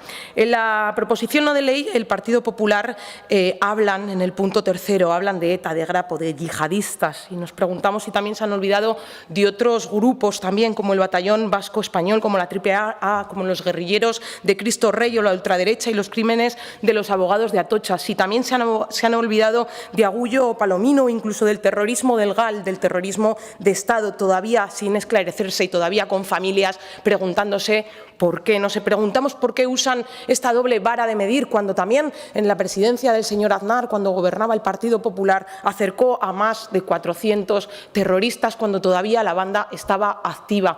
Y nos preguntamos dónde está el recuerdo, dónde está el olvido, dónde está esa reparación de tapadillo que algunos intentan ahora mismo traernos a estas Cortes de Aragón.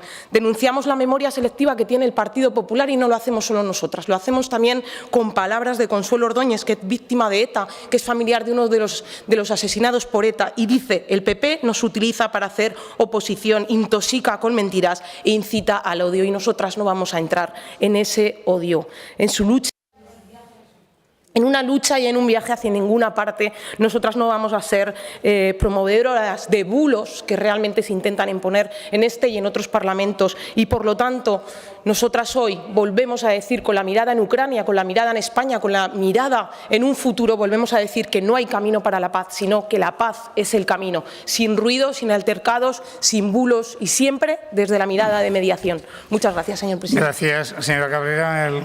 Por el Grupo Parlamentario Socialista, señor Urquizu.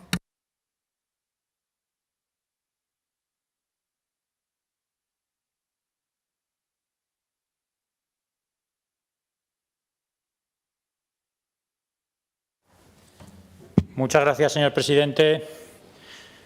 Mire, señor Arranz, en nombre de los socialistas habla mi grupo. Usted, si quiere, hable en nombre de Blas Piñar o de los herederos del franquismo.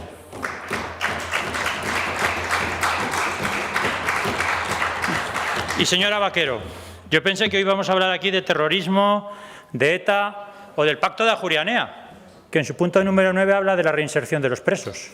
Pensé que íbamos a hablar de eso. Pero usted, como siempre, y como escuchamos veces en esta Cámara, mezclan demasiadas cosas. Me voy a abstener yo de mezclar de muchas cosas que están sucediendo hoy en nuestro país. La posición de mi grupo siempre ha sido clara. Hemos condenado siempre el terrorismo. Hemos apoyado siempre a las víctimas. Hemos apoyado siempre a los cuerpos y fuerzas de seguridad del Estado. Y desde luego que pensamos que la política penitenciaria la dirige el Gobierno de la Nación. Eso es lo que hemos pensado siempre. Y lo que me parece intrigante es que en menos de un año estemos debatiendo 3 veces de lo mismo. Y el relato es claro. El relato es claro. En primer lugar, ETA fue derrotada. Eso es claro. En segundo lugar, la democracia se impuso al terror. En tercer lugar, lo hicimos todos juntos. Ese es el relato. Y salirnos de ese relato no solo es faltar a la verdad, sino que es hacer un flaco favor a lo que tiene que ser nuestra tarea ahora, que es que todos los argumentos falsos que se escuchan en muchas posiciones sigan todavía vigentes. Por eso tenemos que seguir defendiendo cuál es la verdad. Y la verdad es que ETA no solo fue derrotada, sino que fue gracias a la acción policial, a la acción judicial, a la movilización social, a la colaboración internacional. Eso es lo que sucedió en nuestro país. No sucedió otra cosa, y todos los que hoy ustedes han estado diciendo aquí es en el fondo mezclar muchas cosas. ¿Y qué mezclan? Hay que leer su proposición no de ley.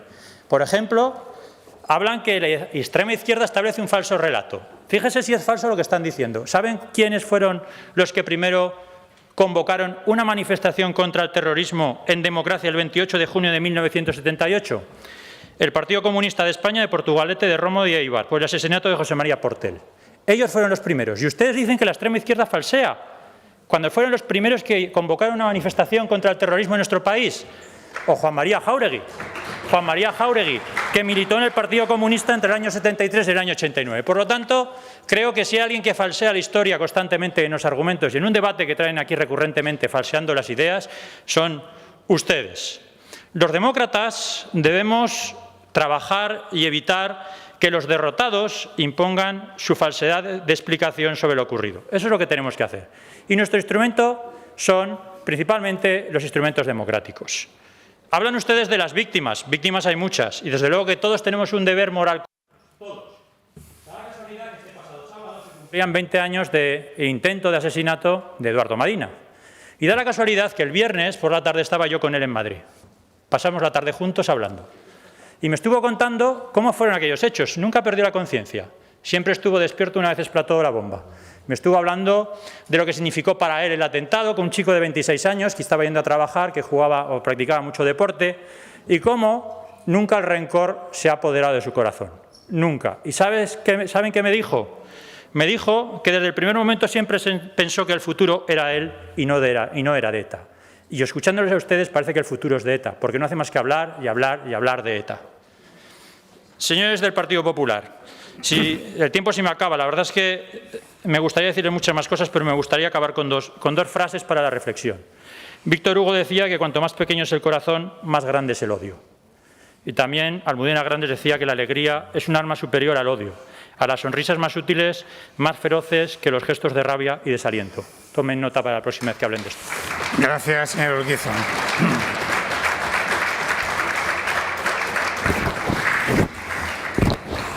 Para fijar su posición con respecto a la enmienda presentada, señora Vaquero.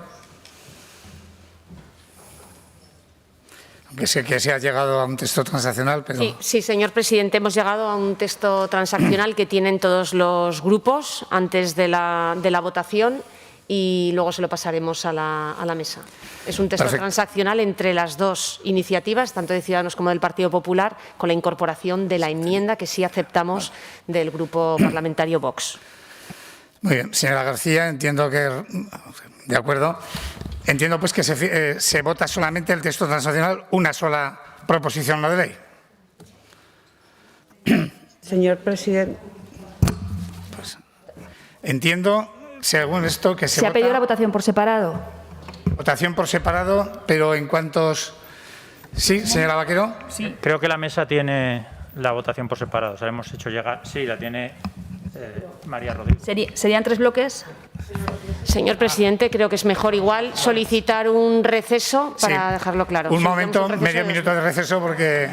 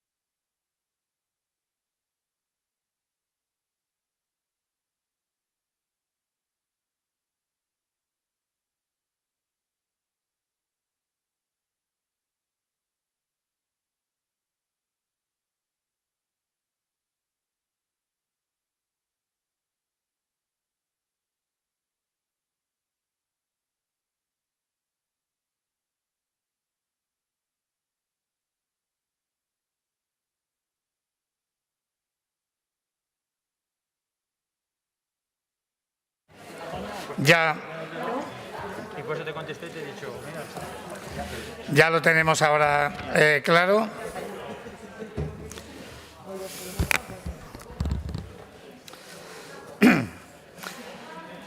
Y efectivamente se ha pedido, se tenía claro la transacción, la votación por separado se ha pedido ahora por parte del grupo y estaba también anteriormente acordada. Por lo tanto, vamos a hacerlo como han llegado al acuerdo en 3 votaciones. En primer lugar, de la transacción, se votaría en primer lugar los puntos 1A, 1B y 1C. En segundo lugar, votaríamos el 2B y en tercer lugar, el resto. ¿Estamos de acuerdo? Pues procedemos a votar en primer lugar los puntos 1A, 1B y 1C. Comienza la votación.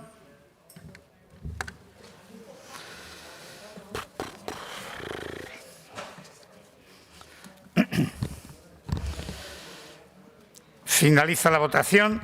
66 presentes, 66 emitidos, votos a favor 66, ningún voto en contra, ninguna abstención. Se aprueban, por lo tanto, por unanimidad.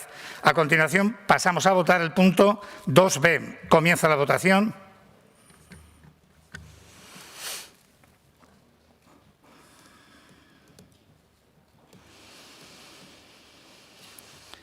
Finaliza la votación. 66 presentes, 66 emitidos, votos a favor 57, en contra 9, ninguna abstención. Por tanto, queda aprobado también el punto 2B. Y a continuación, como hemos quedado ya, votamos el resto de los puntos. Comienza la votación.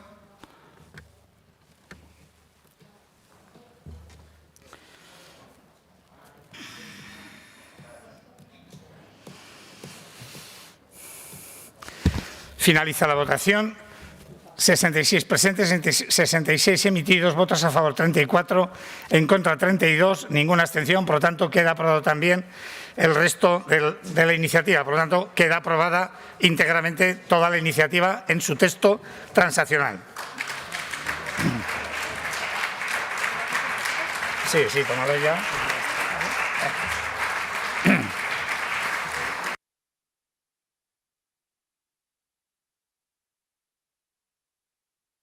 Turno de explicación de voto. Izquierda Unida, señor Sanz. Sí, señorías. Este es otro claro ejemplo más de cómo, en base a una mentira, justificamos avanzar hacia una sinrazón. No vamos a resolver los problemas que se quieren resolver mediante la actitud que se están planteando encima de la mesa por parte de determinados grupos. Ya hay herramientas jurídicas que permiten abordar estos delitos como delitos de lesa humanidad. Por lo tanto, señorías, realmente preocupante la actitud de esta Cámara, especialmente de determinados grupos y de determinados partidos que se llaman partidos de Estado, que han estado en el Gobierno y que ahora acusan a quien ocupa la cartera correspondiente de hacer exactamente, como mucho, lo mismo que hacían ellos cuando ocupaban esa responsabilidad. Gracias, señor Sanz. El Grupo Aragonés. Grupo Parlamentario de Vox, señora Arranz. Sí, gracias, señor presidente. Bueno, en primer lugar, la señora Cabrera de Podemos. Señora Cabrera, no me puede usted ofender, aunque quiera, no me puede ofender. Me da exactamente igual lo que usted tenga que decir y si le da vergüenza o no estar con nosotros en el Parlamento, ya sabe. Y prepárese porque venimos muchos más. Otra cosa, el dolor de las víctimas no se puede tratar con equidistancia ni relativismos. ¿Qué mentira, qué bulo se ha dicho hoy? Ninguno. Lo que pasa es que la verdad duele y la verdad es dolorosa, ¿de acuerdo? Pretenden que nos sean ajenos los muertos o que nos sean ajenos los actos terroristas en Aragón. En Aragón, además, donde está el Hotel Corona de Aragón, no sé si les suena, o el cuartel de la Guardia Civil en Zaragoza. No nos es ajeno. A ustedes les acerca cada vez más sus votaciones a lo que dice Bildu. Y eso es lo que tenían que hacerse mirar. Muchas gracias. Gracias, señora Arranz. Chunta. No. Grupo Parlamentario de Podemos. Sí, señor presidente, no hay mayor desprecio que no hacer aprecio y yo no soy de aquellas parlamentarias que funciona bajo amenazas, así que espero que iniciativas de este tipo al menos nos haga reflexionar y nos haga creer en una España más del entendimiento y más desde una libertad. Más allá de lo que salga en estas Cortes, tenemos una España diversa, una España que poco a poco va caminando hacia ese pensamiento de paz más allá de los moscardones que yo tengo hoy por aquí detrás. Muchas gracias, señor presidente. Gracias. Señora Cabrera, el Grupo Parlamentario de Ciudadanos. Señora García. Sí, gracias, señor presidente. Bueno, pues mire, yo aprecio a todos los que están aquí en la justa medida y la verdad es que los considero a todos ustedes. No, ya lo sé. Pero por favor. Lo que realmente aprecio es que esta iniciativa haya salido casi en su totalidad adelante y gracias a todos aquellos que la han apoyado y los que no la han apoyado, bueno, yo creo que ustedes deberían también hacer una reflexión. No estamos siempre cumpliendo la ley y por eso precisamente hay unos tribunales que están revocando beneficios penitenciarios que se están concediendo a ETA. Reflexionemos sobre eso. Muchas gracias. Gracias, señora García. Por el Grupo Parlamentario Popular, señora Vaquero. Gracias, señor presidente. Y, en primer lugar, quiero trasladar mi agradecimiento a aquellos grupos que han apoyado una iniciativa que no es apoyar al Partido Popular, no es apoyar a Ciudadanos, es apoyar a las víctimas, poderles mirar a la cara. Decía el señor Sanz que no podíamos hacer cómplices algunos grupos, ni muchísimo menos del terrorismo. No era la intención. Yo simplemente me he basado en hechos objetivos. Pero lo que sí que está claro es que el Gobierno de España en estos momentos se sostiene y es gobierno gracias al apoyo de los herederos de ETA y gracias al apoyo, sirva también, de los golpistas. Mire, se empezó con el indulto a los golpistas y ahora estamos ya con el indulto a los terroristas. Señor Urquizu, la reinserción es un instrumento democrático que en estos momentos corre el peligro de ser utilizado con otros fines, de ser utilizado como una cesión para soportar y aguantar en el sillón y malbaratar un recurso democrático, como digo, para favorecer la reconciliación. Y aquí hemos oído cosas muy graves cuando lo que estamos hablando es de las víctimas, y es escuchar a una diputada, y eso dice mucho, decir que se avergüenza en un Parlamento democrático, valga la redundancia, de compartir escaño con otros diputados por algo muy simple, por defender unos principios y unas ideas por las que ciudadanos aragoneses les han votado. Yo creo que habría que sentir mejor vergüenza de ocupar un escaño a costa de defender ahora lo contrario por lo que te han votado. Por eso es por lo que un diputado debería de sentir vergüenza. Muchísimas gracias. Gracias, señora Vaquero. Señor Urquizu, en nombre del Grupo Socialista. Muchas gracias, señor presidente. La verdad es que, señora Vaquero, creo que deben de ser mucho más prudentes cuando hablen de las víctimas, mucho más prudentes. Las víctimas son muy plurales. Creo que no todas piensan igual. Tienen visiones muy distintas y estoy seguro que incluso algunas no comparten nada de lo que ustedes han dicho hoy. Por lo tanto, sean bastante más respetuosas con la pluralidad de las víctimas y de personas que han sufrido el terrorismo en sus carnes y no hablen en nombre de ellas porque creo que ellas solas se representan. En segundo lugar, creo que hacen un flaco favor no solo trayendo estas iniciativas, sino siguiendo ese discurso de lo que tiene que ser el reto que tenemos los demócratas desde que desapareció ETA hace ya más de 10 años. Y es que no puede prevalecer en ningún momento que ETA obtuvo algo a cambio de dejar las armas, porque eso es radicalmente falso, porque sostener ese tipo de argumentos no tiene nada que ver con la verdad. ETA fue derrotada. La democracia, como les he dicho, ganó al terror. Y todo lo que no sea admitir, contar, relatar o ir en esa dirección es completamente falso y es falsear la historia de nuestro país. Gracias, señor Urquizu.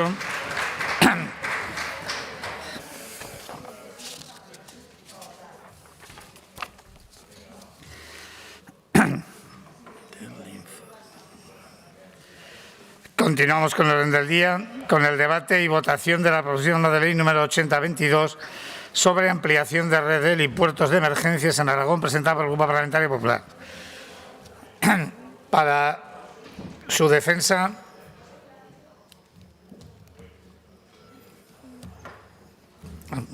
tiene la palabra, señor Lagüens. No sabía si estaba. Tiene la palabra, señor Lagüens, en nombre del Grupo Parlamentario Popular.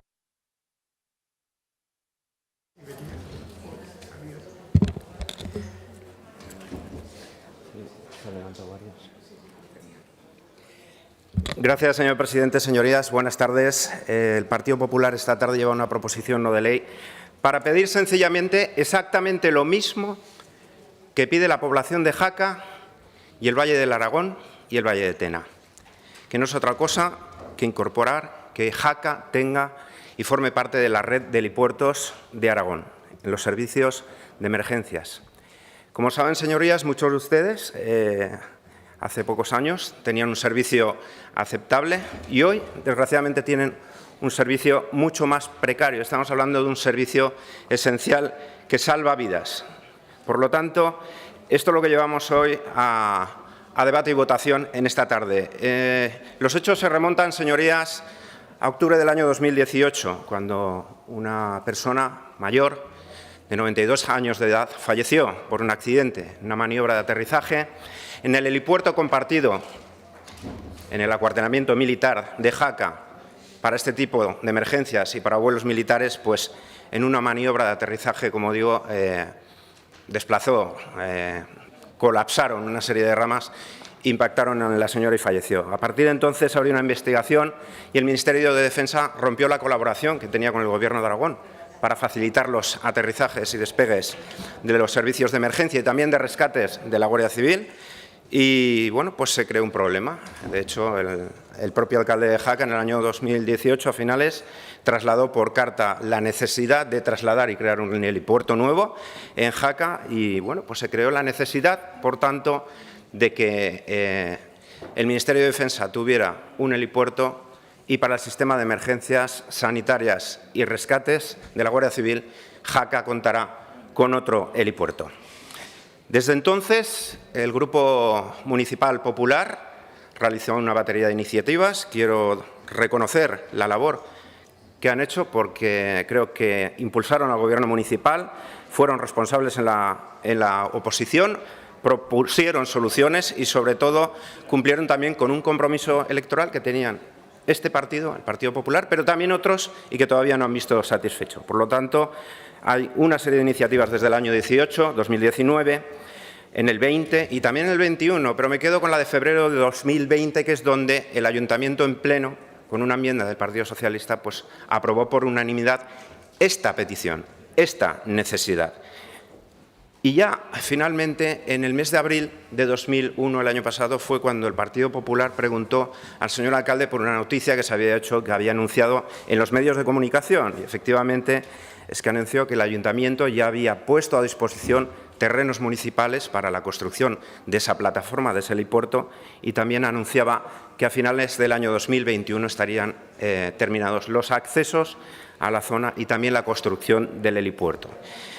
La realidad, señorías, es que a día de hoy todavía no tenemos ese acceso, el Ministerio de Defensa no ha construido su helipuerto y el Gobierno de Aragón tampoco ha impulsado esta obra tan necesaria. Y la realidad, señorías, es que el servicio es más precario en el sentido de que los aterrizajes de emergencias de los helicópteros medicalizados del 112 se está realizando en un área deportiva municipal, utilizada frecuentemente por todos los ciudadanos y los vecinos de Jaca y de la comarca. Por lo tanto, esto es un riesgo que tenemos que mitigar. Puede ser una solución de extrema y urgente necesidad, pero no puede estar en el operativo de emergencias y de traslados de personas que necesitan atención médica urgente el hecho de aterrizar y despegar en estos lugares. Por lo tanto, creemos oportuna y necesaria esta proposición no de ley. Y lo creemos, además, porque Aragón realmente ya cuenta con un sistema, con una red de helipuertos, más de 177 entre helipuertos y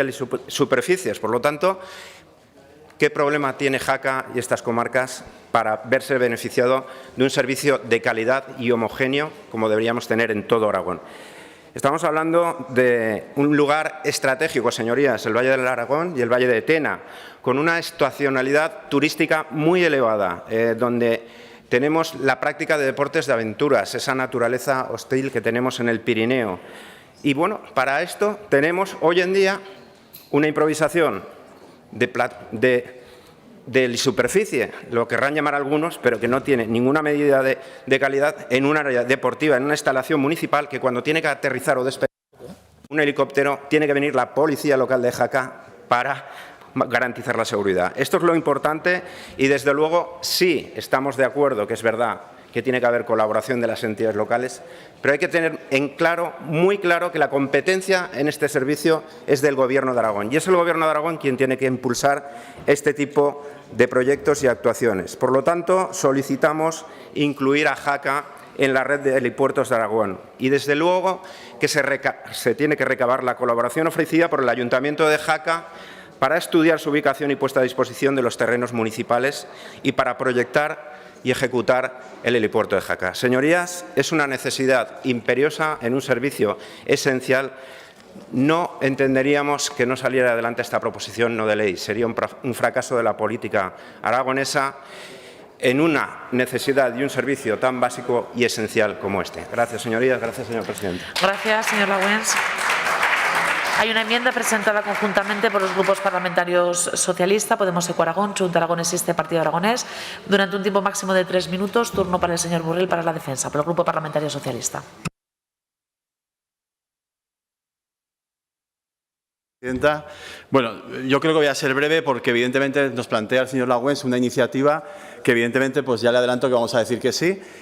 También quiero adelantar al resto de señorías que hemos llegado a un texto transaccional entendiendo que era una PNL, que era una propuesta que tenía que salir adelante, aunque lo que se nos propone pues tiene muchas ambigüedades. No voy a entrar mucho en ellas porque no quiero torcer el sentido del voto de la moción, que evidentemente va a ser favorable. Dice usted que hay que incluir a Jaca en la red de helipuertos. Bueno, Jaca ya está incluida en la lista operativa de helipuertos y helisuperficies que tienen. ¿Sí? Es así, señor Laüens. Y el servicio, vamos a ver, un helicóptero despega y aterriza. El servicio es ese. Podrá ser un poquito más cómodo, un poquito más incómodo, pero el servicio está ahí y el servicio está mantenido y se ha mantenido. ¿Vamos a votar a favor? ¿Por qué? Porque sí que es cierto que todas estas iniciativas municipales han tenido la sensibilidad del departamento de la señora Pérez y se está trabajando desde hace semanas, desde hace meses en esta línea. Pero nosotros hemos intentado agrandar un poquito más esta moción y aprovechando que ustedes la han presentado y aprovechando el anuncio de ayer del presidente del Gobierno, que quede claro el proyecto del Gobierno de Aragón para que todas las comarcas aragonesas tengan un helipuerto, no helisuperficie, con todas las homologaciones para poder practicar servicios en horario nocturno. Con lo cual, la mejora cuantitativa y cualitativa de los rescates y de las atenciones de emergencia es evidente que va a ser un incremento muy importante. Y luego vamos a poner las cosas en su sitio. Es decir, no estamos hablando de un servicio que requiera 1 o 2 servicios diarios, ni siquiera semanales. Estamos hablando de emergencia. Estamos hablando que en el caso de Jaca el año pasado fueron 5 en todo el año. Que evidentemente serán mejor en un helipuerto, correcto, pero vamos a poner las cosas en su sitio y que no parezca que desde ese desgraciado incidente de 2018 el servicio ha estado restringido. ¿Habrá sido un poquito más incómodo a lo mejor el acceso de las ambulancias? Pues es posible que sí, pero el servicio se ha mantenido y vamos a poner las cosas en su sitio. Si me permiten, leo rápidamente la transacción, señor Laüens, para que la conozcan todo el mundo. Las Cortes de Aragón instan al Gobierno de Aragón a incluir a Jaca en la red de helipuertos de Aragón. Para ello se recabará la colaboración ofrecida por el Ayuntamiento de Jaca para estudiar su ubicación y puesta a disposición de los terrenos municipales. Abro paréntesis, que ya se ha hecho, para proyectar y ejecutar el helipuerto de Jaca. Asimismo, instan, en coordinación con las entidades locales, a mejorar las condiciones de la red de helipuertos de Aragón para ofrecer un servicio sanitario de emergencias de máxima calidad y rapidez a través de los helicópteros medicalizados de emergencias Aragón 112. Es así, señorías, como quedaría esta transacción a la que hemos llegado y ahora lo pasaremos a la mesa por si finalmente es el texto que se aprueba. Muchísimas gracias. Gracias, señor Burrell. Turno ahora del Grupo Parlamentario Podemos, Equo Aragón. Sí, señora presidenta, intervendré desde el escaño, puesto que intentaré ser breve. Aragón contará con una red de 33 helipuertos para traslado nocturno de pacientes y el Ejecutivo, como bien ha dicho la persona que me ha precedido, ya está trabajando en esa red para garantizar un servicio que aumentará la seguridad en nuestra comunidad autónoma y, por lo tanto, en la defensa de esta enmienda también proponemos que se haga con la mayor coordinación que pueda ser, no solo con el territorio, sino también con los servicios del 112 y del 061. Actualmente hemos debatido sobre el transporte sanitario terrestre urgente, debatiremos próximamente sobre la ley de emergencias y va a ser un tema recurrente, pero aquí el Gobierno de Aragón ya ha actuado en consecuencia y, por lo tanto, en esa línea que se lleva en esta iniciativa y, por lo tanto, en nuestra enmienda hablamos de incrementar esa red, pero también hablamos de que Jaca ya cuenta con una helisuperficie y está incluida en el catálogo de helisuperficies y helipuertos de Aragón. Contará con nuestro apoyo de aprobarse la transacción que ya se ha anunciado. Nada más y muchas gracias, señora presidenta. Gracias, señora Cabrera. Turno del Grupo Parlamentario Junta Aragonesista. Señora Martínez, tiene usted la palabra. Gracias, presidenta. Pues también haré mi intervención desde el escaño, entre otras cosas, porque ya tengo poco que añadir, tanto a lo que ha dicho el grupo proponente como a los portavoces que me han precedido en el uso de la palabra. Simplemente sí que quería dejar constancia que, a pesar del incidente que se sufrió en el año 2018, desde la ciudad de Jaca se podía hacer uso de una helisuperficie. Eso no quiere decir que no queramos avanzar mucho más y que sabemos, por parte del Ayuntamiento de Jaca, que se está buscando la localización adecuada para que la ciudad de Jaca cuente con ese helipuerto que entrará a formar parte de la red de helipuertos que en el día de ayer ya anunció el señor presidente de la Comunidad Autónoma. Muchas gracias. Gracias, señora Martínez. Turno ahora de intervención de los grupos parlamentarios no enmendantes durante un tiempo máximo de 3 minutos, comenzado por el señor... presidenta, falto yo. Ay, perdón, disculpe. Turno del Grupo Parlamentario Aragonés. Tiene razón, disculpe, señora Pairat. Puede tomar la palabra. Muchas gracias, presidenta. Yo también haré mi intervención desde el escaño. Señor Laüens, compartimos gran parte de su iniciativa. Era por ello la presentación de la enmienda, la cual no voy a volver a explicar porque ya ha sido lo suficientemente explicada por los compañeros que me han precedido en el uso de la palabra. Como también ha sido explicado que actualmente se dispone en la ciudad de Jaca de una helisuperficie eventual para el uso de emergencias y que la misma está incluida en el catálogo de helisuperficies y helipuertos de Aragón, como no puede ser de otra manera, y así hacía referencia el señor Burrell. Desde el Gobierno de Aragón se está trabajando en el diseño de una red de helipuertos y helisuperficies que den mejor cobertura sanitaria al territorio, porque es cierto que hay que mejorar y en ello se está. Y como ya se ha dicho, existe un texto transaccional, por lo tanto, mi grupo parlamentario, el Grupo Parlamentario Aragonés, votará a favor de su iniciativa. Nada más y muchas gracias. Gracias, señora Pairat. Turno ahora de intervención, como decía, de los grupos parlamentarios no enmendantes durante un tiempo máximo de 3 minutos, comenzando por el señor Sanz, de la agrupación parlamentaria Izquierda Unida Aragón. Sí, gracias, presidenta. Desde el escaño, abordamos hoy un debate sobre la mejora de la red de helipuertos, concretamente al albur de la situación que atraviesa el ubicado en Jaca. Yo creo que Izquierda Unida considera que, teniendo en cuenta y a la vista de las iniciativas presentadas y del acuerdo que me consta se ha alcanzado para llegar a un texto en común, no sería complicado que la Cámara por unanimidad acordase el impulso de esas infraestructuras necesarias tanto para Jaca como para el conjunto del territorio, habida cuenta también de la realidad aragonesa, de las dificultades y la importancia que tiene este tipo de servicios, sobre todo en el ámbito sanitario, y sobre todo de la necesidad de coordinar. Yo creo que es un mandato también interesante, no solo con las entidades locales, que al final tienen que disponer de suelo, pero también con defensa, que es fundamental incluso en el marco interdepartamental. Por lo tanto, esperemos que lleguemos a un acuerdo que permita que esta iniciativa vea la luz por unanimidad. Gracias, señor Sanz. Turno ahora del Grupo Parlamentario Vox en Aragón. Señora Arranz, tiene la palabra. Muchas gracias, señora presidente. Bien, en Vox estamos completamente a favor de esta iniciativa de incluir a Jaca en la red de helipuertos de Aragón. Existen, como se ha dicho, muchas razones objetivas que aconsejan tal inclusión, desde la ubicación estratégica de Jaca, la proximidad a la montaña, las pistas de esquí, su relación con la práctica de deportes de invierno, de aventura, de rutas de senderismo. Todo ello, por la experiencia de muchos años, sabemos que precisa un servicio de calidad, ágil y eficaz del rescate en alta montaña, de la Guardia Civil y de emergencias. Y así atender con toda profesionalidad todo tipo de incidencias y accidentes, ¿no? Para su empleo, por supuesto, por los helicópteros medicalizados del 112 y el 061.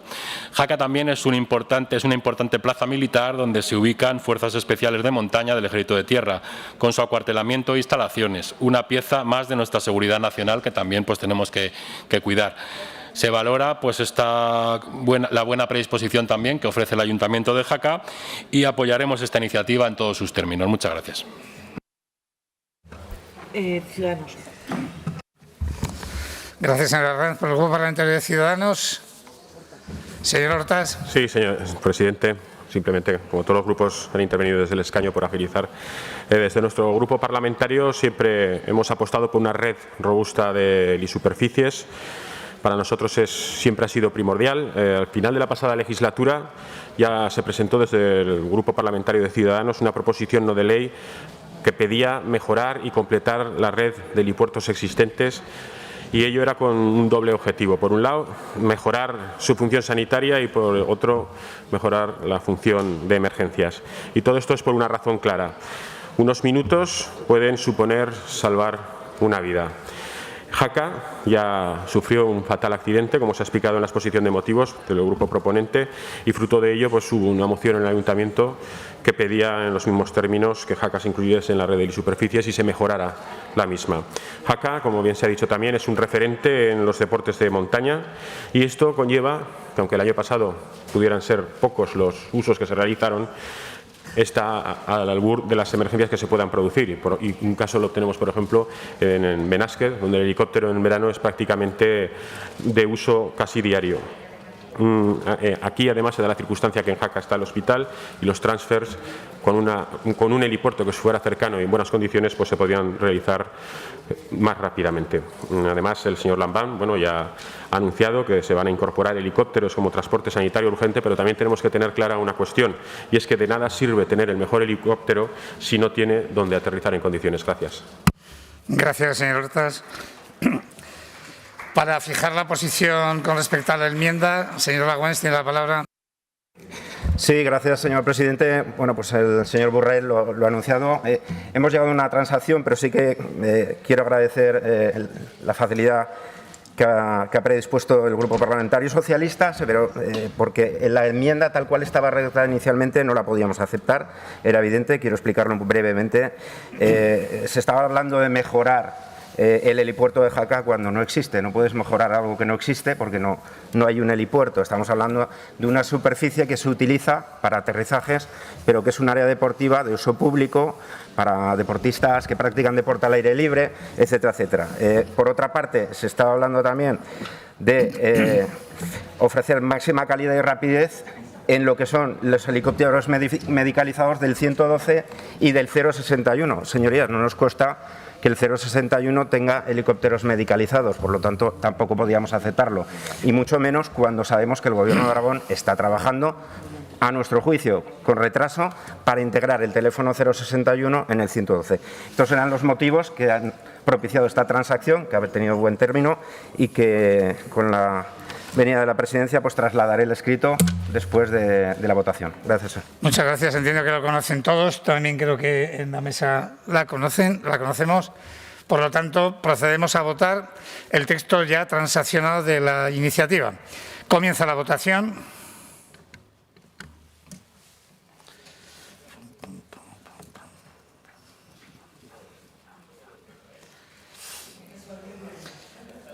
Finaliza la votación. 66 presentes, 66 emitidos, votos a favor 66, ningún voto en contra, ninguna abstención. Por lo tanto, se aprueba por unanimidad. Explicación de voto. Izquierda Unida, ¿no? Grupo Aragonés. Grupo Parlamentario Vox. Grupo Parlamentario de Chunta. Grupo Parlamentario de Podemos. Grupo Parlamentario de Ciudadanos. Grupo Parlamentario Popular. Señor Lagüens. Sí, señor presidente, agradecer el apoyo de todos los grupos parlamentarios. La verdad es que es para alegría de todos los vecinos de los dos valles y también de Jaca, en un servicio tan esencial como se ha dicho. Bueno, bien, hay una cuestión que hemos trasladado en el debate y que yo creo que es importante reiterar, ¿no? ¿Las entidades locales tienen que colaborar en el sistema de emergencias? Sí. Pero el impulso y la competencia es del Gobierno de Aragón y esto tiene que quedar claro en la colaboración que haya con las entidades locales. Me da igual que sean comarcas que ayuntamientos y, por lo tanto, de hecho los ayuntamientos ya colaboran y ponen a disposición suelos sin ningún tipo de problemas para mejorar la calidad del servicio. Y reitero, señorías, ahora las ambulancias tienen que desplazarse 1,5 kilómetros para llegar al hospital de Jaca o hacer los traslados. Por lo tanto, ese transfer que hablaba el portavoz de Ciudadanos es importante que se haga en condiciones de calidad y de seguridad. Me congratulo de que vaya a ser así y que el Gobierno reciba ese impulso para que ejecute cuanto antes ese plan y, sobre todo, esta necesidad excepcional que tiene Jaca. Gracias, señor presidente. Gracias, señor Lagüens. Por el Grupo Parlamentario Socialista tiene la palabra Gracias, señor presidente. Nada, brevemente, señor Laguens, por poner las cosas en su sitio, nuestra enmienda decía eso y yo en la transacción le proponía hablar de colaborar en la conversión de la helisuperficie en helipuerto. No le ha parecido bien, nos parece bien, o sea, lo hemos aceptado, pero contémoslo todo. Y, hombre, está bien la colaboración, evidentemente, siempre apostamos porque todas las administraciones vayamos en la misma línea. Y yo creo que a las comarcas alguna competencia en protección civil y en emergencias, alguna cosa tiene. En definitiva, congratularnos del resultado de esta votación y, sobre todo, de ese magnífico servicio de emergencias que va a mejorar cuantitativa y cualitativamente con la posibilidad de hacer los traslados nocturnos en helicóptero. Muchas gracias. Gracias, señor Borrell. Continuamos con el orden del día, con el debate y votación de la proposición no de ley número 8322 sobre la realización de un estudio sobre la prolongación de la vida útil de las centrales nucleares españolas, presentada por el Grupo Parlamentario Ciudadanos. Para su presentación y defensa, señor Trullén, en nombre de Ciudadanos, tiene la palabra.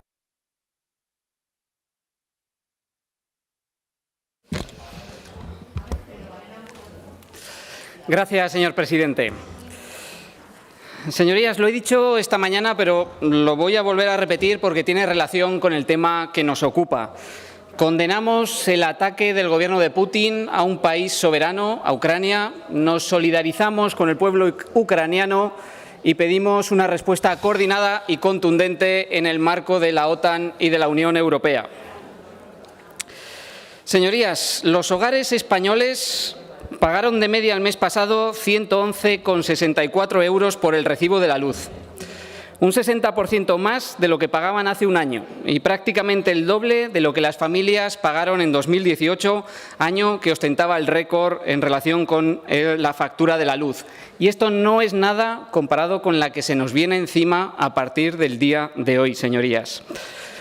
Estos precios no solo afectan a las familias, sino también a las empresas. Estamos viendo cierres temporales de la producción en la industria siderúrgica. La hostelería se está viendo forzada a subir los precios de sus productos para poder hacer frente a esta tarifa eléctrica y miles de negocios están viendo en peligro su sostenibilidad económica debido a este incremento disparado del precio de la luz. Las administraciones, los gobiernos, los poderes públicos debemos utilizar todos los mecanismos a nuestro alcance para aligerar esta tremenda losa que la factura eléctrica está poniendo encima de las familias y de las empresas, para aligerar esa tremenda losa que la factura eléctrica está poniendo sobre la recuperación social y económica. Y uno de los mecanismos que podemos utilizar, que está al alcance de nuestra mano, es actuar sobre el mix energético. La ciencia y la tecnología nos están indicando que la fisión nuclear es la única opción para abaratar el recibo de la luz, disminuir nuestra dependencia energética exterior y seguir avanzando de forma justa hacia el objetivo de cero emisiones. Y se lo voy a explicar muy claramente. Fíjense, señorías, uno de los motivos fundamentales de esta desorbitada subida de la factura eléctrica se encuentra en el incremento del precio del gas. El diseño marginalista del mercado eléctrico mayorista hace que el coste de la energía que consumimos quede fijado por la central de generación más cara que entra en el mercado. Y esa central de generación más cara normalmente es el gas. Señorías, hoy, solo hoy, el gas ha subido de precio un 60%. Aproximadamente el 18% de la energía que se consume en España se genera a través de los ciclos combinados de gas. Y este aporte al mix energético de España es fundamental debido a la inherente estacionalidad de las energías renovables. Hasta que la tecnología de almacenamiento de energía, tanto en baterías como en hidrógeno, no esté lo suficientemente desarrollada, dada la intermitencia de las energías eólica y solar, vamos a seguir dependiendo de este aporte no renovable a nuestro mix energético. Y lo que proponemos los liberales es que este aporte no venga de la mano del gas, no dependa del gas, sino que dependa de la fisión nuclear y seamos capaces de generarlo nosotros mismos. Prácticamente todo el gas que consumimos en España lo tenemos que importar, principalmente de Argelia, un 45%, pero también más de un 10% de Rusia. Sí, de Rusia. Importamos más del 10% del gas a Rusia. Todos somos conscientes de lo que está sucediendo hoy. Todos somos conscientes de la inestabilidad geopolítica que se ha generado a partir del día de hoy. Pero no solo es Rusia.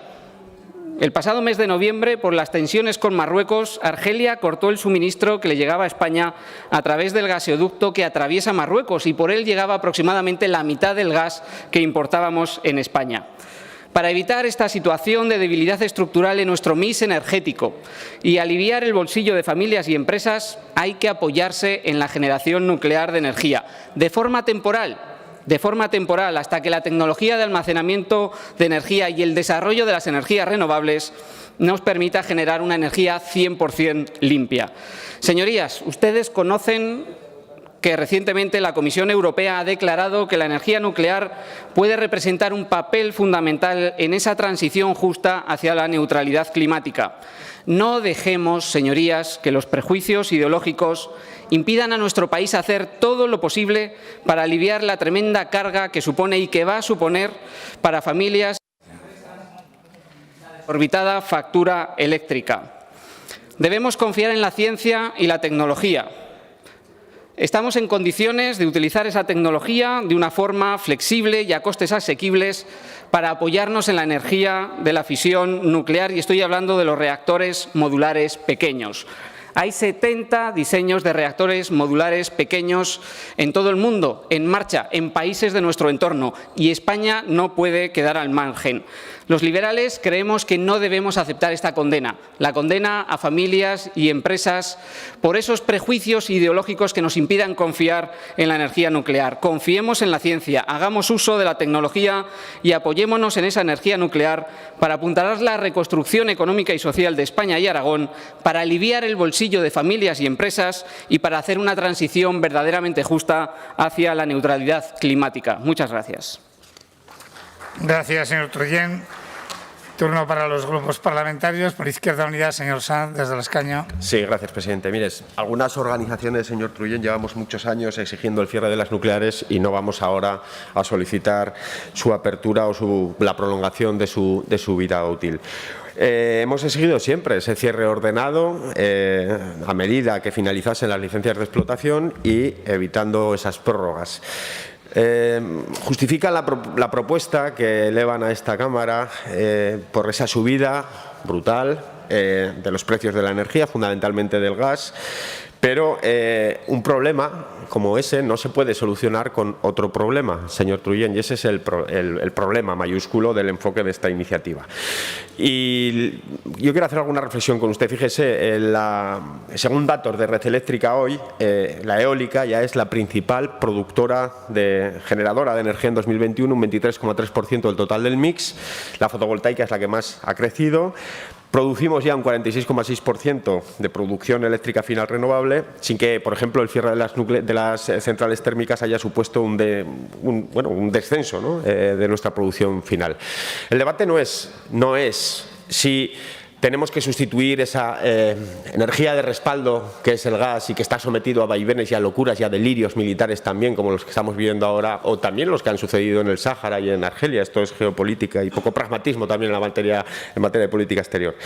El debate es realmente si resolvemos el modelo energético, el sistema energético, empezando por la conformación de precios del mix, de forma democrática, o seguimos intentando alimentar un monstruo que no hace otra cosa que incrementar beneficios sin poner absolutamente ningún tipo de esfuerzo por su parte.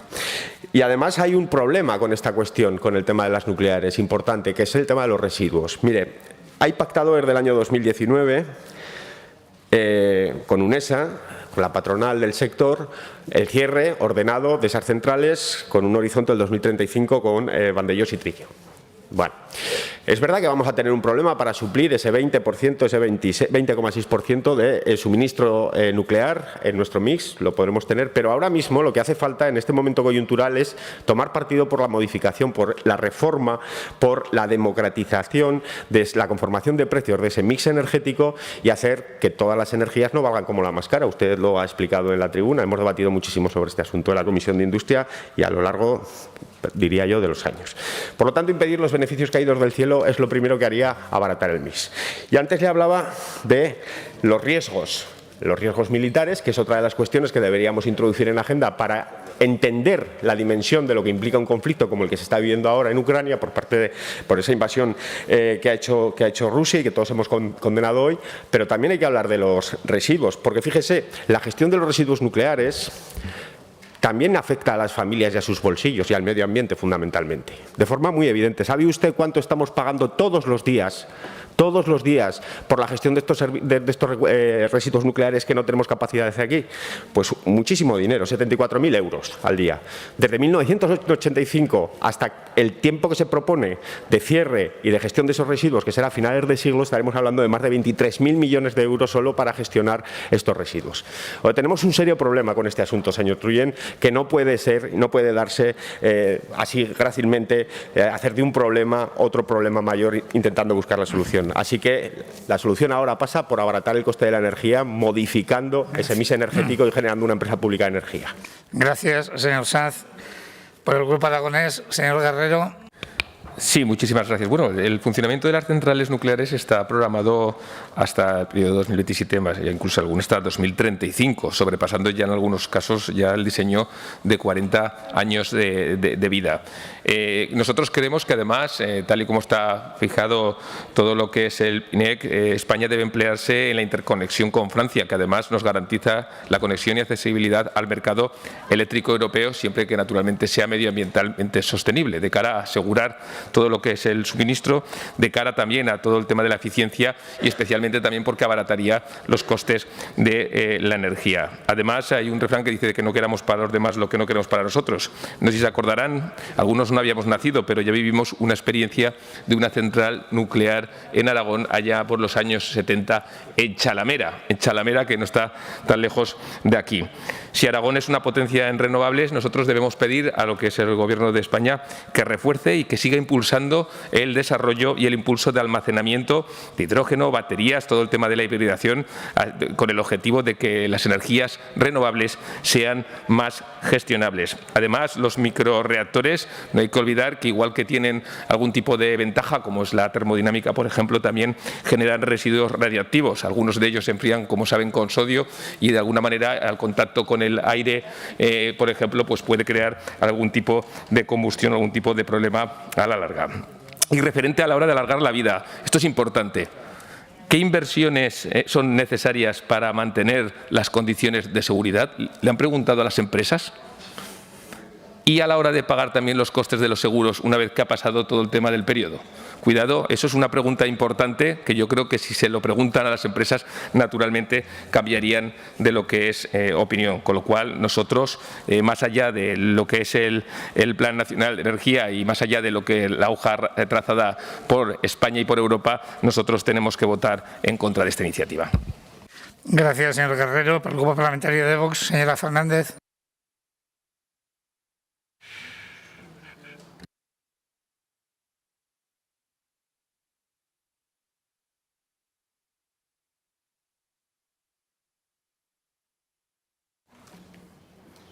Gracias, presidente. Buenas tardes.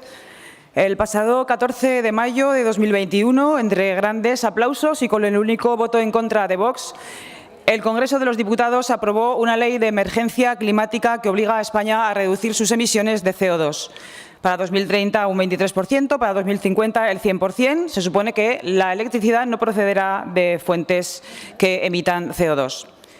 Hoy, el español medio, como todos sabemos, pagan 200 euros megavatio hora, mientras que las centrales existentes ofrecen al mercado 7.400 megavatios de energía al precio de 45 euros megavatio hora. Qué diferente sería el panorama actual si España no hubiese prescindido erróneamente de aquellos reactores hace casi 40 años, cuando el Gobierno socialista de Felipe González introdujo la llamada moratoria nuclear, por la que España paralizó y canceló los planes de construcción de 7 centrales nucleares y ahora, en lugar de tener los 7.400 megavatios de potencia instalada, tendríamos el doble a precios baratos y sin dependencia exterior. El Grupo Parlamentario Vox en Aragón apoyaremos esta iniciativa porque, en primer lugar, es necesario subrayar que la contribución española a las emisiones globales es prácticamente insignificante. Estamos hablando de un 1% del global.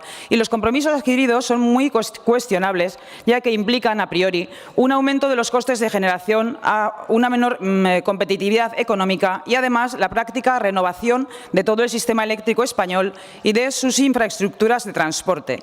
Es decir, pretender sostener el sistema eléctrico sobre fuentes de suministro exclusivamente renovables y dependientes de la climatología no es creíble.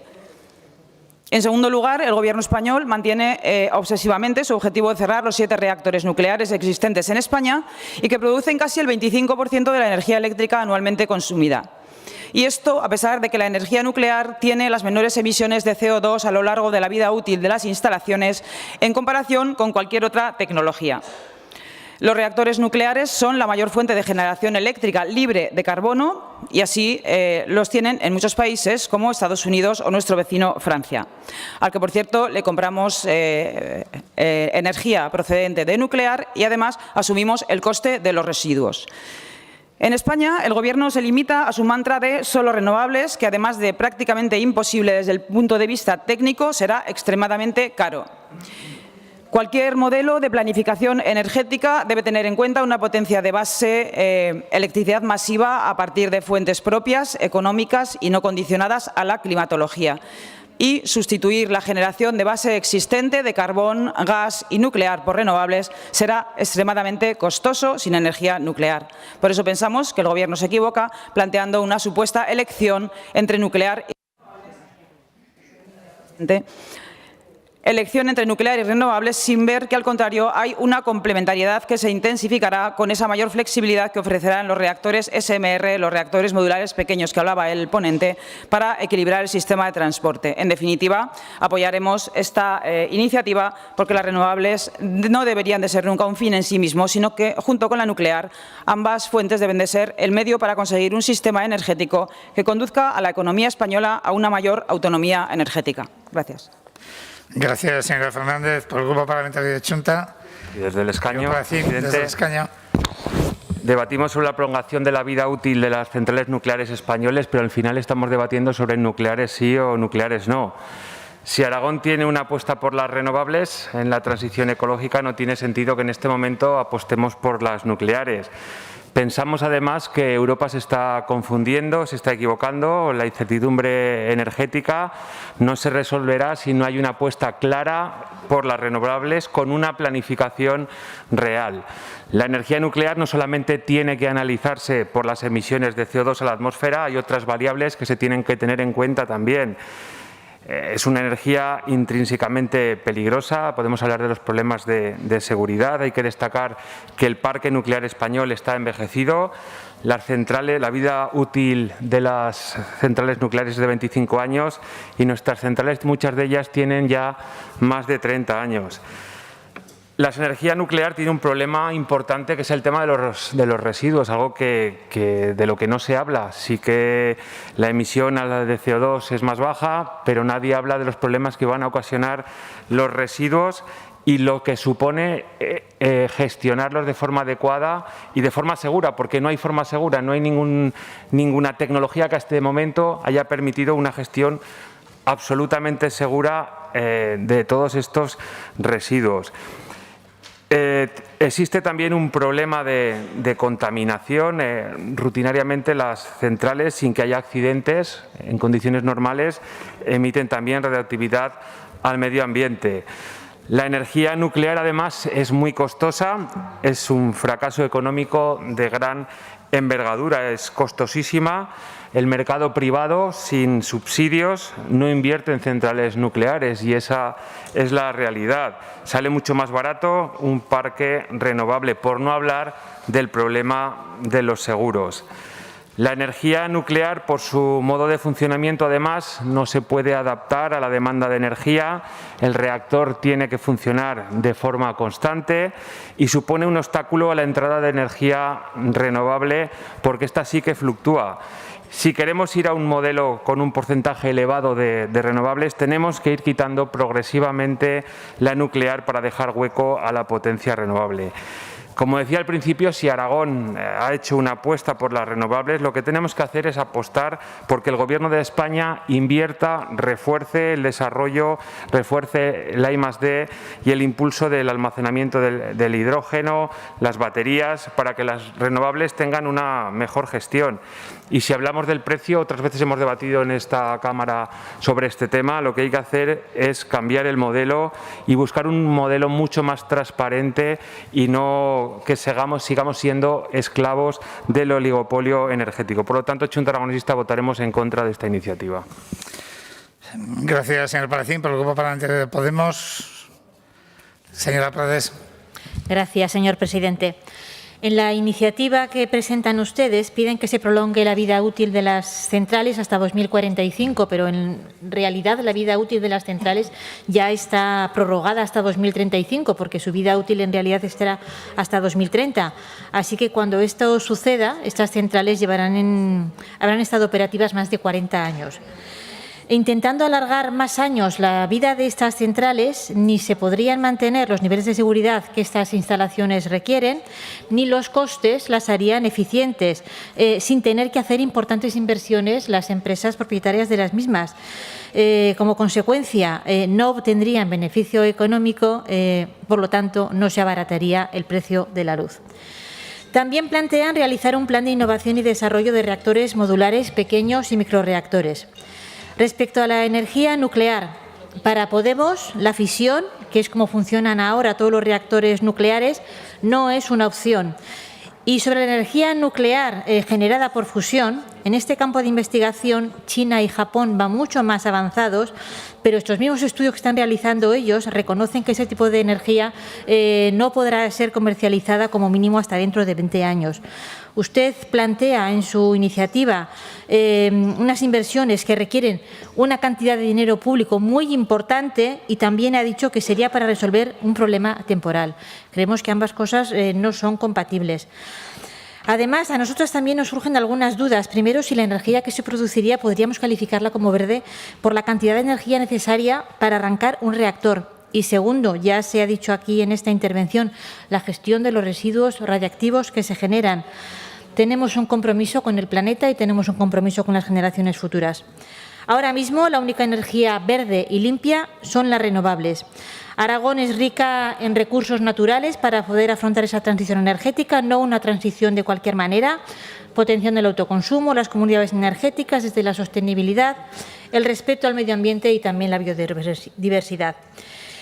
La transición energética debemos afrontarla ya y no podemos esperar al desarrollo de nuevas tecnologías para llegar al objetivo de emisiones cero en 2050.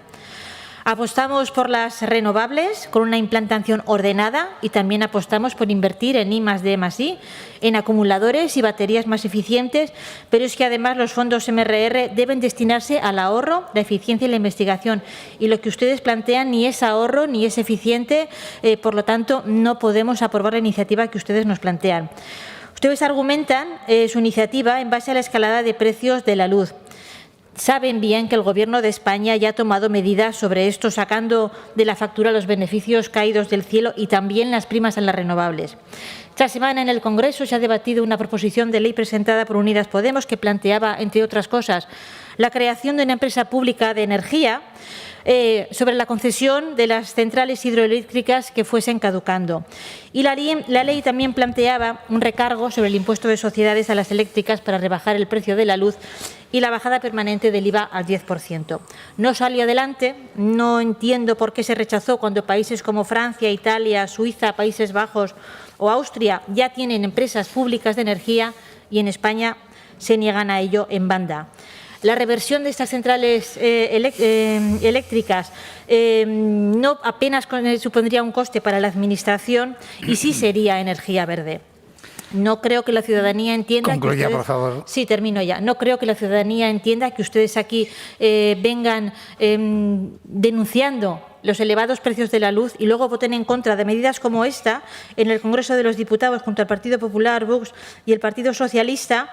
Y ayer, por ejemplo, conozcamos el dato de que las empresas, el oligopolio energético, se ha repartido 6.500 millones de euros de beneficios, mientras la luz en los hogares se duplicaba. Su modelo energético y el nuestro es totalmente distinto, por lo tanto, votaremos en contra de su iniciativa. Gracias, señora Prades, por el Grupo Parlamentario Popular. Señor Gracia.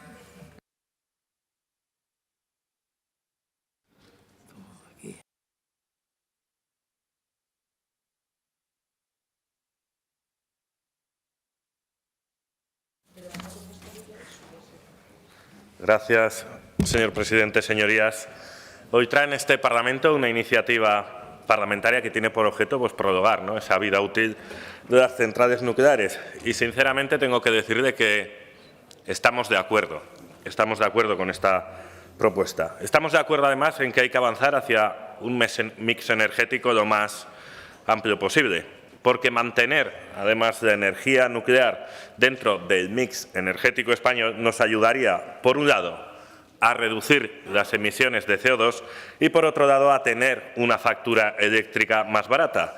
Y yo creo que esto es algo que vendría muy bien a nuestras empresas para ser más competitivas y también le vendría bien a toda la sociedad para tener un mayor poder adquisitivo, porque yo creo que todos estamos de acuerdo en que queremos pagar menos en la factura de la luz. Y todo lo que sea sacar la energía nuclear del mix energético que tenemos actualmente es directamente proporcional a generar más emisiones de CO2 y también a pagar una factura de la luz más cara. Pero miren, lamentablemente el Gobierno de España en el año 2019 ya se decantó por un mix energético que está compuesto por centrales de ciclo combinado y energías renovables.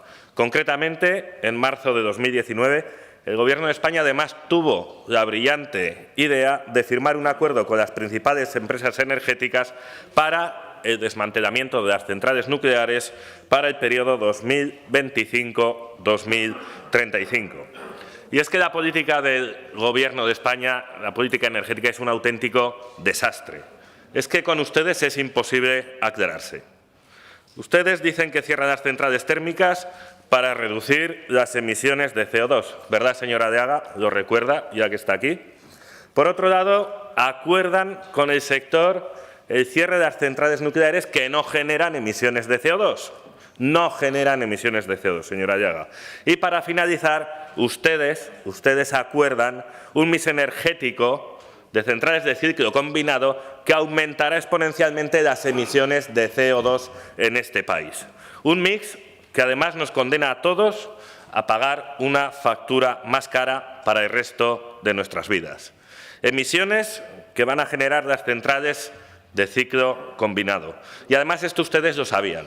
Lo sabían porque del año 2018 al año 2022 el coste de las emisiones se ha multiplicado por 6, señora Llaga. Ya se superan los 60 euros.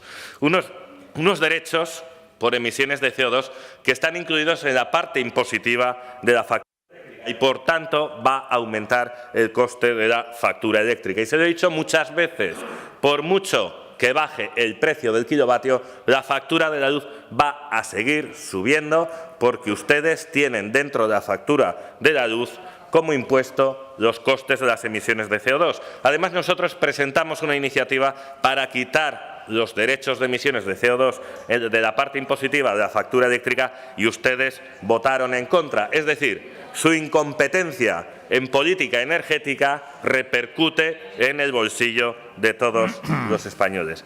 Señorías, nosotros, como decíamos, vamos a aprobar esta proposición no de ley, aprobaremos esta iniciativa y esperamos que la situación actual se normalice por el bien de todos los españoles. Muchas gracias. Muchas gracias, señor Gracia. Por el Grupo Parlamentario Socialista, señor Ortiz.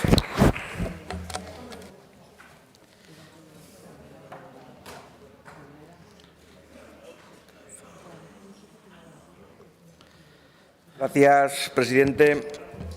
señor Truyen, el Grupo Parlamentario Socialista votará en contra de su proposición no de ley. La energía nuclear no es verde, no es sostenible, no es limpia, no es barata y no es segura. Nos encontramos en un contexto de crisis energética que puede verse agravado visto el cariz que está tomando el conflicto en el este de Europa. Esta situación, sumada al desarrollo desigual que las energías renovables están experimentando en toda la Unión Europea, han llevado a la Comisión a plantearse la posibilidad de incluir tanto el gas como la energía nuclear dentro de lo que llamamos energías verdes o de baja emisión de dióxido de carbono. Aunque la propuesta de Bruselas cuenta con el apoyo entusiasta de Francia, son pocos los países que han declarado un respaldo expreso y, por el contrario, dos de los grandes, Alemania y España, han manifestado su rechazo. Para salir adelante, la propuesta necesita de la mayoría simple del Parlamento Europeo y el voto a favor de 20 de los 27 de la Unión, que representen al menos el 67% de su población. La derecha española lleva meses defendiendo la energía nuclear como una solución para la factura de la luz, aunque es sabido que ningún cambio en la política sobre esta tecnología puede tener efectos a corto o medio plazo en el recibo. La mayoría del Congreso se opone a cambiar el calendario de cierre de las nucleares de nuestro país, también a aumentar su peso en el mix energético español, porque planificar, construir y poner en marcha nuevas centrales supone entre 10 y 20 años y para entonces el plan de la Unión Europea es que sean las energías verdes, las que de verdad son renovables y no generan residuos, las que dominen la producción. Y ahí debemos de estar España en general y Aragón en particular, en un escenario futuro en el que nuestro país esté cerca de abastecerse con un 100% de renovables, gracias, entre otras, al hidrógeno verde y a la generalización de las baterías. Para el PSOE no cabe otra posición en este asunto que la de ser coherente con la vigente legislación española y con los planes de la Unión Europea, también con los compromisos adquiridos cuando nos presentamos a las elecciones. Señor Truyen, sigamos trabajando en el marco del Plan Nacional Integrado de Energía y Clima 2021-2030, que es nuestro compromiso con Europa y que además está en la línea de los intereses de nuestra comunidad autónoma. Aragón es una potencia en renovables y por ello hemos de exigir al Gobierno de España que refuerce el desarrollo y el impulso del almacenamiento, hidrógeno, baterías y la administración para que las renovables sean más gestionables. Miremos al futuro con optimismo, señor Truyen. Usted y yo nacimos en los 80. Pocos años antes, en plena transición, se propuso instalar una central nuclear en Chalamera, generando un enorme rechazo en el territorio y en la sociedad aragonesa. De ello se hicieron eco en sus canciones nuestros añorados La Bordeta y Carbonell. Seamos solidarios y no queramos para los demás lo que no queremos para nosotros. Gracias, presidente. Gracias, señor Ortiz.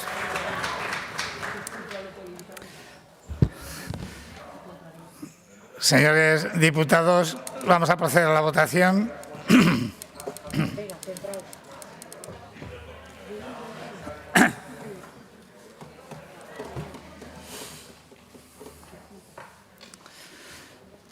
Comienza la votación.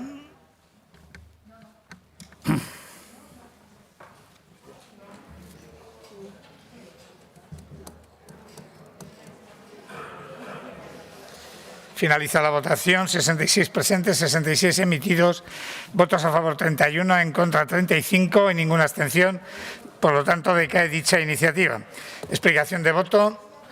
Izquierda Unida, señor Rápidamente, la transición energética no puede ser solo una sustitución tecnológica. Tiene que dar respuesta a la garantía de un derecho básico y fundamental y eso implica bajar el coste. Para bajar el coste hay que democratizar y acabar con la verticalización del sistema energético, empezando por la conformación de precios en el mercado. Y, entre tanto, y no se haga eso, no resolveremos el problema real. No podemos seguir pagando la nuclear, la hidroeléctrica o las renovables a precio de gas. Y ese es el problema mayúsculo y fundamental.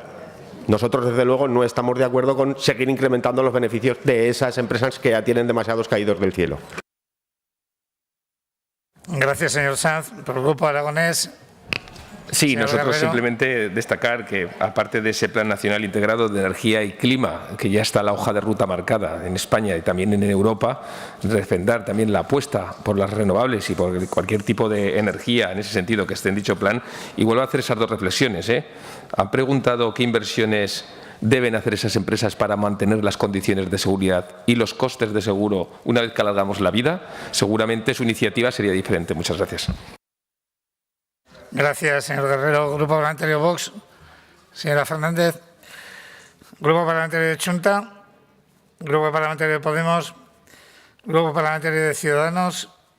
Señor Truyen. Gracias, señor presidente. Agradecer el voto favorable del Partido Popular y Vox y lamentar que determinados prejuicios ideológicos hayan condenado a familias y a empresas a pagar un elevado precio por la energía durante décadas.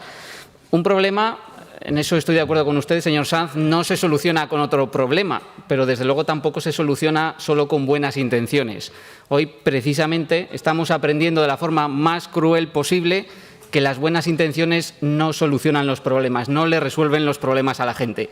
¿Qué hacemos los liberales cuando encontramos un problema? Desde luego, compartir las buenas intenciones, pero aportar algo más. ¿Y qué aportamos? La razón, el triunfo de la ciencia y el triunfo de la tecnología. ¿Y qué nos está aportando la tecnología?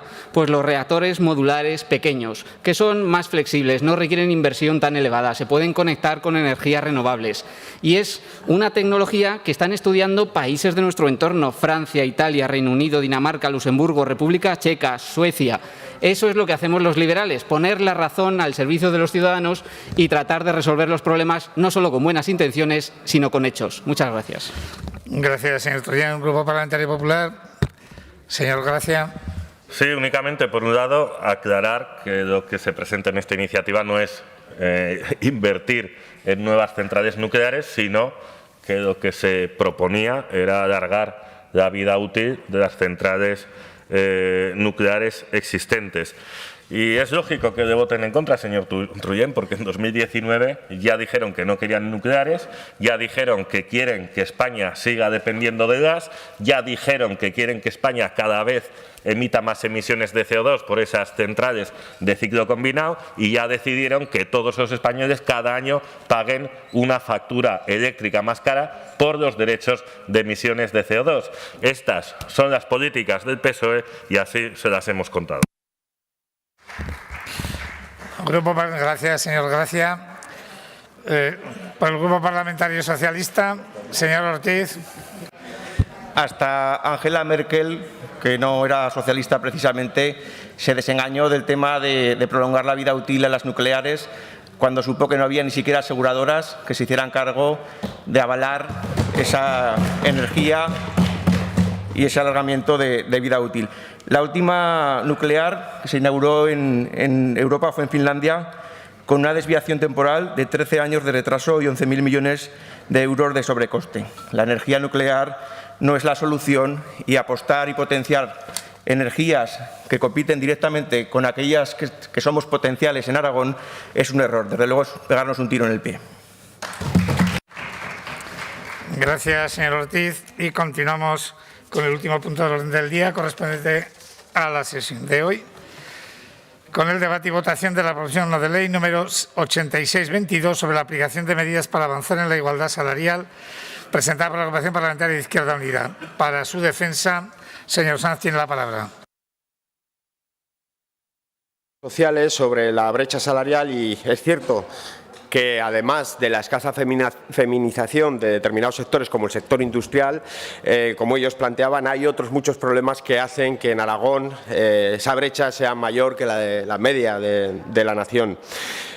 La brecha salarial esconde realidades de desigualdad que tenemos que atajar y esta iniciativa lo que intenta con estas 4 medidas, que afectan tanto al ámbito de lo público como al ámbito de lo privado, pero siempre en el marco de las competencias del Gobierno de Aragón, pues paliar este tipo de cuestiones. Factores que decíamos subyacen en el problema de la realidad de la brecha salarial encontramos en la temporalidad, en la parcialidad y también en la infravaloración de determinadas categorías muy feminizadas. muchas categorías feminizadas no están bien valorada su carga de trabajo y tampoco la relación, por ejemplo, con la toxicidad o los trabajos relacionados, si esto lo vemos bien en los trabajos relacionados del cuidado, lo hemos debatido mucho en esa comisión de residencias, pero también trasciende al ámbito de los derechos sociales y esos cuidados tienen que ver también con el ámbito de las categorías profesionales adscritas al cuidado, en este caso concreto en los centros educativos. Y hablamos de dos concretas, que son los auxiliares de educación especial y técnicas de educación infantil. Son dos ocupaciones altamente feminizadas que ya aprobamos incluir en su día en la RPT, crear esas plazas, la RPT, a pesar de que esta figura pues, bueno, no está incluida. Tienen trabajo todo el año, pero no está incluida, y al no estar incluida pues son temporales, y al ser temporales pues hay una diferencia clara con sus compañeros y compañeras docentes, que ellos con 7 meses de trabajo cobran todo el año, el verano incluido, y estas categorías de auxiliares y técnicas trabajando todo el curso no cobran ese verano. Eso es una realidad y por lo tanto es necesario, junto con la revisión de esas tareas y cargas de trabajo de auxiliar de educación especial que nos comprometimos a hacer, y en ese sentido va el primer punto de la iniciativa para abordar estas cuestiones, que son dos ejemplos claros de los problemas de la feminización laboral y de la brecha salarial y sobre todo de la desigualdad en el ámbito del trabajo, en este caso concreto en el ámbito público, que es de nuestra responsabilidad directa. El segundo punto hace referencia a las medidas del Plan de Igualdad de la Administración, del que ya por fin nos hemos dotado, para que, acorde a la Ley de Brecha Salarial y también al diagnóstico que incluye ese plan, se realice una valoración de los puestos de trabajo con enfoque de género en las categorías feminizadas, pues para corregir sesgos y sobre todo para superar esas cuestiones que producen desigualdad. Los dos puntos siguientes de la iniciativa guardan relación con obligaciones que a partir del 7 de marzo de este año van a tener todas las empresas con más de 50 trabajadores o trabajadoras. A partir de esa fecha, como bien saben sus señorías, todas estas empresas deben implantar un plan de igualdad. Hoy esa realidad es muy clara en nuestro país. Apenas 4.560 empresas de las 30.000 que estarían en esta situación han registrado ese plan de igualdad y, por lo tanto, es necesario, es urgente corregir esa situación y debe ser una actuación activa, una actuación prioritaria para la inspección y también la detección y la superación de las situaciones de desigualdad salarial que se dan en el seno de esas y de todas las empresas. El último punto pretende garantizar que esos planes de igualdad sean efectivos. ¿Por qué? Fíjense, decía el Consejo de Relaciones Laborales, grupo de trabajo de igualdad que hay en su seno, en el informe que hablaba del análisis de los convenios colectivos, que muchas veces esos planes de igualdad son herramientas meramente declarativas y que apenas tienen efectividad real. Bueno, esto, a juicio de Izquierda Unida, no se puede permitir y tenemos que garantizar, como dice nuestra Ley de Igualdad de Oportunidades en lo que respecta al artículo 41 en igualdad en el trabajo, que se cumple y que se garantiza la efectividad de esos planes de igualdad y de esos convenios y en esas categorías profesionales. Por lo tanto, detectar sesgos de género y revertirlos, por lo tanto, implantar planes de igualdad de calidad y efectivos. ¿Eso qué implica? Pues implica contar con herramientas necesarias para poder saber cuándo son útiles o no son útiles estos planes, ¿no? Y en ese sentido, pues consideramos que ese grupo de trabajo dentro del Consejo de Relaciones Laborales se puede encargar del diseño de esas herramientas por cuanto ya tiene experiencia. Señorías, estas actuaciones, junto con el impulso permanente que esta formación política está intentando darle al sistema público de cuidados, son imprescindibles, primero para corregir precisamente ese exceso de carga de cuidados que siguen soportando las mujeres, pero sobre todo también para superar la desigualdad y la brecha salarial que se produce en el ámbito de la empresa. Y estas dos cuestiones, señorías, son dos caras de la misma moneda. Espero que tengan a bien aprobar esta iniciativa y, desde luego, seguiremos trabajando. Yo creo que este Parlamento debe hacerlo por la igualdad entre hombres y mujeres y la garantía de igualdad de superar esas brechas. Gracias, señor Sanz. Se ha presentado una enmienda por parte de los grupos que apoyan al Gobierno para su defensa. En primer lugar, el Grupo Socialista. Señora Canales.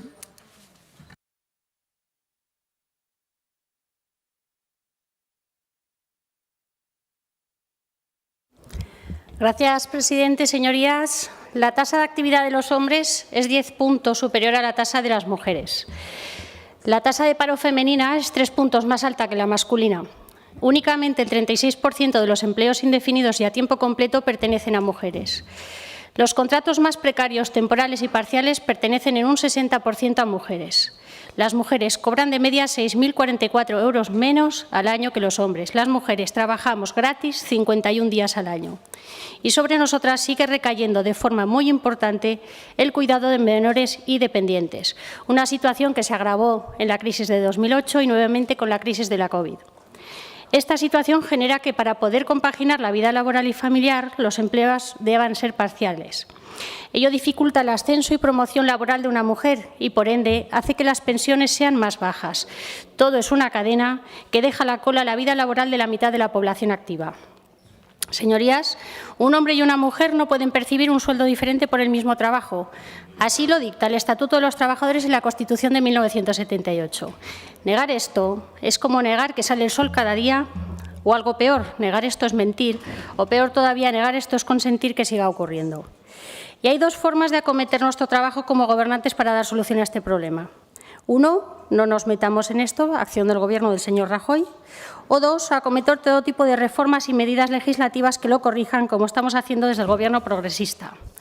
Real Decreto Ley de las medidas para alcanzar la igualdad retributiva, ampliación de los permisos de paternidad, publicación de los salarios, modificación legislativa para extender los planes de igualdad en las empresas, recuperación de la cotización de las cuidadoras de personas con dependencia, plan corresponsable con financiación para Aragón de 10 millones de euros, reforma laboral donde recoge la contratación estable e indefinida, ese será el marco de referencia para nuestro mercado laboral, entre otras.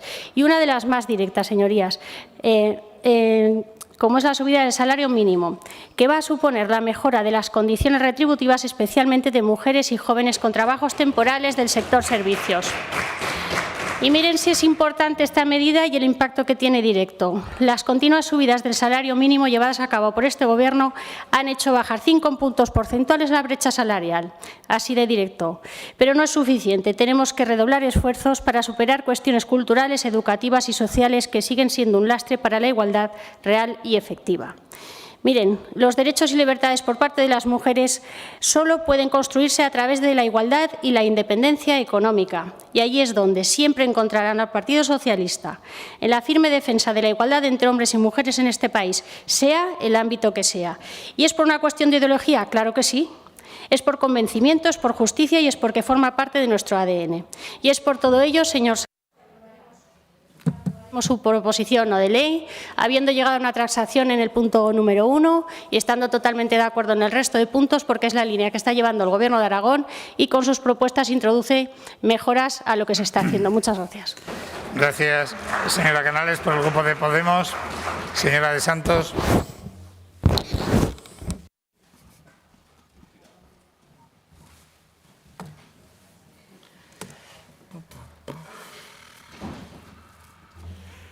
Gracias, presidente. Buenas tardes. Otra vez, la iniciativa es más que oportuna. Han pasado solo 2 días desde que se celebraba el Día de la Igualdad Salarial, que lamentablemente sigue siendo necesario para recordarnos que este sigue siendo un asunto pendiente. Sigue existiendo brecha salarial que perjudica a las mujeres, porque las condiciones dignas en el trabajo nos preocupan y nos ocupan en cualquiera de sus ámbitos. Revertir esta situación está en nuestro ADN, está en nuestro programa electoral, está, por tanto, en los pactos de gobernabilidad y está presente en cada día en la acción de Gobierno. Desde Unidas Podemos, al frente del Ministerio de Trabajo, estamos trabajando mucho y difícil para revertir una década de políticas de empleo fracasadas. Hemos protegido el empleo impulsando los ERTEs, por ejemplo, frente a los despidos masivos del Partido Popular durante la pasada crisis. Estamos consolidando y revirtiendo las altas tasas de temporalidad en función pública, difícil y complejo, pero avanzando. También hemos impulsado la Ley Rider, la Ley del Trabajo y, sin duda, la derogación de la reforma laboral del PP o las subidas del salario mínimo interprofesional. Y 2 reales decretos en concreto para reducir la brecha de género y avanzar hacia la igualdad salarial. También aquí en Aragón, en el cuatripartito que gobierna, es claro el compromiso con la igualdad salarial y de trato y de oportunidades entre mujeres y hombres. De hecho, las medidas propuestas en esta iniciativa, muchas de ellas ya se están trabajando, por lo que evidentemente se va a apoyar, pero sobre todo seguimos trabajando para revertir la situación actual, porque todavía debe ser mucho más igualitaria, se necesitan muchos más pasos para alcanzarlo. Por ejemplo, el trabajo que se está realizando desde el Instituto Aragonés de la Mujer en todo lo relativo a aflorar los trabajos de cuidados de menores con los planes de conciliación, porque hay brecha salarial y las mujeres cobran menos, pero muchas veces, sobre todo en el mundo de los cuidados, ni siquiera se cobra o se cobra en negro, con lo cual los puestos de trabajo, además más precarios y peor pagados, están claramente feminizados. También en el ámbito de la educación, como bien se dice, jornadas muy cortas, precarias, inestables, demasiadas veces mal pagadas. Nos referimos al personal que suele catalogarse como adscrito al cuidado de nuestros menores, ni más ni menos. Esto dará estabilidad, se sigue mejorando, se está trabajando, se explica y se explicará desde Función Pública, desde todos los ángulos del Gobierno de Aragón, pero no obstante se seguirá teniendo mucho que hacer y seguiremos impulsando todo ello. No quiero alargarme, por lo cual simplemente el Plan de Igualdad entre mujeres y hombres está aprobado, se sigue no solo regulando, sino actuando, insisto, dentro de la Administración pública y también fuera del ámbito público, realizando actuaciones para la detección y superación de posibles situaciones de discriminación o implantación de planes de igualdad. En definitiva, el compromiso del Gobierno de Aragón con la igualdad salarial de trato nos ocupa y por gracias. Gracias, señora de Santos. Gracias, señora de Santos. Por el Grupo Parlamentario de Chunta, señora Martínez.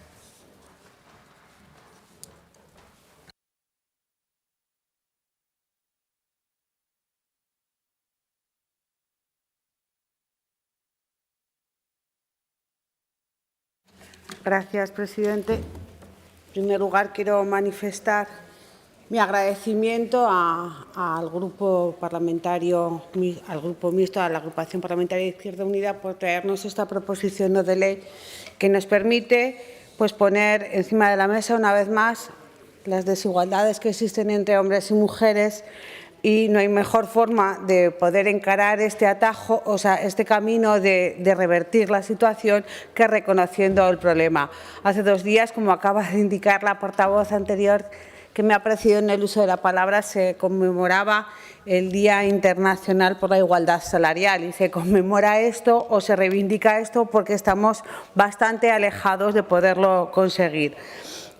Yo creo que es importante tener en cuenta los factores que contribuyen para que exista la desigualdad salarial.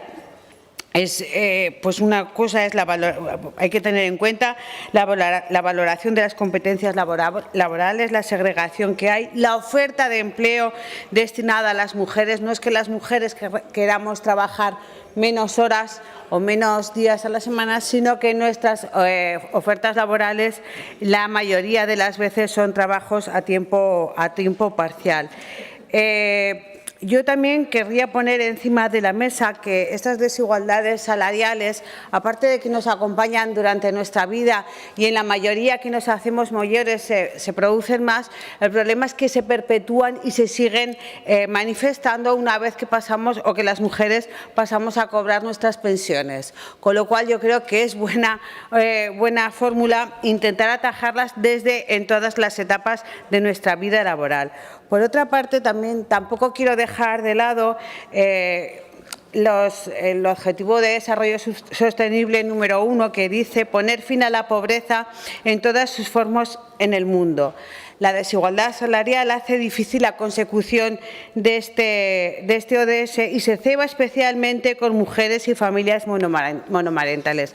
Así pues, yo creo que es objetivo y obligación de toda la Administración pública impulsar políticas públicas que favorezcan la desigualdad salarial que existe.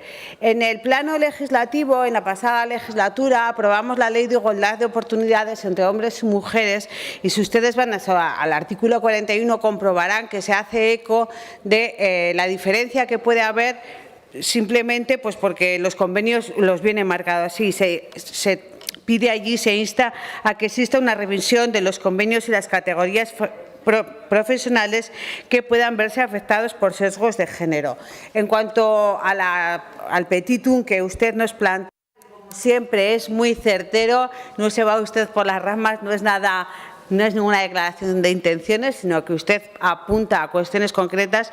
Estamos de acuerdo en todos los puntos y en el punto número 1 es una modificación que hacemos más de forma que de fondo y espero que, bueno, espero no, ya sé que hemos llegado a un acuerdo y entonces podremos votar la proposición no de ley en todos los puntos que usted ha manifestado. Muchas gracias.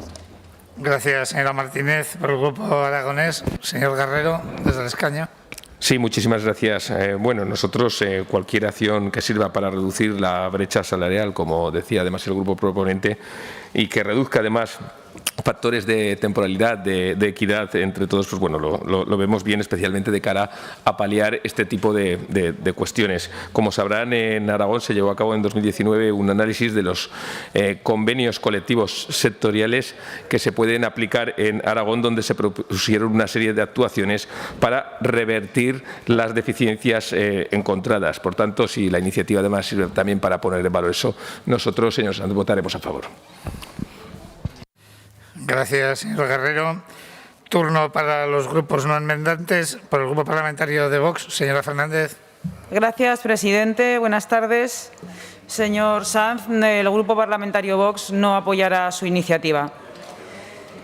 Todos podemos estar de acuerdo en que es obligación de los servidores públicos vigilar y velar por la protección de los trabajadores, de todos, con independencia de su sexo, y favorecer un marco para la creación de empleo que permita a todos los españoles acceder a empleos estables con salarios dignos, combatiendo la precariedad laboral y garantizando la conciliación.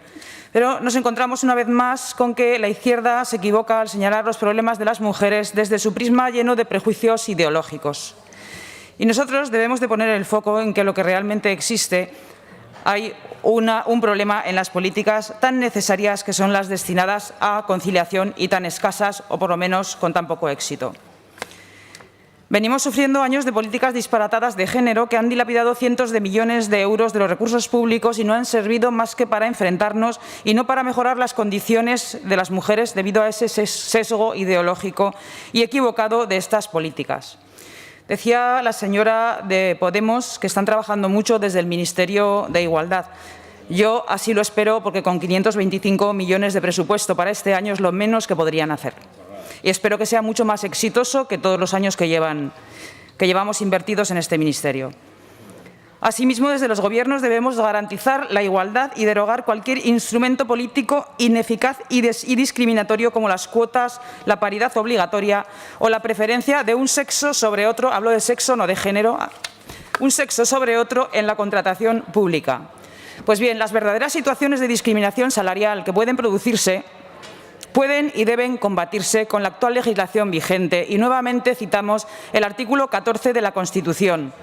Todo lo que vaya en contra de la Constitución es ilegal e inconstitucional y es ahí donde debemos de atacar. La Constitución consagra que los españoles son iguales ante la ley sin que pueda prevalecer discriminación alguna por razón de nacimiento, raza, sexo, religión, opinión o cualquier otra condición o circunstancia personal o social.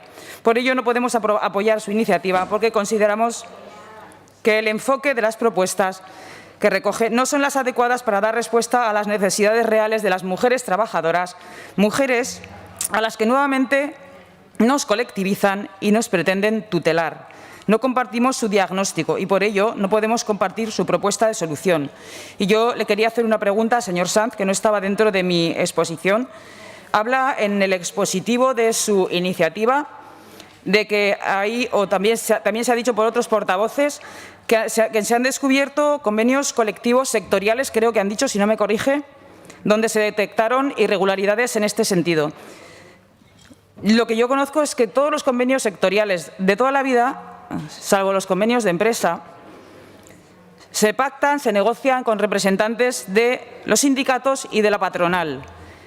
Estamos hablando entonces de que hay una ilegalidad por parte de los que negocian los contratos sectoriales. Espero su respuesta. Gracias. Gracias, señora Fernández. Por el Grupo Parlamentario de Ciudadanos, señor Sanz. Gracias, presidente.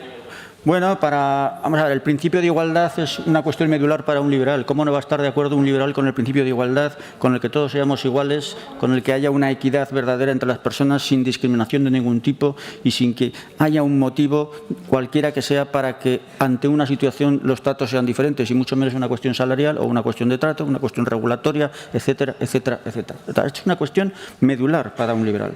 Además, existe una normativa al respecto sobre los planes de igualdad en empresas, en las administraciones.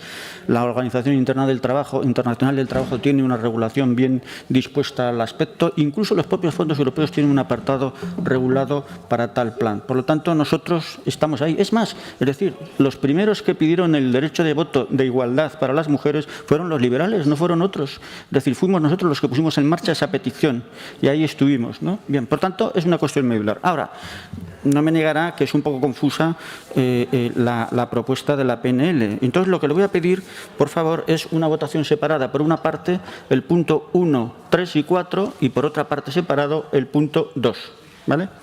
En el punto 1 sí que le pediría una mínima corrección, enmienda in voce, porque en base al principio de igualdad, lo que el texto dice es que se incluya en las relaciones de puesto de trabajo a las profesionales que bla, bla, bla. Oiga, a las profesionales y a los profesionales. No podemos excluir a los profesionales que estén en esa misma situación y, por tanto, le propongo simplemente en vez de a las, al conjunto de profesionales, los que sean, en ejercicio del verdadero principio de igualdad. La enmienda, si ustedes la admiten, nos parece bien, las que hace el Gobierno, y por lo tanto este párrafo quedaría totalmente modificado. Y únicamente en el apartado segundo, la verdad es que no he sido capaz, es decir, porque si defendemos el principio de igualdad, las categorías feminizadas, las leyes de igualdad y los planes de igualdad también hablan de las categorías masculinizadas. Y en la administración de la comunidad autónoma, por ejemplo, fundamentalmente, por ejemplo, si vamos a los técnicos del grupo A máximo, la mayoría son mujeres. Si vamos a los sanitarios, la mayoría son mujeres. Es cierto que hay otros colectivos, pero no está ahí esa diferenciación. Por lo tanto, yo votaremos diferente en este punto segundo. ¿Vale? Gracias. Gracias, señor Saz. Por el Grupo Parlamentario Popular, señora Sainz. Gracias, presidente. La PNL que el señor Sanz nos trae hoy a estas Cortes es una iniciativa de impulso al Gobierno, iniciativa de impulso sobre la importancia de seguir avanzando en medidas tendentes a corregir la desigualdad a fin de equiparar ambos géneros. No es suficiente con aprobar leyes, hay que ponerlas en marcha, hacerlas funcionar para que cumplan la función para las que fueron creadas. El Gobierno del Partido Popular ha trabajado por reducir la brecha salarial porque la lucha por alcanzar la igualdad real entre hombres y mujeres tiene en esa brecha, en esa desigualdad, uno de sus principales retos. Hay datos que ponen claramente de manifiesto la necesidad de seguir poniendo en marcha la legislación aprobada para reducir esa brecha salarial. Los ERTE amplían la brecha salarial en España entre hombres y mujeres hasta un 34,6%, según un informe de CESIF. El 94% de las personas que trabajan a tiempo parcial por cuidado de menores o mayores son mujeres. La diferencia entre hombres y mujeres en la contratación temporal se ha multiplicado por 10 durante la pandemia. En el primer punto de su propuesta se centra en incluir en la RPT de los centros educativos a determinadas categorías. Vamos a solicitar la votación por separado. En este punto creemos que hay que ver y hacer un estudio de cuáles son las necesidades estructurales reales.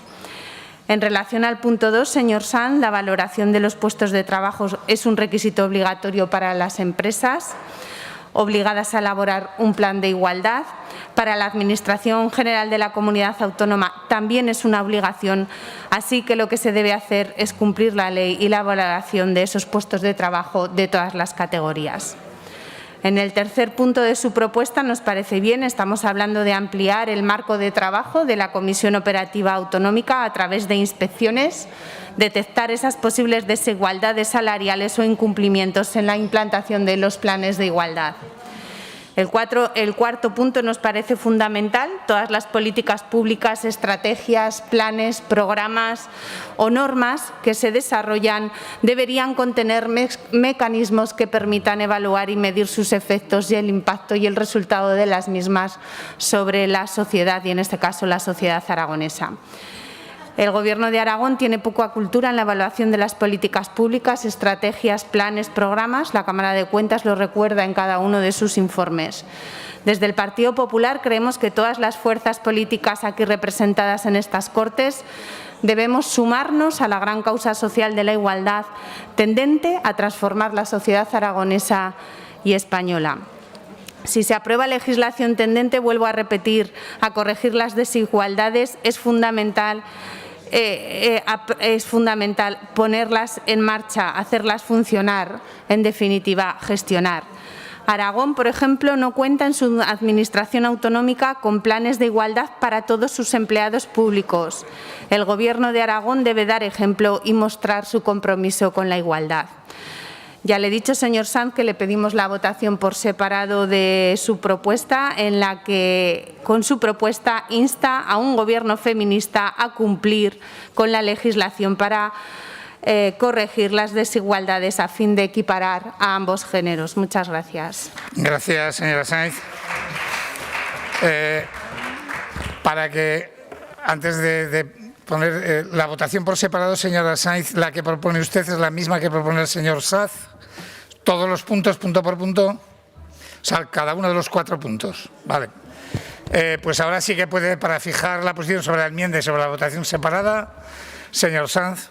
Sí, hemos llegado con los grupos que han enmendado, hemos llegado a una propuesta de acuerdo que es sustituir su texto original de la enmienda por otro que fuera en aquellos centros. En el punto 1 sería incluir en la RPT los centros educativos, cuando llega en aquellos centros en los que, dadas las características y necesidades de su alumnado, estas figuras profesionales tengan presencia con continuidad, y todo seguiría tal cual. Y con respecto a la propuesta del portavoz de Ciudadanos, no tenemos ningún problema en que quede definitivamente así, incluir en la RPT de los centros educativos al conjunto de profesionales de las categorías adscritas al cuidado, como los auxiliares de educación especial, técnicas de educación especial, personal de servicio y otros, en aquellos centros en los que, dadas las características y necesidades de su alumnado, estas figuras profesionales tengan presencia con continuidad.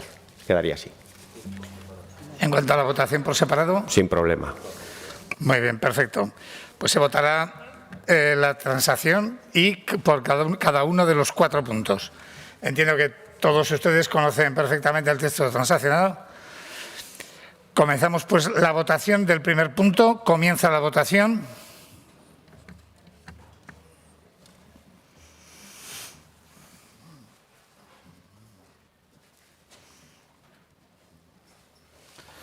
Finaliza la votación. 65 presentes, 65 emitidos. Votos a favor 46, en contra 3 y 16 abstenciones. Queda aprobado el punto número 1. Votamos el punto número 2. Comienza la votación.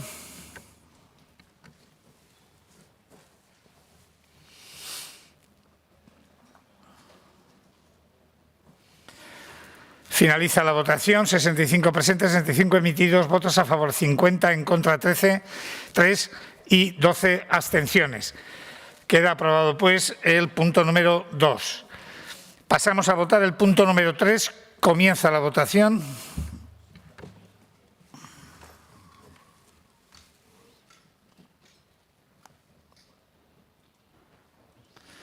Finaliza la votación.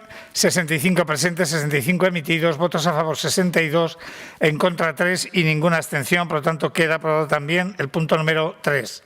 Y votamos por fin el punto número 4. Comienza la votación.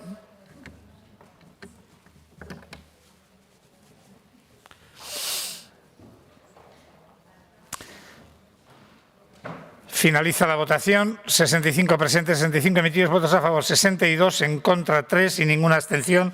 Por lo tanto, queda aprobado también el punto número 4. Quedan aprobados después la iniciativa transaccionada en la totalidad de sus puntos. Explicación de voto. Izquierda Unida, señor Sanz. Gracias, presidente. Bueno, en principio, pues para agradecer al conjunto de organizaciones políticas, de grupos que han apoyado el conjunto y fundamentalmente a los que han apoyado el conjunto de la iniciativa, los esfuerzos por llegar a acuerdos y, en cualquier caso, el tono en el debate. Señor Sanz, estábamos hablando de brecha salarial y, evidentemente, estamos hablando del cumplimiento de la ley de brecha salarial que afecta a las mujeres especialmente. Es verdad que hay otras categorías, pero estamos hablando de las categorías feminizadas en las que se producen este tipo de cuestiones. Mire, señora Fernández, yo creo que el único grupo que tiene prejuicios ideológicos cuando la vez que hablamos de igualdad es el suyo. Una vez más han decidido quedarse fuera del reconocimiento de una realidad objetiva como es la desigualdad también en el ámbito del trabajo. Niegan la violencia machista también, los asesinatos machistas también. Y usted habla de que colectivizamos, ha dicho, creo recordar. Es que es sistémica la violencia y hinca sus raíces en un sistema que aboca a una realidad estructural de desigualdad. Y no querer superar las causas es ser cómplice con el efecto que producen. Por lo tanto, yo emplazo, y seguiremos haciéndolo a este Parlamento, a seguir trabajando en este caso para superar las brechas de desigualdad en el mundo del trabajo, tanto en lo que respecta a las competencias directas del trabajo generado por la Administración pública como para con sus obligaciones a la hora de cumplir las normas que operan en el marco de la empresa privada en clave de garantizar la igualdad y la superación de las brechas, en este caso concreto de la brecha salarial. Queda mucho por hacer, pero tenemos mucha voluntad y muchas ganas de seguir haciendo. Gracias, señor Sanz. Grupo Aragonés. Grupo Parlamentario de Vox. Señora Fernández. Gracias, presidente.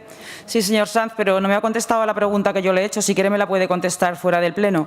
Todavía tengo la duda de si realmente hay convenios sectoriales de esos que se pactan y que tardan a veces años y que hay que prorrogar el anterior, que se pactan entre representantes de los sindicatos y de la patronal, donde se hayan cometido estas irregularidades o ilegalidades. Si lo sabe, me gustaría que me lo dijese. Gracias.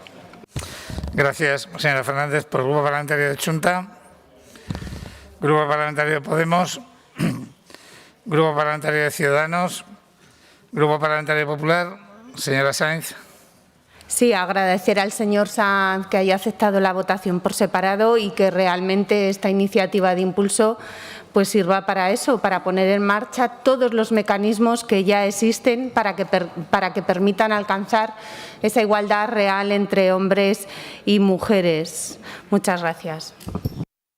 Gracias, señora Sainz. Grupo Parlamentario Socialista. Señora Canales. Gracias, presidente. Brevemente, señor Sanz, por darle las gracias por haber podido llegar a la transacción y haber podido votar la proposición en su totalidad. Gracias. Muchas gracias. Pues se suspende la sesión hasta mañana a las 9:30.